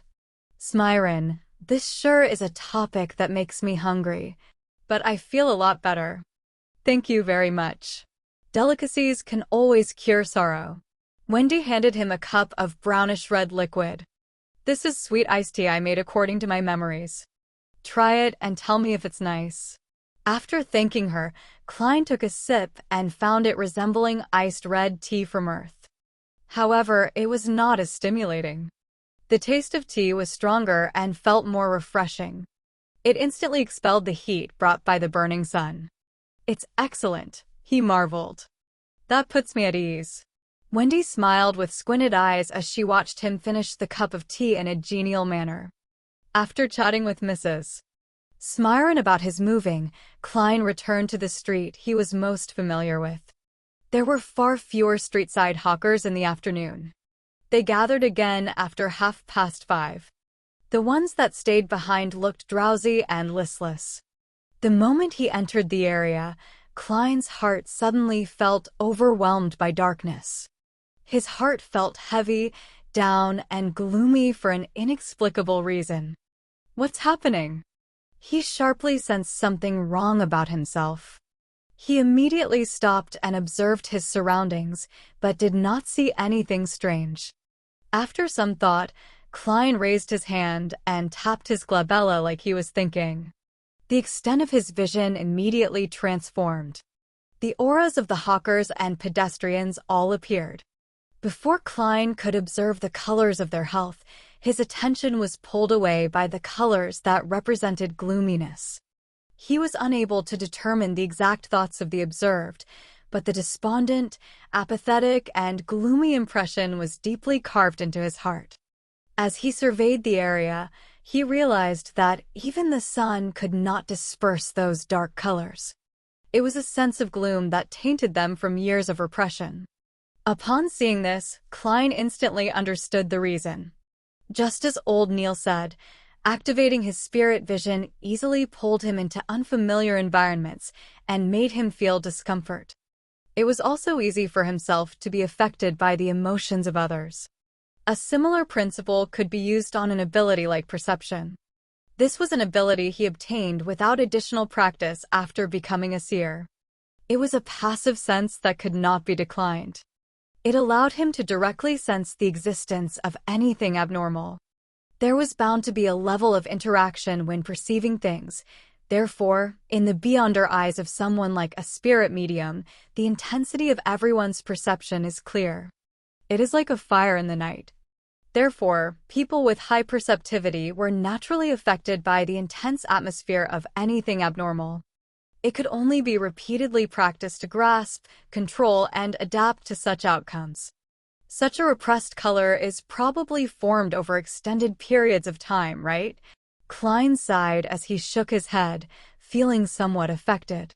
He tapped his glabella twice again and tried hard to converge his spirituality. Tap, tap, tap. Klein walked toward the apartment and sensed for any abnormal existences or tiny connections while also searching for the Antigonus family's notebook which he had hidden. The streets were the same as usual. There was filthy water and trash on the streets. It only cleared up when he reached the apartment's entrance. Klein pushed open the half-closed door and circled the first floor in the darkness that the sunlight could not reach. The wooden stairs creaked constantly as he went up them. The second floor was as dim as always. Klein released his perception and looked into the darkness. However, not only did he fail to discover any clues regarding his notebook, he even failed to see any invisible spiritual bodies. If it's so easy to encounter them, Most ordinary people would not have already sensed the existence of extraordinary matters. Klein sighed in reflection. He had already understood that most spirits did not exist in the form of spiritual bodies, but in the form of spirituality. Only a spirit medium could effectively communicate with them. After circling the third floor once, Klein left the apartment and retraced his memory's footsteps towards Welch's place. He walked for a full hour but did not discover anything along the way. Standing outside the gardened bungalow, Klein looked at the building through the locked iron gates and mumbled to himself, "There's no need for me to search Welch's place, right? Captain and Madame Daly must have done a carpet search of the place. Besides, I don't have the key. They can't expect me to climb the walls, right? I'll try another path tomorrow. I've walked so much today, but there are no step counter rankings." While lampooning, Klein returned to the nearby district. He planned on taking a public carriage to Blackthorn Security Company to retrieve his daily allocation of 30 bullets. He needed to make use of his time and practice. A seer's lack of quick and effective offensive means could only be made up with his revolver and cane. The district around Welch's place was relatively clean. Shops with clean and bright windows lined the two sides of the street. At the turn of the street, Klein was just about to seek out the carriage stop when his gaze swept past a few signboards on the second floor. Harrod's Department Store. Military Veterans Mess. Divination Club. Divination Club. Klein silently repeated the name and recalled that he had to act as a seer. Yes, I should take a look and seek out new ideas. Amid his mixed thoughts, Klein went across the street and went to the second floor. He entered the main foyer to see a beautiful female attendant. The woman with coiled brownish-yellow hair sized up Klein before saying with a smile, "Sir, do you wish to have your fortune told, or do you wish to join our club?" "What are the conditions for entry?" asked Klein casually. The woman explained with great familiarity, "Fill in your particulars and pay an annual membership fee. The first year is £5 and subsequent years will be £1 a year. Don't worry, we are not like political or business clubs which allow entry through recommendations from formal members. Members can freely use the club's meeting room and various divination rooms and tools. They can enjoy the coffee and tea we provide and read the newspapers and magazines we subscribe for free. They can buy lunch, dinner, and alcoholic beverages at cost price, as well as education materials and materials needed for divination. In addition, we invite at least one famous fortune teller to lecture every month to answer any questions. Most importantly, you can find a bunch of friends with the same hobbies and have an exchange with them. It sounds pretty good, but I do not have the money. Klein gave a self-deprecating smile before asking, "Then what if I want my fortune told?" Chapter 38. Novice Hobbyist. Upon hearing Klein's question, the beautiful lady with elegantly tied-up brownish-yellow hair appeared to lose her patience. However, she maintained her smile and said, "Our members are free to do divination for others in the club. They also have their prices, and we take a very tiny cut as a fee. If you wish to have your fortune told, you can take a look at this album. It has introductions and rates of the members who are willing to do divination for others. However, it's Monday afternoon, so most of our members are busy at work. We only have 5 here today." As she introduced the club, she invited Klein to have a seat on the sofa beside a window in the reception hall. Then, she flipped through the album and pointed out the present club members. Hannes Vincent. Famous Tingen fortune teller. The club's resident mentor. Good at various forms of divination. He charges 4 solely each time. It's really expensive. That's enough to feed Benson, Melissa, and me to 2 sumptuous dinners. Klein clicked his tongue silently and did not reply. When the woman saw this, she continued flipping the page and introducing one member after another. And the final one, Glassy. A member who joined the club this year. He is skilled in tarot divination. He charges 2 pence each time. "Sir, Who do you plan on choosing? Klein did not stand on ceremony and answered, Mr. Glassy. The female attendant fell silent for 2 seconds before saying, Sir, I have to remind you that Mr. Glassy is only considered a novice. I understand. I will be responsible for my own decision. Klein nodded with a smile. Then please follow me. The woman stood up and led Klein through a door beside the reception hall. It was not a very long corridor, and an open meeting room was situated at its end. There was enough sunlight, and it was equipped with tables and chairs. There were newspapers, magazines, and paper cards. A faint coffee aroma drifted out. About 2 rooms from the meeting room, the attendant gestured for Klein to stop. She sped up her pace and entered the room. She shouted gently, Mr. Glassy, someone wishes for your divination. Me? A voice filled with surprise and doubt immediately sounded. Following that, there was the sound of a chair moving. Yes, which divination room would you like to use? Replied the lady without any emotion. Topaz room. I like Topaz. Glassy appeared by the meeting room's door and looked curiously at Klein, who was waiting not far away. He was a man in his 30s. His skin was slightly dark and his pupils were a dark green shade. Under his light, yellow and soft hair, he was dressed in a white shirt and black vest.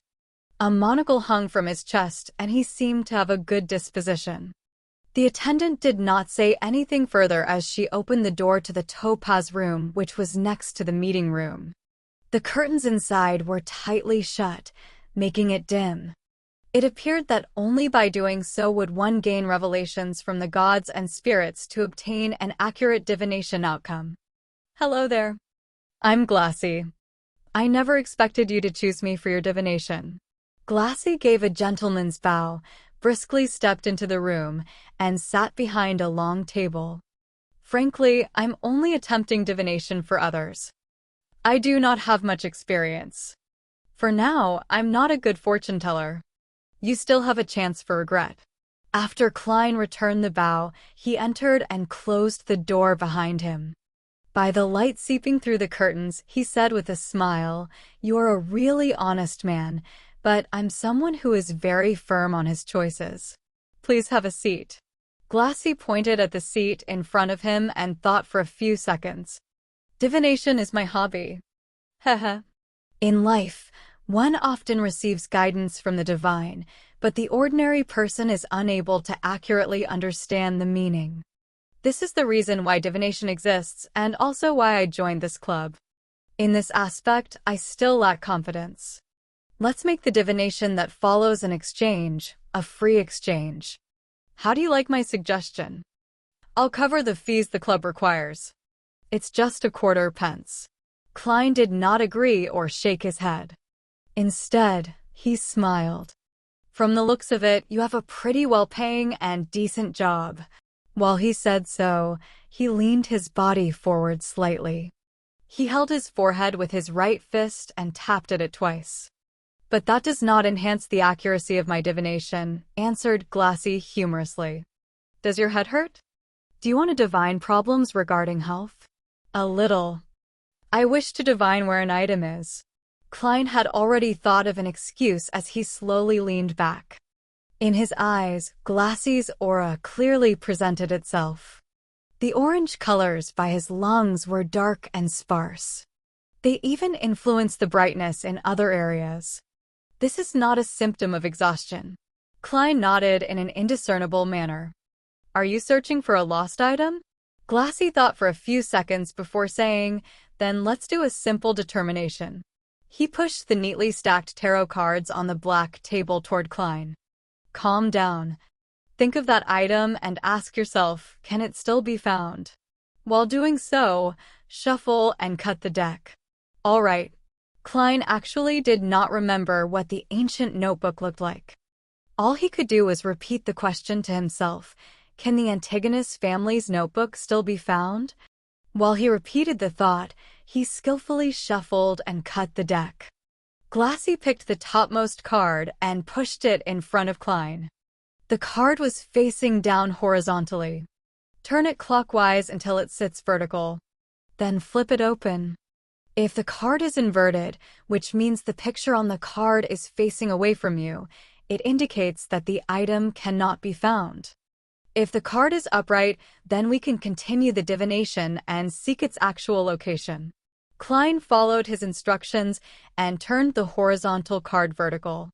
He clasped the end of the tarot card and flipped it over. It was an inverted card. What a pity. Glassy sighed.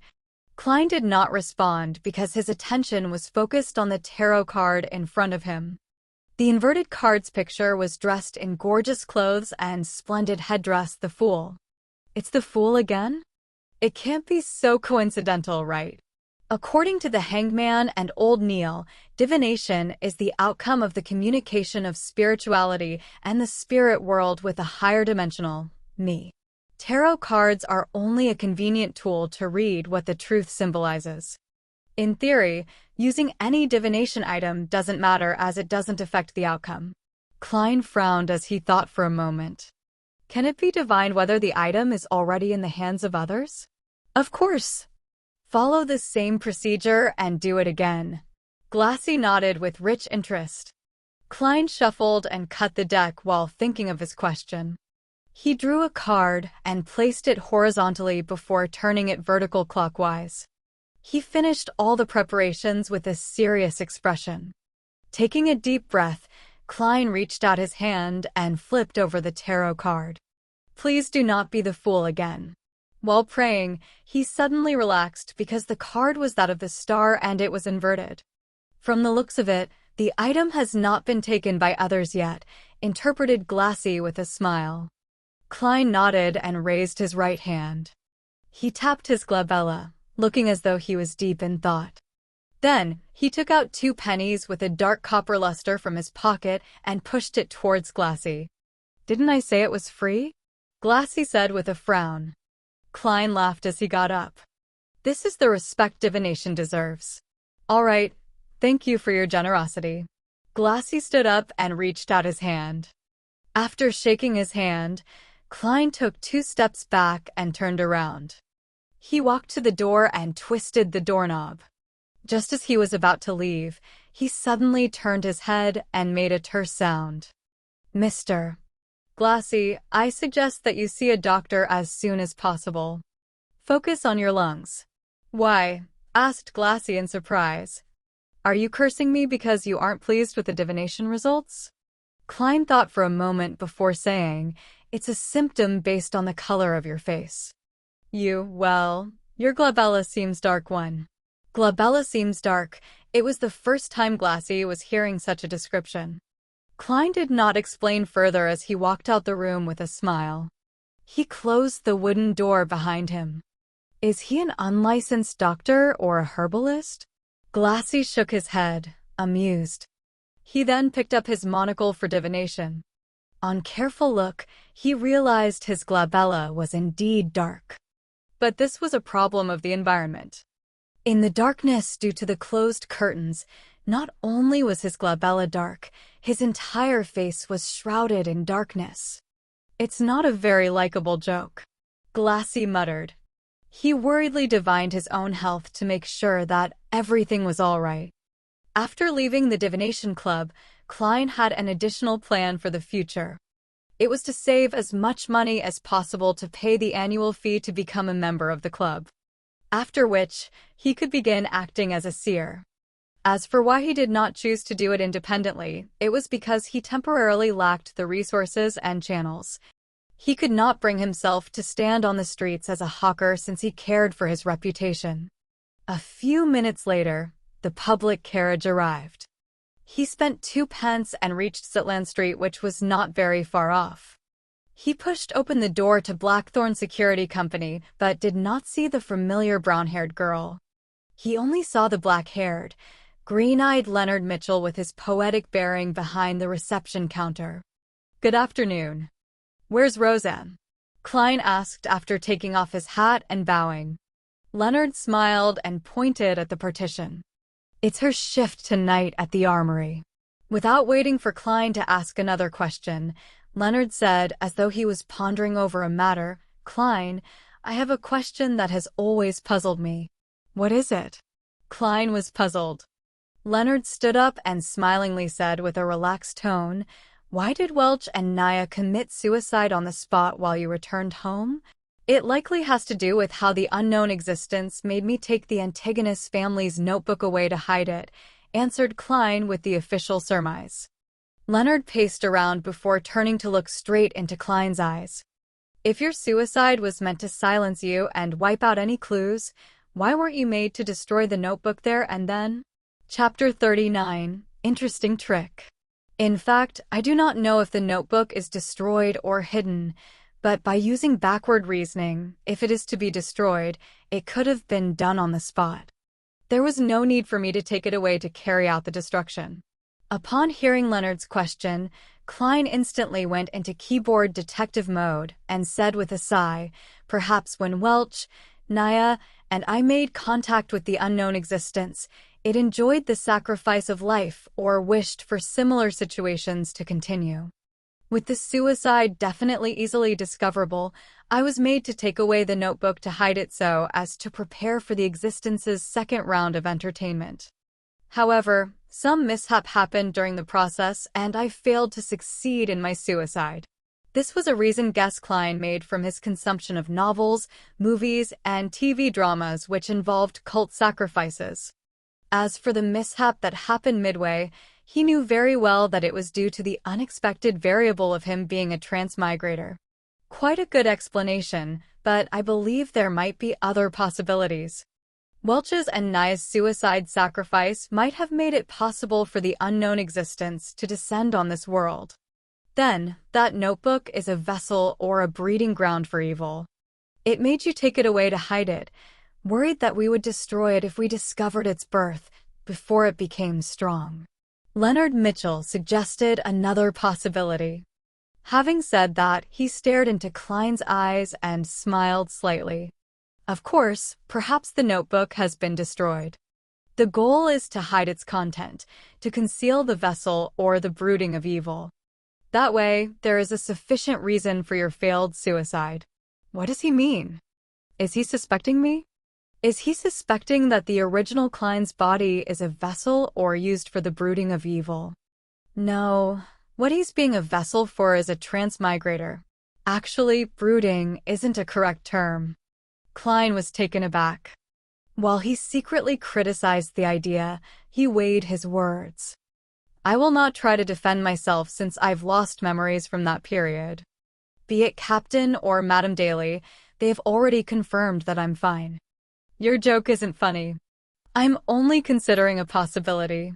It does not eliminate the blow the unknown existence encountered when it descended which caused your suicide to fail. We believe that the goddess will ultimately bless us. Leonard laughed as he changed the subject. Did you discover anything in the afternoon? After the conversation and the previous encounters, Klein was very wary of Leonard. He answered in a composed manner, "No. I plan on trying a different route tomorrow afternoon." He pointed to the partition and said, "I'll need to head to the armory to draw the bullets." The shooting club opened to 9 at night. After all, its availability increased only after many of its members got off work. May Goddess bless you. Leonard smiled as he gestured the sign of the crimson moon on his chest.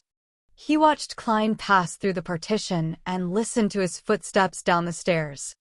Leonard's smile gradually vanished as a look of doubt appeared in his green eyes. He whispered something with a displeased tone. Down the stairs, Klein followed the gas lamp-illuminated corridor to the armory and archives.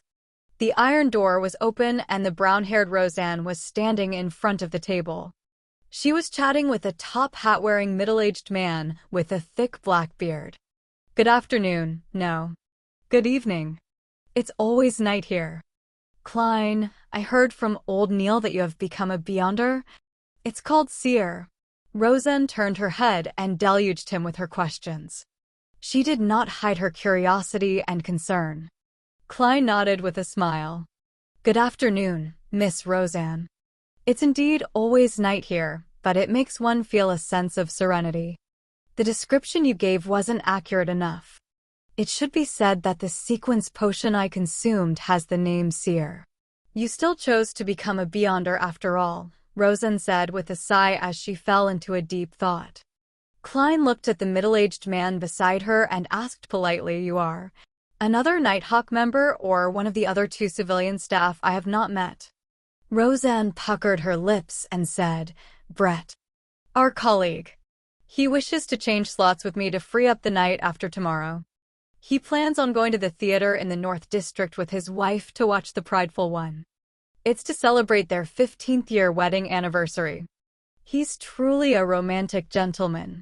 Brett smiled as he extended his hand and said, with Miss Roseanne around, "There's nothing that requires repeating." "Hello, Klein. I never expected you to become a Beyonder so quickly. As for me, I might never have the courage. Perhaps it's as the saying goes, the ignorant knows no fear," Klein said in a self-deprecating manner as he extended his hand to shake Brett's. "Me not having courage is not something bad," said Brett with a shake of his head. "A Beyonder once told me before his death to never probe the strange and dangerous matters. The less you know, the longer you live." At that moment, Roseanne interjected, "Klein, there's no need to mind it. I heard from old Neil that as a seer, you are used as support. It's relatively safe as long as you do not attempt to communicate with unknown existences. Why are you dressed in such clothes? It's so unbecoming of a gentleman. What are you here for?" "I'm here to draw my 30 bullets." Klein did not reply to Roseanne's first question. He believed that the lady would quickly forget the matter. "All right." Roseanne pointed at the table and said, "Brett, it's all yours. You should know where the keys and bullets are." Oh, old Neil really is petty. He did not even leave his hand-ground coffee behind. He promised me that I could drink my fill today. She prattled on as Klein received the bullets. The duo left together and went their separate ways at Zutland Street. One took a public carriage home while the other walked into the shooting club. Bang, bang, bang. Klein repeated the process, gripping the gun, raising his arms, shooting, releasing the cylinder, ejecting the empty shells, and stuffing in rounds again and again. He became familiar with the process and built it into his muscle memory. Of course, he had a few breaks in between to review and correct the process. After finishing his practice, Klein used the grounds to do various exercises like push-ups. He worked hard to train his body to improve his physique. Once everything was over, he sat in an untracked carriage home. Only then he realized it was nearing 7 and the sky was already dark. Just as Klein was planning to head to the market or streets to buy the ingredients for dinner, the door opened. Melissa had returned with her stationery-filled bag. Apart from that, she carried quite a lot of groceries. "I thought you and Benson would be home rather late. This morning, I took out one solely from the place you hide the money." Upon seeing her brother's questioning look, Melissa explained in her usual serious manner. "Since you took the money, why didn't you take the public carriage to school?" Klein had been reminded of the matter from the morning. Melissa said with a frown, "Why should I take a public carriage? It costs 4 pence to get to school. A return trip means 8 pence.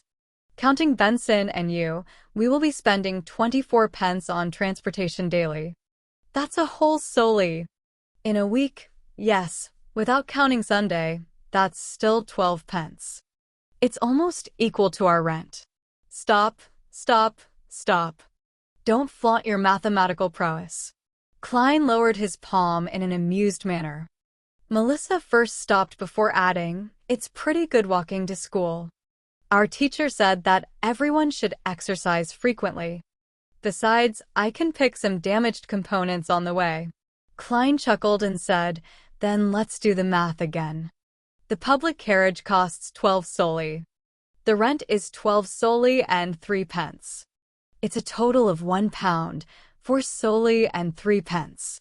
Using Benson's salary is enough to pay for it, and there will be quite a bit of change left." "Yes, he has received last week's salary." As for me, I can still earn £1.10 solely every week. Even if we eat meat every day while counting expenses like gas, charcoal, wood, and condiments, we would still have some left if we are frugal with lunch. We can even subscribe to the morning papers for just 1 penny. In 2 months, when I make up for the advanced payment, I can save money for both you and Benson. We can have new clothes. But we have to think of the possible accidents. Melissa stayed firm on her point. Klein smiled at her and said, "Then, we can eat less meat.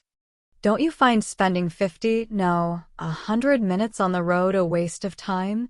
You could use that time to read more and think over problems and improve your results. That way, Melissa, you will be graduate with excellent grades. You will be able to find a job with a pretty good salary. When that happens, what is there to worry about?" He fully displayed his experience gained from debating with people on message boards and finally convinced Melissa. She agreed to take the public carriage to school. Phew, I've finally suckered her into doing it. No, how can I call it suckering? This is called convincing, Klein lampooned before taking over the groceries that Melissa had bought. He said with a sigh, "Remember to buy beef or meat like mutton and chicken. Eat until you're full and enjoy yourself. Only then will you be equipped with a healthy body and a clever brain to match the demanding requirements needed for your studies." Just mentioning it makes me salivate. Melissa puckered her lips and after a few seconds of silence said, "All right." The next morning, after ensuring that Melissa took a public carriage, Klein and Benson separated and went to their respective companies. The moment Klein stepped into the door, he saw old Neil and Roseanne chatting by the reception desk. The former was still in his classic black robe, without any concern for the gazes of others. The latter had changed into a casual cream-colored dress. "Good morning, Mr. Neil, Miss Roseanne," greeted Klein as he took off his hat. Old Neil gave him a mischievous look. "Good morning. You did not hear anything you shouldn't have heard last night, right?"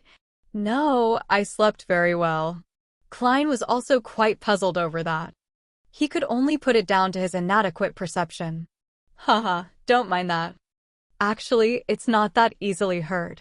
Old Neil pointed to the partition and said, "Go to the armory. We will continue out mysticism lessons this morning." Klein nodded and followed old Neil down the stairs and arrived at the armory to replace Brett, who had been on duty the entire night. "What will we be learning today?" asked Klein curiously. Old Neil dragged out his response and said, "The complicated and basic knowledge.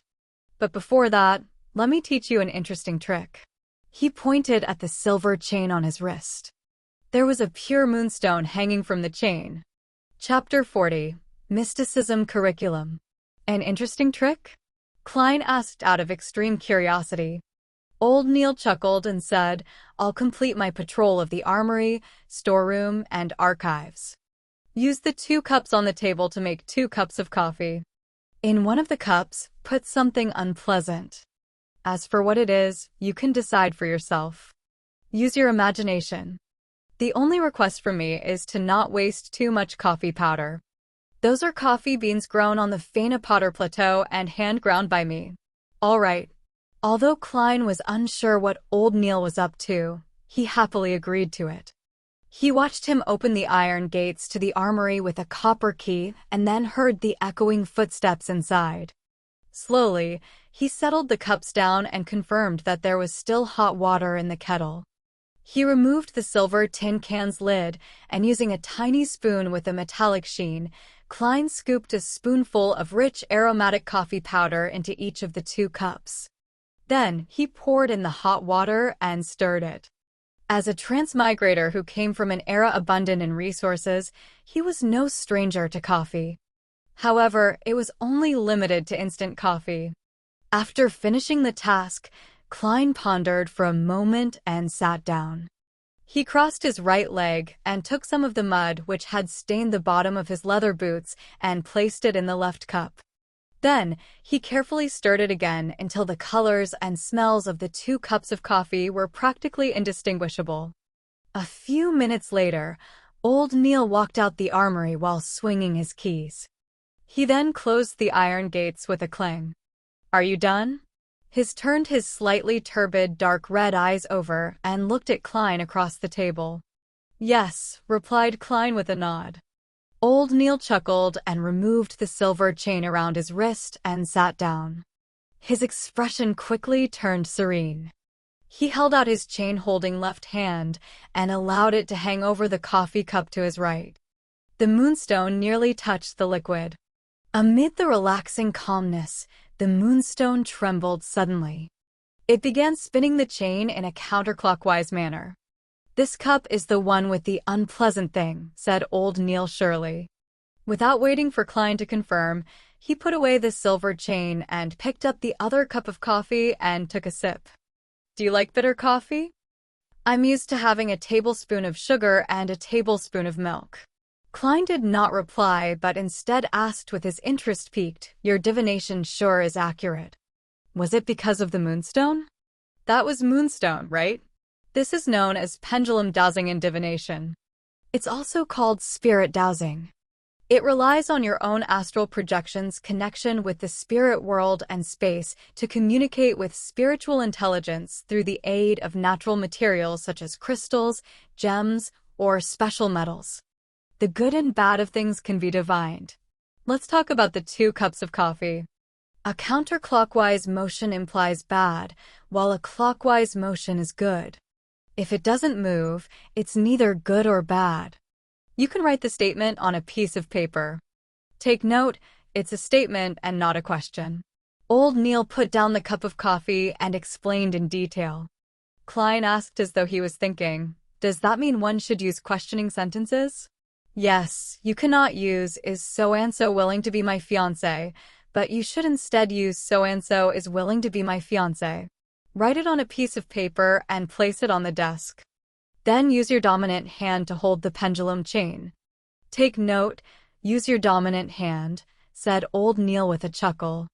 "When doing so, keep your arm straight. Adjust the chain's length and make the moonstone hang just above the piece of paper to the point of almost touching what we wrote. Then, close your eyes and repeat the sentence 7 times in your mind. Open your eyes when you are done and see if the spirit pendulum turns or not.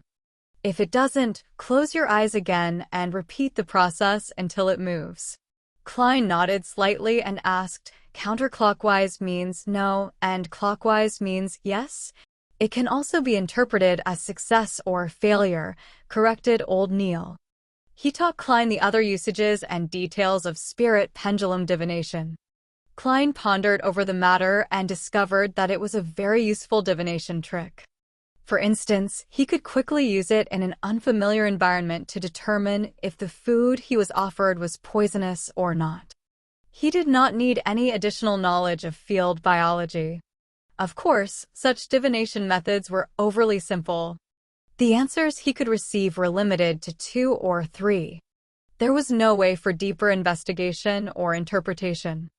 For example, although something could be harmful to the body, it could become very beneficial after some processing. An example was certain foods. They were indeed damaging to the body, but nothing serious. If one was on the brink of starving, eating it would not be a huge problem. These were things that spirit dowsing could not determine. "I will have to quickly save money to buy crystals or pure silver to create a spirit pendulum," Klein sighed. Old Neil looked at him in puzzlement. "You can apply for one directly. This is standard issue for Beyonders, especially Beyonders like us who take on a support role. There's still a topaz and pure silver spirit pendulum in the armory. But I'm still not a formal member of the team." Klein's heart palpitated in excitement, but he felt a little hesitant. Old Neil chuckled and said, "For Beyonders, regardless of whether they are formal members or not, they have to be provided with conveniences in other areas since there's no pay rise. Maybe the word perk is more suitable. I'll apply with Captain later." Klein clenched his fists secretly as he made up his mind. How was he to know if Captain would approve his request without trying? "All right," said Old Neil with a smile. "We can officially begin our mysticism curriculum." The basics consist of symbolism. Do you know what symbolism means? Klein recalled the bits and pieces he had heard and the things he had seen and heard from his spirit world and the gray fog. He deliberated and said, regardless of the spirit world or the illusory stellar space, as well as the unknown realms, they are beyond our sensory world. It's not something that can be accurately described by the information our ears, nose, and eyes obtain. What we obtain are simply indescribable experiences and direct revelations. They also appear as abstract characters or pictorial symbols. These symbols represent different items and different meanings. Very accurate. As expected of a seer. Old Neil nodded solemnly. Only by grasping the ability to interpret the symbols can you really take the next step into the world of mysticism. Yes, the pictures on tarot cards and each of the elements in the pictures are symbols. They are man-made symbols that help us understand and interpret primordial revelations. He pulled out a piece of paper and picked up a fountain pen beside him. He drew a short curve. Following that, he added a few vertical lines beneath the curve. He looked up at Klein and asked, "Do you know what this symbol represents?" Klein looked at it for quite a while before saying hesitatingly, "Eyelashes." Old Neil exhaled. "This is the symbol of the bumper harvest constellation. This is the thunderous constellation, and this is the frost constellation." He casually drew a few more symbols. As Klein memorized them, he could not help but comment, "The names of these constellations are really, especially unsophisticated." Yes, unsophisticated. How tacky and primordial. Old Neil revealed a smile. Emperor Roselle thought the same back then. He always had the intention of changing the constellation names to things like Virgo, Cancer, and Scorpio. Unfortunately, he did not have the strength to go against tradition. At the very least, these constellations' old names and the corresponding dates they represent guide farming and harvests. I have to say that Emperor Roselle sure is a person with ideas. Klein was at a loss for words. Yes, Emperor Roselle was likely a decent person when he was alive. Old Neil was unable to understand Klein's humor as he continued explaining the various basic symbols, such as the various constellations, the sun, the crimson moon, the brown star, the red star, and the blue star. While talking about these, he would teach Klein how to draw the divination astrolabe and indicate what things to pay attention to. He also taught the materials and creation of a crystal ball and the choice of incantations. The teachings overwhelmed Klein. If not for his discovery that the seer potion had improved his memory slightly, he would have long asked Old Neil to stop to aid his digesting of the information. That's all for today's mysticism class. Think over it yourself and ask me if you have any questions. Old Neil took out a gold pocket watch and opened it with a snap to check the time. Do not forget to read the historical documents I prepared for you. To be frank, I feel fear seeing them. All right. Klein took the pieces of paper that were sketched with symbols by Old Neil. He quickly went through the mysticism knowledge he learned today to prevent himself from forgetting it.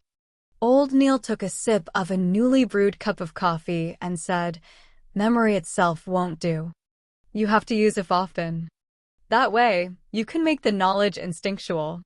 Also, cogitation has to be carried on every day. Only more practice and usage will allow you to grasp the power of the potion, digging into the mysteries it hides away and removing its unpleasant effects."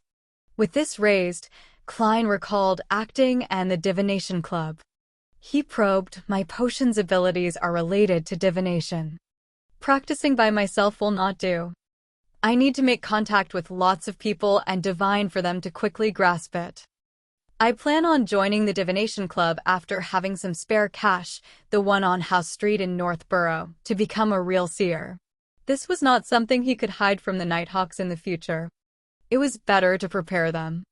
Your idea is very similar to Daly's. She has always clamored to be a real spirit medium.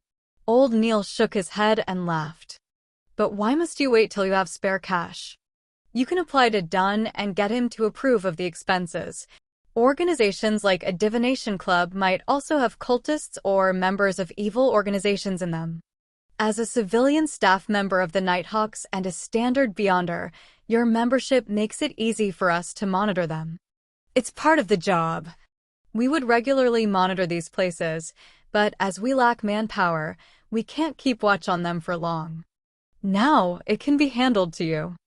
I can do that? As he looked at old Neil's serious expression, Klein was dumbfounded. This is making an expense claim for private matters. I know nothing about such matters. Indeed, I'm just a keyboard warrior. You wish to use your own money to do this? Old Neil smiled as he added when he saw Klein's face. Klein immediately shook his head as he answered firmly, I plan on reporting it to Captain. Old Neil nodded in satisfaction and looked at the cup of coffee with the unpleasant thing inside. It had not been poured away. What did you put in there? Klein smiled embarrassingly.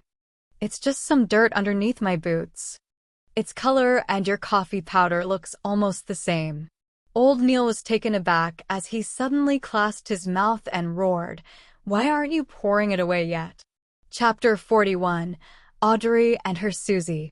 After pouring away the coffee and returning to the armory to take the thick stack of historical materials and explanatory transcripts from Old Neil, Klein followed the wall of lights up the staircase to the Blackthorn Security Company.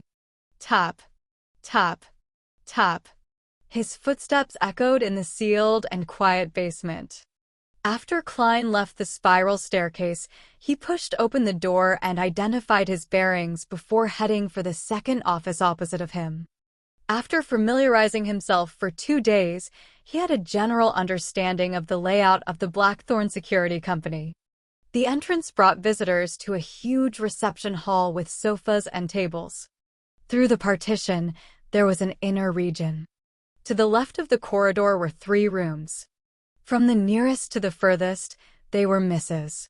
Oriana's account room, a rest room with a few sofa beds, and the staircase that led underground. On the right were 3 rooms. From the nearest to the furthest was Captain Dunn Smith's office, a civilian staff office with a typewriter, and the entertainment room for formal members of the Nighthawks team.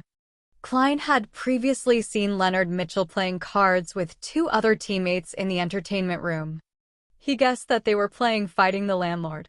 Of course, Emperor Rochelle had already given it a new name, Fighting Evil. However, the way it was played was identical to what Klein knew. Brett was entitled to a day of sleep after a night shift. Roseanne was at the reception desk. The carriage driver, who was in charge of procuring necessities and collecting supplies, Cesare Francis, was out as usual. When Klein opened the door to the civilian staff office, the 3 desks inside were empty. Only the typewriter sat there silently. Ackerson Company's Model 1346 typewriter, Klein, who had seen similar objects in his mentor's office and Welch's place, muttered. He felt that the complicated mechanisms inside were filled with the beauty of machinery. He walked to the desk with the typewriter. After preparing himself, he attempted to type something on air. In the beginning, he often converted the local language to Chinese pinyin instinctively.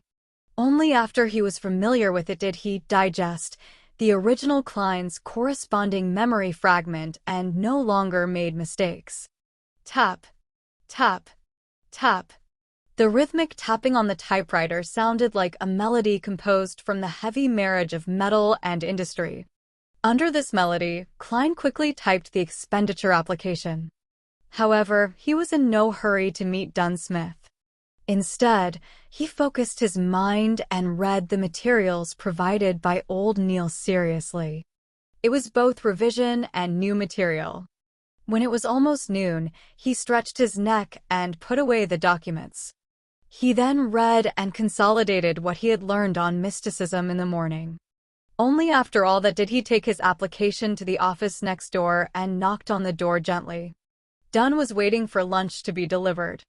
When he saw Klein hand him the document, the corners of his mouth curved up. Did Old Neil teach you this? Yes. Klein did not hesitate to betray Old Neil. Dunn picked up his dark red fountain pen and signed it. I happen to be applying for funding for the months of July, August, and September from the church and the police department. I'll add yours in.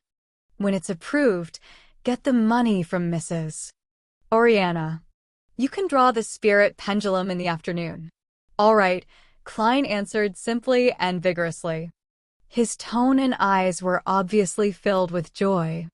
Before bidding Dunn farewell, he asked casually, shouldn't the budget for July, August, and September be applied for by June? Why are you applying for July's budget only in July? Dunn fell silent for a few seconds before sipping his coffee. We encountered 3 cases in June. I was so busy that I forgot about it. As expected of Captain and his poor memory. Klein knew he had asked a question he should not have asked. He gave a chuckle before leaving immediately. With that, he began a simple but regular lifestyle. He would spend half an hour in the early morning cogitating. He would have 2 hours of mysticism lessons in the morning and an hour and a half of studying the historical documents. After lunch, he would take a short nap in the break room to regain his energy. Following that, he would draw bullets and head to the shooting club. After finishing his practice, he would stroll over to Welch's place, which was not too far. He would then change routes and return to Iron Cross Street. That way, he could save on the carriage fees. If he had time, he would practice his spirit vision and spirit dowsing. On the way, he would buy groceries. In a private chemistry laboratory equipped with apparatus and items, a tall, blonde Audrey was looking at the cup in her hand. There were countless bubbles, and it made the atmosphere serene. Finally, the liquid in the cup precipitated into a sticky silver substance. Haha, I'm indeed talented in mysticism. I succeeded in 1 try. I was worried of failure and prepared 2 sets of materials, the girl muttered to herself in delight. She put away the items she took from her family's vault or exchanged them with others. She took a deep breath and prepared to close her eyes to drink down the spectator potion. At that moment, barking sounded from outside the laboratory. Audrey frowned instantly. She hid the cup of silver liquid in a dark corner, turned around and headed to the door. Susie, who's here? Audrey turned the doorknob and asked the golden retriever sitting in front of the door. Susie wagged her tail in an obsequious manner. Her personal maidservant, Annie, had appeared in the corridor nearby. Audrey walked out of the laboratory and closed the door. She looked at Annie and said, "Didn't I tell you? Do not disturb me when I'm running chemistry experiments." A vexed Annie answered, "But there's an invitation from the Duchess, Duchess Stella." Duke Negan's wife? Audrey took a few steps forward and asked Annie. Yes. She has managed to hire the services of the palace's baker, Madame Vivi, and plans to invite you and Madame to afternoon tea. Annie recounted the invitation. Audrey tapped her cheeks discreetly and said, "Tell my mother that I have a headache. Perhaps I'm a little dehydrated because of the scorching sun. Please get her to convey my apologies to Madame Della." As she spoke, she acted frail. "Miss, it's not only afternoon tea, but a literature salon," added Annie. "But that won't treat my dizziness." "I need rest," rejected Audrey firmly. Simultaneously, she muttered deep down, "If they insist, I'll faint for all of you to see. The etiquette teacher said that I can do it most perfectly." "I think I heard something?" "All right," Annie exhaled and said. "Do you need me to help you back to your room?" "There's no need. I'll clean up the laboratory first." Audrey was yearning to return immediately to consume the potion. However, she suppressed her impatience. She only returned to the laboratory's entrance when she saw Annie leave. Suddenly, she discovered that the golden retriever, Susie, who was waiting outside, was gone. Furthermore, the door to the laboratory was half opened. "I forgot that Susie can open doors with handles." What was that sound? Not good. Audrey heard crisp sounds coming from within. Suddenly, She came to a realization as she charged into the laboratory. All she could see was the cups shattered on the floor. Susie was licking the final drop of silver liquid. Audrey stood rooted at the entrance like a statue. Susie immediately sat down and looked at her owner innocently as she wagged her tail.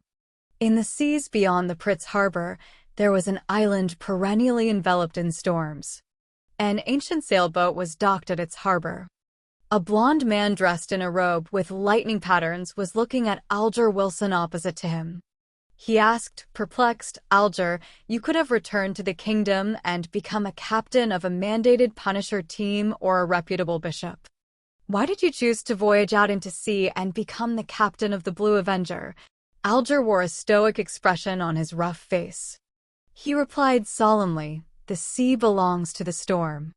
This is the Lord's kingdom. I'm willing to abide by the Lord's will and monitor this area of his kingdom." "All right." The blonde-haired man clenched his fist and struck his chest. "May the storm be with you. May the storm be with you." Alger replied with the same standard salute. He stood on the deck with a few sailors and watched his companions leave the boat, walking into the distance. "Signs, you do not understand because you do not know enough," Alger muttered silently. Meanwhile, Audrey finished her second concoction in a panic-stricken state. Seeing that the silver potion looked nothing different from before, she was nearly moved to tears. Gulp. She quickly drank down the spectator potion. Friday. A storm befell Tingen. The heavy rain pounded on the windows of every household. Inside the Blackthorn Security Company, Klein, Roseanne, and Brett sat on the sofa in the reception hall and enjoyed lunch. As there was only a kettle for boiling water, there was no way to heat up leftovers. Klein could not eat rye bread every day or take the carriage home every day. If he did that, he would have to walk from Iron Cross Street to Welch's place in the afternoon and consider taking a carriage back. It was a waste of money. Therefore, he began joining Roseanne and his colleagues in eating the so-called office rations. The nearby Old Will's restaurant would punctually send a waiter at 10:30 every day. He would ask for their orders, and after determining the quantity, he would send it over at 12:30. The food was contained in what resembled meal boxes. At 3, he would return to take their orders for dinner and take back the utensils. The rations included meat, vegetables, and bread. Although the quantity was lacking, it was barely sufficient to fill a person. A cost of a meal ranged from 7 to 10 pence depending on the different premium levels. Klein would always thicken his skin and order the meal costing 7 pence. Typically, there was half a pound of wheat bread, a tiny piece of meat cooked in different ways, a ladle of thick soup with vegetables, and tiny bits of butter or margarine. "We actually only have one Nighthawk here today," Roseanne said as she delivered a spoonful of thick soup into her mouth. "I heard that a case with cultist elements is going on in Golden Indus. Therefore, the police department has requested for 2 Nighthawks," Brett said as he put down his bread. Klein used the remaining wheat bread and dabbed it into the last bits of meat juice before stuffing it into his mouth. He did not say a word. Under his left sleeve, there was a silver chain with a topaz hanging. At that moment, knocks sounded outside the half-closed main door. "Please come in." Roseanne was taken aback as she put down her spoon. She quickly used a handkerchief to wipe her mouth and stood up. The door was pushed open as a man in a halved top hat came in. The left shoulder of his black formal suit was drenched. The sides of his hair had grayed. He put away his umbrella and said to Klein and Company, "Is this the former small mercenary squad?" "You can say that," answered Roseanne like clockwork. The lanky man coughed and said, "I have a mission request." Chapter 42. Butler Clee. A mission request. You probably came to the wrong place. This security company signboard is really nothing but a signboard. Klein immediately held back his urge to lampoon when he heard the visitor. How he yearned for there to be a message board and a screen for him to share his thoughts. but he soon realized that he had once asked a similar question. The captain's answer was that they could take on jobs if they were free. The money earned could be used as funding for the team's petty cash account and bonuses for the participants. Roseanne's eyes darted around as she thought for a moment before saying, "Our security personnel are all out on missions. The fastest it will take for them to return is an hour. If your matter isn't urgent, you can consider our services." Among the 6 formal Nighthawk members, Captain Dunn Smith had been invited to the cathedral by the bishop for some unknown discussion. Leonard Mitchell was guarding Cheney's gate in his place. Corpse Collector Fry and Sleepless Royale Radine had already headed to the Golden Indus Borough to assist the police in the investigation of a robbery case with cultist inklings. Sleepless Kenley White was on leave, while Midnight Poet Zika Tron had gone to Raphael Cemetery in the north suburb for a daily patrol. As for the remaining 2 Beyonders, Old Neil was frail and too advanced in his years. He had not taken any missions in a long time. Klein was still a novice and was truly inadequate in various aspects. They are all out, with one hand holding his umbrella. The lanky man's expression turned gloomy as he took off his hat.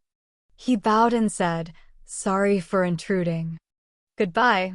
He turned around and walked out. He went down the stairs and left 36, Zutland Street amid the spattering rain and howling winds. What a bloody pity. Roseanne watched the man left and sighed regretfully. Although she would not have gotten any share of the commission, she definitely would have been able to partake in a sumptuous meal. There's nothing we can do about it. Cheney's gate needs someone watching it all the time. Klein put down his cutlery in satisfaction. Even though he did not like the soup mixture of turnips and vegetables, he still drank it clean. "Don't tell me you want Brett to take the mission? Or yourself?" Roseanne rolled her eyes and giggled. "Brett won't do, but you can. Our Mr. Seer." The moment she finished her sentence, she immediately realized what she had just said. She covered her mouth in shock because the door had not been fully closed. If someone walked past outside or heard anything about Beyonders, it would be considered a leak. Thankfully, Captain isn't around. Roseanne looked out the door and secretly stuck her tongue out. Or I'll have to go for confession again. Brett and Klein laughed out in unison as they exchanged looks before beginning to put away the cutlery. After everything was done, Klein, who did not bring his umbrella, decided to stay at Blackthorn Security Company due to the ongoing rain. He took out some newspapers and sat on the soft but bouncy sofa as he leisurely began his afternoon break. The airship route from Backlund to Desi Bay is now in service. The complete anthology of the great Detective Mansing is publishing soon. An advertisement for Legolas weapons? A standard model revolver carrying 6 bullets costs £3 and 10 solely. A double-barrel gun costs £2. Klein flipped through the Tingen City Honest paper when a particular piece of news suddenly caught his attention. The suspect responsible for killing Mr. Welch and Miss Naya has been caught. We believe it is a much-needed reprieve from the horror that has gripped North Borough, Golden Indus Borough, and East Borough. Welch's father, Mr. McGovern, who is a banker, has escorted his youngest son's corpse back to Constant City where a grand burial will be held. After reading it a few times, Klein suddenly sighed. From the looks of it, Welch's father had bought the police's explanations and did not hire a private investigator to investigate the matter. His grief from losing his youngest son can't be any greater than that of my parents who lost their only son. In a sullen mood, Klein sat there motionless for a long time. He neither found it odd that he was not invited to Welch's and Naya's burials, nor did he feel depressed. Once everything calms down, I'll find a chance to offer a bouquet of flowers to their graves. Klein was about to take a nap in the break room when a knock came from the door of the reception hall again. "Please come in." Roseanne, who was nodding off, suddenly jolted awake. The half-closed door was pushed open again. The lanky man from before walked in once again. "Can I wait here?" "You're mercenaries." "No, Security personnel should be back soon, right? He asked sincerely, trying his best to hide his anxious expression. Sure. Please have a seat. Roseanne pointed at the sofa nearby. Klein asked out of curiosity, where did you hear about our security company? Who introduced you here? He had made 2 trips despite the heavy afternoon storm while still willing to wait? Yes. The Nighthawks must have easily resolved missions that might seem very difficult to others. They must have accrued quite a reputation. The man left his umbrella outside the door, and as he walked to the sofa, he replied with a rueful smile, I have traveled the nearby streets and paid a visit to all the mercenaries, security companies, and private investigators. You are my only hope. The others do not have the manpower to take additional missions. To be frank, if not for the waiter that delivers meals, I really did not imagine that there was another security company here. It's completely different from what I imagined. Klein was stunned. Roseanne interjected with a question. They are very busy? Are there that many missions? The man sat down and sighed. You're a mercenary team. No, a security company. I believe you must have heard of the armed burglary murder at House Street. House Street. Armed burglary murder. All right, unfortunately, I'm one of the people involved. Klein nodded with a slightly heavy heart. Yes, due to the presence of a ferocious and cruel criminal, the rich men living in the neighboring streets, and even across all of Tingen City, are terrified. Apart from increasing the numbers of their security detail, they have also hired many more security personnel and private detectives. This resulted in a shortage of supply in your line of work, the tall and skinny man explained clearly. A standard chain reaction. Klein and Roseanne exchanged looks and saw the self-deprecating smile from each other's faces. The security industry had entered a golden age. Yet, Blackthorn Security Company was not affected in any way. It was apparent how dismally the company was run. Of course, to a certain extent, it also proved the success of the Nighthawks in hiding themselves. After waiting for another 20-plus minutes, Klein prepared to leave since the rain was coming to a stop. He planned on practicing at the shooting club. At that moment, the black-haired and green-eyed Leonard Mitchell walked out of the partition.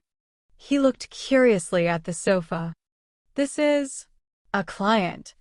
Is Captain back? Roseanne asked delightfully. Back? The lanky man was taken aback when he heard that. He had been sitting there, staring at the door. How did he not discover someone's return? Roseanne's expression immediately froze as she chuckled. As a security company, we don't only use the front door. Figures. The lanky man nodded in enlightenment. He was also not surprised by the term captain. Security companies were mercenary teams or small-scale mercenary guilds. It was normal for captain to be used. Leonard did not tuck in his white shirt. His black vest was also casually draped on. Web audio channel announcement. Thank you for listening. If you want to listen to the full series and hundreds of audiobooks similar to this, please join our Discord or join our Patreon on patreon.com/webaudio. The link will be in the description and also pinned in the comment section. Thank you. He took a glance at the lanky man when he suddenly snapped his fingers and said, I'm a member of the security personnel at Blackthorn. How might I address you? How may I help you? Perhaps it was because he had long heard about the unrestrained characters of mercenaries that he did not feel the anger of being humiliated. Instead, he let out a breath of relief. He watched Leonard sit down and organized his words. My name is Clee, a butler of Mr. Vickroy, a tobacco merchant. His only son, little Elliot, was kidnapped this morning. We have already informed the police, and the matter has been given high priority. However, Mr. Vickroy remains uneasy. He wishes to go through the channels which mercenaries, security personnel have, as well as your understanding of Tingen, to investigate the case from a different angle and ensure that little Elliot is rescued safely. If you are able to find where the kidnappers are hiding, Mr. Viceroy will be willing to pay you 100 pounds. If you have the means to successfully save young Master Elliot, he is willing to pay double. 200 pounds. Leonard Mitchell smiled leisurely. Mr. Viceroy seems to only wish for us to find the kidnapper's hideout? If not, he will not think that his only son is worth 100 pounds. A tobacco merchant who has close ties with the southern plantations will not just offer 200 pounds. No, Mr. Viceroy is only an ordinary merchant. He's not considered wealthy. Besides, he believes the police will be more professional when it comes to rescuing his son, Clee answered frankly. All right. No problem. Leonard snapped his fingers again. His green eyes turned their gaze on Roseanne. My beautiful lady, please write up a contract. Don't always act like a poet. In fact, all you do is recite the works of others. Having forgotten the presence of the client, Roseanne quipped. She was used to exchanging snipes with Leonard. Of course, the Blackthorn Security Company did not really care about its clients. It was great to have them, but it was also fine not having them. Roseanne left the reception counter and entered the staff office. Soon, there were sounds of typing coming out from the office. The corners of Klein's mouth twitched a little. He found them too unprofessional. There was no standard template for a contract. This sure is tragic. And more saddening is the fact that I'm working at such an unprofessional company. The moment these thoughts arose in him, Roseanne completed a simple contract that had only a few clauses. Then, Clee and Leonard Mitchell signed it. After Clee stamped it, she took the contract and returned to the accounting room and got Mrs. Oriana to stamp it with the Blackthorn Security Company logo, something that was actually useless. Dunn typically handed it to Oriana for safekeeping. On Sunday, it would be passed to Roseanne and company. I'll wait for your good news. After receiving one copy of the contract, Clee stood up and bowed with his hat off. Leonard did not respond. He seemed to be in deep thought. He suddenly turned his head toward Klein and revealed a smile. I need your help. Klein was taken aback. I mean you and I can finish this mission together. The corners of Leonard's mouth curved up slightly as he explained, I'm good at combat, shooting, climbing, sensing, and chanting, and taking on some support roles. But that does not include looking for people. You don't expect old Neil to go out in such weather, right? When he said sensing, his voice was lowered to a mumble that Klein could barely hear. All right. Klein did have the urge to attempt his new abilities, while also feeling a little wary toward Leonard Mitchell. Phew. Let's hope it will be completed successfully. I wonder how useful my seer abilities will be. He wondered with some anticipation. Chapter 43, Search. While looking at Klein, Leonard smiled and nodded. Then, do you need anything from them? He had cooperated with old Neil and company numerous times, so he naturally knew that divination required a medium, especially when the person being divined was not present. Klein thought for a moment before saying to Clee, I need some of Elliot's recent clothes which have not been washed or starched. It would be better if you have any accessories he used to wear on him.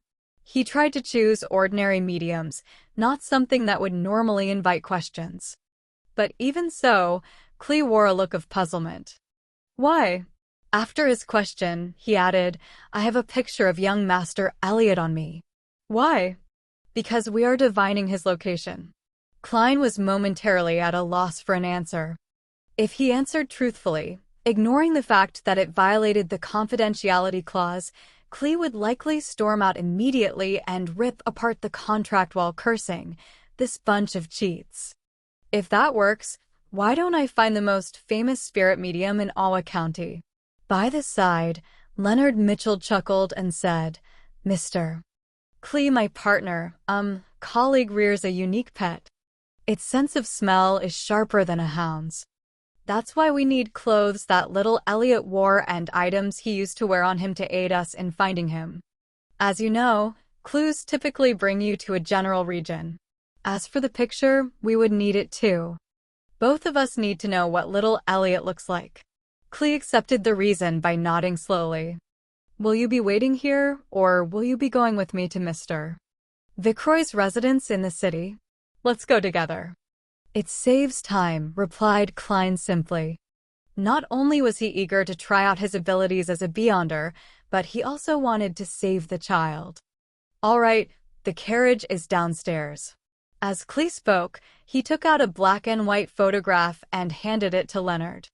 It was a picture of Elliot Vicroy alone. He was about 10 years old with rather long hair that nearly covered his eyes. There were obvious freckles on his face, and he did not seem to stand out.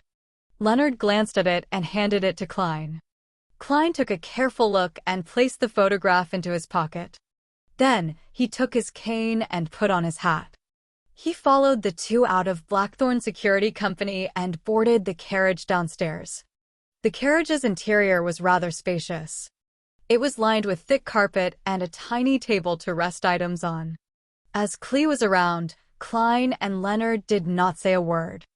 They quietly took in the experience of traversing the pooling roads in a carriage. The carriage driver is quite good. Leonard broke the silence after some time with praise and a smile. Yeah, Klein answered perfunctorily.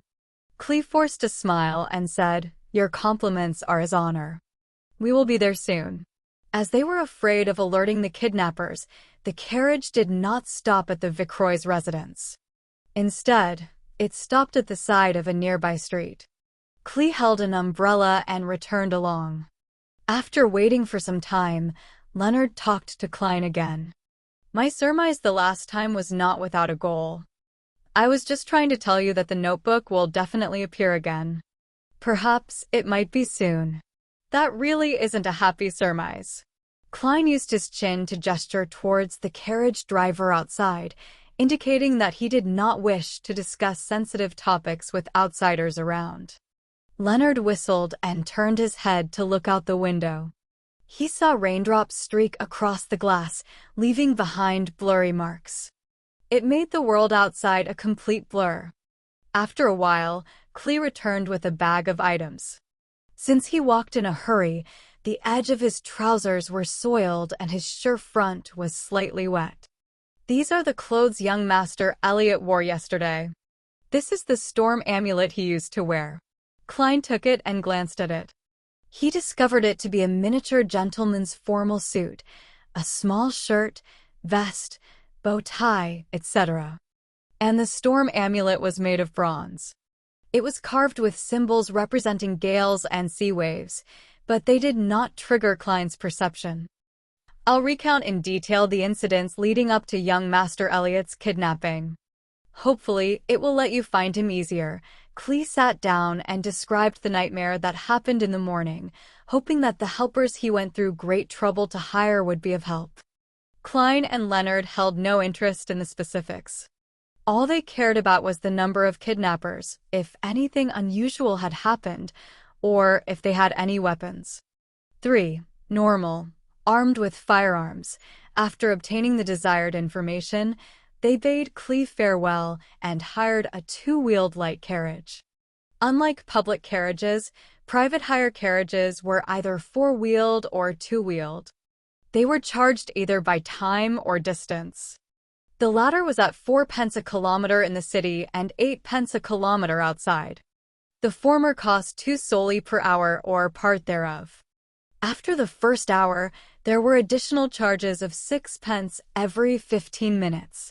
In inclement weather or if the customer needed to go faster, the fare could even be higher. Klein had heard from Azek that in the capital, Backlund, these carriage drivers were famous for quoting outrageous prices. To him, taking a private carriage was quite a luxury. However, he did not need to worry about this at the moment since Leonard had tossed 2 one-soldi notes to the carriage driver. Charge it by the time. After Leonard gave his instructions, he closed the carriage's door.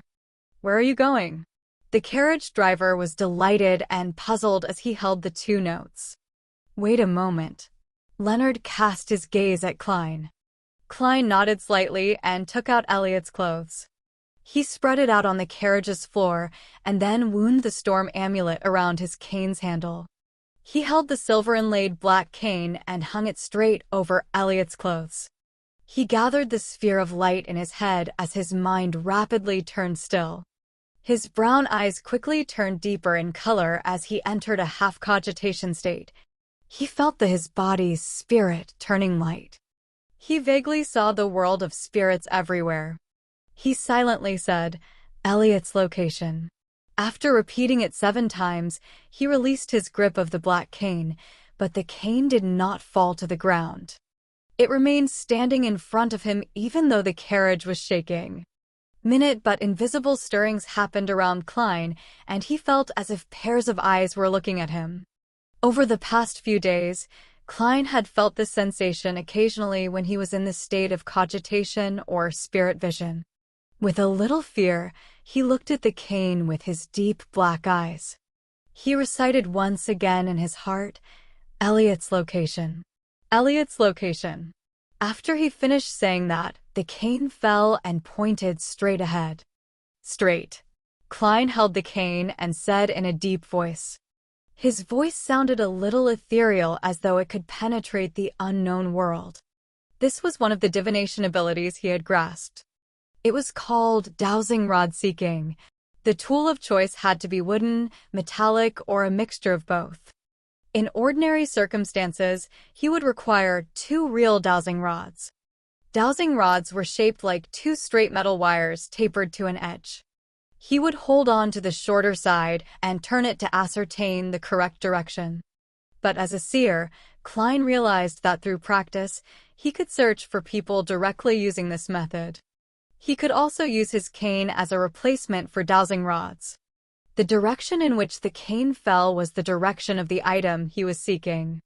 As for the Antigonus family's notebook, Klein could not remember it at all. Without the slightest impression, there was no way for him to find it. "Go straight," Leonard instructed the carriage driver loudly. "We will tell you when there's a need to turn." The carriage driver did not understand why that was necessary, but the notes in his pocket and the willingness of his passengers to hand over the money kept him quiet. He chose to follow the strange instructions. The carriage proceeded slowly, passing through one street after another. Midway, Klein used dowsing rods seeking to correct their direction. After the carriage circled a building once, he finally determined that Elliot was inside. It had only been 30 minutes since they bade Clee farewell. After sending off the cane, Klein did not continue using Elliot's clothes. Instead, he placed the cane, entwined with the storm amulet, directly onto the ground. His eyes turned dark once again as the raindrops around him suddenly spun in place. The cane fell to the front with a slant. Klein pointed at the staircase and said, "There. At times, I really envy old Neil. Similarly, I envy you now." Upon seeing the scene, Leonard smiled with a sigh. Klein shot him a glance and replied with a calm tone, "This is nothing difficult. If you are willing to learn, you would definitely be able to master it. Your perceptivity should be very high, right?" Leonard nodded and chuckled. "That's not something good." He quickened his pace and walked into the building amid the ending rain. Klein was afraid of drenching his formal suit, so he jogged in tow. The building only had 3 stories. It was similar to a unit block from Earth. The entrance to each floor was situated along the flight of stairs. There were only 2 units on per floor. Klein used dowsing rods seeking on both the first and second floors, but the cane remained still while pointing upward. The 2 of them quieted their footsteps and arrived at the 3rd floor. Klein once again placed the black cane on the floor. Whoosh! A breeze blew across the stairs as his pupils changed colors. The darkness seemed like it could suck the souls of people. Whoosh! Whoosh! Whoosh! Sobs seemed to sound out around them. Klein relaxed his palm as the cane with the entwined storm amulet magically stood erect. He silently read Elliot's location again. He watched his black cane drop silently as it pointed to the right room. They should be in there. While Klein picked up his cane, he tapped his glabella twice. Various colors saturated as he looked at the right room. He saw all sorts of auras inside. 1, 2, 3, 4. 3 kidnappers and 1 hostage. The numbers match. One of their auras is short. It's likely Elliot. Mr. Klee said that they have 2 hunting rifles and a revolver, Klein whispered. Leonard chuckled. Let me recite a poem for them. Why be a kidnapper? Why can't you happily be a civilized person? He put down the bag with Elliot's clothes and took 2 steps forward. His expression suddenly turned serene and melancholic. His magnetic and deep voice gradually sounded. Oh, the threat of horror, the hope of crimson cries. One thing at least is certain, that this life flies. One thing is certain, and the rest is lies. The flower that once has bloomed forever dies. Chapter 44. Fate. Leonard's singing sounded like a lullaby as it lightly resounded through the doors and into the winding wooden stairwell. Klein's mind immediately turned torpid. He felt like he saw a silent moonlight and serene rippling lake. His eyelids rapidly turned heavy as if he were about to fall asleep standing. Amid these indistinct sensations, he also felt a strange, formless, and indifferent focus on his back. It felt like he was wandering the spirit world himself. A baffling sense of déjà vu suffused as Klein suddenly found his train of thought once again. With his strong spiritual perception and extreme familiarity with cogitation, he barely escaped the influence of the midnight poem. However, he remained serene and could hardly evoke any emotions. Soon, Leonard stopped singing as he turned his head with a smile. I'm considering asking Captain's permission to apply for a phanepotter. How can there not be an accompaniment when singing? Haha, I'm just kidding. I can hear them asleep. The black-haired, green-eyed Nighthawk with his poetic vibe took a stride forward and walked to the door that separated them from the kidnappers and hostage. He suddenly moved his shoulder and threw a punch at the door's lock. Crack! The wooden board around the lock shattered in a muffled manner. This requires precise control. Leonard turned his head and smiled. He then reached his hand into the hole and opened the door. Klein, who had regained consciousness, was not as confident as him. He reached under his armpit, drew his revolver, and turned the cylinder, making sure that he could shoot at a moment's notice. As the door swung back, he saw a man sleeping on a table with a gun by his feet. Another man was rubbing his eyes in a daze while trying to stand up. Bam! Leonard slid forward and struck the awakening kidnapper unconscious. Klein planned to enter as well when he suddenly sensed something. He turned around abruptly and faced the stairwell. Tap, tap, tap. Footsteps were approaching from below. It became clear that something was a hatless man in a brown coat circling the stairwell in his progression toward the 3rd floor while hugging a paper bag of bread. Suddenly, he stopped. He saw a gun's barrel aiming at him with a metallic luster. His pupils reflected a young man dressed in a halved top hat, black formal suit with a bow tie of the same color. It also reflected the cane which rested along the rail and the dangerous revolver. Do not move. Raise your hands. 3, 2, 1. Klein's tone was deep but relaxed. He held the revolver with both hands as he tried to imagine the man as a target from his practice. Amid the tense atmosphere, the man in the brown coat threw the bag of bread and slowly raised his hands. Sir, is this a kind of a joke? Has there been a misunderstanding? He stared intently at the finger that Klein had placed on the trigger as he forced a smile. Klein was temporarily unable to determine if he was an accomplice or a neighbor, but he did not reveal any abnormalities. He said in a deep voice, "Do not attempt to resist. Someone will determine if it's a misunderstanding in a while." At that moment, Leonard, who had finished handling the kidnappers, walked out and noticed the man in the stairwell. he said leisurely, so the kidnappers have another accomplice responsible for buying and delivering food?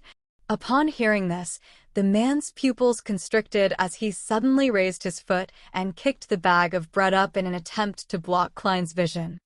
Seemingly unaffected, Klein coldly pulled the trigger like his usual training. Bang! Blood burst out from the man's left shoulder. He tumbled to the ground and attempted to escape from the second floor. However, Leonard had already reached his hand towards the handrail before leveraging himself to jump over. With a dull thud, Leonard landed on the man from above. The man fainted as Leonard swatted away some of the blood that had splattered on him. He looked up at Klein and chuckled. "Nice shooting. I was trying to hit his legs." The corner of Klein's mouth twitched in an indiscernible manner as he caught a whiff of the smell of blood.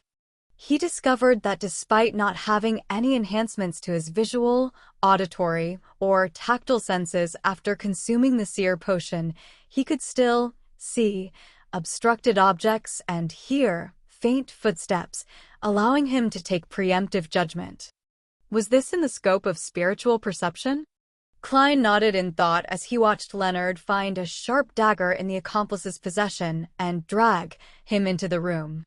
With a gun and cane in each hand, Klein entered the kidnapper's room.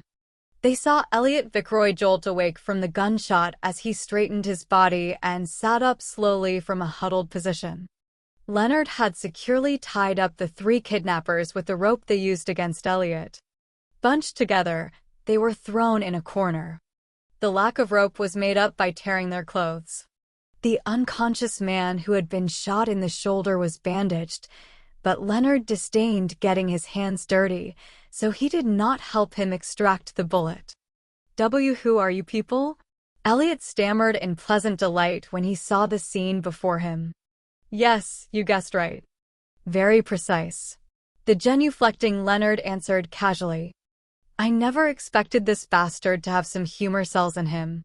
Klein lowered his revolver and said to Elliot, "We are mercenaries hired by your father. You can also call us security personnel." "Phew, for real?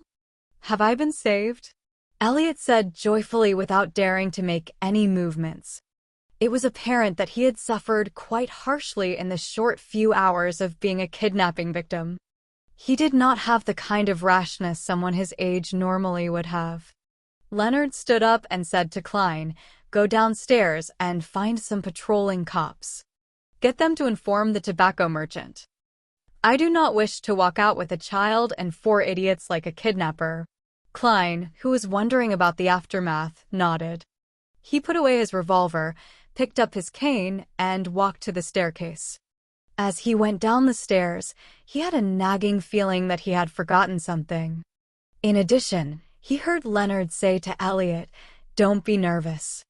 You will soon see your father, mother, and your old butler, Clee. Why don't we play a round of Quint?" Klein held back his laughter and walked out into the streets. With the help of pedestrians, he found 2 patrolling policemen. He did not use his badge and identification as a member of the Special Operations Department. Instead, he used his identity as a professional security company and recounted the happenings factually. As for him holding a gun, he was not worried at all. He had received an all-purpose weapon usage certificate the day before yesterday. His application was accelerated by going through internal channels. The 2 policemen exchanged looks, and one of them left to gather reinforcements and inform the Vickroy family. The other policeman followed Klein to the kidnapper's room. After waiting for more than 40 minutes, Leonard signaled to Klein while the policeman was not paying attention. Klein was to sneak out of the room with him. "Trust me, heading to the police station is an extreme waste of time. Let's leave first," the Nighthawk with a poetic bearing explained with a relaxed look. Since Leonard was making it clear that he would take any responsibility for any repercussions, he did not retort and followed in tow. Almost 5 minutes later, a few carriages rushed to the building where the kidnappers were. The old butler, Clee, disembarked with his portly master, Vickroy. Up to this moment in time, he was still in a daze. He found it incredulous that news would come so fast. It felt like a dream. Suddenly, he heard a crisp snap as he turned around. A two-wheeled carriage drove past with its windows open. The black-haired and green-eyed Leonard had snapped his fingers again. After passing by Vicroy's carriage, Leonard closed the window, turned around, and looked at Klein. He extended his right hand and smiled. "It was a pleasure working with you. I don't think we are on that good terms." Klein politely shook his head. He did not expect the kidnapping case to be resolved so quickly. All he could do was marvel at the capabilities of Beyonders. Even though he was just a half-assed Sequence 9 Beyonder, he was able to do many inconceivable things. "This is a celebratory gesture of peace among aristocrats after a clash of swords," explained Leonard with a smile. "I know." Klein had many aristocratic classmates. He looked outside the window and said with a frown, "Shouldn't we confirm with Mr. Klee? If he believes that the police rescued Elliot, our commission will be halved. A total of £100. There was no doubt about their providing of the kidnapper's location from their meeting from before. "Don't mind it. To us, money isn't that important," said Leonard with a shrug. "It's very important to me." Klein forced a polite smile and said, "Many poets died early from poverty." Leonard chuckled. "I believe Elliot would not lie on this matter. I can tell that he still has some of his innocence left in him. However, you will not get much of the £200 commission either." "How much would I get?" asked Klein immediately. "As the unspoken rule has always been, half of the commission would be handed to Mrs. Oriana as additional funding for the team. The remaining would be split among members. A pity you aren't a formal member. You will only get about 10% of the remaining half." £10? That isn't bad either. Klein pretended to feel the pinch as he asked, "Aren't you worried that the kidnappers will realize that they were under the influence of a Beyonder's powers after they wake up? They will not suspect anything. They will only believe that the weather was good and very conducive for sleeping, leading to them dozing off. They will even believe that the song existed only in their dreams." "This is something we have verified before," answered Leonard very confidently. "Instead, it's your demon hunting bullets that might arouse suspicion. Of course, you being a queer who enjoys mysticism would be a perfectly reasonable explanation." "I see." Klein was relieved. He just kept feeling like he had forgotten or overlooked something. After returning to Zutland Street, Klein did not wait for Klee's arrival. He strolled to Welch's place and took a different route home. On the way, he bought some beef and olives for dinner. The meal was enjoyable as always, with the same three siblings chatting idly. However, there was an additional visitor. He was a worker responsible for collecting 1 penny for the gas meter. The evening grew dark as the siblings bade each other good night and returned to their rooms. Klein was sleeping soundly when he was suddenly awoken by something familiar outside. He opened the door in puzzlement and arrived outside the bedroom that no one stayed in. He pushed open the mottled door and saw a gray desk. There was a notebook on the table, and its cover was made of hard paper. It was completely black in color. A baffling sense of déjà vu arose in him as he walked over and opened the notebook. The page he flipped open to was of a picture of someone dressed in gorgeous clothes and splendid headdress, the Fool. Beneath the Fool was a line in Hermes. "Everyone will die, including me." Horror gripped Klein's heart as he suddenly realized that the corner of the Fool's mouth was curving up. F. He sat up in shock as he saw crimson moonlight penetrate his curtains. He saw his bookshelf and desk and the silhouette of his own bedroom. He realized that he had had a nightmare. As a seer, he knew what dreams typically portend. Therefore, he began to seriously search through his recollections. Klein froze up when he did because he knew what he had missed out on today. While he was immersed in Leonard's singing, he had sensed a formless and indifferent focus on his back.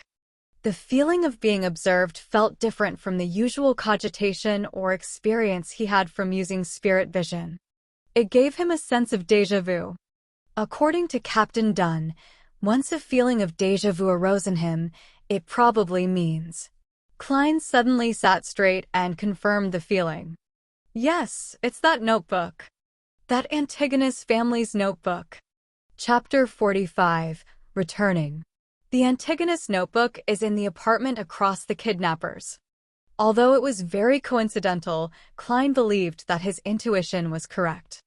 He immediately got out of bed and rapidly changed out of the old clothes he usually wore to bed. He picked up a white shirt beside him and draped it on, quickly buttoning from top to bottom. 1, 2, 3. He suddenly realized that he was missing buttons.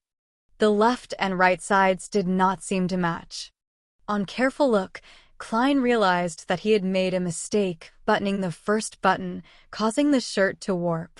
He shook his head helplessly before taking a deep breath and slowly breathing out, using some of his cogitation techniques to restore his calm.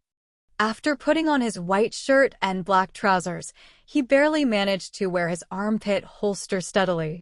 He pulled out the revolver he hid under his soft pillow and holstered it. Without time to tie a bow tie, he draped his formal suit on and with a hat and cane in each hand, he walked to the door. After putting on his half-top hat, Klein gently twisted the door handle and walked into the corridor. He carefully closed his bedroom's wooden door and sneaked downstairs like a thief.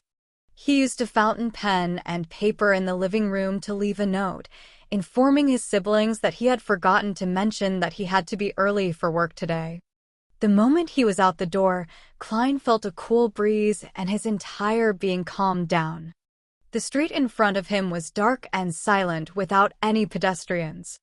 Only the gas lamps illuminated the streets. Klein took out his pocket watch from his pocket and snapped it open. It was just 6 in the morning and the crimson moonlight had not completely faded away. However, there was a hue of sunrise over the horizon. He was just about to seek out an expensive for-hire carriage when he saw a 2-horse, 4-wheeled trackless carriage approaching him. There are public carriages this early in the morning? Klein was puzzled as he went forward and waved for it to stop. Good morning, sir. The carriage driver stopped the horses skillfully. The ticketing officer beside him had his hand to his mouth while yawning. To Zetland Street. Klein scooped out 2 pennies from his pocket and 4 halfpence. For pence, the ticketing officer replied without any hesitation. After paying for the ride, Klein got onto the carriage and found it empty. It exuded a clear loneliness amid the dark night. You are the first one, said the carriage driver with a smile. The 2 brown horses widened their pace as they proceeded briskly. To be honest, I never imagined there to be a public carriage so early in the morning. Klein sat near the carriage driver and made idle chatter to divert his attention and relax his tense mind. The carriage driver said in a self-deprecating manner, from 6 in the morning to 9 at night, but all I earn is £1 a week. Are there no breaks? Inquired Klein in bafflement.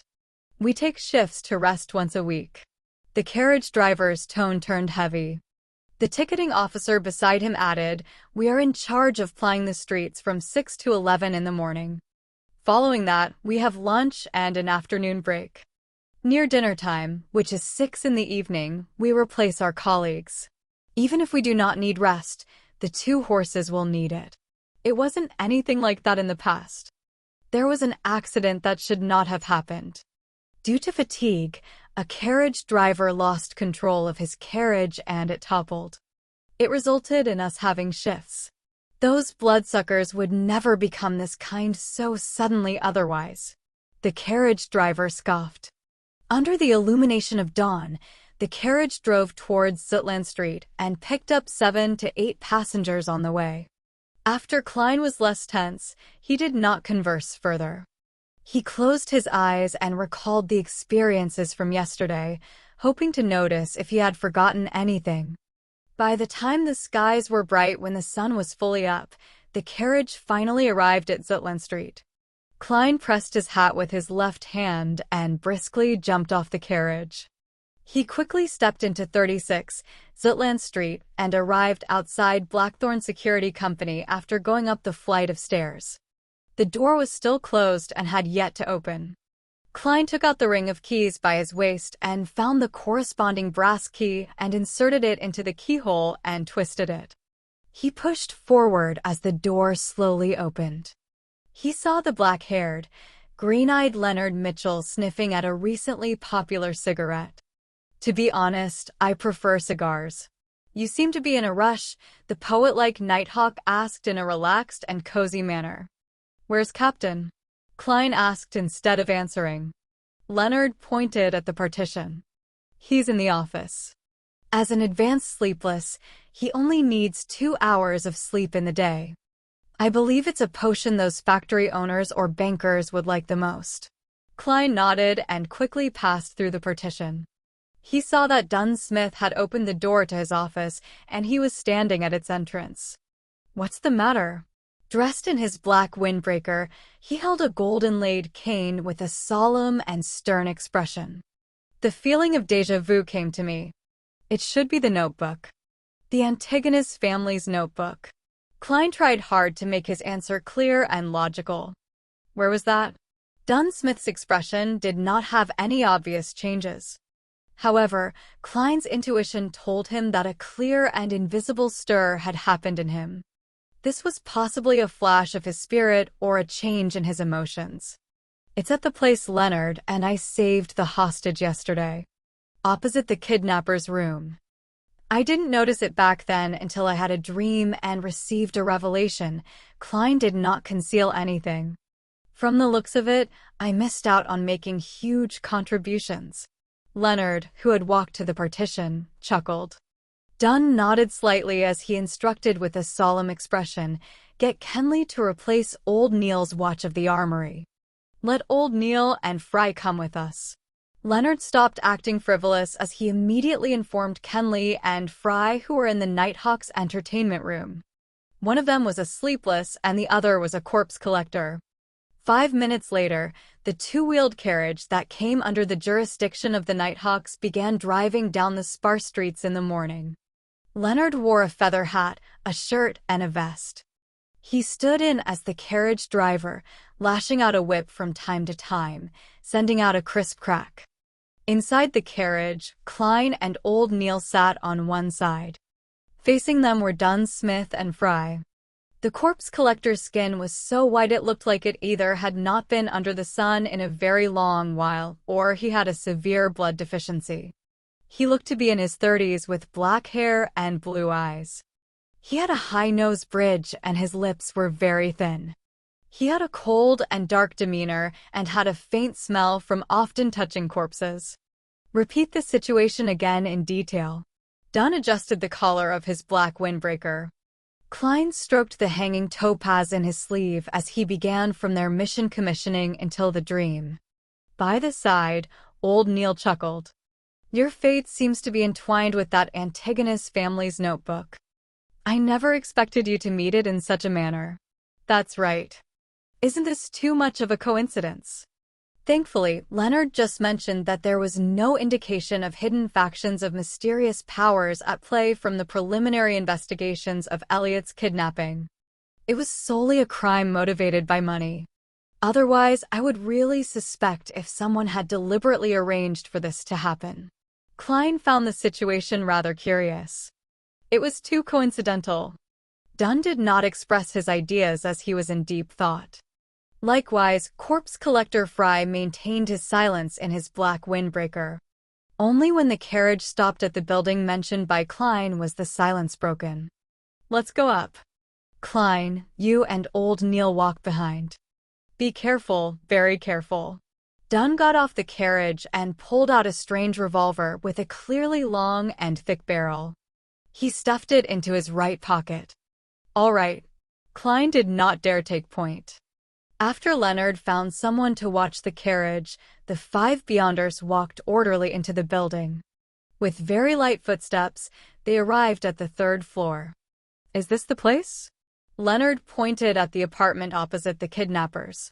Klein tapped his glabella twice and activated his spirit vision. In this state, his spiritual perception was enhanced again. He found the door familiar as if he had once entered it before. Yes!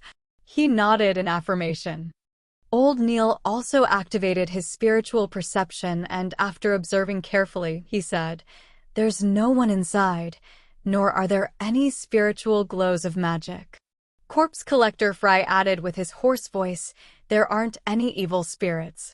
He could see many spiritual bodies, including evil spirits and restless wraiths, even without activating his spirit vision. Leonard took a step forward and, like yesterday, punched the door's lock. This time not only did the surrounding wood shatter, even the door lock flew and fell noisily to the ground. Klein seemed to feel an invisible seal instantly vanish. Immediately following that, he caught a whiff of an intense stench. "Corpse, a rotting corpse," Fry described coldly. He did not appear to suffer from nausea.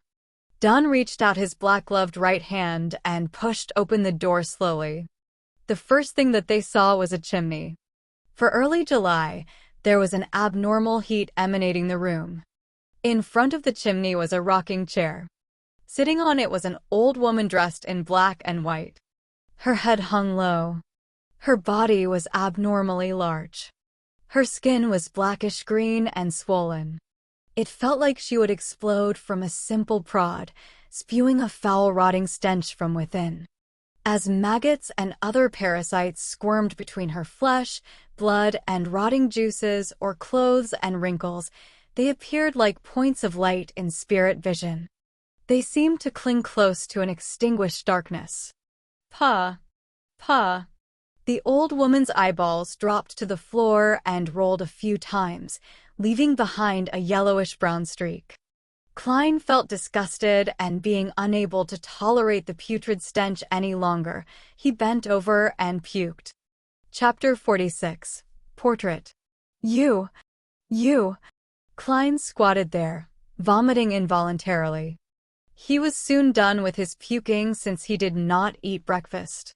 At that moment, a tin-colored square flask that looked like a cigarette box appeared in front of him. The mouth, which had lost its stopper, emitted a mixture of smells akin to tobacco, disinfectant, and mint leaves. It cleared up Klein's nose and rejuvenated him. The pungent smell continued to linger, but Klein no longer felt nauseous. He soon stopped vomiting. He traced the tiny flask up and saw a pale hand that did not seem to belong to a member of the living. He saw the mouth of a black windbreaker's sleeve and saw Corpse Collector Fry with his cold and dark bearing. "Thank you." Klein recovered completely, and with his hands on his knees, he stood back up. Fry nodded without any expression. "It'll be fine once you are used to it." He put back the flask stopper and put it into his pocket and turned around, walking to the highly decomposed corpse. Without gloves, he began examining the old woman. As for Dunn Smith and Leonard Mitchell, they paced slowly around the room, occasionally touching the table's surface or newspapers. Old Neil pinched his nose and stood outside the door, grumbling in a muffled voice, "Seriously gross. I'm going to request for additional pay this month." Dunn turned his head over and touched the wall beside the chimney with his gloved right hand. While doing so, he asked Klein, "Does this place look familiar?" Klein held his breath and constructed the silver pocket watch in his mind to calm down. With him already in his spirit vision state, he immediately felt different. A scene that came from the deepest recesses of his memories flashed past his eyes. Chimney, rocking chair, table, newspapers, the rusty nails on the door, the tin cans inlaid with silver. The scenes were dark and dull, like a documentary from Earth. However, it was even more blurry and illusory. The scene quickly stacked against what Klein was seeing. The feelings of déjà vu and having been here before presented themselves clearly. An illusory and ethereal scream seemed to pass through invisible walls. Hornacis. Phlegria. Hornacis. Phlegria. Hornacis. Phlegria. It feels a little familiar. Klein answered honestly while his brain felt a stabbing pain. Thankfully, he quickly tapped his glabella twice. Hornacis. The Hornacis mountain range that appeared in original Klein's diary? That is content that was deciphered from the Antigonus family's notebook. The murmurs were very similar to one of the previous ones. It involved the word, Hornacis. Is this a form of enticement? Klein was gripped by shock as he did not dare think deeper, afraid that he would place himself on the trajectory of losing control. Dunn nodded slightly and walked to a cupboard. He suddenly reached out his hand and pulled open its wooden door. The bread inside was moldy and there were about 7 gray, stiff dead rats. Leonard, go downstairs to get patrolling cops and explain the situation here, instructed Dunn. All right. Leonard turned and left the apartment. Following that, Dunn opened the door to 2 other bedrooms and did a careful search. After being certain that there were no clues as well as any sign of the Antigonus family's notebook, Fry also stood up. He wiped his hands with a white handkerchief he brought along with him and said, "The time of death was more than 5 days ago. There are no external injuries nor are there any clear signs that it was a result of beyond our powers. The exact cause of death will require a post-mortem. Did you discover anything?" Dunn turned to look at Old Neil and Klein. The 2 who were no longer in spirit vision state shook their heads in unison. Apart from the corpse, everything else is normal. Actually, no, there was an invisible energy sealing the apartment in the beginning. As you know, there will usually be similar processes when we use ritualistic magic. Old Neil thought for a few seconds before adding. Dunn was just about to say something when he looked outside the door. A few seconds later, Klein and Old Neil sensed something and turned to look at the stairwell. A few seconds later, faint footsteps grew louder as Leonard walked up with a policeman. The policeman's expression changed once he caught the noxious smell. He immediately cooperated with his colleague from the Special Operations Department and began knocking on the doors of the residents on the 2nd floor to gain an understanding of the situation on the 3rd floor. Moments later, the corporal with his 2 silver chevrons looked at the corpse on the rocking chair.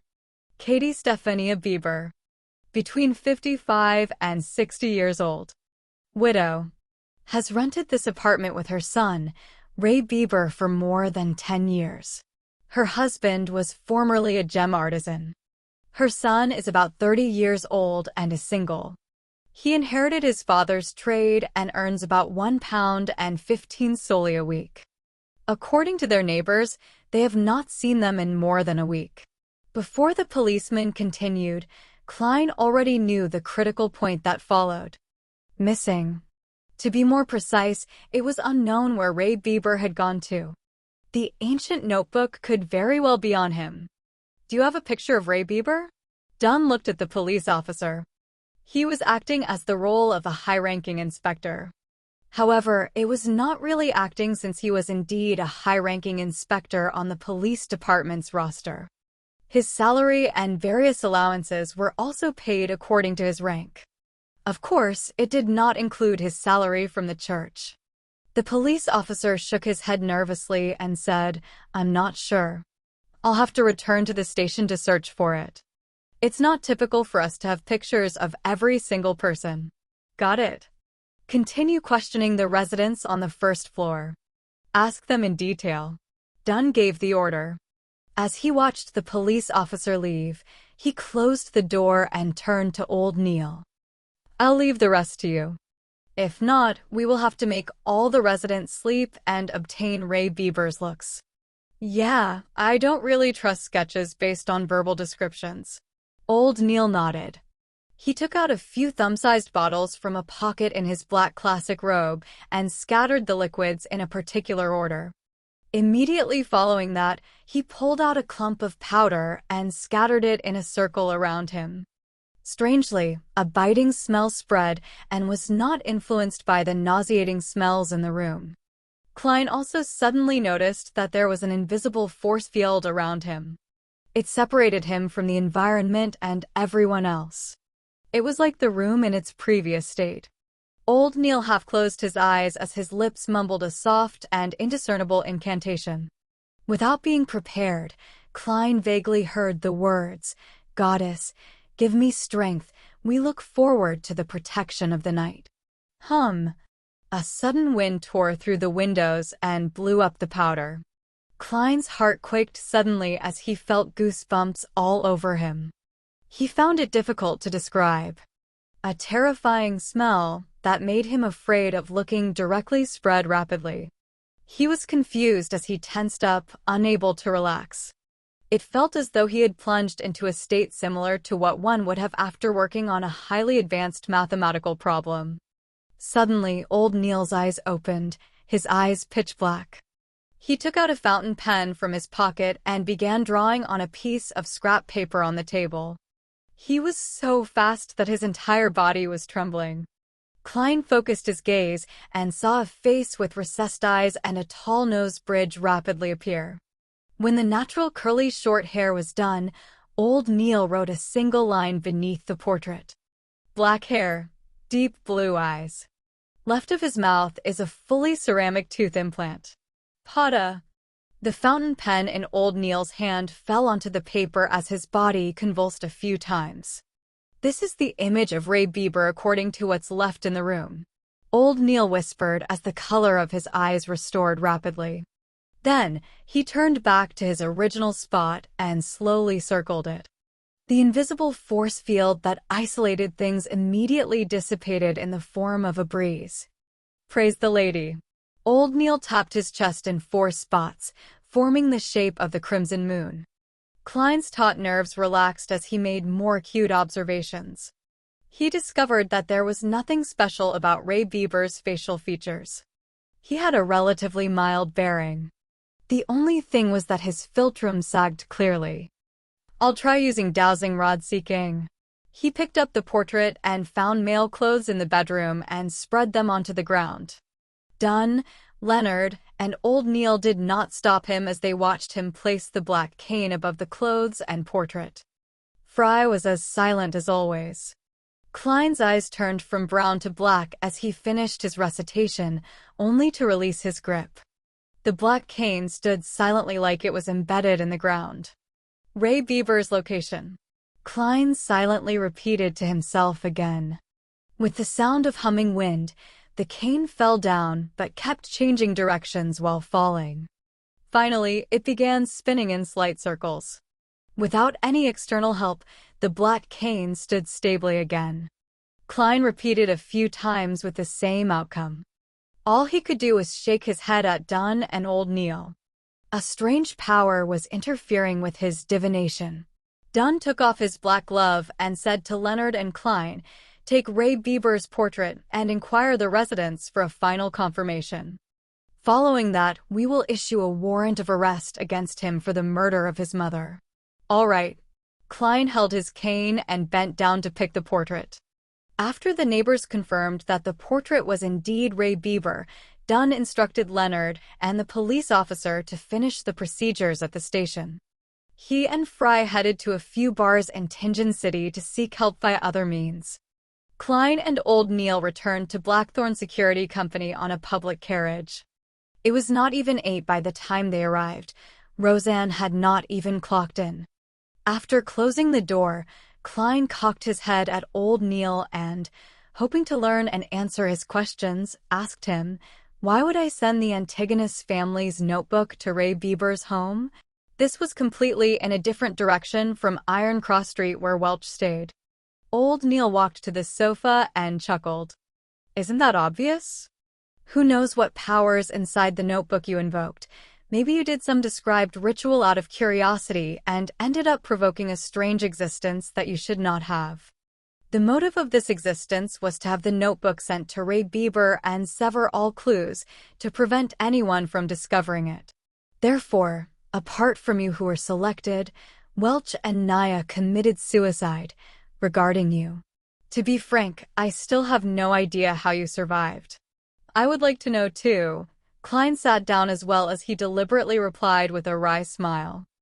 I've also thought of the guesses you have of the proceedings. However, there's one thing I don't understand. Why did I have to hand the notebook to Ray Bieber? Old Neil shrugged and said, perhaps his life path number 1 matches the requirements, or maybe he's one of the last remaining descendants of the Antigonus family. In short, there are too many possibilities.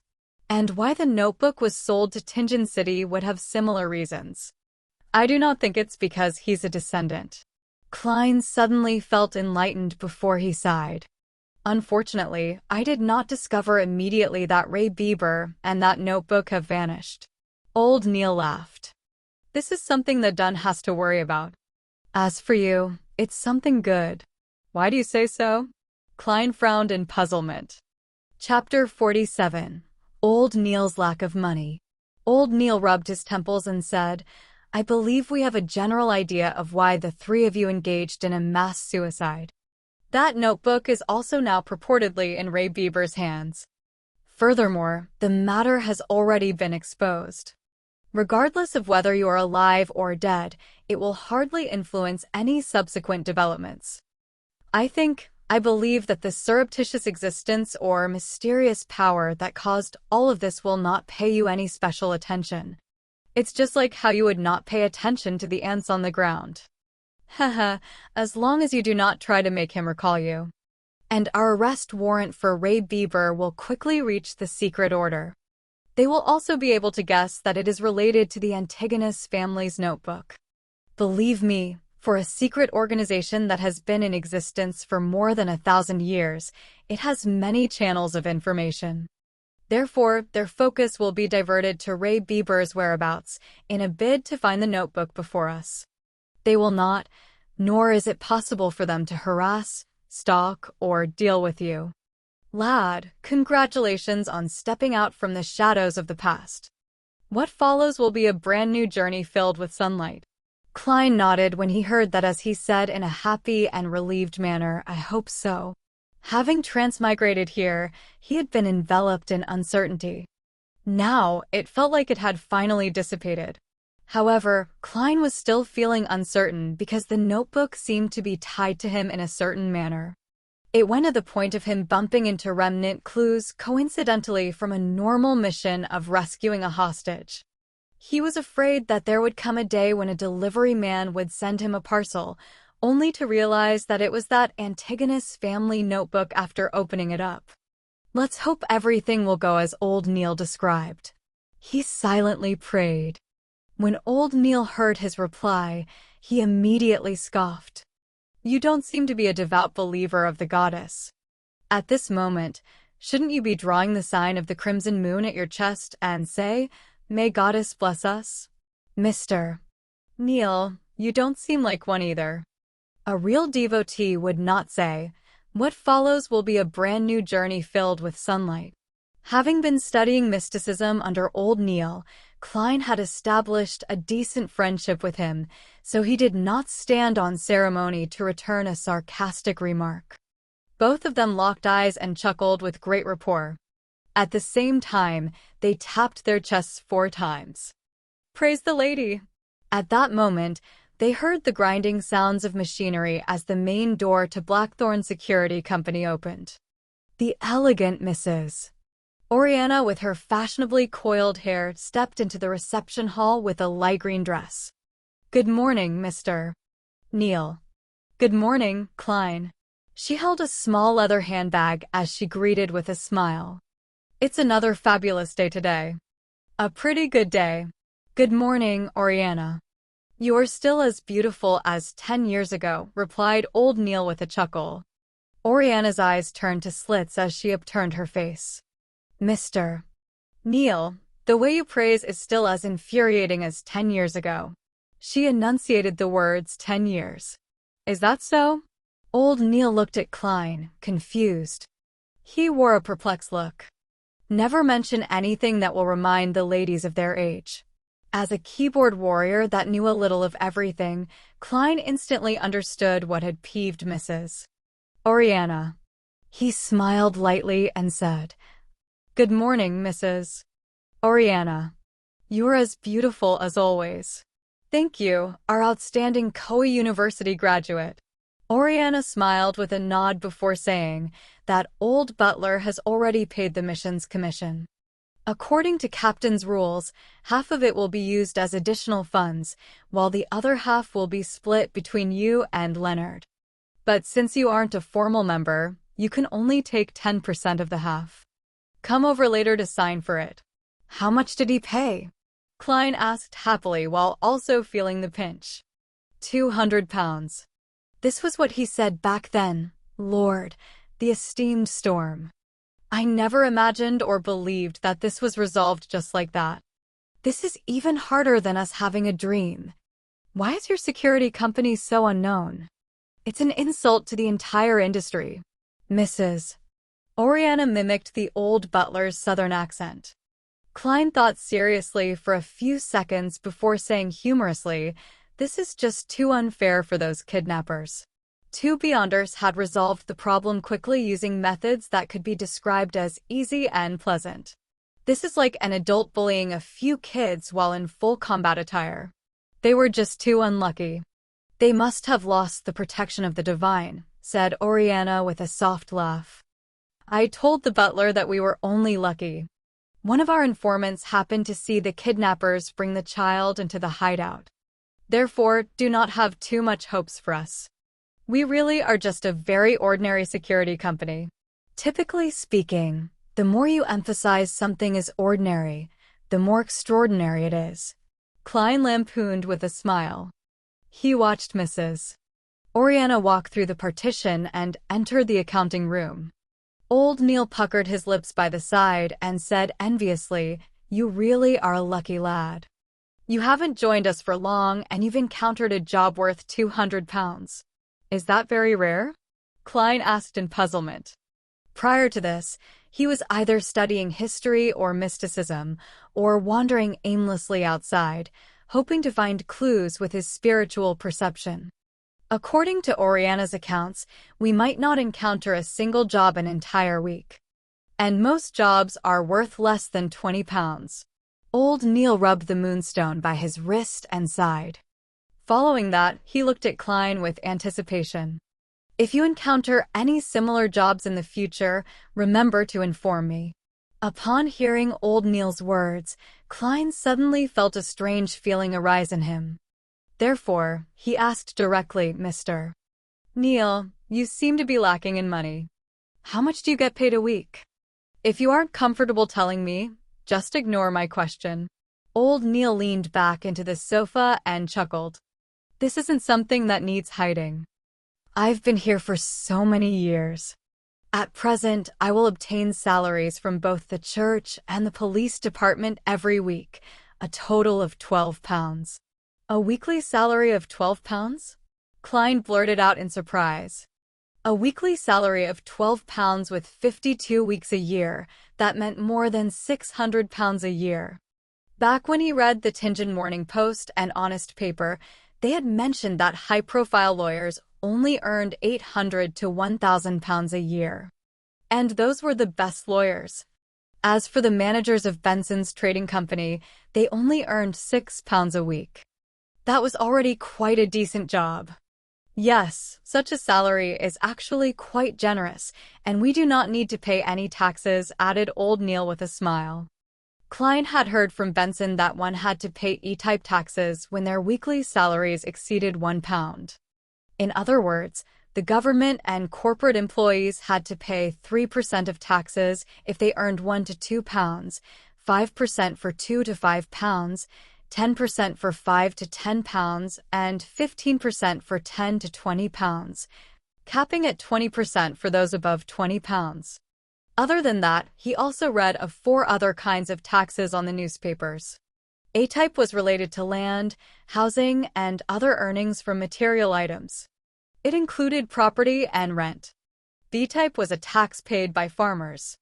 C-type was a tax on profits from bonds, funds, and equities. D-type was commercial, finance, or professional income. It's something admirable.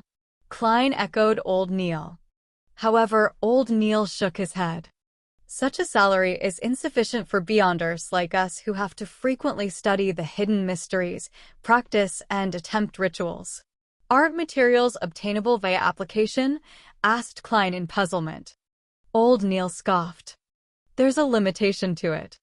At times, we have to give a sufficient legitimate reason. If you want to learn more and experiment in the field of mysticism, you can only spend your own dime to buy materials. It can be bought internally or at underground markets. Klein jolted in surprise as he immediately asked, there are beyonder materials that are sold in underground markets? I thought the churches would not permit their existence. He was lacking in means to obtain materials. With him having a mysterious organization in its nascent stages, he could not always have them settled via the Nighthawks, right? There's no way to control such matters. Yeah, from the viewpoint of mysticism, all beings are sentient with their spirits, and they stem from the same source. The materials we use are not limited to those extraordinary creatures. It also comes from ordinary animals, plants, and minerals. For example, the poison hemlock, gold mint leaves, and night vanilla in the bottle of seer potion, they are items we can encounter frequently in our daily lives. They might not have any extraordinary characteristics, but they have special characteristics. Through concoction and blending, they will derive certain effects. Therefore, this is not a trade that the church can ban, explained Old Neil in detail.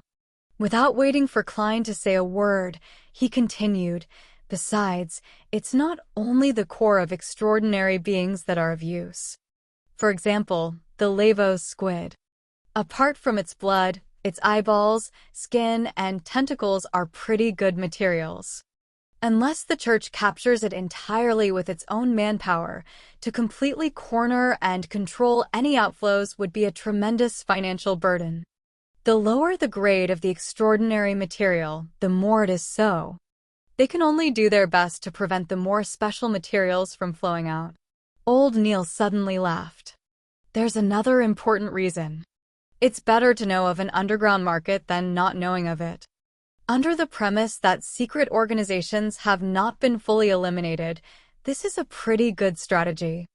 Besides, it can help us obtain materials we are lacking. Of course, with the existence of such markets, contraband items will appear. As long as it's not something ridiculous or overly dangerous, we will turn a blind eye to it. At most, we would use them to enrich our vaults.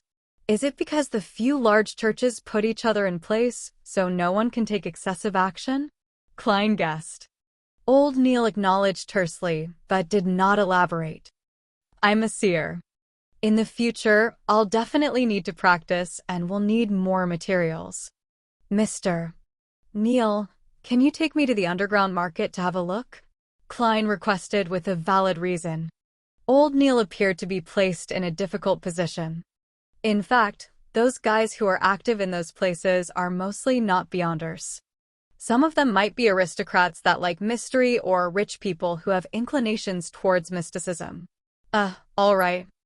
I have a 30-pound bill that needs paying soon. It wouldn't be convenient for me to head over there for the time being. All right. Klein never expected the reason to be Old Neil's owing of money. Moments later, he said with deliberation, Mr. Neil, do you need me to lend you money? I just earned a commission of 10 pounds. Haha, there's no need. I'll be able to settle it. Old Neil patted the sofa and slowly stood up. Sigh, age is truly an enemy that biological creatures can't fight. I'm exhausted from last night's watch. Yeah, revise what I've taught you later this morning. Read more documents. Tomorrow, I'll teach you the foundations of ritualistic magic. All right. Klein got up and bade him farewell by taking off his hat.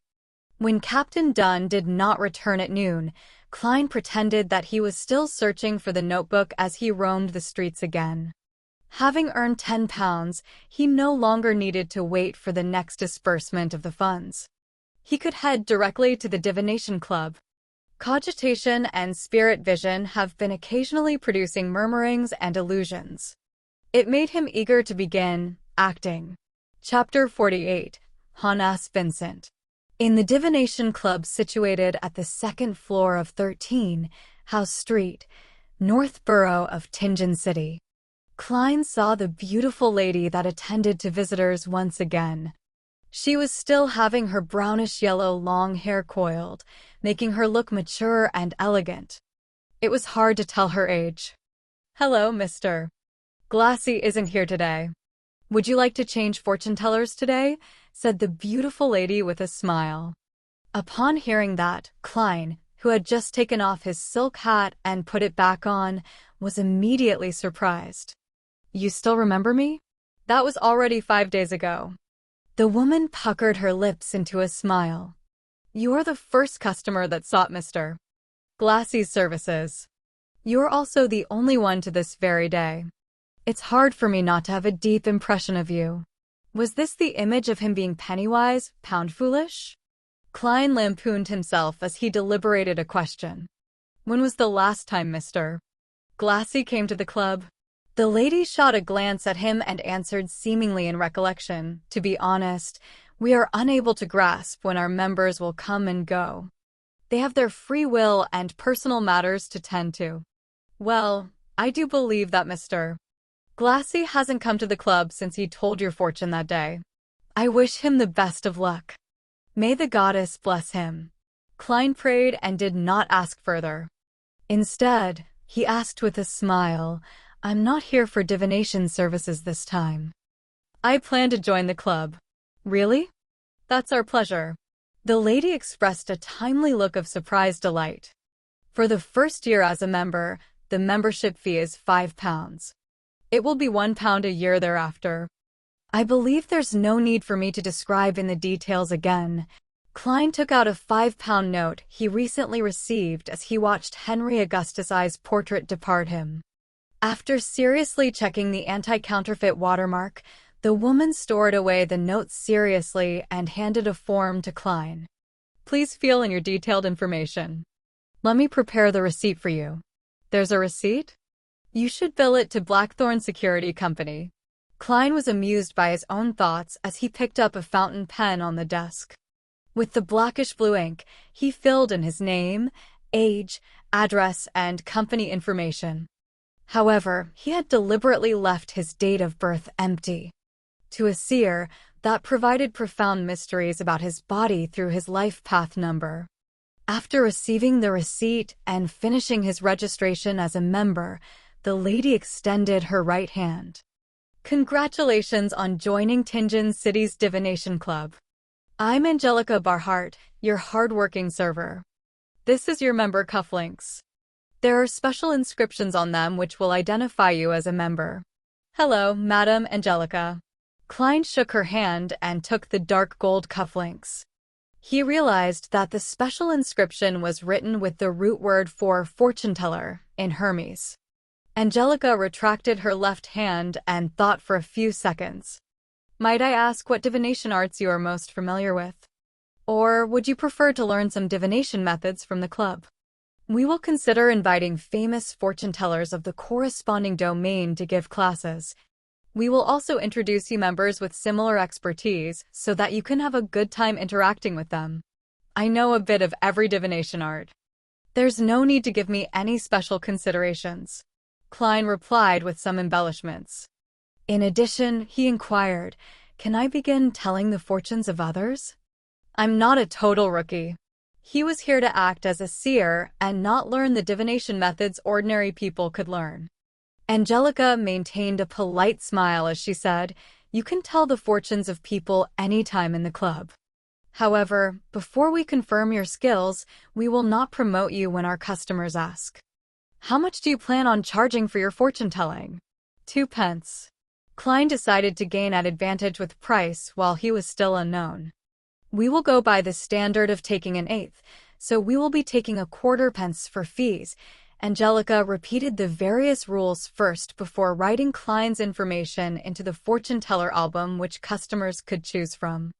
After all of this was done, she pointed at the meeting room at the far end of the corridor with a smile. "Mr. Jonas Vincent is currently explaining astrolabe divination. You can find a quiet spot to listen in. You can also raise your questions if there are any queries." "All right." Klein walked toward the meeting room with his interest piqued. He wanted to know the differences between what Jonas Vincent and old Neil said. At that moment, Angelica chased up and whispered, "Mr.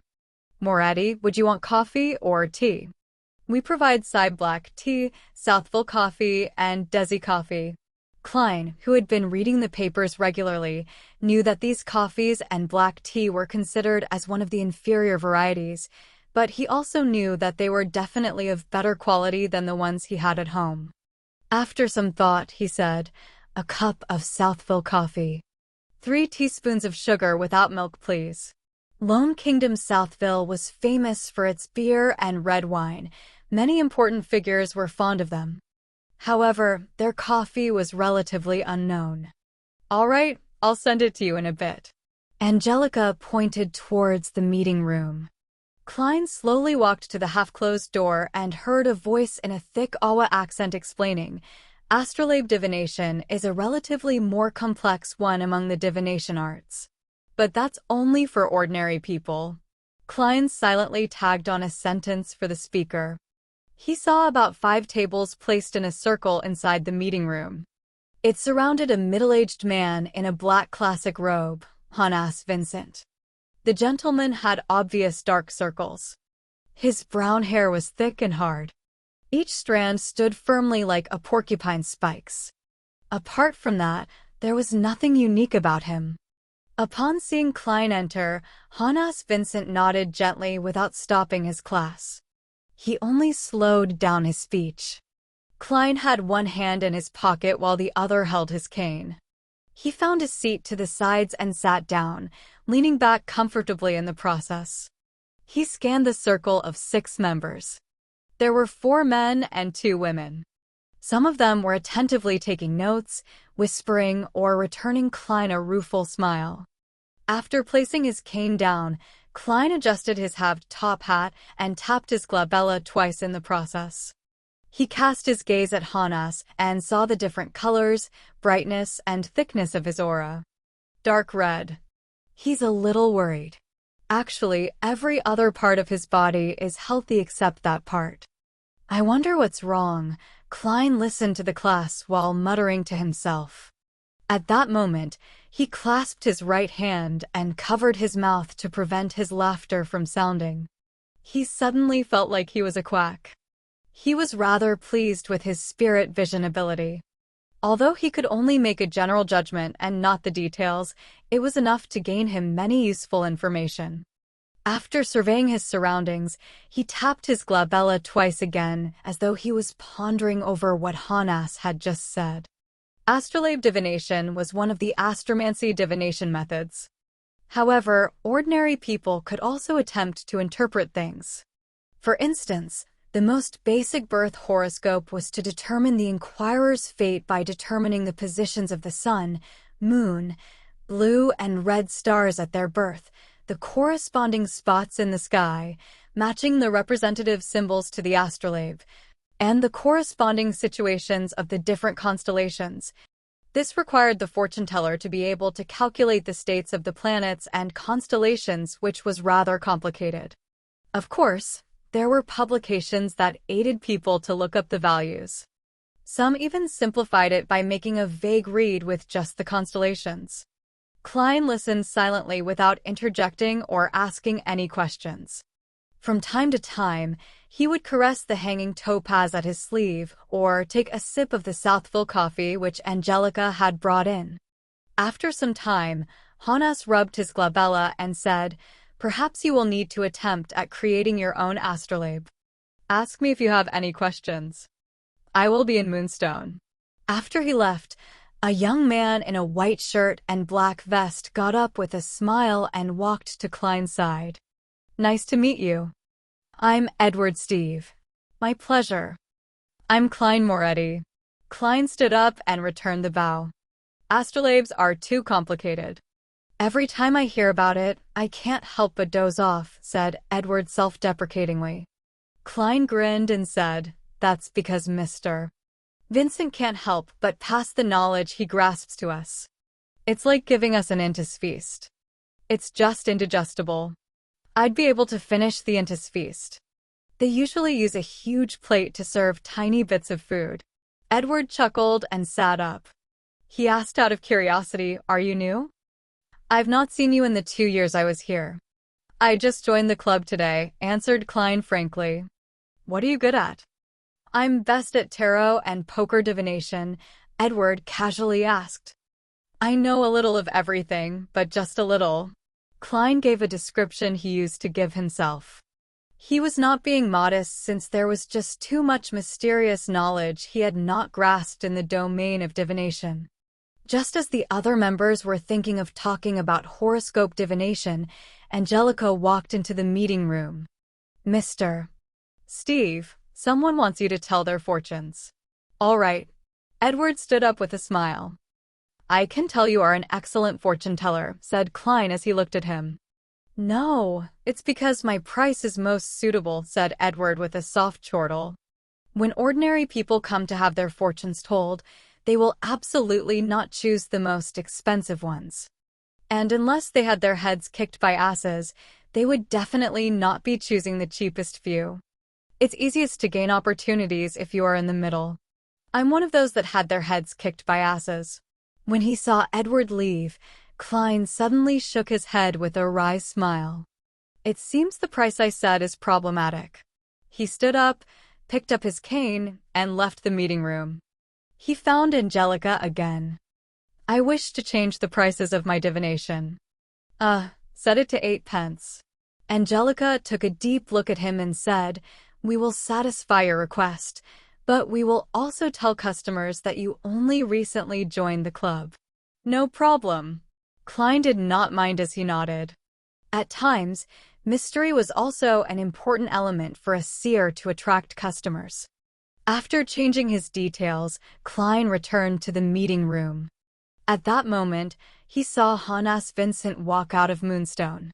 He held a silver-coated mirror. This well-known fortune teller said to the 5 members in the meeting room, "I recently learned a new divination art. Magic mirror divination. Does anyone want to learn? Magic mirror divination? That's not safe." Klein paused outside the meeting room and frowned. Chapter 49. Divination Art. As a seer who had just stepped through the gates of mysticism, Klein did not dare to claim he knew much. However, he was certain he knew more than ordinary people. He was aware that the various kinds of divination arts could be split into 3 categories based on particular standards. And that standard was based on the source of the revelation. The first category of divination included tarot, poker, pendulums, dowsing canes, and dreams. By using the inquirer's own spirituality and its communication with the spirit world to gain a revelation, it could be interpreted for an answer. However, spirit pendulums and dowsing canes had very high requirements of one's spirituality, spirit body, and astral projection. Non-beyonders were unable to obtain precise or clear revelations. Card divination provided fixed symbolism, presenting even an average person's faint revelation. Dreams were somewhere in between the other forms. The second category included spirit numerology and astromancy, as well as their derived forms. The fortune teller used either the personal details of the inquirer or changes in nature before using calculations, inference, and interpretation to answer their questions. With this method, the initiative did not lie in the inquirer, but the fortune teller. The third category used an external third party, separate from the inquirer and the fortune teller. The Ouija boards that Klein was familiar with from his previous life belonged in this category. They used rituals to ask for a direct answer from the unknown or the supernatural. Even though there was a high chance that an average person would not succeed, there were cases where they managed to communicate with malicious spirits or entities that drove them to insanity. These methods of divination usually led to tragedies. The magic mirror divination that Hannes Vincent mentioned belonged to the third category. In mysticism, mirrors were connected to the unknown and mystery, like they were the doors of the spiritual world. Thus, Klein stopped outside the meeting room, intending to learn how the famous fortune teller would explain the divination. Klein wanted to ascertain if he needed to inform the captain or not, raiding him at night. Of course, there was a safe way to do the magic mirror divination. One could ask for answers from the 7 orthodox divinities. Even if it was very difficult for an ordinary person to receive any real revelations, they would not be in any danger or suffer any after effects. The magic mirror divinations that were strictly controlled by the Nighthawks and mandated punishers were those that asked evil gods or mysterious existences for help. Furthermore, the fortune teller couldn't randomly fabricate things. Some phrases or qualities had the potential to invite the attention of unknown entities. In the world where the powers of the Beyonders exist, such divinations would often lead to tragedy. Klein even suspected that the original Klein, Welch, and Naya had committed such a forbidden divination by following the instructions of the Antigonus family's diary. At that moment, Hannes also explained the principle behind magic mirror divination and described the actual process. First, you choose a suitable time and date according to the divinity you believe in. You can decide this using the Astromancy manual. For example, we all know that Sundays symbolize the Evernight goddess, for Sunday is the embodiment of rest. 2 to 3 in the early morning, 9 to 10 in the morning, 4 to 5 in the evening, and 11 to midnight are all related to the moon. Thus, they are controlled by the Evernight goddess. Thus, fortune tellers that pray to the Evernight goddess can use magic mirror divination during these times on a Sunday. Quite a good foundation. Klein nodded slightly while using the half-closed door to the meeting room to conceal himself. It had to be said that with the 7 major churches keeping each other in check, some mysticism knowledge had indeed leaked. For example, many of the meanings behind the symbolism could be found in the Astromancy manual. However, without the potions or Beyonder powers, ordinary people were unable to obtain the desired effects. Second, we must scrutinize the mirror carefully. It must be a mirror coated with silver. You place the mirror at the position representing the moon, Hannes demonstrated with the prop in his hand. No, what he needs now is spirit dowsing. First, choose a position and recite the phrase, "This place is suitable for magic mirror divination," 7 times in your head, then see which direction the pendulum turns. Clockwise for true, counterclockwise for false. Of course, if you are asking for answers from a malicious supernatural entity, the position would not matter. Rather, it would depend on whether the entity is interested in answering your questions. Klein silently corrected him. At this point, he felt like a teacher listening in on a lesson. Hannes Vincent could not hear Klein's mental musings as he described the preparations in detail in a normal tone. When the members finished taking notes, he continued explaining, after showering, confirm that you have drawn all your curtains and locked your doors. After that, light up a candle and place it in front of the mirror before sincerely praying to the divinity you believe in. Try to keep your questions simple as there's no need for fanciful embellishment. After praying 7 times, pick up your mirror and gently toss it on the ground. Make sure to be gentle. Remember the way it shatters as that is a revelation from the gods. I will tell you the main symbolisms in a second. Phew, this is orthodox magic mirror divination. Klein heaved a sigh of relief as he walked into the meeting room and sat back down in his previous seat. He finished the rest of his Southville coffee in one gulp. So-called orthodox divination meant that it was possible to obtain revelations, but it was impossible to truly interpret it. And for Beyonders who reached the step, they could look straight into the mirror to obtain clear information if they received a response. As there were many potential symbolisms after the shattering, Hannes taught for a long while. He was not done even when Edward Steve returned to the room after finishing his fortune-telling. Klein did not ask what Edward did for his fortune-telling or what method did he use since it was an unspoken rule among fortune-tellers. While acting as a seer, he naturally had to abide by it strictly unless the other party mentioned it. I discovered that many a time, our interpretation is too vague, as though it's meeting different requests, allowing different people to find a description of themselves from the interpretation. Edward drank a mouthful of black tea and said with a soft sigh, "For example, those that encounter adversities and calamities will eventually see the light of hope." Haha, but no one knows when the light of hope will come. For example, a journey might not be very smooth sailing, but you will definitely arrive alive. Hee, the dead will not retort me. As he did not listen from the beginning, he ignored Hannes's magic mirror divination class. Survival bias, added Klein with a smile. Survival bias generally meant that a lot of statistics would only include those who were alive and lucky.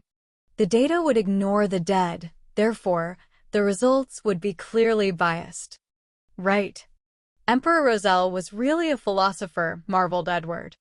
Speechless, Klein raised his empty cup and pretended to take a sip. The members were fully immersed in the study of horoscopes and magic mirror divination the entire afternoon. Occasionally, they would also discuss with Klein and Edward. And when that happened, Klein would try his best to meet his duty as an informal member of the Nighthawks. He would try hard to steer the topic away from anything related to Beyond Earth or dangerous ideas. However, he failed at the thing he wanted to do the most. A few inquirers came, but none of them picked him to do their fortune-telling. Perhaps I have to be more proactive in entertaining them. Should I use a few phrases like, "You are plagued with bad luck," "You have been unlucky recently," or "Nothing you do will happen smoothly"? No, that's nothing like a seer. With this in mind, Klein could not help but shake his head in self-deprecation. He picked up his cane, stood up, and left after bidding everyone farewell. At 5:30, Edward Steve put on his coat and was prepared to walk out the divination club when he suddenly saw a familiar figure. "Good afternoon, Glassy." "Long time no see," he greeted with a smile. He saw his friend with similar interests as him wear his usual format suit with a black bow tie. In front of his chest hung a monocle. Immediately following that, he noticed that his friend did not look well. Even his soft blonde hair looked dry. "Good afternoon, Edward." Cough. Glassy with his hat in hand suddenly used his fist to cover his mouth as he coughed a few times. Edward asked out of concern, "You seem to be ill?" "A very serious illness. It even turned into pneumonia. If it wasn't for my wife who met an impressive apothecary and gave me a magical medicine, you would have probably had to visit me at the cemetery." Glassy's tone was filled with a lingering fear and joy. "Lord, I can't believe it. You were so healthy previously. Look at you, you look so frail now. I remember when I did divination on you, there were no signs that indicated that you would get a serious illness." Edward waved his cane and said with an astonished sigh, "My own divination had the same result as yours.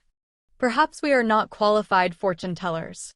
Besides, Glassy suddenly recalled the happenings on Monday as his expression turned abnormally serious. At that moment, the beautiful lady, Angelica, came over and bowed with a pleasant smile. After exchanging greetings, she first showed concern for Glassy's health and provided some suggestions. Then, she mentioned in passing Mr. Glassy, Mr. Moretti, who requested your divination services previously, has joined our club as well. The one who got me to tell his fortune? Glassy's eyes lit up immediately. Lord, where is he? He just left. Angelica and Edward were unable to comprehend Glassy's abnormal reaction. Glassy took 2 steps in agitation and said, "The next time he comes, please ask him when he will come if I'm not around." Glassy, what happened? Did that Mr. Klein Moretti do something to you? Asked Edward in puzzlement. Glassy raised his arm and stared straight into Edward's and Angelica's probing gazes. He said in excitement, "He's a very, very, very magical." He lowered his arm and said after using very thrice, Doctor. Chapter 50, Old Neil's Method of Repayment. 7:30 in the evening, around the Moretti family's dining table. Klein, why do you need to be at work so early as a consultant? Would emergency matters at the security company be more dangerous? Benson forked a potato from a dish of potato-stewed beef as he raised the matter in concern. Klein carefully spat out the bones from a pan-fried dish and gave his prepared answer. A batch of historical documents needed immediate shipping to Backlund. I had to be present to handle the handover and make sure there was nothing missing.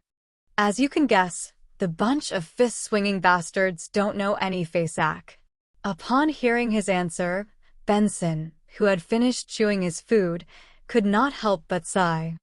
Knowledge is truly important. Making use of this opportunity, Klein took out the remaining £5 note and handed it to Benson. This is my additional payment I received today. It's time you get some decent clothes too. £5. Benson and Melissa said in unison. Benson took the note and looked at it repeatedly. He said in both shock and doubt, "This security company sure is generous." His weekly salary was £1.10 solely, which meant £6 exactly every 4 weeks. He only earned one additional pound from this additional payment. And with that salary, he had managed to support his siblings, giving them a decent place to stay and allowing them to eat meat 2 to 3 times a week. Every year, they could get a few new clothes. Are you doubting me? Klein deliberately returned with a question. Benson chuckled. I doubt you have the ability nor the guts to rob a bank. You aren't someone who can lie, Melissa answered seriously after lowering her fork and knife. I am now someone used to lying. Klein immediately felt a little ashamed. Although it was a result of the circumstances of his reality, his sister's belief in him left him melancholic. It was relatively urgent and important today. I also played a crucial role, which is the reason for the £5, Klein explained. In a way, what he said was the truth. As for the £5 that he would be reimbursed with, the one he would use to join the divination club, he planned on concealing it. Firstly, if he brought £5 home again, he would truly scare his siblings, making them suspect he was doing something illegal. Secondly, he had to save to buy additional materials to practice being a seer and to grasp more mysticism knowledge. Benson bit off a mouthful of wheat bread in satisfaction and thought for more than 10 seconds. The work I'm at doesn't need any decent clothes. Well, to be precise, the clothes at home are sufficient. Without waiting for Klein to persuade him, he suggested, with this additional income, we would truly have savings. I plan on buying a few books on accountancy and studying. Klein, Melissa, I do not wish that my weekly salary remain below £2 in 5 years. As you know, my boss and manager have shit for brains. Their mouths stink the moment they open them. Excellent idea, agreed Klein. He also took the opportunity to steer the conversation. Why don't you read some of the grammar books in my room? To be truly dignified and to earn a handsome pay, that's something rather critical. Perhaps, in the times to come, the civil servant examinations will appear in Lone Kingdom. Preparing ahead of time would give him the advantage. Benson's eyes lit up when he heard that. I've indeed forgotten about that. Here, let's toast to a beautiful future. He did not drink rye beer. Instead, he poured clear oyster soup into 3 cups and clinked his cup with his siblings. After drinking the clear soup, he looked at his sister who was wrestling with the pan-fried fish. He chuckled and said, aside from Benson's books, I think Melissa needs a new dress too. Melissa looked up and shook her head incessantly. No, I think it's best to save it up. Klein finished the sentence for her. Yeah. Melissa nodded in agreement. In fact, if you do not seek the best fabrics and the newest designs, it would not be too expensive. We can save up the remaining money, said Klein in a manner which did not allow for disagreement. Benson added, Melissa, are you planning on wearing the old dress again to Selena's 16th birthday bash? Selena Wood was Melissa's classmate and good friend. She came from quite a good family background. Her elder brother was a practicing solicitor, and her father was a senior employee of Backlund Bank's Tingen branch. However, this so-called bash was only a dinner invitation to friends where they chatted and played cards. All right. Melissa lowered her head and mumbled a response. Then, she ruthlessly forked a piece of stewed beef. After a short silence, she suddenly recalled something and looked up abruptly. Mrs. Shout from next door got her maidservant to send a calling card over. She wishes to make a formal visit on Sunday at 4 in the afternoon tomorrow. She wants to get to know her new neighbors. Mrs. Shout. Klein looked at his siblings, confounded. Benson rapped the side of the table with his fingers and appeared to be thinking. Mrs. Shout from 4, Daffodil Street? I met her husband before. He's a senior solicitor. Senior solicitor. Perhaps he knows Selena's brother, said Melissa with some hints of delight. We're at 2 Daffodil Street. Klein nodded slightly. It's imperative we get to know our neighbors, but as you know, I still have to be at the company on Sunday. I only have time off on Monday. Please pass my apologies to Mrs. Shoud. With that said, he suddenly recalled the neighbors of his former life when he was young, as well as the neighbors in the apartment from Iron Cross Street. He was amused as he sighed lightly. To have formal visits. Shouldn't neighbors get to know each other through natural interaction? Haha, Klein, that's because you aren't aware. You have read a lot of newspapers recently, but you have not broached the magazines catered towards families and middle-aged women. They placed families with an annual income of £100 to £1,000 as middle class. They promoted it as the framework of the entire kingdom and praised how the middle class doesn't have the arrogance of the aristocrats and the wealthy, nor are they as crass as the low-income brackets. Benson lightly and happily explained, these magazines impart many simplified ceremonies which the aristocrats practice in their interactions. As such, it becomes a target of the middle class. Thus, this results in the differences between intimate calls, semi-formal calls, and formal calls. As he spoke, he shook his head and chuckled. Typically, gentlemen, madams, and ladies who view themselves in this class will be very particular about details. They will visit their neighbors and friends from 2 to 6 in the afternoon. It's known as a morning call, sup, 1/sup. Morning call? Klein and Melissa asked in surprise. Why was a visit from 2 to 6 in the afternoon a morning call? Benson put down his fork and knife, threw his hands up, and smiled. I do not know why either. All I did was read the magazines my female colleague brought. Yeah, perhaps it's because they wear their morning gowns to make the call. Morning gowns were a form of formal attire worn during mass or gatherings. Later, it was considered as formal attire for the day, different from the formal attire for evening functions. All right. Remember to buy some good coffee powder and tea leaves in the afternoon. Buy some muffins and lemon egg tarts from Mrs. Smyron. We must not ill-treat our neighbors. Klein chuckled as he dipped his remaining bread into the meat sauces, grabbed some potato, and put it into his mouth. The next morning was a Sunday morning. Klein finished the last mouthful of inferior tea, put down the newspapers, and wore his half-top hat. Picking up his silver-inlaid black cane, he sauntered out the door and took a public carriage to Zetland Street. He greeted Roseanne, who was planning to sleep in the break room after finishing her night duty. After which, he went all the way down to the basement.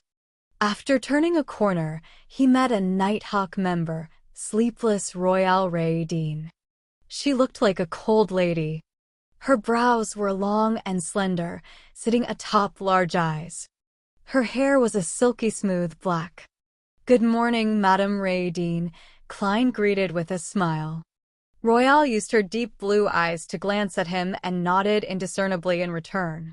The two quickly passed by each other when Royale stopped and said with her eyes trained forward, ritualistic magic is a very dangerous thing.